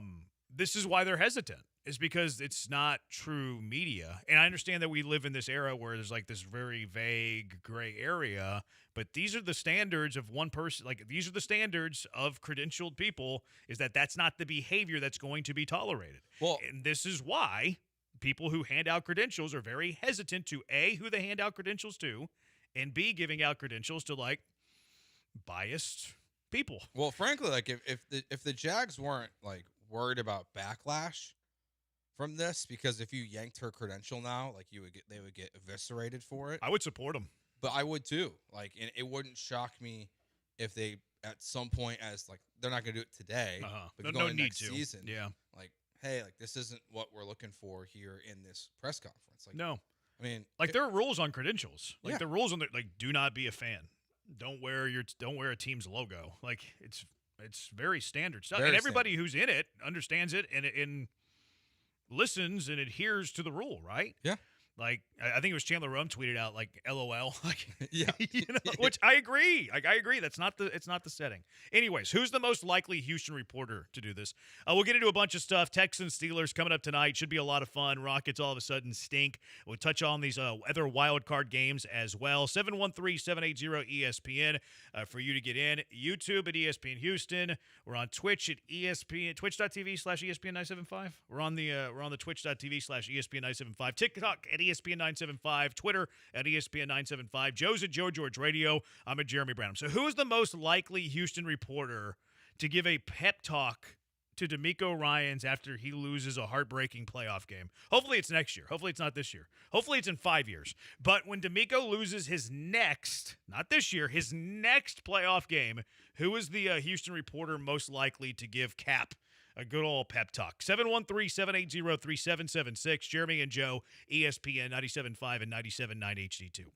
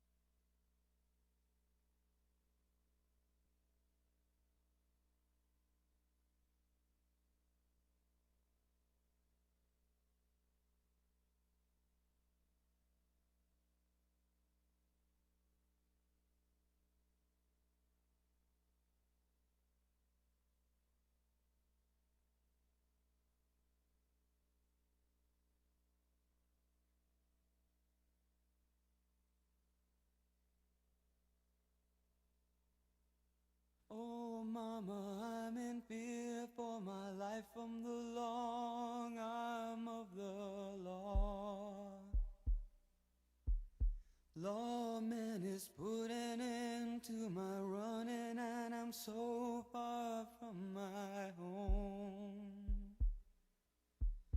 Oh, Mama, I can. You're listening to Jeremy and Joe, live from the Huntington Bank Studios. Here's Jeremy Branham and Joe George. He's Joe, I'm Jeremy. Junkie says any answer other than Sarge is completely wrong. So which Houston reporter, the next time that D'Amico loses a playoff game, hopefully it's in a decade. But next time they do, who is giving D'Amico the pep talk? Another junkie, Stutzy pep talk would make D'Amico want to run right through the wall. It's a good call. I don't think he would. I guess you've never seen Ted Lasso. That's right. There was that reporter who gave Ted Lasso a little pep talk. But that's fiction. I haven't seen Ted Lasso. It's on my. I was going to, but then people said season 3 was such a disaster. It's fine. It's not a disaster. Okay. It's fine. It's so I would give it like a 5.8. Like it's got its moments. But it's short, so it's like you're not sitting through a whole lot. Okay. Plus, Apple TV's got some good stuff. Like you can. So that's easy watching to me. Like you get a show under 30 minutes, easy watching. If you fall asleep in it, who cares? There's not like these huge plot lines that you need to keep track of. Ted Lasso's fine in that sense. Studio, pretty good in that sense. And Shrinking, pretty good in that sense. I've heard Shrinking's I like good. Apple TV. Apple TV's good. All right. Yeah. During But the that does off-season. happen. So who would be the Houston reporter giving D'Amico the pep talk after his next playoff loss? Sarge. It's got to be towards the top of the list. I like Sarge. I think Sarge kind of defended it today on Twitter. Steph Stradley. Sarge said he wouldn't do it. Stradley's not really in him very often. But she was. She would definitely give a pep talk. She gives she condones me and stuff. Yep. I don't know who this person is. That's not the right word. Condemns me is the right word. I don't know who this person is, okay? I don't have a full source on the situation. Okay. But whoever brings the cookies. I've heard that the cookie bringer is now I'm blanking on her name. But I don't know. So whoever brings the she cookies. actually asked some tough questions though. Oh, then maybe I think that she would. And she's a pro. I think she would do it off the camera, off the air, like off mic. Oh, okay. So I do know who it is. Then. Okay, then no, I don't think so. What's Kim her Davis? name? Yeah, Kim Davis. Yeah. No, Kim Davis has great. I think Kim asks very tough questions. I agree. Okay, I did not realize. Maybe the toughest. Yeah, I've heard she brings cookies to D'Amico. But I think she does have tough questions. So I think she would do it, but maybe not in that setting. Yeah. And she's a pro. She's a pro. I would like to hear Landry do it. Landry would not be the last one to do it. See, here is Sarge. Sarge says, "Do I feel that the reporter in Jacksonville was wrong? Yes, I do." So maybe he wouldn't be the person to do it. He said that sentiment should have been shared in a moment after the presser. I agree completely. But the people I see criticizing her when I know for a fact that they have acted unprofessional in pressers is disgusting. Ooh, I like that, Sarge. Yeah, I like that. But then I challenged him. I said, hit us with some good stories. And he said, no, I'm good. So, is that cool? Like, it's kind of like subtweeting. You know what I mean? Yeah. Like, should you subtweet that? Like, I'm calling these people out for being unprofessional, but then I'm not going to say their names. Like, that's kind of soft. Yeah, a little bit. But, it also could go past the Houston media market. It could. That's where, I wouldn't want to get into a tiff necessarily with big-time people. That's fair. So, I see it both ways. Okay, yeah, that's fair. You can just go ahead and sit on that fence. That's fine. I'm going to sit on the fence. Granado would give a pep talk and keep pausing midway to clear his throat over and over. We're not going to read bad text about Granado because if we do, there's a good chance we won't be here tomorrow. So no bad text about Granado, 713-780-3776. Bill O'Brien would give a pep talk if he was a reporter. You suck too, is what he would say. Keith from LA says DJ. Oh, no. No. DJ was yelling at D'Amico. He wasn't yelling at D'Amico, but he pushed back at D'Amico, and D'Amico was like, oh, we get bad press. DJ's getting what we got last week right now. What do you mean? Why are you reporting on why C.J. Gardner-Johnson's not on the team today? It's a playoff game. Oh, did he? Yeah, there was a kerfuffle. See, I read that with story. him and Kamari Lassiter. Who? C.J. Gardner-Johnson. And Lassiter? And Lassiter. Oh, in week whatever. Yeah. And then there was Aziz was Peacemaker, and eventually just led to C.J. Gardner-Johnson. But DJ wasn't necessarily reporting on reporting that though. I think DJ was. I think that was like a sidebar to his bigger story. It was, but it's still in there. Right. And people are upset with him. What, like, why didn't you do this earlier? Yeah, why are you doing this on the day of a playoff game? I don't mind that he's doing it on the day of a playoff game, but I think it's fair to say, why didn't you report on this earlier? Well, he might not have the full story. Okay. Maybe we'll ask him this week. Or you'll ask him maybe it came later. Yeah, because I'm leaving you this week. So. No, I don't think I read that story. I didn't take that as him reporting that. I took it as like, this is what happened. Yeah, like, I guess. In a bigger picture story. Yeah, but I guess no one had any. Which was a good details. story. Yeah, it was a good story. No, I think that kind of covers the list. Junkie said Meltzer would just say fair wheat straw. Yeah, but he's like practicing law and stuff. Somebody said the general. Nah, general's pretty negative. No. The general will be like, that was pathetic. That was pathetic, as he eats lemon squares. Is that his thing? That used to be a big thing that he would eat a bunch of lemon squares. Huh. That was like his snack of choice. Really? Lemon squares. Yeah. Gross. We should have asked him about that when he had the general on the other day. But we didn't want to keep him past his bedtime. 713-780-3776. Let's go out to the HRP listener line. James, you're in with Jeremy and Joe. What's up, James? Hey, how are y'all doing today? Great. Hey, I have a question. Mm-hmm. Why are y'all playing Renegade? Y'all know that's a Steeler thing, right? Nothing gets by you, James. Nothing gets by you. Yeah. Nothing gets by you. We were gonna play it. We were gonna play it once every hour until we got called out, and you called us out immediately. So well done. Well done. You did good. You got us. Appreciate That's the only question I had is why y'all were playing Renegade. We were using it as an Easter egg to see if we could get it by you guys. We are too smart. You are too smart. That's why we did it, though, James. So you're on to us. Hey, you know what? Once again, done. Proved us wrong because we thought we were going to get 3 hours out of it. I did. I thought we were going to play it multiple times before we got called out. So well done, James. Tip my cap to you. We applaud you. That was very nice. Thank y'all. Y'all do a great job. Thank y'all for what y'all do. Well, you're at the line of us on the way out. We do a mediocre job at best, James. Wrong. I appreciate you, James. I'll take the compliment. We do mediocre work at best, James, but we appreciate the kind words, but nothing gets by you. Junkie says Josh Allen was 28 of 25 for 273 plus 33 rushing yards, 3 touchdowns and a win. He had a great game. Here's the thing. No quarterback in the history of football has won 28 of 25. It has never happened in the history of the game. The first time, if Josh Allen goes 28 of 25, I will drive to wherever Josh Allen is at and hand my life over to him. See, this is one of those where if you were a texter, you would be ejected right now. I wouldn't text that. Because you know it's just a typo. I don't think so. He went 28 of 35. That's not a typo. That's not a typo. Fat-fingered, probably. Sorry. No way. Apologies. That's no, not true. He got it backwards. That's something that he typed backwards. That was not the error of the technology. That was an error on his part. You can't blame it on the technology whenever it was his fault. Yeah, he just mistexted it. It was like a tale of two sucks. Yeah, it was tale of two sucks. That was good drop. No, that wasn't technology's fault. That was the user's fault. Yeah, like you said, he fat-fingered it. No, he did not. He typed it in wrong. 3 and 2 are right next to each other. 3 and 2 are not involved in this at all. It's the 8 and the 5. He said he was 28 of 25. But he was 28 of 35. Oh, I see what you're saying. Yeah, I thought he was 25 of 28. No, wrong. Okay, that was a typo. I apologize. I recant. I was being sassy there, and I should not have been sassy. That was not the play there. You can't ruin my mood today. Junkie, I'm sorry, Junkie. I was wrong. Yeah, you're in a good mood. We'll get to the NFC here in a little bit.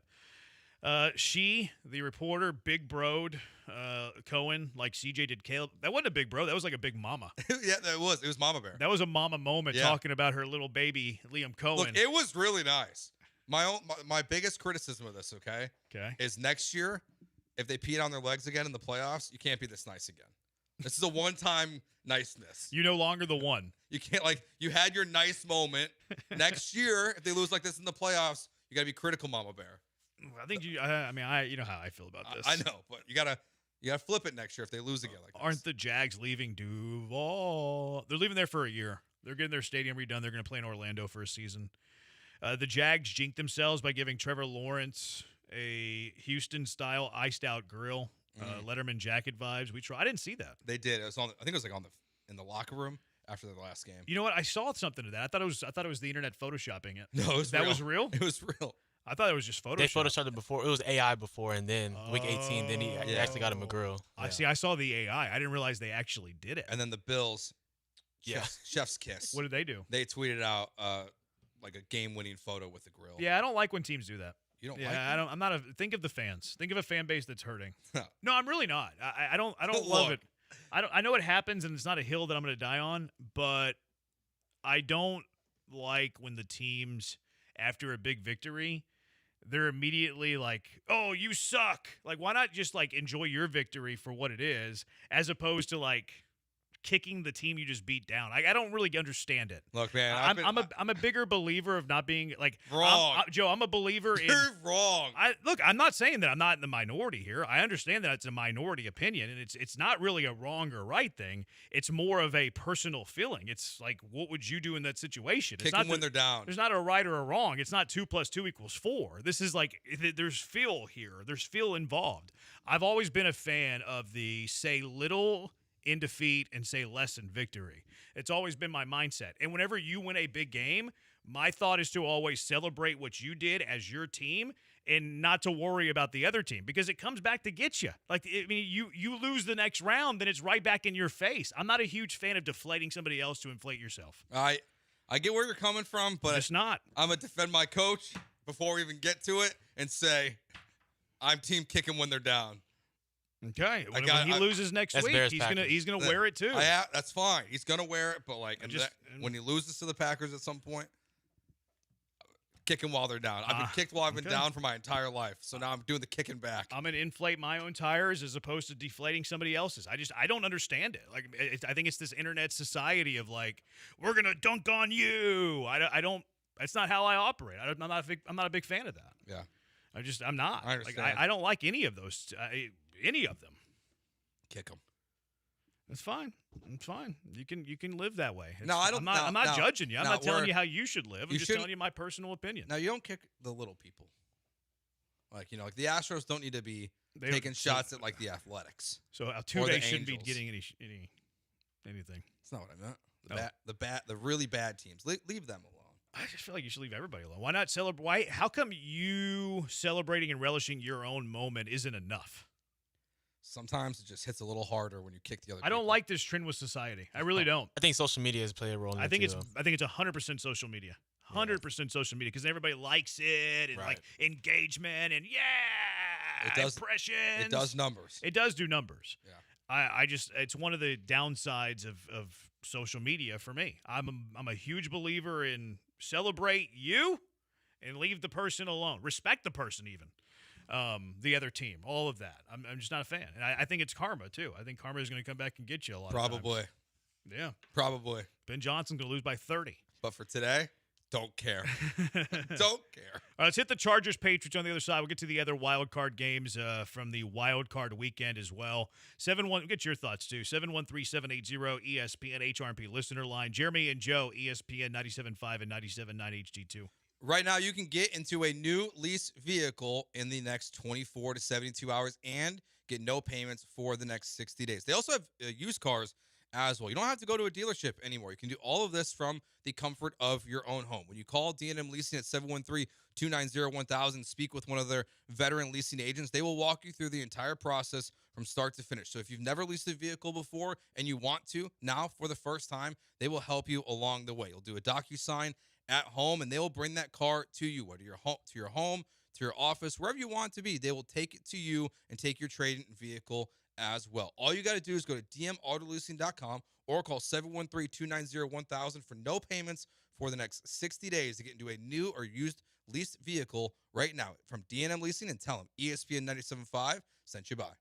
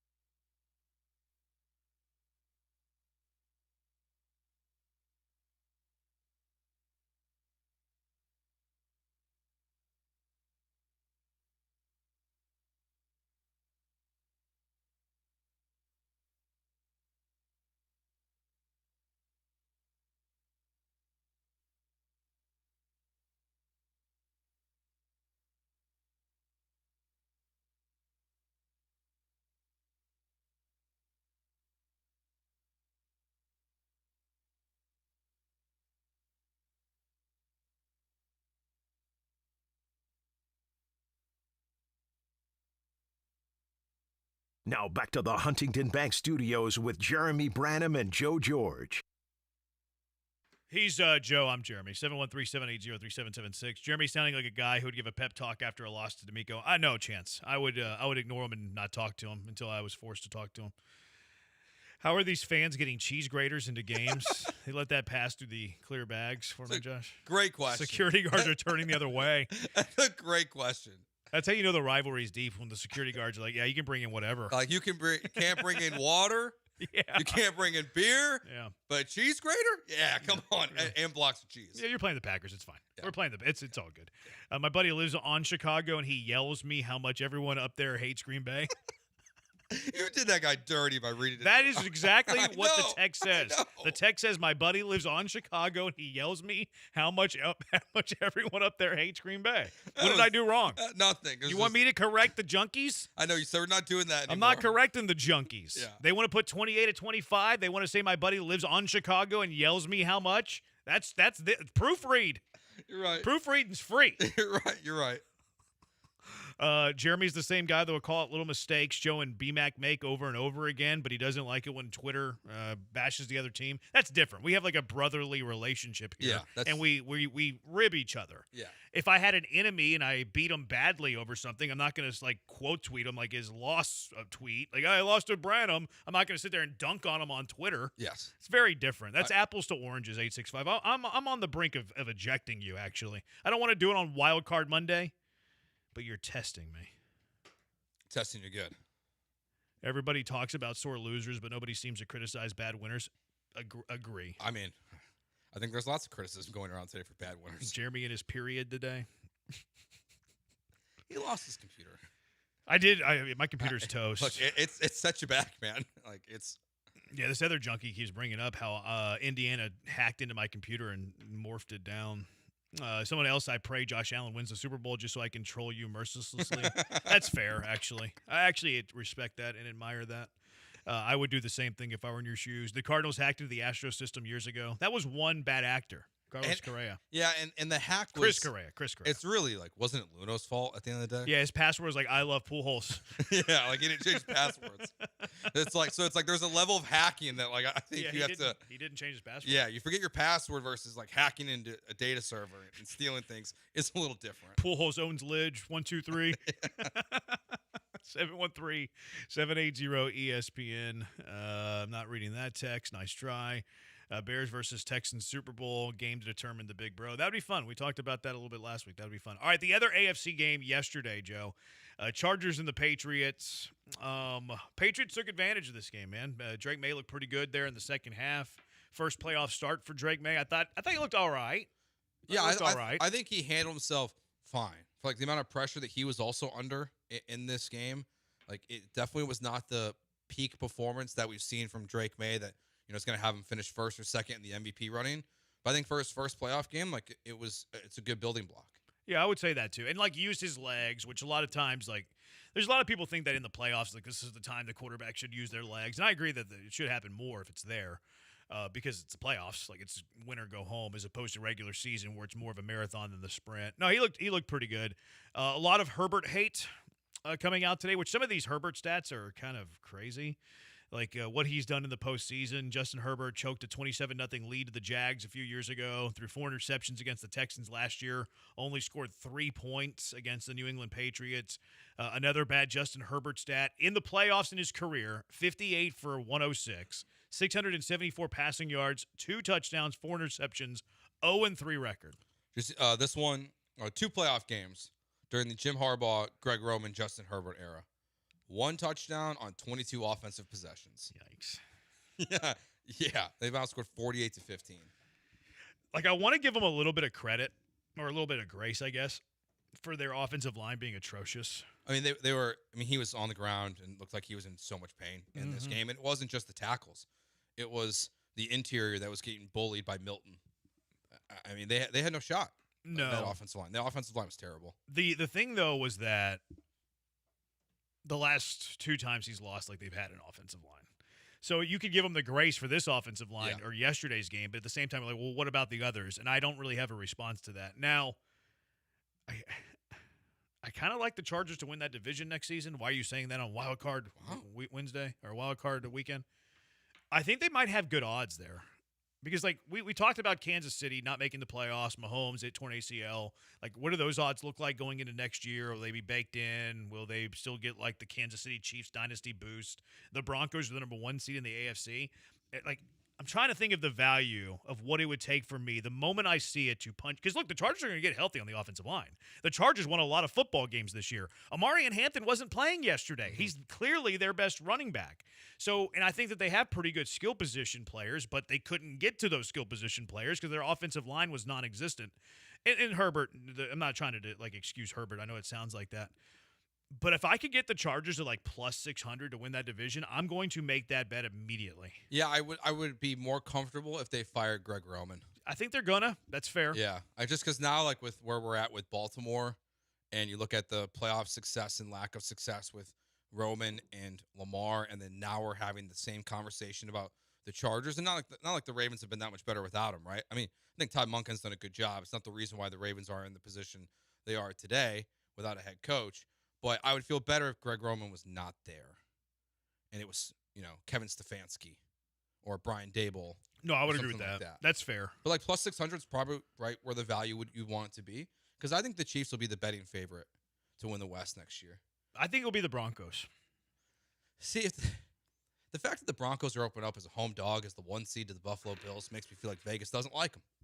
And I don't think that, unless it is the Bills, though. If they go on a playoff run here, maybe that conversation will change. If the odds come out and the Kansas City's greater than plus 200 and the Chargers are greater than like plus 400, I might just bet both teams. I like that. I like that strategy. And just try to be like, I'm really what I'm doing there is I'm betting against the Broncos. Frankly, I wouldn't be. My best guess is there's not a minus team.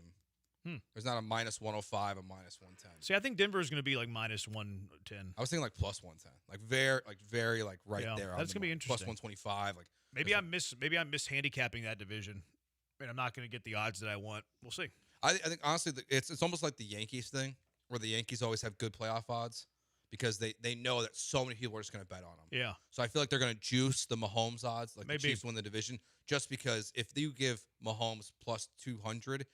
Everyone's going to bet on it. They're going to jump on it. Yeah, they're going to jump on it right away. Yeah, that could be true. Which maybe again, there's the more value in the Chargers there. Yeah. Does Herbert being booty in the playoffs hurt last year's playoff win? I don't think so. No, it doesn't hurt it. No, any playoff win is special in my mind. Playoff wins are playoff wins. Playoff wins are special in my mind. They're all special. I wanted to talk Romo, but I jumped it because he was doing the Jags game. Romo apparently is getting crushed. You see this? Yeah, it's like it's not good. I didn't like Romo when Romo was cool. It was a good stick to be calling out plays. I never thought when so. he knew everything because he just got out of the league. But I never liked the whine and the ooey and the eye and the Jim, like all that stuff. Like what was that? Jim. Like, it's always been bad. So I think people have just caught on. Yeah. It's not good. I feel vindicated here because I was good. I was an unpopular voice and I don't like this Romo color commentating guy. Oh, you're an idiot. You don't know ball, which is true. But I think I got this one right. All right, 713-780-3776. Packers, Bears yesterday. Niners, Eagles, Rams, Panthers. We'll touch on these. Joe's got a smile on his face. Joe's wearing a Bears sweatshirt. I am. What does that say? Good, better, Bears? Good, better, best. Good, better, best. Yeah. No, we'll touch on that handshake that lives in infamy after that game, too. 713-780-3776. Jeremy and Joe, ESPN 97.5 and 97.9 HD2.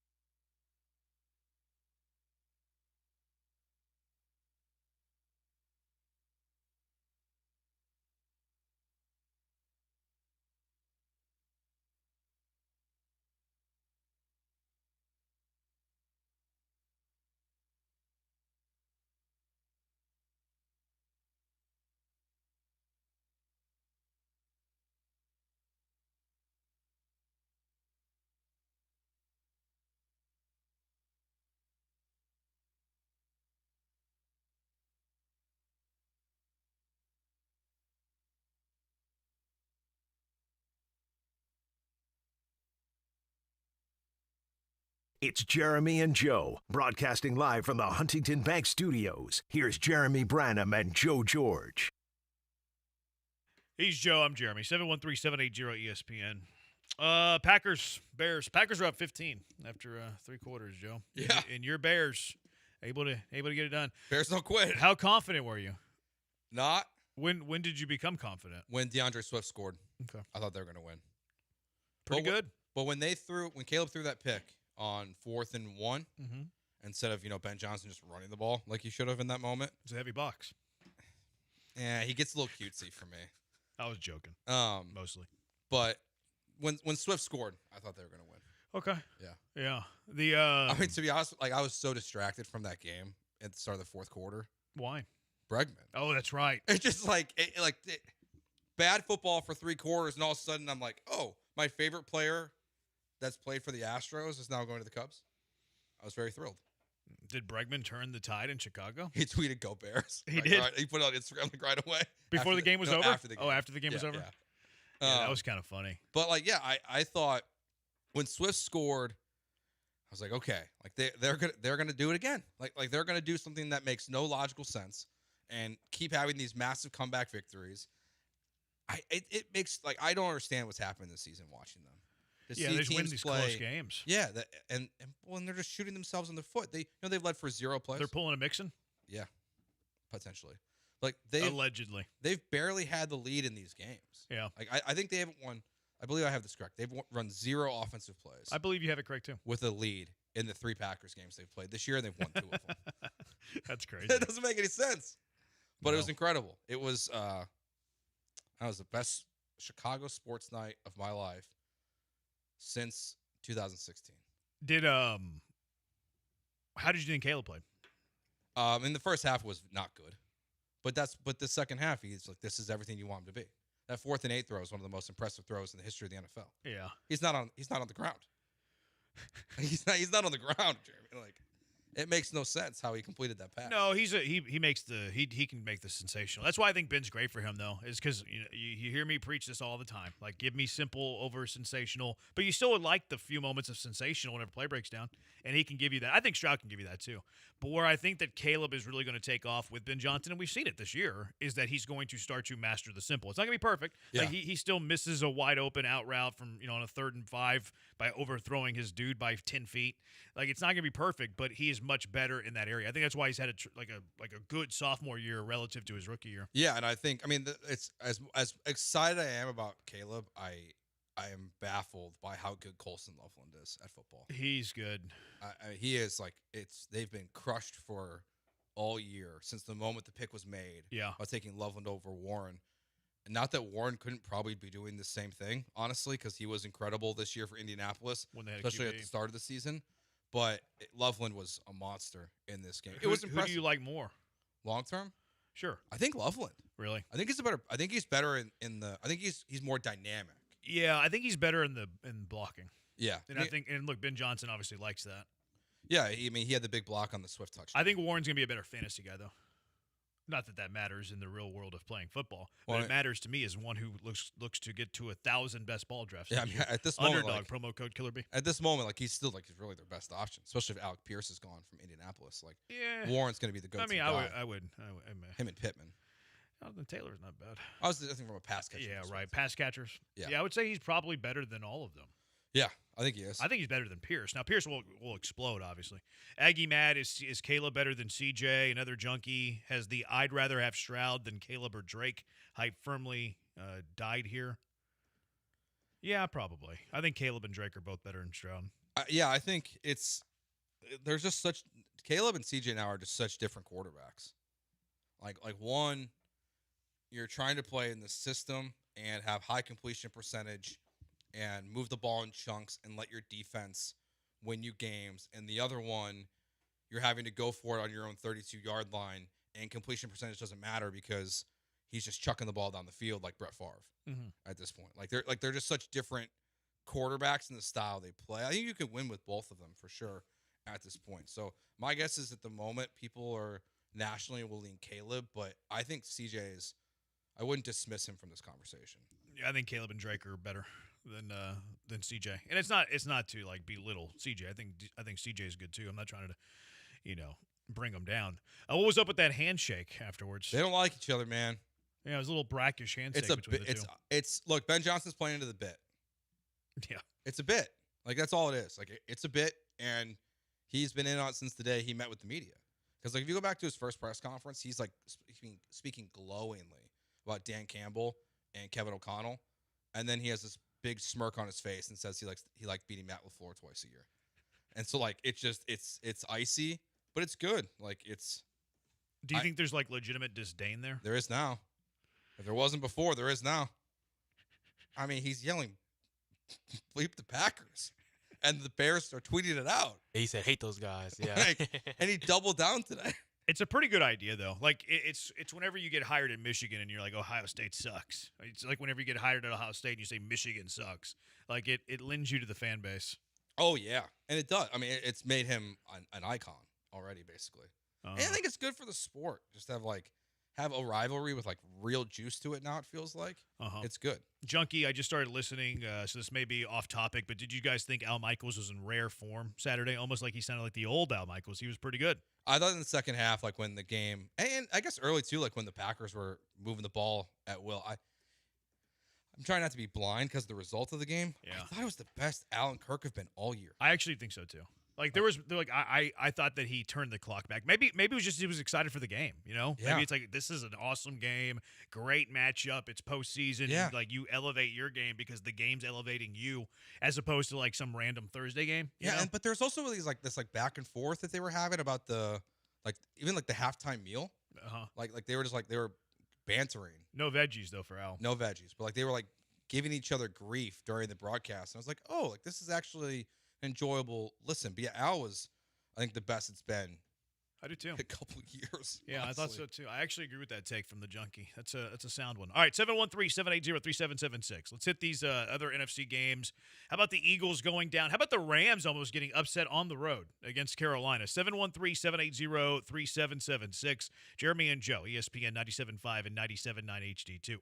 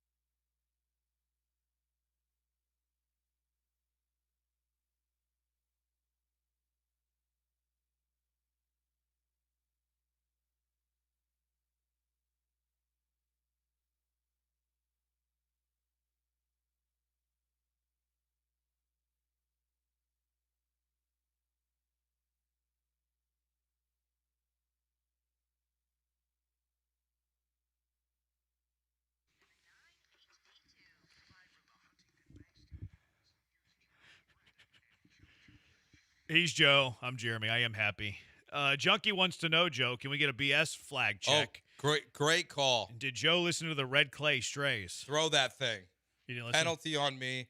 I forgot the second I walked out the door on Friday. I didn't listen to it. I'm not going to listen to it. I'm not going to pretend like I'm going to. I had a plan to do it. Yeah. I didn't. So now that plan's in the trash. I was going to I said I was going to listen to it as well on my drive home from Waco. Mm-hmm. And I did think about it, but it was 3:30 whenever I entered the vehicle. Okay. And that's when the football game started. Oh, so I okay. listened to that instead. Gotcha. So I also did not listen to the Red Clay Strays on Saturday. That would have been.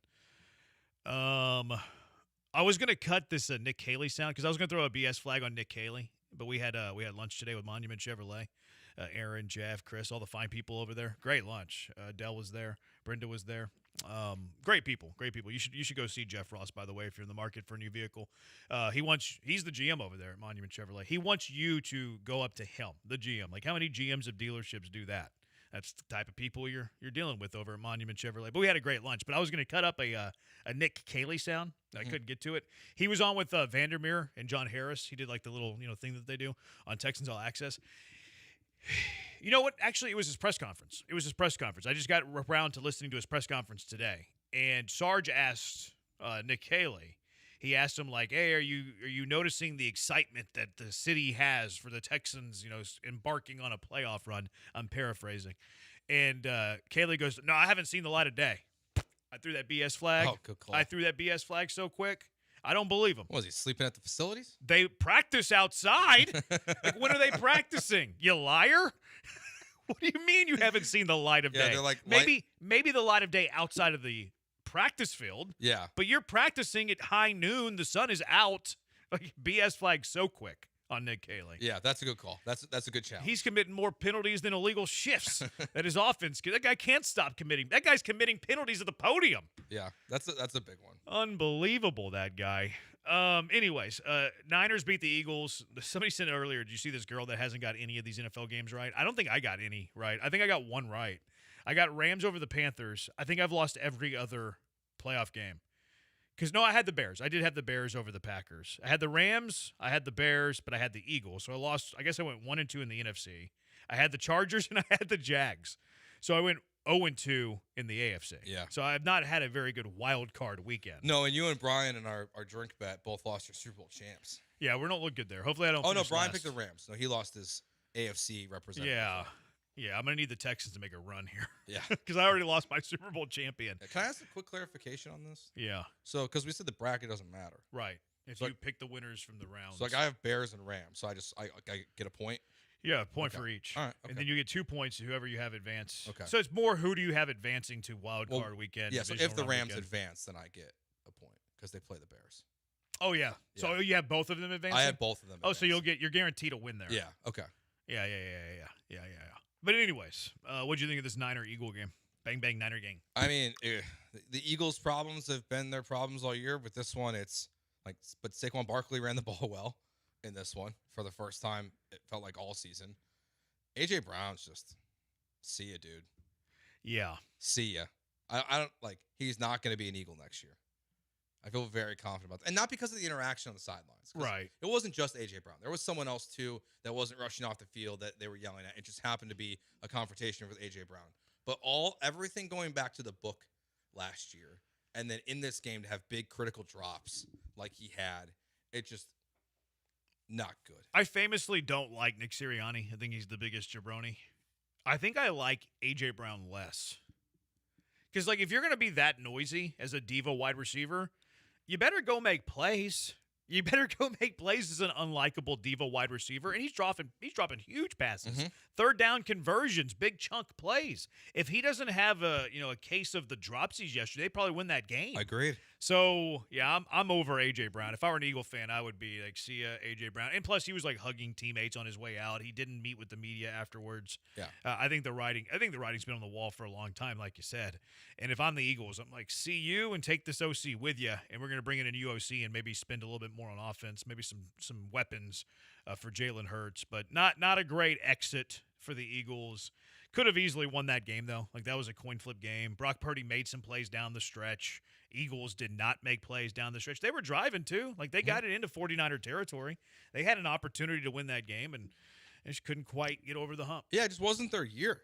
Like I said, I think I said this on Friday. Like they feel like the NFL equivalent now to the San Francisco Giants, where the Giants won the World Series in what was that 10, 12, and 14. I feel like that's what the Eagles are going to do. Like they're probably already my pick for next year. Honestly, before anything else happens, I know AJ says I hope not.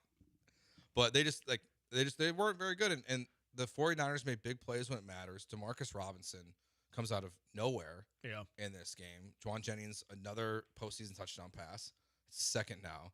Like they just made big plays. He has more touchdown passes than Herbert. Was it Herbert threw 3 though, didn't he? That year against Jacksonville. Yeah. Maybe it's the last 2 years. I don't remember where I saw that. Poor George Kittle tore his Achilles. That sucks. At least he got tequila in the locker room though.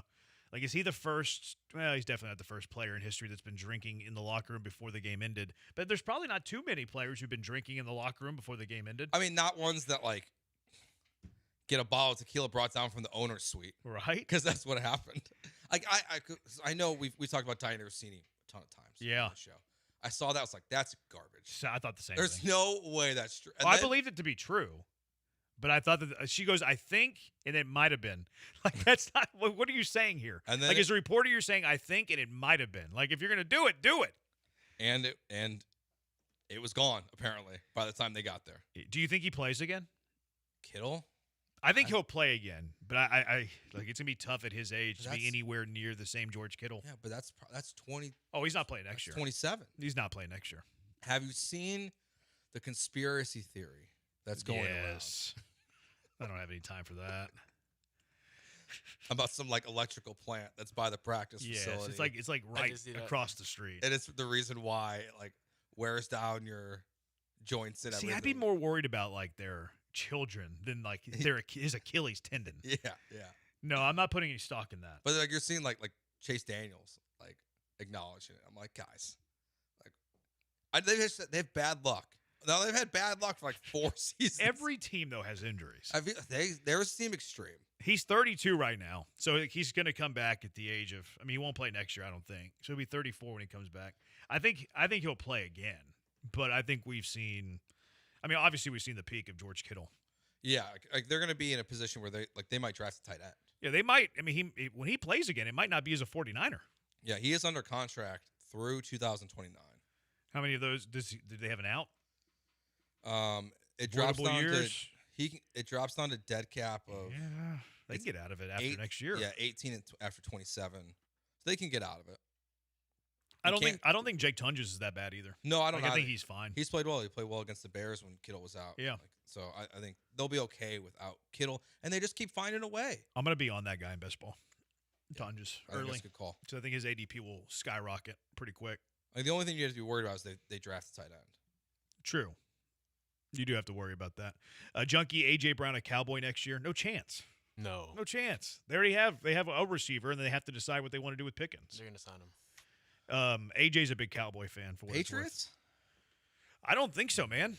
I don't think they're going to want to deal with that drama. Like, why would you want to deal with the AJ Brown drama? Like, you have to be desperate for receivers. So I think he's going to have to be a team that's losing that needs wide receiver help. Raiders might be a good call. Yeah. Although, do you want, like, if you draft Mendoza, do you want AJ Brown like dealing with a rookie quarterback? No. I think they go a different path. Maybe like Commanders. Yeah, Commanders would make sense because they're so old. In division, stick it to the man. And they already gave up some of their good. Like, what would you trade AJ Brown for? You know, if the Bills have like a bad exit, I could see that happening. That would make a lot of sense. Like a bad exit, though. Like they can have a deep run. Like if they go to the Super Bowl, I don't think you're bringing in AJ Brown. No. But if they lose next week to, the Broncos, and like they can't score. What about the Packers? I think they have too many receivers. Yeah. The money too, though. Golden finally found the end zone. Yeah, I think go Cougs. Chiefs? I don't think so. I don't think they want to deal with that drama. Yeah, I think you're right. I think it's going to be a limited market. Like you're going to be looking at Steelers would make some sense if they have a bad exit. Like if they get hammered by the Texans today. Well, Baltimore. Baltimore could make some sense. Like put him with Zay Flowers and Lamar. That could make some sense. Because like he'd be on his best behavior for at least a season, right? That could make some sense. I don't think you'd want to do like Miami. don't think there's many spots for him. If you're the Eagles too, like, do you just like send him to purgatory? I don't think there's many spots for A.J. Brown. Like, Send he him to the was not Jets? good this year. No, he wasn't. He was not. He was loud and not good. Yeah. It's funny. Like my initial, my first thought was like, is like two teams in there. Ravens makes sense. Giants can make sense. Yeah. Like, I don't think they would do it. Like, I think that there's gonna be a limited market. Could you imagine having? Could you imagine having Malik Neighbors and A.J. Brown? No. For a second-year quarterback, like that would be tough for Even a though I second-year will say, quarterback like, to navigate. Because of like this Malik Neighbors IHOP commercial. Like, I'm kind of in on Neighbors now. Like, like I kind of like him. Like, this guy's funny. He's playing into the bit. He gets it. He cost everyone their fantasy season. I wonder if Indy would make some sense. That's good writing, though. It wasn't his idea. He just said, "Okay, I'll do it as you pay me tons of money." Yeah, you have to be a willing participant. No, you don't. No. Tom Brady's doing Pizza Hut commercials. That's true, and he doesn't eat pizza. He's just collecting the money. Yeah, which is, I can't believe he's doing Pizza Hut commercials. Well, they paid him enough. I know. I can believe he's doing Pizza Hut He eats commercials. avocado ice cream. But he also likes money. What does he like more, avocado ice cream or money? Like, he doesn't eat tomatoes. He doesn't eat tomatoes? I think they're on his list. There's too many carbs? I think so. They are kind of sweet. Yeah, I think like, tomatoes were on that list of things you can't eat. I mean, like, everything on earth was on that list, basically. Yeah, that'd be a tough life to live. But where A.J. Brown, I think, goes is going to be one of the more, like, interesting offseason. Like, Panthers could be kind of fun. Yeah, Panthers. Yeah, but see, but like, that can't, like, Bryce can't get him the ball that often. Now, he was great in this game. Like, you got a guy on a fifth-year option with a receiver who's a diva. But you also have Tet opposite of him. Like, that would be pretty challenging for opposing defenses. Is Coker just good? He might be okay. I mean, he was awesome in this game against the Rams. Legette's not that good. No, he's not. He's not very good. No, that was a waste of a pick. Yeah, he and Keon Coleman don't look great. No. Coleman had that big play yesterday. Rams-Panthers, closer game than I thought it would be. Absolutely. It took a last-minute drive for Matthew Stafford and the Rams to win that game. And it sounds like his finger's okay. Like, well, I mean, it sounds like it's sprained, but it obviously was bothering Stafford quite a bit in this one. But they're going to be so hard to beat, even like when they're not playing at their best because they have Puka and Devontae Adams. Yeah. It's such a dynamic threat. You know, Stafford, I mean, is he the only quarterback left in the playoffs for the Super Bowl? I think now. I guess Aaron Rodgers technically too. But so after tonight, he might be the only one left. That's won a Super Bowl. So yeah, that game was way closer than I thought it was. Huh. I didn't realize that stat. Yeah. Bryce Young? Not a lot of pedigree. No, there's no pedigree. Bryce Young, fifth-year option secured from this game? I saw reports that they're going to pick it up. Yeah, I think like this game, I was like, okay, like he deserves it. He played well enough. Yeah, I mean, he's good enough to pick up the fifth-year option. Like the thing with the Bryce Youngs of the world is always going to be how much money you're going to pay him where you're getting a return on it. I think he's the one who you can say, like, you're not going to have to give him $55 million. Yeah, you would think. You would think. Jesse Palmer doing great clips commercials. Y'all thinking A.J. Brown will have limited suitors is wild. He's a top 10 receiver. He's not a top 10 receiver anymore. Like, you were living in the past if you think A.J. Brown is a top 10 receiver. Sorry. You are. And, you know, limited suitors, we'll see. We'll see. He's not a top 10 receiver anymore, though. No, he's not. Someone said Vrabel got rid of A.J. Brown in Tennessee. Somebody else said Tennessee. Somebody said Patriots. But Vrabel didn't get rid of it. Remember? He was pissed. Yeah, he was mad that John Robinson did it. Yeah. That's what started the Vrabel Tennessee downfall. Yeah. They think that was like the breakup between Vrabel and John Robinson. Yeah. Junkie, that rejoin we played at the top of the hour where Carol comes in there. It's no longer. Someone said that rejoin is rough. Someone else said that nice rejoin, fire emoji. So if you know, you know. Sometimes we're gonna make half the people very happy, and we're gonna tick off the other half of the people. That's the lane I want to live in. All right, 713-780-3776. Some Texans talked around the corner. A junkie saying, I'm getting nervous about the game tonight. Give us some positivity here in a little bit. We'll do it in a little bit, but let's sneak in some Rockets first. Rockets are bad at basketball, suddenly. 713-780-3776. Jeremy and Joe, ESPN 97.5 and 97.9 HD2.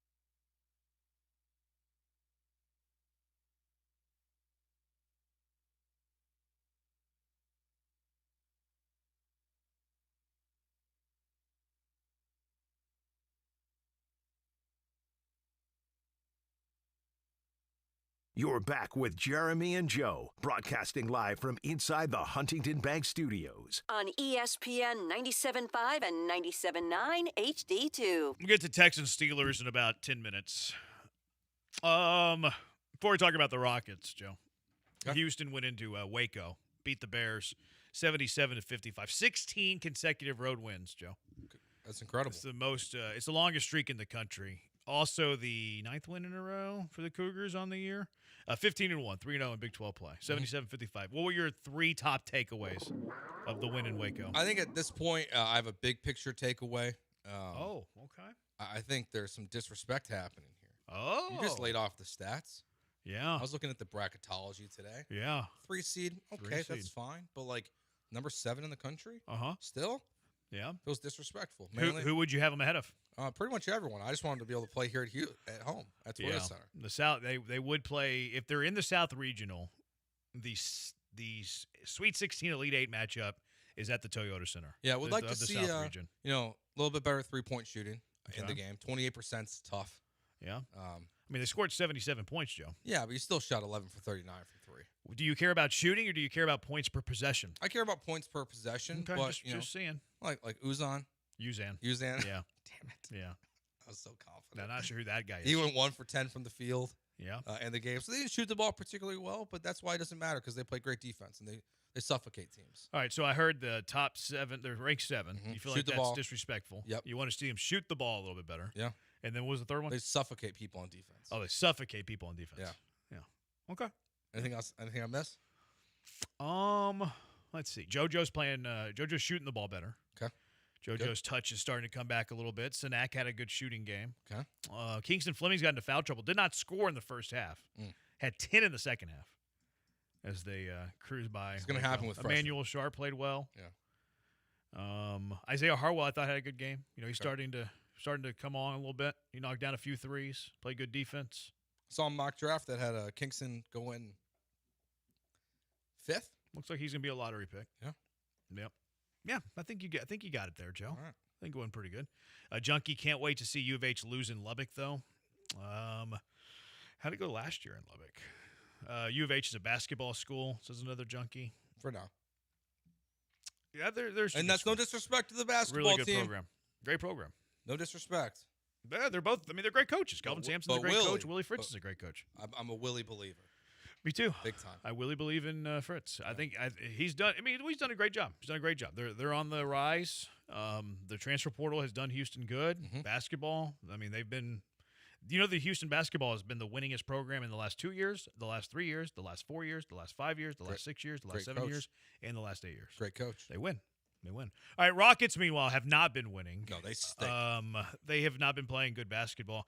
They're now in the 7th spot as of this morning after they lost to Sacramento yesterday. Yeah, they're playing down to competition, and they cannot shoot the basketball. No, did you see this number where they have the worst three-point percentage over a 5-game stretch in NBA history? Yikes. The history of the league, they have the lowest 5-game stretch. They're making 23.4% of their threes in the last 5 games over 188 attempts. Yeah, that's man. Like, I know they've been shooting a lot less threes this year than most teams in the NBA, and it's worked because they've been efficient. But now this stretch, they're just playing bad basketball. They are, and they're playing down to their competition. Like they're what, like I think it's 11-10. I think it is now against teams below 500. That's not good. Like what are we doing? No, it's not good. They're broken right now for some reason. I don't get it. You even get Alpi back in this game, and like I thought maybe that would solve some of your problems, but a lot of missed free throws, not shooting the ball well from the outside or really anywhere, and Kevin Durant's playing too much. He's playing a lot of minutes. He's playing way too much. Yeah. They have not been a good road team. Like, they've been much different when they play at home. And they haven't played a lot of home games, by the way. This is really weird quirk in their schedule. They're 11-12 on the road.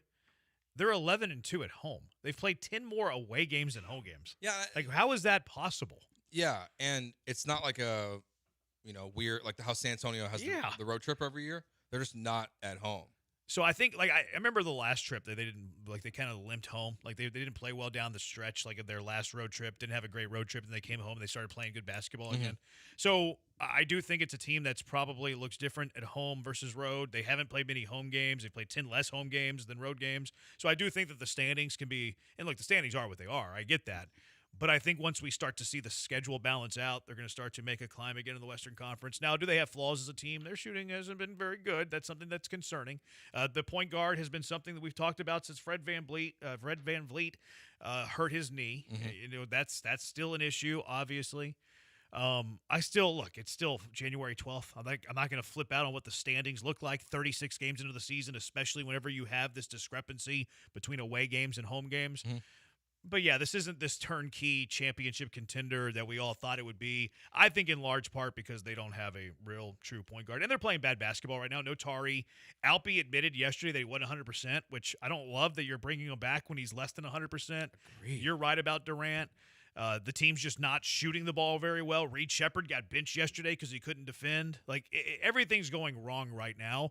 And I think it's because they're, again, on the one, they're not fundamentally sound across the board, and then secondly, it looks like they're kind of limping down the stretch of this tough road trip again. Yeah, I am, and in a big picture way, like I am curious how the offense gets put together at some point, because I think you did have people even last year starting to talk about Ime and his scheme on offense and how it feels like it wasn't as good as other teams in the NBA, and there was just these dry periods where the team couldn't shoot the ball, couldn't get open shots. Like I'm with you. Like there's no reason to panic right now. Like, I don't want to play in a playing game if I'm the Rockets, just because anything can happen in a 2-game stretch, I guess.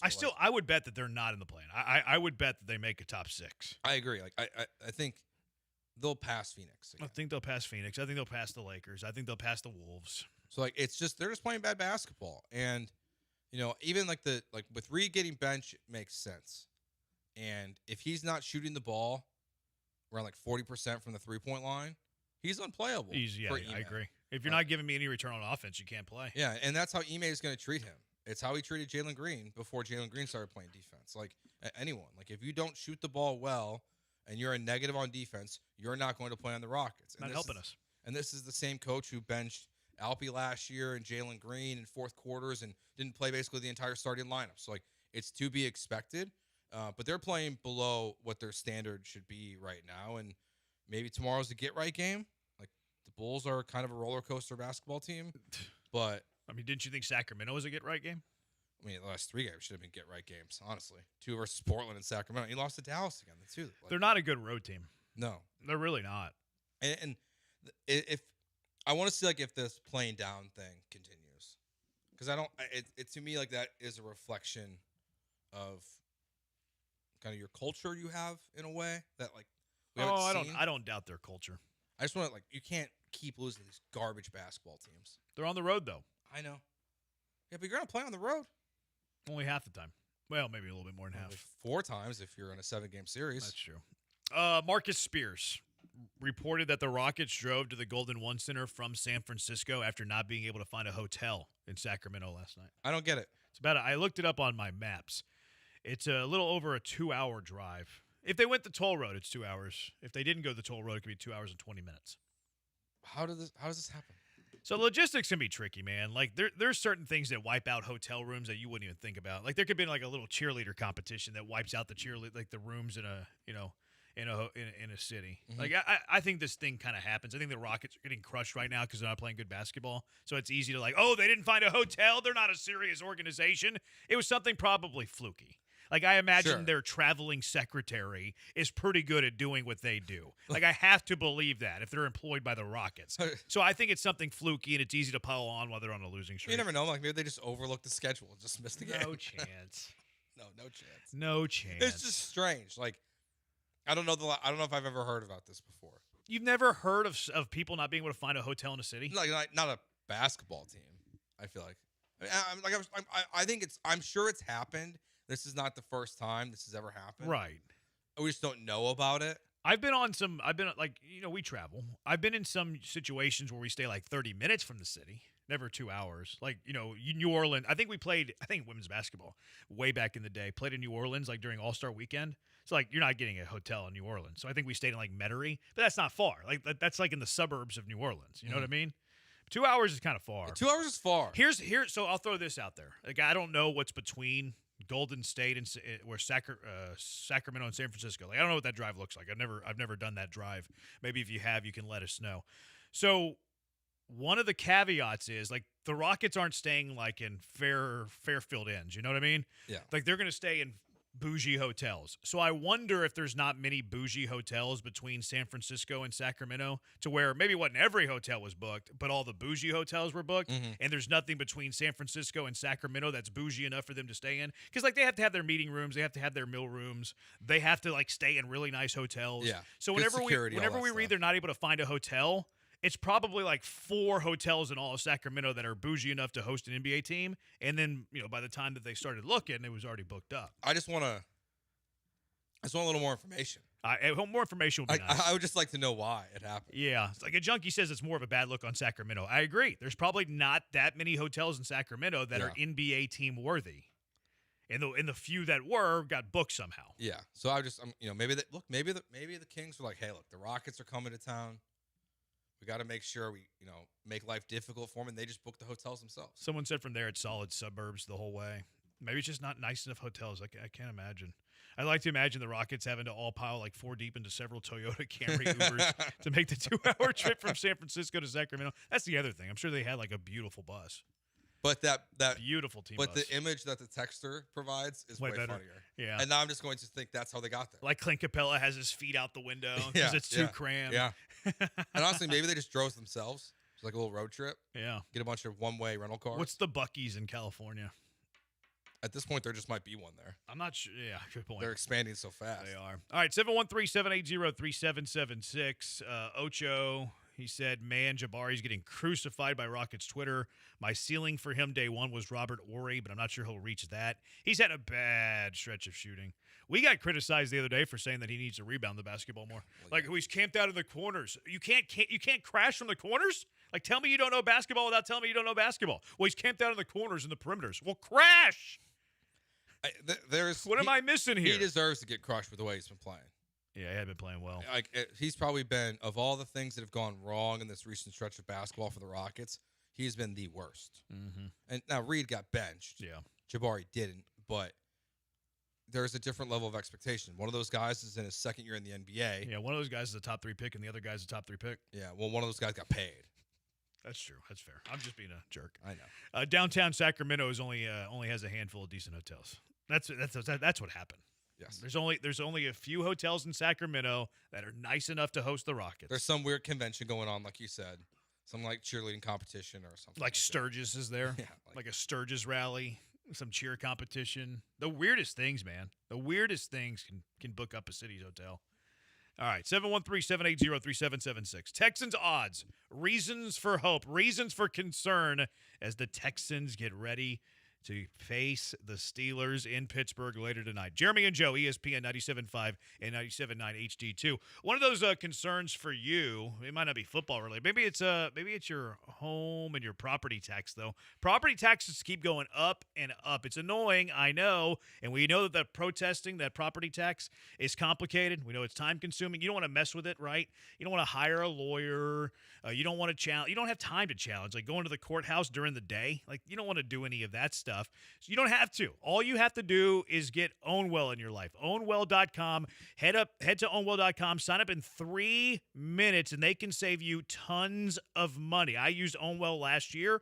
OwnWell was successful for me. I paid less in my property tax than I would have. And what excites me about this year, and I will use OwnWell.com again, is that you can start to compound those savings. Save a few bucks last year. Save $1,000 last year. Save $1,000 this year. Then it's 5 years down the road. You're saving $1,000 each year. The compounding savings is something that excites me, and I'm looking forward to it again and thankful for OwnWell. But they make saving money on property taxes so easy.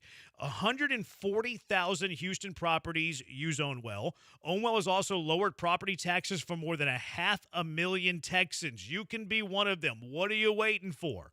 Also, here's some numbers for you. OwnWell customers save their customers over $1,100. So if you're an OwnWell customer, on average, you're going to save over $1,100. And again, Just head to ownwell.com, sign up in 3 minutes. You're going to stop overpaying your property taxes. Get your free savings estimate right now at ownwell.com. That's what's beautiful about Ownwell, too. You're only going to pay money if they save you money. If they can't save you money, you don't pay anything. So you're doing the irresponsible thing when you don't use Ownwell. So stop overpaying on those property taxes. Get your free savings estimate right now at ownwell.com. That's ownwell.com to see how much you can save. Ownwell.com.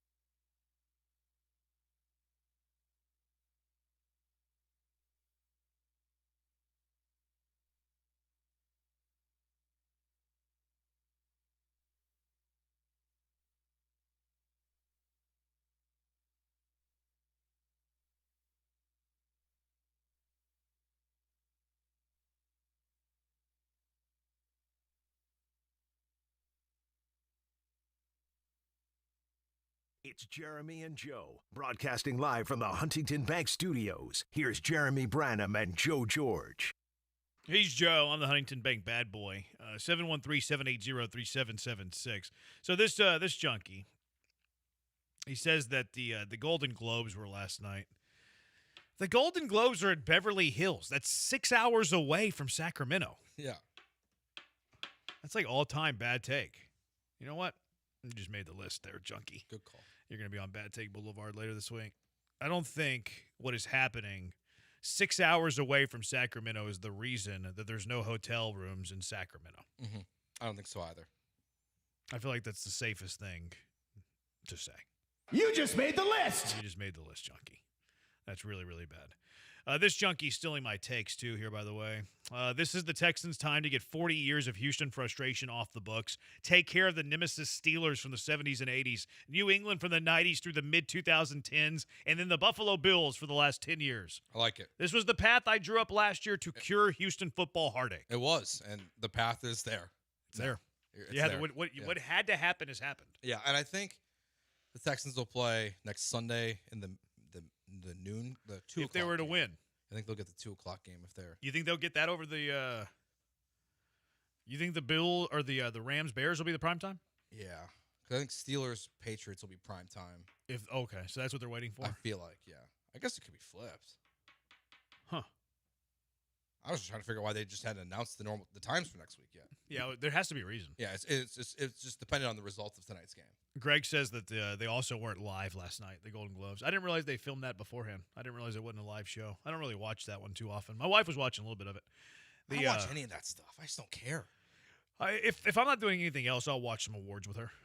That's fair. Yeah, Danny doesn't watch them, so I guess I get to escape that. But I saw some of Nikki Glazer's roast on TikTok. She's a good roaster. But see, that's the thing is like now like the funniest moments are going to be on social media within 5 minutes. Yep. And the awards are announced on social media right away. Yeah, so it's like, and I don't really care who wins the awards. Yeah, and if you do, like it's right there for you. Right. So like it's too readily available. It's like the reason why SportsCenter died, because everything's available in the moment with sports. Same thing with just these award shows. You can just announce them on Twitter and just record a roast, and it's the same exact thing. I think you're selling it a little short. Probably. People like to see the stars, Right. see them in their their best gowns, and Yeah. tuxedos. The live entertainment of the entertainment industry. Yeah, it's not for me. I think Nikki's funny though. She is very funny. I think she's a great roaster. She's a great roaster. I think her stand-up's kind of mid. No, she's a good roaster though. But she might be the best roaster. Yeah, since who was the main guy? Jeff Ross. Yeah, like they're probably top two. I like Glazer better. I think so too. She seems unafraid. Not that he wasn't either, but like she's like, wasn't she the one making the Robert Kraft jokes? Oh yeah. When she was told not to? Oh, they told her not to? Yeah. I didn't realize that. Yeah. I didn't know that they did told her not to. That seems like a bad thing to tell a comedian. Because the moment you tell a comedian not to, It's the I first think they're joke I'm gonna. making. Yeah. It's like when I talk to my 4-year-old. Right. Like, hey, don't do this. And then he's like, Yeah. You sure about that? Yeah, well, I'm going to do it, Yeah. whether you like it or not. So the Texans' odds to win the Super Bowl, according to ESPN, are 13-1. Okay. So you like the value there, plus 1,300? I do, because they're Not probably bad well. I value. mean, at this point, they're probably the lowest of everyone left since they haven't played. Right. I would imagine. This is a little outdated, these odds. The Football Power Index chance to make the Super Bowl when the playoffs started, according to ESPN, were 11.5%. Okay. So the computers like the odds makers. Computers like the Texans a little bit more than the odds makers do. DJ Bienemy put the reason for hope: a dominant defense. Mm-hmm.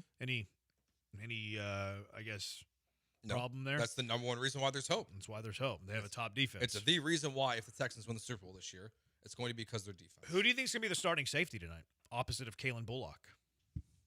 Do you think they go with the youngster Reed? They did officially activate him and then release Taylor to make room. Is there any chance they just reactivate Wallace? See, I think they're going to call him up and make him active. I think. Yeah. That might come down here pretty soon. I think they'll make him active. So those are your options. But I think because they subjected Wallace to the waivers, I think they're going to start Reed. Yeah, because I guess they could. Plus, he's made some mistakes the last couple of weeks. He's been the reason that they've had like 2 busts in each of the last 2 games. Yeah, probably Reed with Wallace in case Reed's not full go as they were expecting him to be. Like, there's no way in my mind that they can go into tonight's game. And look, Miles Bryant can play safety, and they like him in special teams. I don't think there's any way they go into tonight's game with Wallace inactive, with Reed coming off of injury, and you don't know what you're getting with him. That would shock me, honestly. Same. If they did that. Same. At this point. So I think we'll see Reed with like a quick hook if they like, okay, this isn't working. Yeah, he just doesn't look right. Right. Yeah, but also I know they haven't liked Wallace, and they feel like Miles Bryant can play there in a pinch, so we'll see. A reason for concern, though the defense has been great, the offense has been quite inconsistent.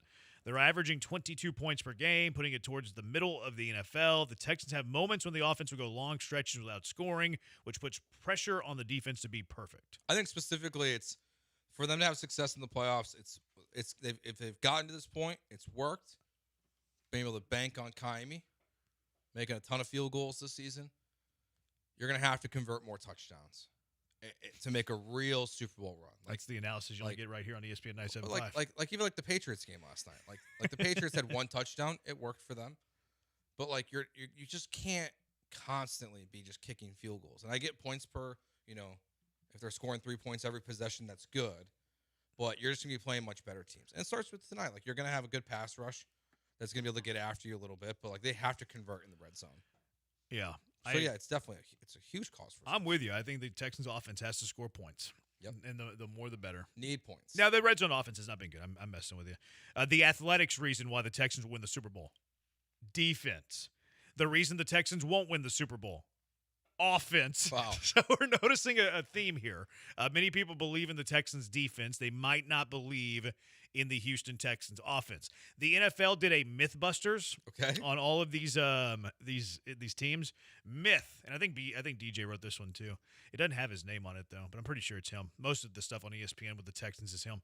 But he said Houston Texans myth: C.J. Stroud is not the same player he was 2 years ago. Why it's a myth? He's still great when it matters and still isn't getting much help. You cashing or trashing that? Huh. That's an interesting one.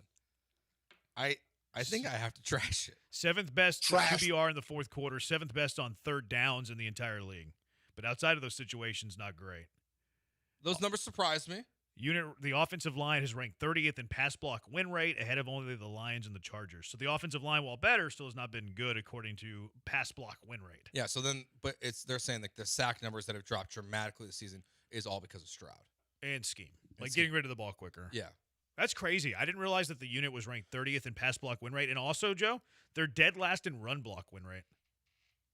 Really? Yeah. That surprises me. Same. I guess the offensive line's not fixed? No. Well, no, it's not fixed. They need talent. They need talent on the offensive line. Yeah, I'm not gonna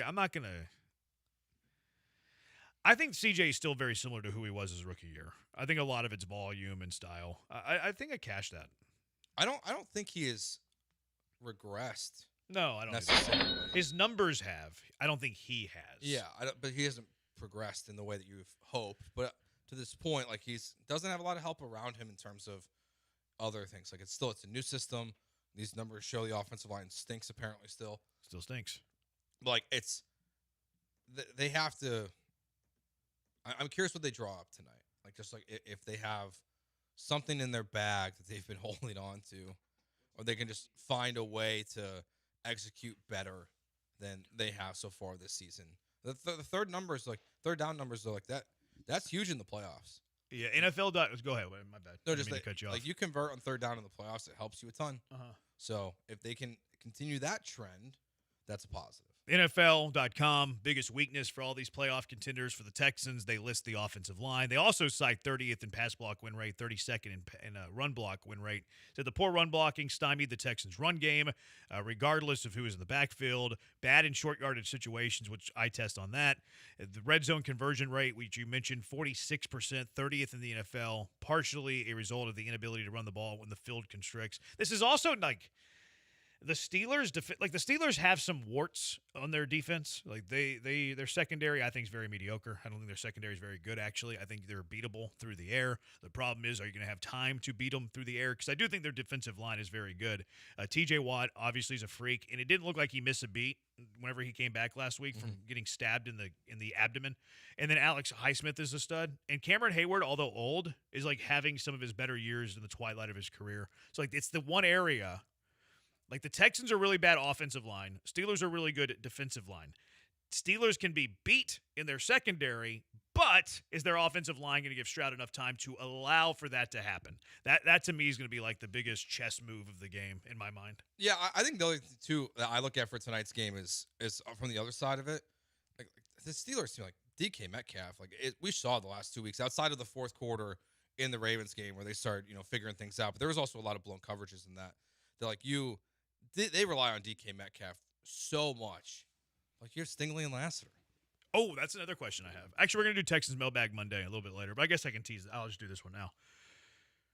What do you do with DK Metcalf? Do you shadow him with Stingley, or do you not shadow him with Stingley? I don't think you have to. Okay. I think if this was defense. If this was last year, I would have said yes. But Lassiter is one of the best cornerbacks in the NFL too. Like how much of he's hurt. We'll see. Well, I shouldn't say hurt. He's banged up. Yeah. And so I guess that factors in, right? Like how banged up is he? But I think Stingley is one of the best cornerbacks in the NFL. I just don't think Lassiter is that far behind him. I think they're very different. I think Stingley's coverage skills are substantially better than Lassiter's. I think he can hang with DK still. Okay. Yeah, I don't really have a dog in this fight. Like if you notice early, like DK's crushing you when he's lined up opposite of Stingley, it's like, okay, well, let's make an adjustment here. But I don't care which way they start. If Stingley shadows them to start, cool. I trust you, D'Amico and Matt Burke. If you don't do it to start, cool. I trust you, D'Amico and Matt Burke. But the moment that you realize you're getting beat, should it happen, flip. Well, if I was the Steelers too, like I'd probably put they don't have a lot of weapons at this point, honestly, and they run heavy tight end. But if they're out there at three wide receiver set, I'm putting DK in the slot. If you're them. And just been like, well, if you're not going to adjust, like if you're not going to follow Stingley or Lassiter with DK, like I'm going to put him in a position to where he's just not on those guys. Yeah. And make you then say, okay, Stingley's going to wherever he is. Like if they were to pivot like that, you have to. But yeah, I think it's more reactionary of just what it looks like early in the game. I think so. Yeah. I think they'll be fine. And the Texans play a decent amount of zone, so does it matter that DK's in the slot? We'll see. Yeah. We'll see. Can we get JJ to talk to TJ about maybe taking it easy on CJ? There's a lot of J's there. Let's get to some coach speak here, Joe. Okay. You want some coach speak here? I'm ready. Here's D'Amico Ryans on the Pittsburgh Steelers. We'll start there. Both guys, TJ Watt's one of the all-time, sack leaders in the NFL for a reason. Great bloodline. He had a guy who can teach him how to do it, and his brother JJ. So he's a really good player, good pass rusher. Also Highsmith.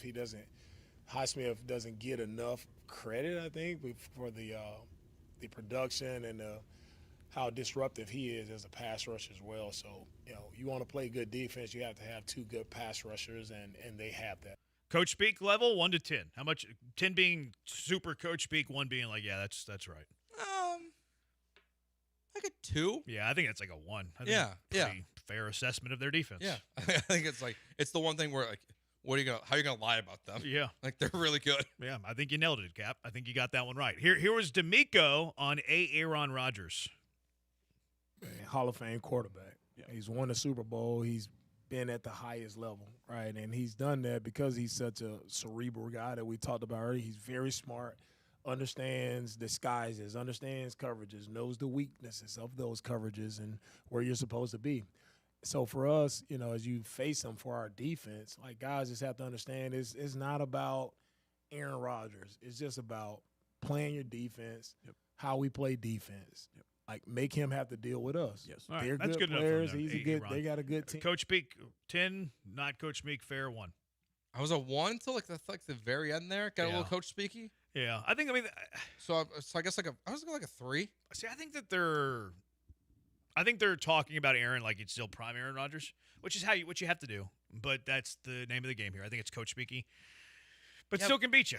But prime Aaron Rodgers is still there. You're not going to get him for 4 Flashes quarters of it, yeah. So it's you have to prepare like it's always, because there's going to be a couple plays tonight where you're like, man, this guy. It's like the Toby Keith song, I'm not as good as I once was, but I'm as good once as I ever was. Sure. Yeah, and red Solo cups. I know that one. You don't remember that song from Toby Keith? I'm not as good as I once was, but I'm as good once as I ever was. That's one of his best. I'm bad with remembering lyrics. Little Toby Keith, the pride and joy of Moore, Oklahoma. It's a bar? Look, and AJ's got swag. AJ's got more swag than this show does collectively, and he's talking about how it's a bar. It might be more than the station collectively, but yeah. Yeah, no doubt. Thanks. Yeah, I think that's a fair assessment as well. Here was D'Amico on the Steelers' ability to put pressure on the quarterback, in this case, C.J. Stroud. Okay, here's Nick Caserio. You got Nick Caserio ready to go? Nick Caserio on the Steelers running back. How much is this GM speech? And really probably have as good a 1-2 punch at running back as anybody in the league. Warren is a really underrated player. Good runner, really strong, good contact balance. And they signed Gainwell, who was in Philadelphia last year, kind of plays in passing situations. I think he leads them in reception. So, coach speech on Nick Caserio that Jalen Warren and Kenneth Gainwell are the best 1-2 punch in the NFL. That one caught my ear. They were one of the best 1-2 punches in the NFL. Jalen Warren and Kenneth Gainwell. They were so good that they drafted a running back early. Now they missed on that running back, Caleb Johnson. I can't remember if you thought he was going to be good or not. Yeah, just a little bit. Yeah, I have a healthy respect. I like Jalen Warren more than I like Gainwell. I think Gainwell's good in the pass game. I think he's solid in the pass game. Now, both of these guys did go over 1,000 total yards. To them. Nick's credit. No, I like them. They had a great year. Not one of the best. No. He's talking about it's Gibbs and Montgomery. I think Jonathan Taylor and you are a better tandem than Jalen Warren and Kenneth Gainwell. Because Taylor's so good. Yeah. I agree. Yeah, what are the best running back tandems in the NFL? You could hide me behind. Gibbs and Montgomery's probably one. The best 1-2 tandem in the entire league. Yeah. Look, Christian McCaffrey's so good that he and Brian Robinson. Give me that tandem over this tandem. Yep. I think Caserio's taking liberties with this term. Atlanta, I would take over. Oh, no doubt. Carolina? Patriots. Oh, yeah, Carolina for sure. Patriots for sure. Yeah. Rams? Seahawks? Yeah. Buccaneers? Yeah. Chargers? When Hampton's healthy. Okay. Broncos, when they were healthy? Yeah, when they're We healthy. didn't really see Dobbins and No, Harvey we didn't see together them this together. year, but I like them. But when healthy, yeah. The Dolphins with Achane and whoever, whether you want it to be Jalen Wright, whether you want it to be the dude from Oklahoma State. Ollie Gordon. Jacksonville? Yeah. Yeah. Chicago? The Jets, when they were healthy. Yeah. Like maybe everybody in the NFL. Quite a bit, yeah. Maybe everybody in the NFL a better 1-2 punch. Houston? I mean, would you rather have Woody Marks and Nick Chubb, or would you rather have Warren and Gainwell? Warren and Gainwell. Yeah, probably. Yeah. Yeah. I mean, 60% of the NFL is better than that tandem. Yes. That one's a 10. Yeah. All right, one more. This one's from Mike Tomlin. Mike Tomlin, I don't know how much coach speak this is, but he gives the Texans love in a rare area. And their ability to win in the flat and win in check-down-like circumstances, I thought that was significant.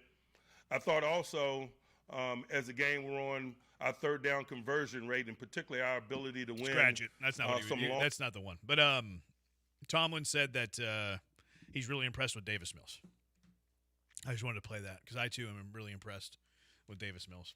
He's giving Davis Mills some love? Yeah, because remember, he talked for 14 minutes in his opening statement. Yeah. He talked about the Texans. He goes, one area that I'm really impressed with is Davis Mills' ability as a backup quarterback. He talked about how he kept him afloat during that, when C.J. Stroud was out, and that if he's called upon, that he's capable and ready. Okay. Yeah, I was like, dang, I've never heard a opposing coach go into a backup quarterback like that. Yeah, don't think I need my coach to do a 14-minute press conference opening statement. 14-minute opening statement. That's a lot. If you're gonna get to the backup quarterback. Now, Davis arrived today. He's there. Good, because he was questionable yesterday. Yeah, he had a baby. Congratulations to he and Mrs. Mills. They were letting him just have a little more family time. Good.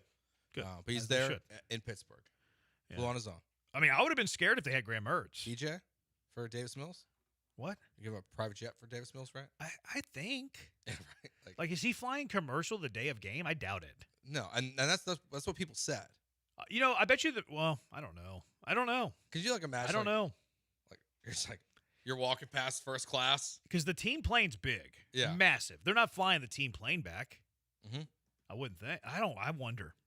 Was Davis Mills on your flight today to Pittsburgh? 713-780-3776. If he had to be on someone's flight. He had to have been. Like, could you imagine walking down the aisle like, "What's up, Davis?" I do. Yeah. You see the giraffe neck walking down the aisle? Yeah. Hey, aren't you supposed to be in Pittsburgh right now? I'm on my way, man. I'll see you all there. Or I'll see Yins there. 713-780-3776. We're going to do a Mailbag Monday, Texans edition, the rest of the way. 713-780-3776. Mailbag Monday, Texans edition next. It's Jeremy and Joe, ESPN 97.5 and ESPN 97.9 HD2.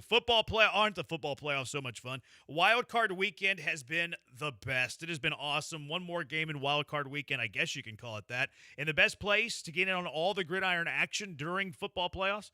Underdog. You already know the answer to that, though. You can make picks and win money right now in Texas. So easy playing on Underdog. All you have to do is pick whether your favorite players or teams will go higher or lower on stats like touchdowns, rushing yards, receptions, and more. And look, if you put $5 in, you're a new user on the Underdog app, promo code KILLERB, KILLERB, they're going to give you $75 in bonus entries when you play your first $5. Where else are you going to put in $5 and get $75 in bonus from? Fast food places aren't doing that. C-stores ain't doing that. Grocery stores not doing it. So if you're spending $5 today, spend it on the Underdog app, promo code KILLERB, and you're going to get $75 in bonus entries when you play those first $5. So I'm on multiple picks today. I have multiple picks, and Underdog, because they're always taking care of their users, they've sent me a $5 free play, too, which I'm going to take advantage of here in a little bit. But they were also running their wild card freebie with their quarterbacks. I used my freebie on Aaron Rodgers, so I don't have to worry about what he does tonight. And then I also picked C.J. Stroud lower than 231.5 passing yards. Why would you do that? Because the Texans are going to have the lead. They're going to work on the clock. They're going to run the football, and he's not going to go over 231. So Rodgers, give me C.J. Stroud lower than 231.5. I'll give my other picks a little bit later. But what are you waiting for? Download the Underdog app right now. Use promo code KILLERB to score $75 in bonus entries when you play your first $5. That's promo code KILLERB. Underdog. Make picks, win money.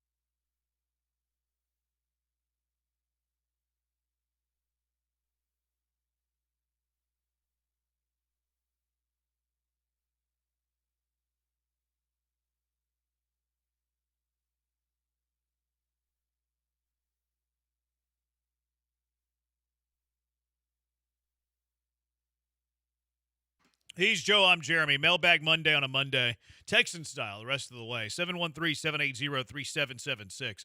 Let's go out to the HRP listener line. Marcus, you're with Jeremy and Joe. What's up, Marcus? What's up? What's up, fellas?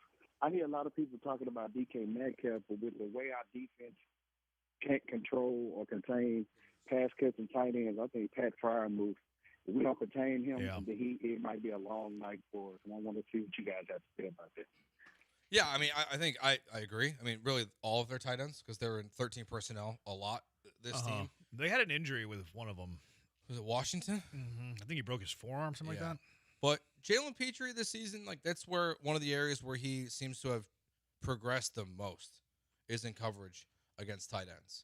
So I think Freiermuth is good. He's not like an elite tight end, but he's reliable, and he has been for years. I have Freiermuth prop bets for tonight. Yeah. Overs? Yeah, I think it's a good call. Yeah, it's a good call because it's not even like Petrie in coverage. It's kind of just like what's available to the Steelers. Sure. Like, how would you take advantage of the Texans through the aerial attack? Probably the big body tight ends over the middle of the field. Mm-hmm. Like that, I think is your safest bet. So I actually have some Freiermuth over. So I think it's a good call, Marcus. But like, I don't want to sound arrogant, but I'm not really confident that the Steelers can move the ball very well against the Texans. I'm not going to say the Texans are going to pitch a shutout or anything like that. But I have a difficult time seeing the Steelers doing anything substantial offensively. It's going to be very boom or bust. Yeah. And there might be some big plays. Look, I think the Steelers can win. Don't Yeah. get me wrong, but if they win, I think it's like 16-13. Yeah, I just don't think I don't think they're going to be moving the ball up and down the field with ease throughout the game. It's going to be one or two big plays to DK Metcalf that would potentially change the game, or maybe Gainwell out of the backfield. Because like Freiermuth and Gainwell are tied for the second most receiving yards on the Steelers this year at 486. Like they don't have a 1,000-yard receiver this season. And Texans can get beat a little bit, at the shot plays and stuff like that. Which DK obviously is your answer there. None of the other receivers really worry me there. DK obviously does. Yeah, I mean Austin can, like he's had spurts that Calvin Austin's had spurts this season. Shout out Memphis. But like for me, it's more like whether it's Freiermuth or Gainwell out of the backfield. It's who is Henry To'oTo'o defending?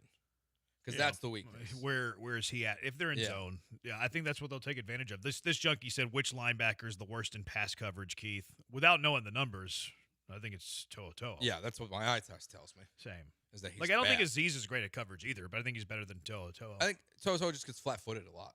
It feels like going back to the Buccaneers game earlier this season. Like it's just not someone I want to see in coverage, and he's going to have to be like his last game was attacking downhill, was better in coverage. So like maybe like there are signs of life for him.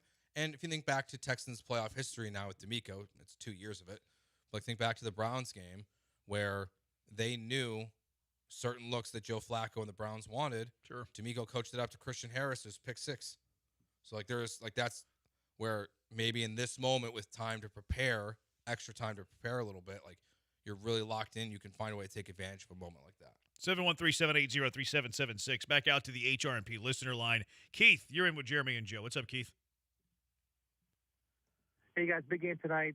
Sticking on the conversation of tight ends, obviously Washington's out. The Texans have an elite secondary. I kind of feel pretty comfortable, confident in, the Rodgers finding ways to get Jonnu Smith involved. I know he had a rushing touchdown this season from, 20 yards out. The screen game, the short game, he's got a lot of playoff experience. I think Jonnu Smith could be in for a pretty big night. What do you think? That's an interesting one. I mean, he has 9 carries on the season. So like you might use him in different ways. But with Darnell Washington out, like Jonnu is a guy who I think more on pass reputation, kind of fits Keith's brand a little bit. It is like he is someone to watch out for tonight, but it's both of them. Yeah. Like I would be more concerned about the tight ends more than Calvin Austin, Roman Wilson, Adam Thielen. No, I think the tight ends are where they would have some success. Yeah. Middle of the field, tough yards, or shot plays to DK. Now, I almost threw the challenge flag, the BS flag on Keith. Okay. 20-yard running game, or 20-yard rushing touchdown for Jonnu Smith. I should have. Why? I should have. But it's my fault I didn't, because he didn't have a 20-yard touchdown. I just looked it up. He had a 14-yard touchdown. Now, it might be nitpicky. Might be nitpicky. His longest run of the season was 20 But it wasn't a touchdown. You're right. So I think the BS flag would have been upheld. It's a good challenge. It would have been upheld. Yeah, it's a good challenge. But I didn't challenge it. Yeah. I didn't get the flag in time. I should have, and I wanted to. But I was like, Keith knows ball. Keith knows this. My bad. That was my bad. Keith doesn't know ball. It's my bad that I thought that he did. It's my bad. He didn't have a 20-yard touchdown run. He had a 20-yard run. Yeah. He also had another rushing touchdown, but he didn't have a 20-yard touchdown run. Red or yellow, or both. Flag? Yeah. For BS. I feel like we challenge it, so I feel like it should be red. Okay. I have a yellow one, though. So I can order a red one. How much do they cost? It's $8 for one of I each. feel like it's too much. Like I feel like we can just like print out a red piece of paper and get a rubber band. I've got one. It's challenge flag party accessory, $5.14. Nah, still too much. Like I feel like we can find a red piece. I sound like Mike Tyson. A red piece of cloth. It arrives tomorrow. Nah, I don't want you to pay $5 for it. I think it'd be easier to just find a red piece of cloth. And then put some paper in it, and stuff it with a rubber band. Plus, like it would be cheap, which I think is on brand for the show. Okay, but this is technically this is a question still for the show. Then is the amount of work that's going to take to create easy. that flag worth not just Amazon not that for hard. $6 and it delivers tomorrow? If you had a red piece of cloth, I think it's easy to stuff paper in it and then put a rubber band behind it. Are you going to do it? I can do it. I don't know if I have a red piece of cloth. Are you going to do it? Do I have a red piece of cloth? Or no, I mean that's easy for me to do. Are you going to ask the missus? Well, we might have like a red scarf actually. We got Branham baby these like these scarves that you catch with. Mm-hmm. Like you throw them in the air and you catch them. It like teaches you how to catch. Oh, I've seen those. Yeah. I think we might have a red one lying around somewhere. Okay. I'll have to check. I'll see if I can get it done. 713-780-3776. Is this the biggest game of C.J. Stroud's career? Mailbag Monday, Texans edition.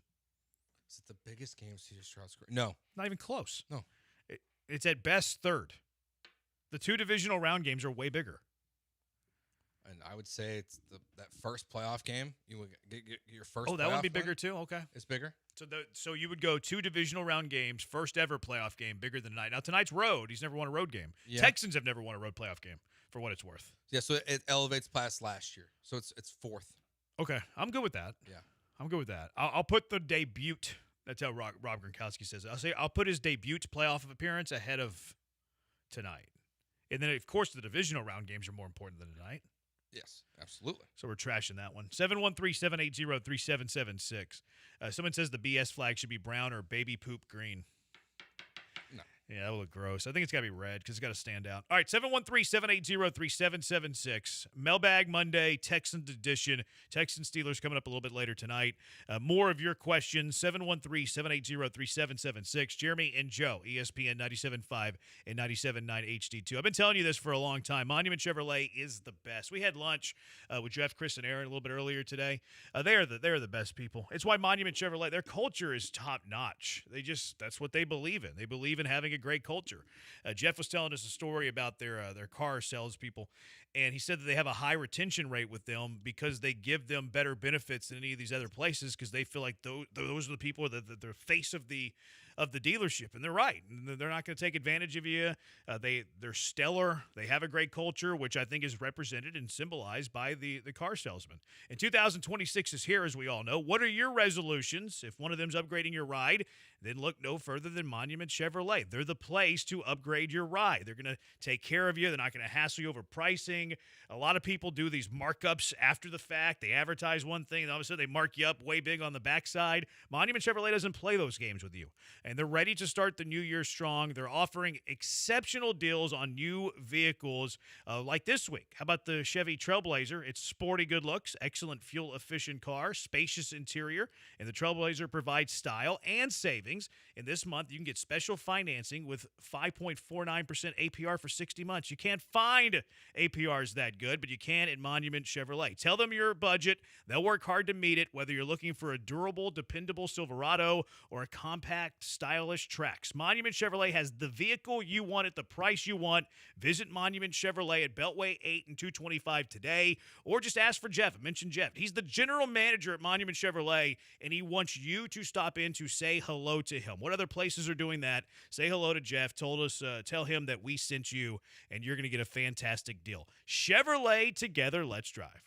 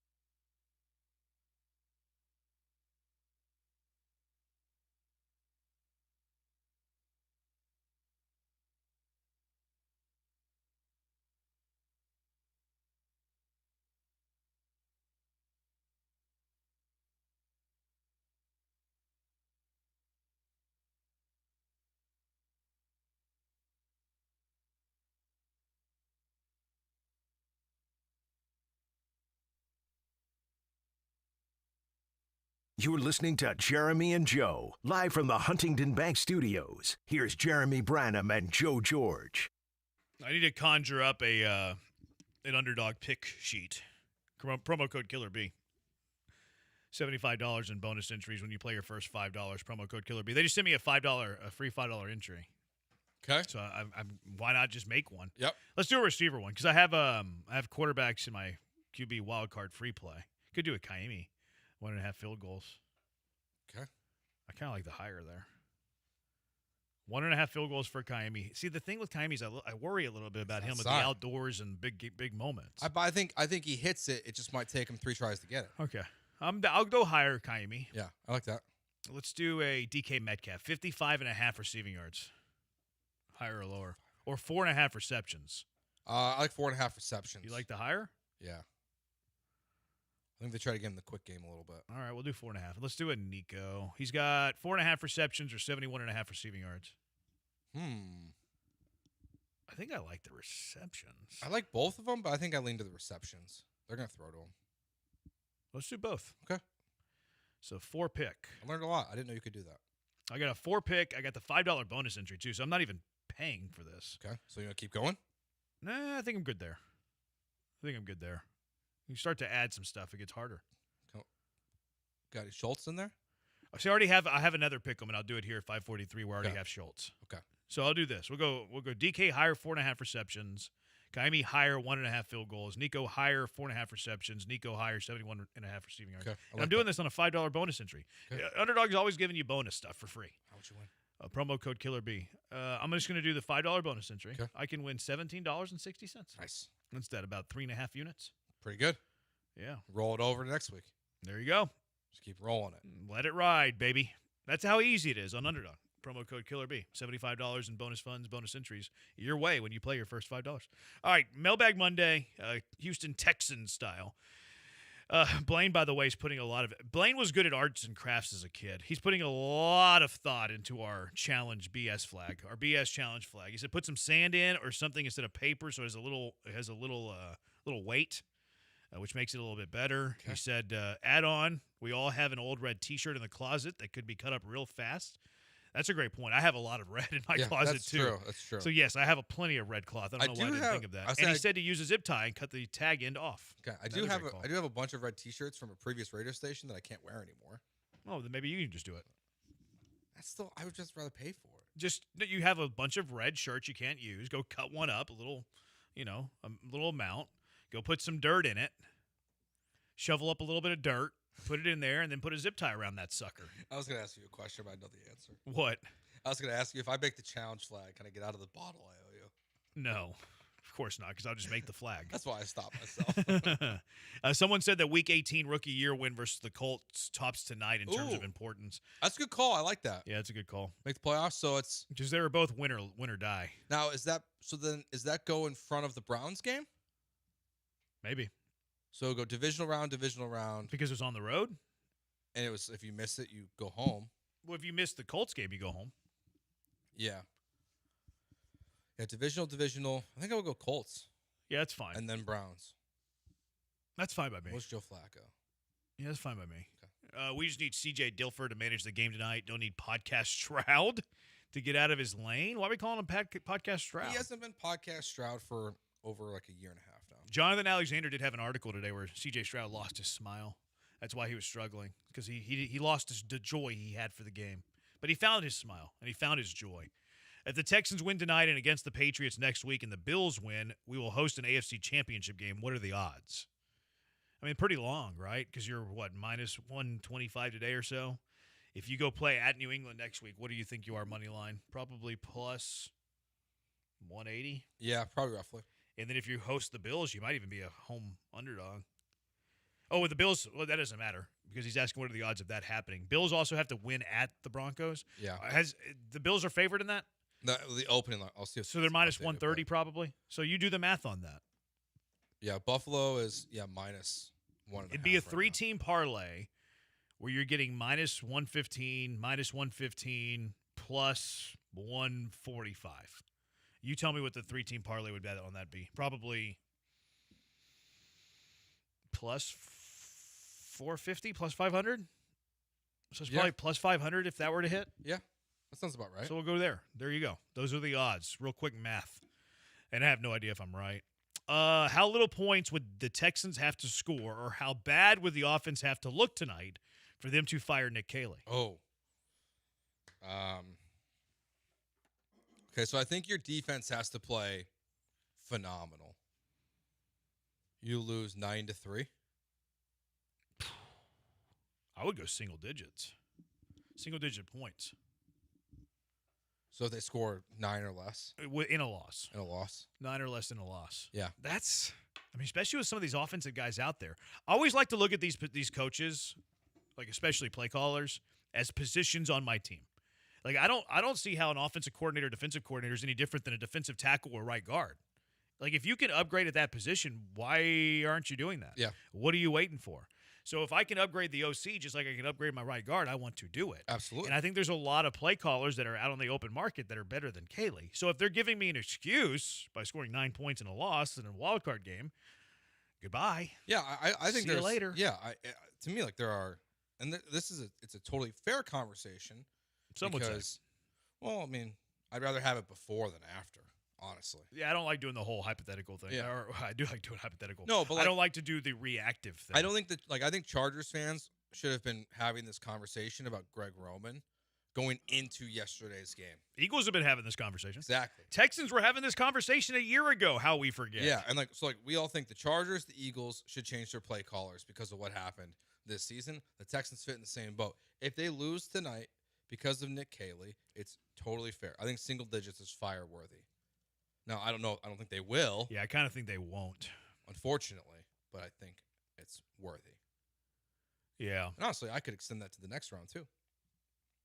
Yeah. Even if you win tonight and you put up 6 points versus the Patriots and you lose, it's the same conversation. Yeah, I kind of doubt they do it. I don't think I don't think they're going to fire him either way, but yeah, I would. Would you relocate the Dynamo and Dash to Boise, Idaho for a Texans Super Bowl title? Are they playing on the blue turf? Would it matter? Yeah, I would relocate them. Sorry. They did my guy Glenn dirty. They did. So, yeah, I would. I would do that. Lance McCullers was at NRG at 3:30 Saturday telling security he had playoff tickets. Come on. The Toro video was very funny. What was the Toro doing? They had a Toro run out to the field like it's at 3:30 on Saturday. And he ran out there, and there's obviously no one there. I missed that one. So even the Texans are understanding, like, they play at 3:30 on Saturdays. I didn't see that. Yeah. That's pretty funny. How do the Texans match up against the Steelers? In which way? All way? All of it? Yeah, go offense, defense, defense, offense. Okay, so I think the Steelers do have all-pro special teamer Ben Skoranek. Oh, is that where he ended up? Maybe he was Pro Bowler. I can't remember if it was a Pro Bowler or All-Pro. I mean, He won. He went to the Pro Bowl. The Steelers. Special teamer. So the Steelers have the advantage, defensive line versus Texans offensive line. Yeah, that's the clearly. I think that's the biggest advantage in this game. Agreed. Because DK Metcalf is better than the Texans offensive line. So agreed. Your corners versus their wide receivers outweighs that. Is your defensive line better than their offensive line? Greater than their defensive line versus your offensive line? Their offensive line is better than the Texans' offensive line. Yeah, but I think the Texans' pass rush is better than the Steelers' pass rush. So I still don't think so. I don't think so either, and it's because just how bad your offensive line is. Agreed. That they're even though Will Anderson, Daniel Hunter are incredible, they are monsters. It's just it does not outweigh your offensive line. So I think that's the biggest area where the Steelers have the advantage tonight over the Texans. Frankly, I think it's really the only one. Like any other matchup, I favor the Texans, and like I guess the running back room is better for the Steelers than the Texans, but I don't think it really outweighs anything else. To me, the Texans are the better team in virtually every single spot except for that one. But the problem is it might be the most important one. Yeah, I think even the quarterback. That's why I think the game's gonna be close. Yeah, I think the quarterback play is pretty neutral. Okay. Like Stroud has been inconsistent this year, and Aaron Rodgers, like while he has flashes of the old Aaron Rodgers, he's not been particularly great this season. Like, I don't think there's a wide margin on whichever side you want to argue, frankly, because I think most people would take both sides of that argument. Of who they like more. Yeah, I'm with you. All right, 713-780-3776. What's your question for us? A Mailbag Monday, a rare Mailbag Monday on a Monday, Texans edition. 713-780-3776. Jeremy and Joe, ESPN 97.5 and 97.9 HD2.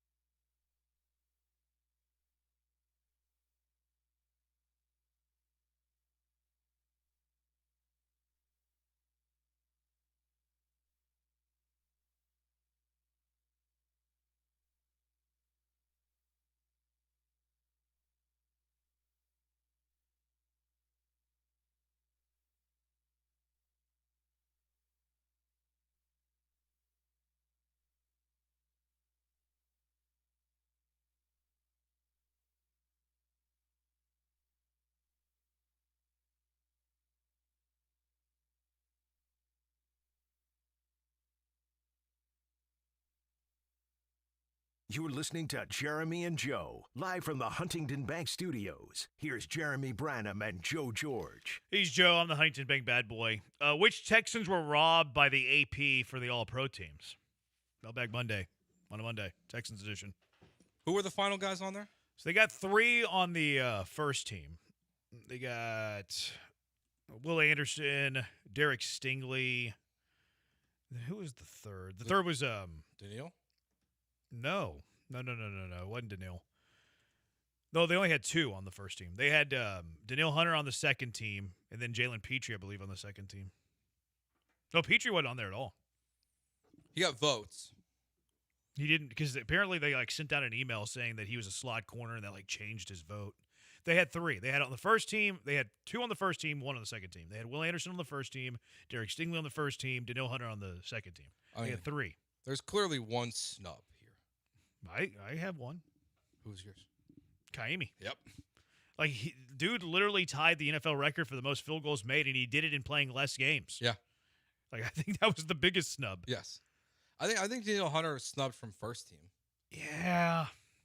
But there was only 3 edge rushers. It was Myles Garrett, Will Anderson, and Micah Parsons. Maybe Parsons should have been on there, though. That's who I was thinking. Yeah. Now, statistically, if you're using win-loss as a metric here, it helps because I think they went 0-5 without him. Oh, yeah. But, I don't think his numbers weren't that great this year compared to Daniil. He had a great year, a good year, but Daniil, I think, is deserving of it. I think Kamari, there's an argument at corner. But even Surtain, the second team is Surtain, Devin Witherspoon are both. There's only 2 corners listed on the second team, so that's one. I think you could say there's an argument for him. But outside of that, I don't think they missed Jalen anyone. Petrie would be somebody you could argue for, but at the same time, Cooper DeJean and Derwin James really aren't bad picks. Yeah, it's hard to. It's a tough group. See, that's always the issue. He got snubbed. Okay, well, then who you taking between these guys? Well, I don't know. Yeah, I'm not taking him off. Kaimi to me would have been the big answer for sure. Favorite Texan all time not named Johnson or Foster? See, I feel like JJ is still a cop out. Yeah, I think it is. Or he just added another text, or what? Mine's easy. Who's yours? Case Keenum. Who's your non-kook? John Weeks. Okay. My favorite Texan. I'm gonna be honest. It might already be Will Anderson. Okay. I like Will. Will's awesome. Will's awesome. Not gonna front. I've been here. It'll be 11 years that I lived in Houston. In April. Trying to think back, Vince. Just Vince Wilfork. Oh yeah. Just because of the overalls. Yeah. I guess I don't know if that's cheating. No, it's not cheating. Because more of a moment than it is. He was a good player too. That's obviously. not cheating. Yeah, he was good for the years he was here. No, there's a lot of fun ones. I like JJ a lot. Yeah, I rode next to him on a plane. He was riding in the middle on a Southwest flight from Tampa. Yeah, it was a Southwest flight from Tampa. He had I think priority seating because I had an A something, and he was already on the plane when I got in, and he had his wife at the window, and then he was in the middle. And you sat next to him. You said I sat next to him. Did you talk to him? Not really. Oh, okay. I was like, "Hey, how you doing?" Yeah. I didn't tell him that I recognized him because I don't like bothering people. Yeah, I also think if you recognize him on a Southwest flight, he might be embarrassed. Maybe. Nah, he's a multimillionaire. He wouldn't be embarrassed. He might just be saving money. Yeah, he's it's frugal. not really the case anymore. Yeah, you don't want to be broke. Yeah, Southwest is not cheap anymore like it used to be. It's sad. Y'all or yins? Okay, so yins means y'all? So they kind of have the same. Y'all means you all. Yins means you ones. So it kind of has the same meaning. He's talking to multiple people. Hey y'all. Hey yins. It's you all. Y'all came from you all. I'm gonna be honest. Yins came from you one. I didn't know that. You ones. So I was put on this. Me too. You have to be from I'm Pittsburgh. a huge y'all guy Yeah. for sure. I was put on yins 10 years ago by a guy who was from Pittsburgh. He was like, "Yeah, this is something we say," and I was like, "Oh, I didn't say that. I had no idea." But I have known about that for a while. Y'all or yins. Yeah, I feel like there's similar meanings. Anyone can say y'all from anywhere. I feel like I think so. It can slip in. I think y'all's bigger than yins. Yeah, yins is a Pittsburgh only thing. I think so. If you just start dropping a yins, people are gonna look at you weird. You say y'all, it's just if you say y'all in the Northeast though, people they will kind of look at you side-eyed. Like, oh, you're from Texas. Yeah. But yins, it's or they're from the South at least. I think Yins is more regional. Yeah, Yins is very one city specific. Y'all might be more regional. Y'all might be more regional too, but I think it's a bigger region. Yeah, it is. Yeah, Yins just sounds weird. Yeah, I think it does. The headline from the Houston Chronicle: 4 games away from being world champions. Why Texans are a playoff force? Do you think they are a playoff force? I mean, half the team is. like half the team's a playoff force. The other half, not really. I think they're a force just because of their defense. I think they can win a bunch of 20 to 13 games and make a run. I also think they could lose tonight 9-6. Yeah. So, what's the Underdog over under for number of times CJ says bro during the post game interview? That's 8.5.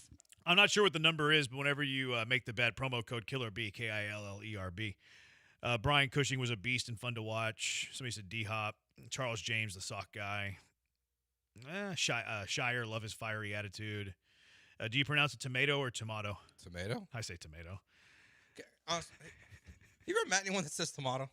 No. That's why, I've never met someone in my life that says tomato. I've never met somebody that says tomato. I don't think potato. Huh? You ever meet somebody that says potato, like potato? No one says that. They don't say those. No one says that. Why are you not asking me more difficult questions? Like I don't think that's a real thing.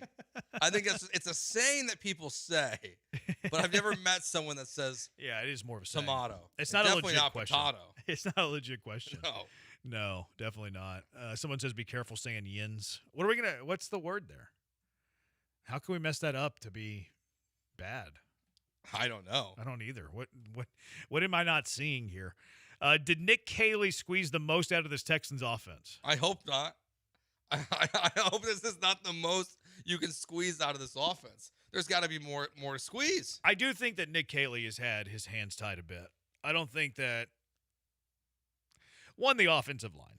You don't have any talent on the offensive line. Your running game, I mean, I like Woody, but it's not. You don't have a bunch of beasts in that backfield.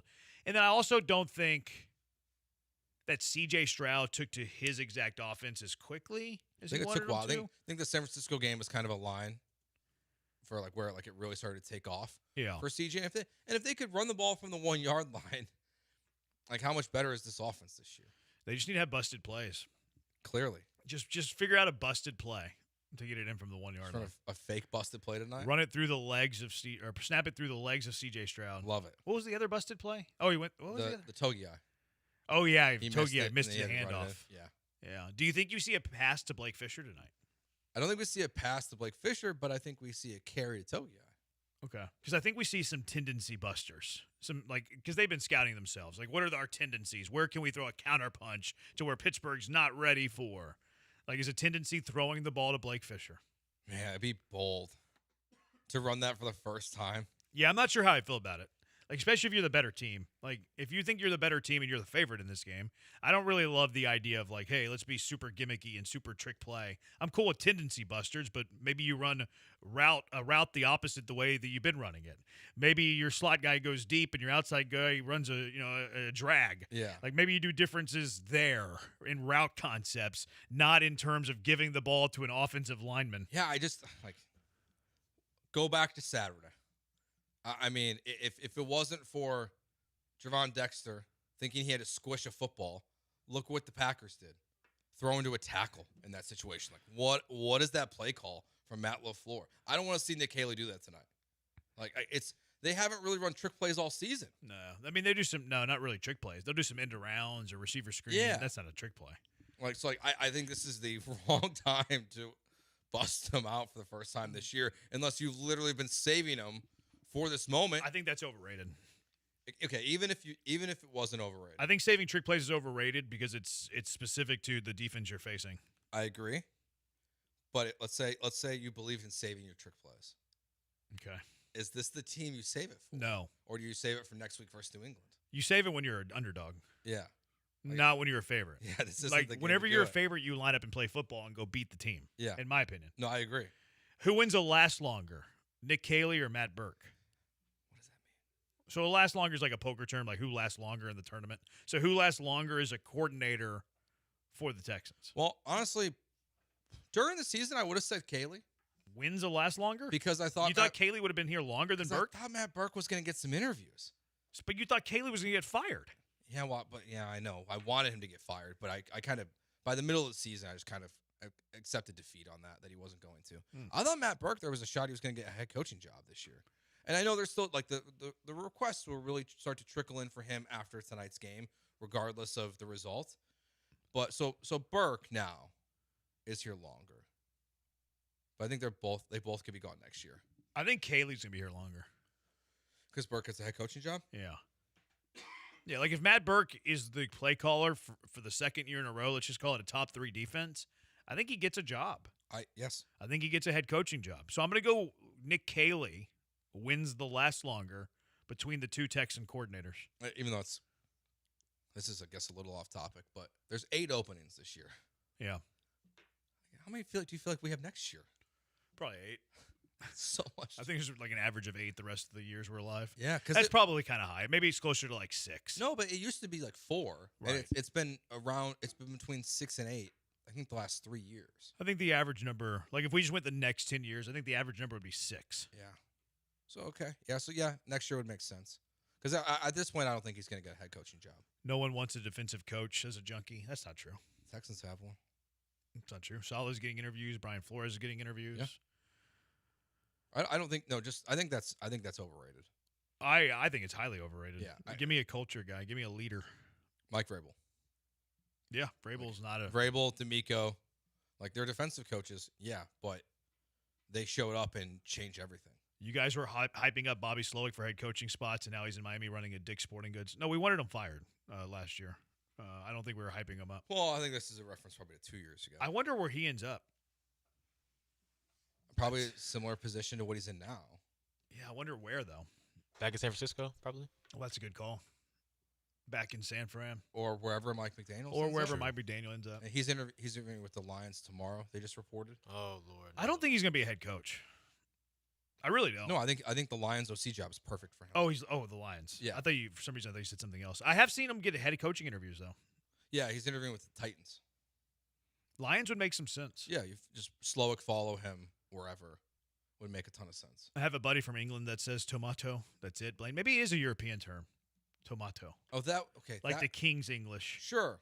That not in America. Sense. Yeah. So things we don't care about. Countries that are irrelevant. I mean, allow yourself to be cultured, Joe. Eh. Care about things outside of what's here domestically. America first. Why do people call it tuna fish? Ask a junkie. We already know tuna is fish. Actually, hold on. Let me start over. This junkie says, why do people call it tuna fish? We already know Tina is fish. No one says chicken bird. It's a pretty good line, but he botched it by saying Tina instead of tuna. Big time botch, but very funny. Tina is a fish. Do you like tuna? I do. I can't do tuna. Tuna's like big, like protein, low calorie. Like it's way better than the ratios that you should have. I like tuna, but I don't eat it frequently. Like, do you do it from the can? No. So how do you eat tuna? Like Jersey Mike's or like Jimmy John's. Like I'll get it from a place like that. I'm not like buying tuna. And it's like a once a year thing. Like so I don't love it. So you order it from a sandwich place. Yeah. You don't prepare your own tuna. No. How about sushi? Do you do the tuna sushi? No. Yeah, I'm more of a salmon guy. I'm a cooked sushi guy. Oh, you're soft. Yeah. Yeah. I like the smoked salmon. Yeah, it's not really I don't know, it's just not my thing. Ever done unagi? I have. Yeah. It's okay. Yeah, it's all right. Like, it's not like we don't typically order it. I like a good little salmon avocado roll.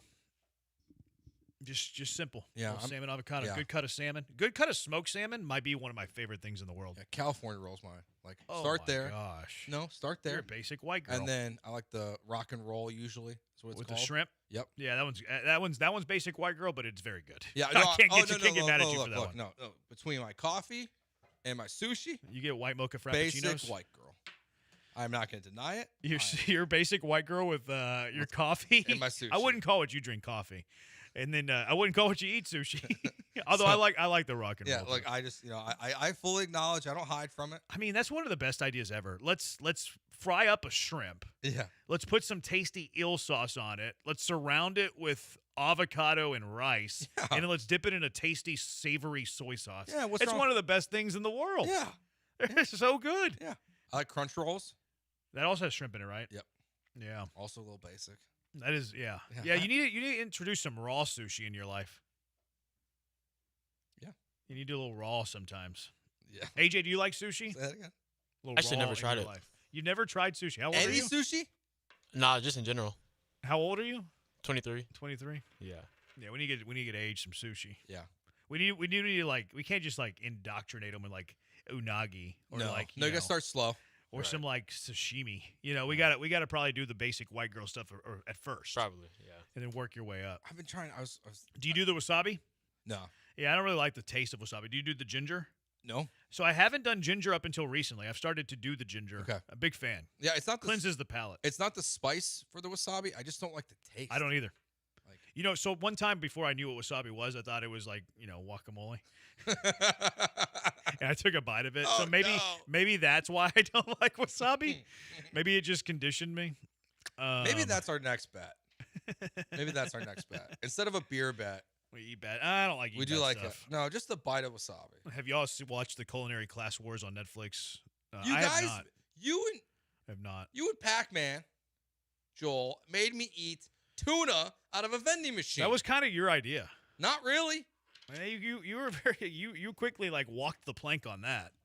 You were quick to get up there. I mean, I'm a team player. Real tuna, caught and seared, rare is amazing. We catch plenty offshore. Yeah, I would love it. I would eat it. I do lean more salmon than. I'm not reading that. Jose Jorge is a blank with these coffee and sushi takes. Hey. I can't say the other thing he said. You can't. How many sushi pieces can you eat in 12 minutes? I like JB Slams 75. I can eat a lot, man. Yeah. I love sushi. It's so good. Get them a Shaggy Dog. Shaggy Dog's not bad. That's Shaggy basic Dog's- white that's, girl. That's another one of my favorites. Yep. Yeah. Yeah, we have this place that we like to go to in the Woodlands called Fukata. Okay. They have like reverse happy hour and stuff. So good. So good. Why are you smiling, AJ? Oh, I was just talking to Michael. I was saying bye. Oh, see you, Michael. You want to try the new place? What's the new place? Well, there's in the conservatory downstairs. There's a sushi place now. Oh, I haven't heard. Yeah. Maybe I'll think about it. All right. We can hang out one day. Oh, okay. Well, that's a hard sell. 713-780-ESPN. Who is your junkie of the day? Junkies of the day only. 713-780-3776. It's Jeremy and Joe, ESPN 97.5 and ESPN 97.9 HD2. Football, isn't this so much fun? Football to get ready for. We just had so many days of football, and now we get one more day of football. And it's a team that most of you probably root for. Football playoffs are here. Underdog's the best place to get in on all the gridiron action. You can make picks, win money right now in Texas. Underdog's sending me notifications like left and right. Here's a free play. Here's a free play. I love being on Underdog, and you will too. Put in $5, by the way. All you have to do is put in $5. Promo code KILLERB, KILLERB.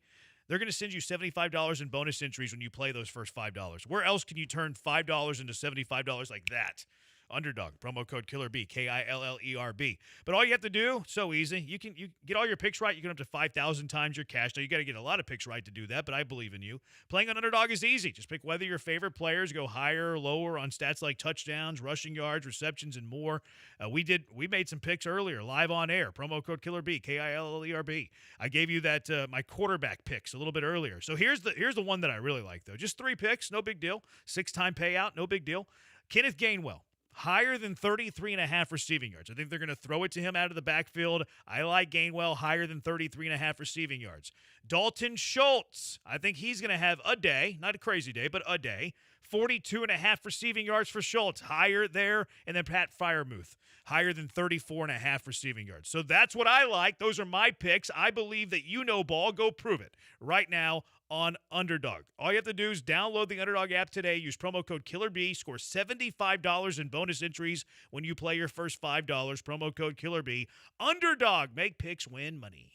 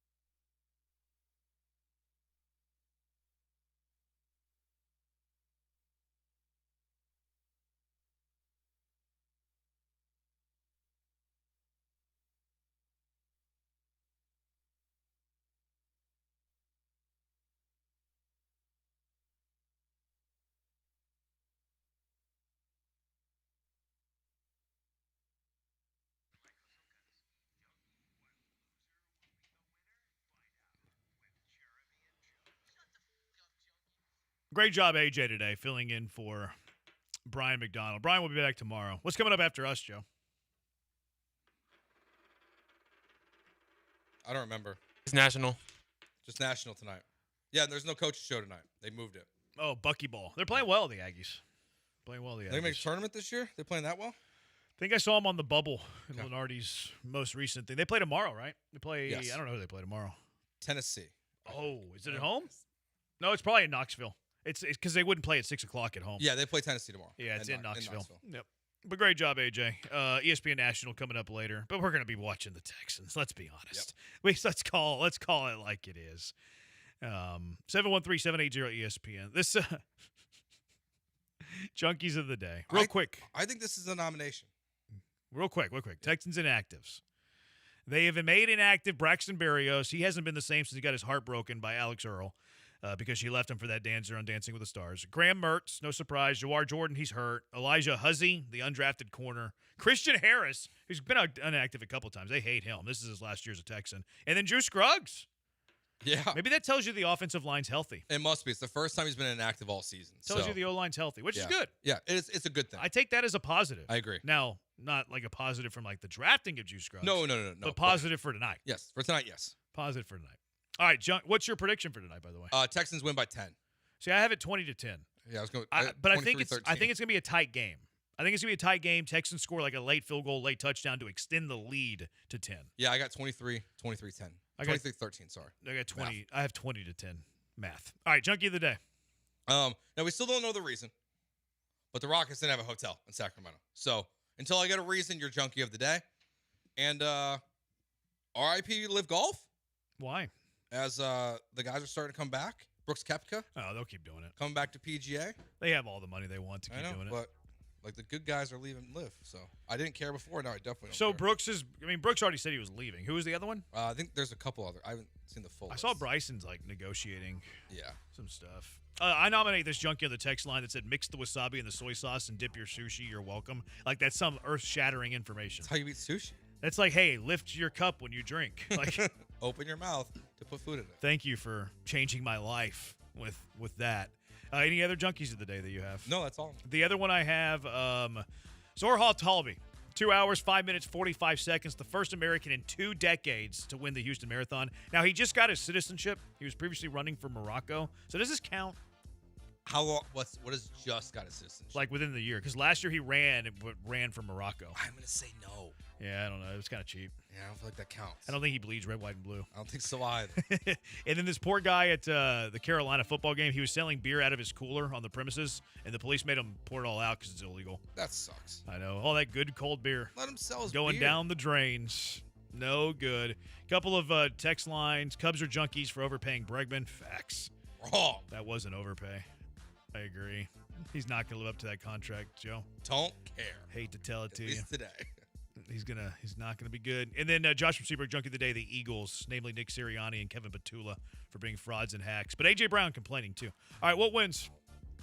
The texter who tried to educate us on eating sushi. Yeah. Sorry, man. Thank you. Whenever you take a bite, you bring it up to your mouth. Yeah. That junkie is our junkie of the day. Does it for us. Thanks to Age for all the hard work. He's Joe. I'm Jeremy. We'll talk to you tomorrow after a Texans win or loss. We'll talk to you either way. Good night, Houston.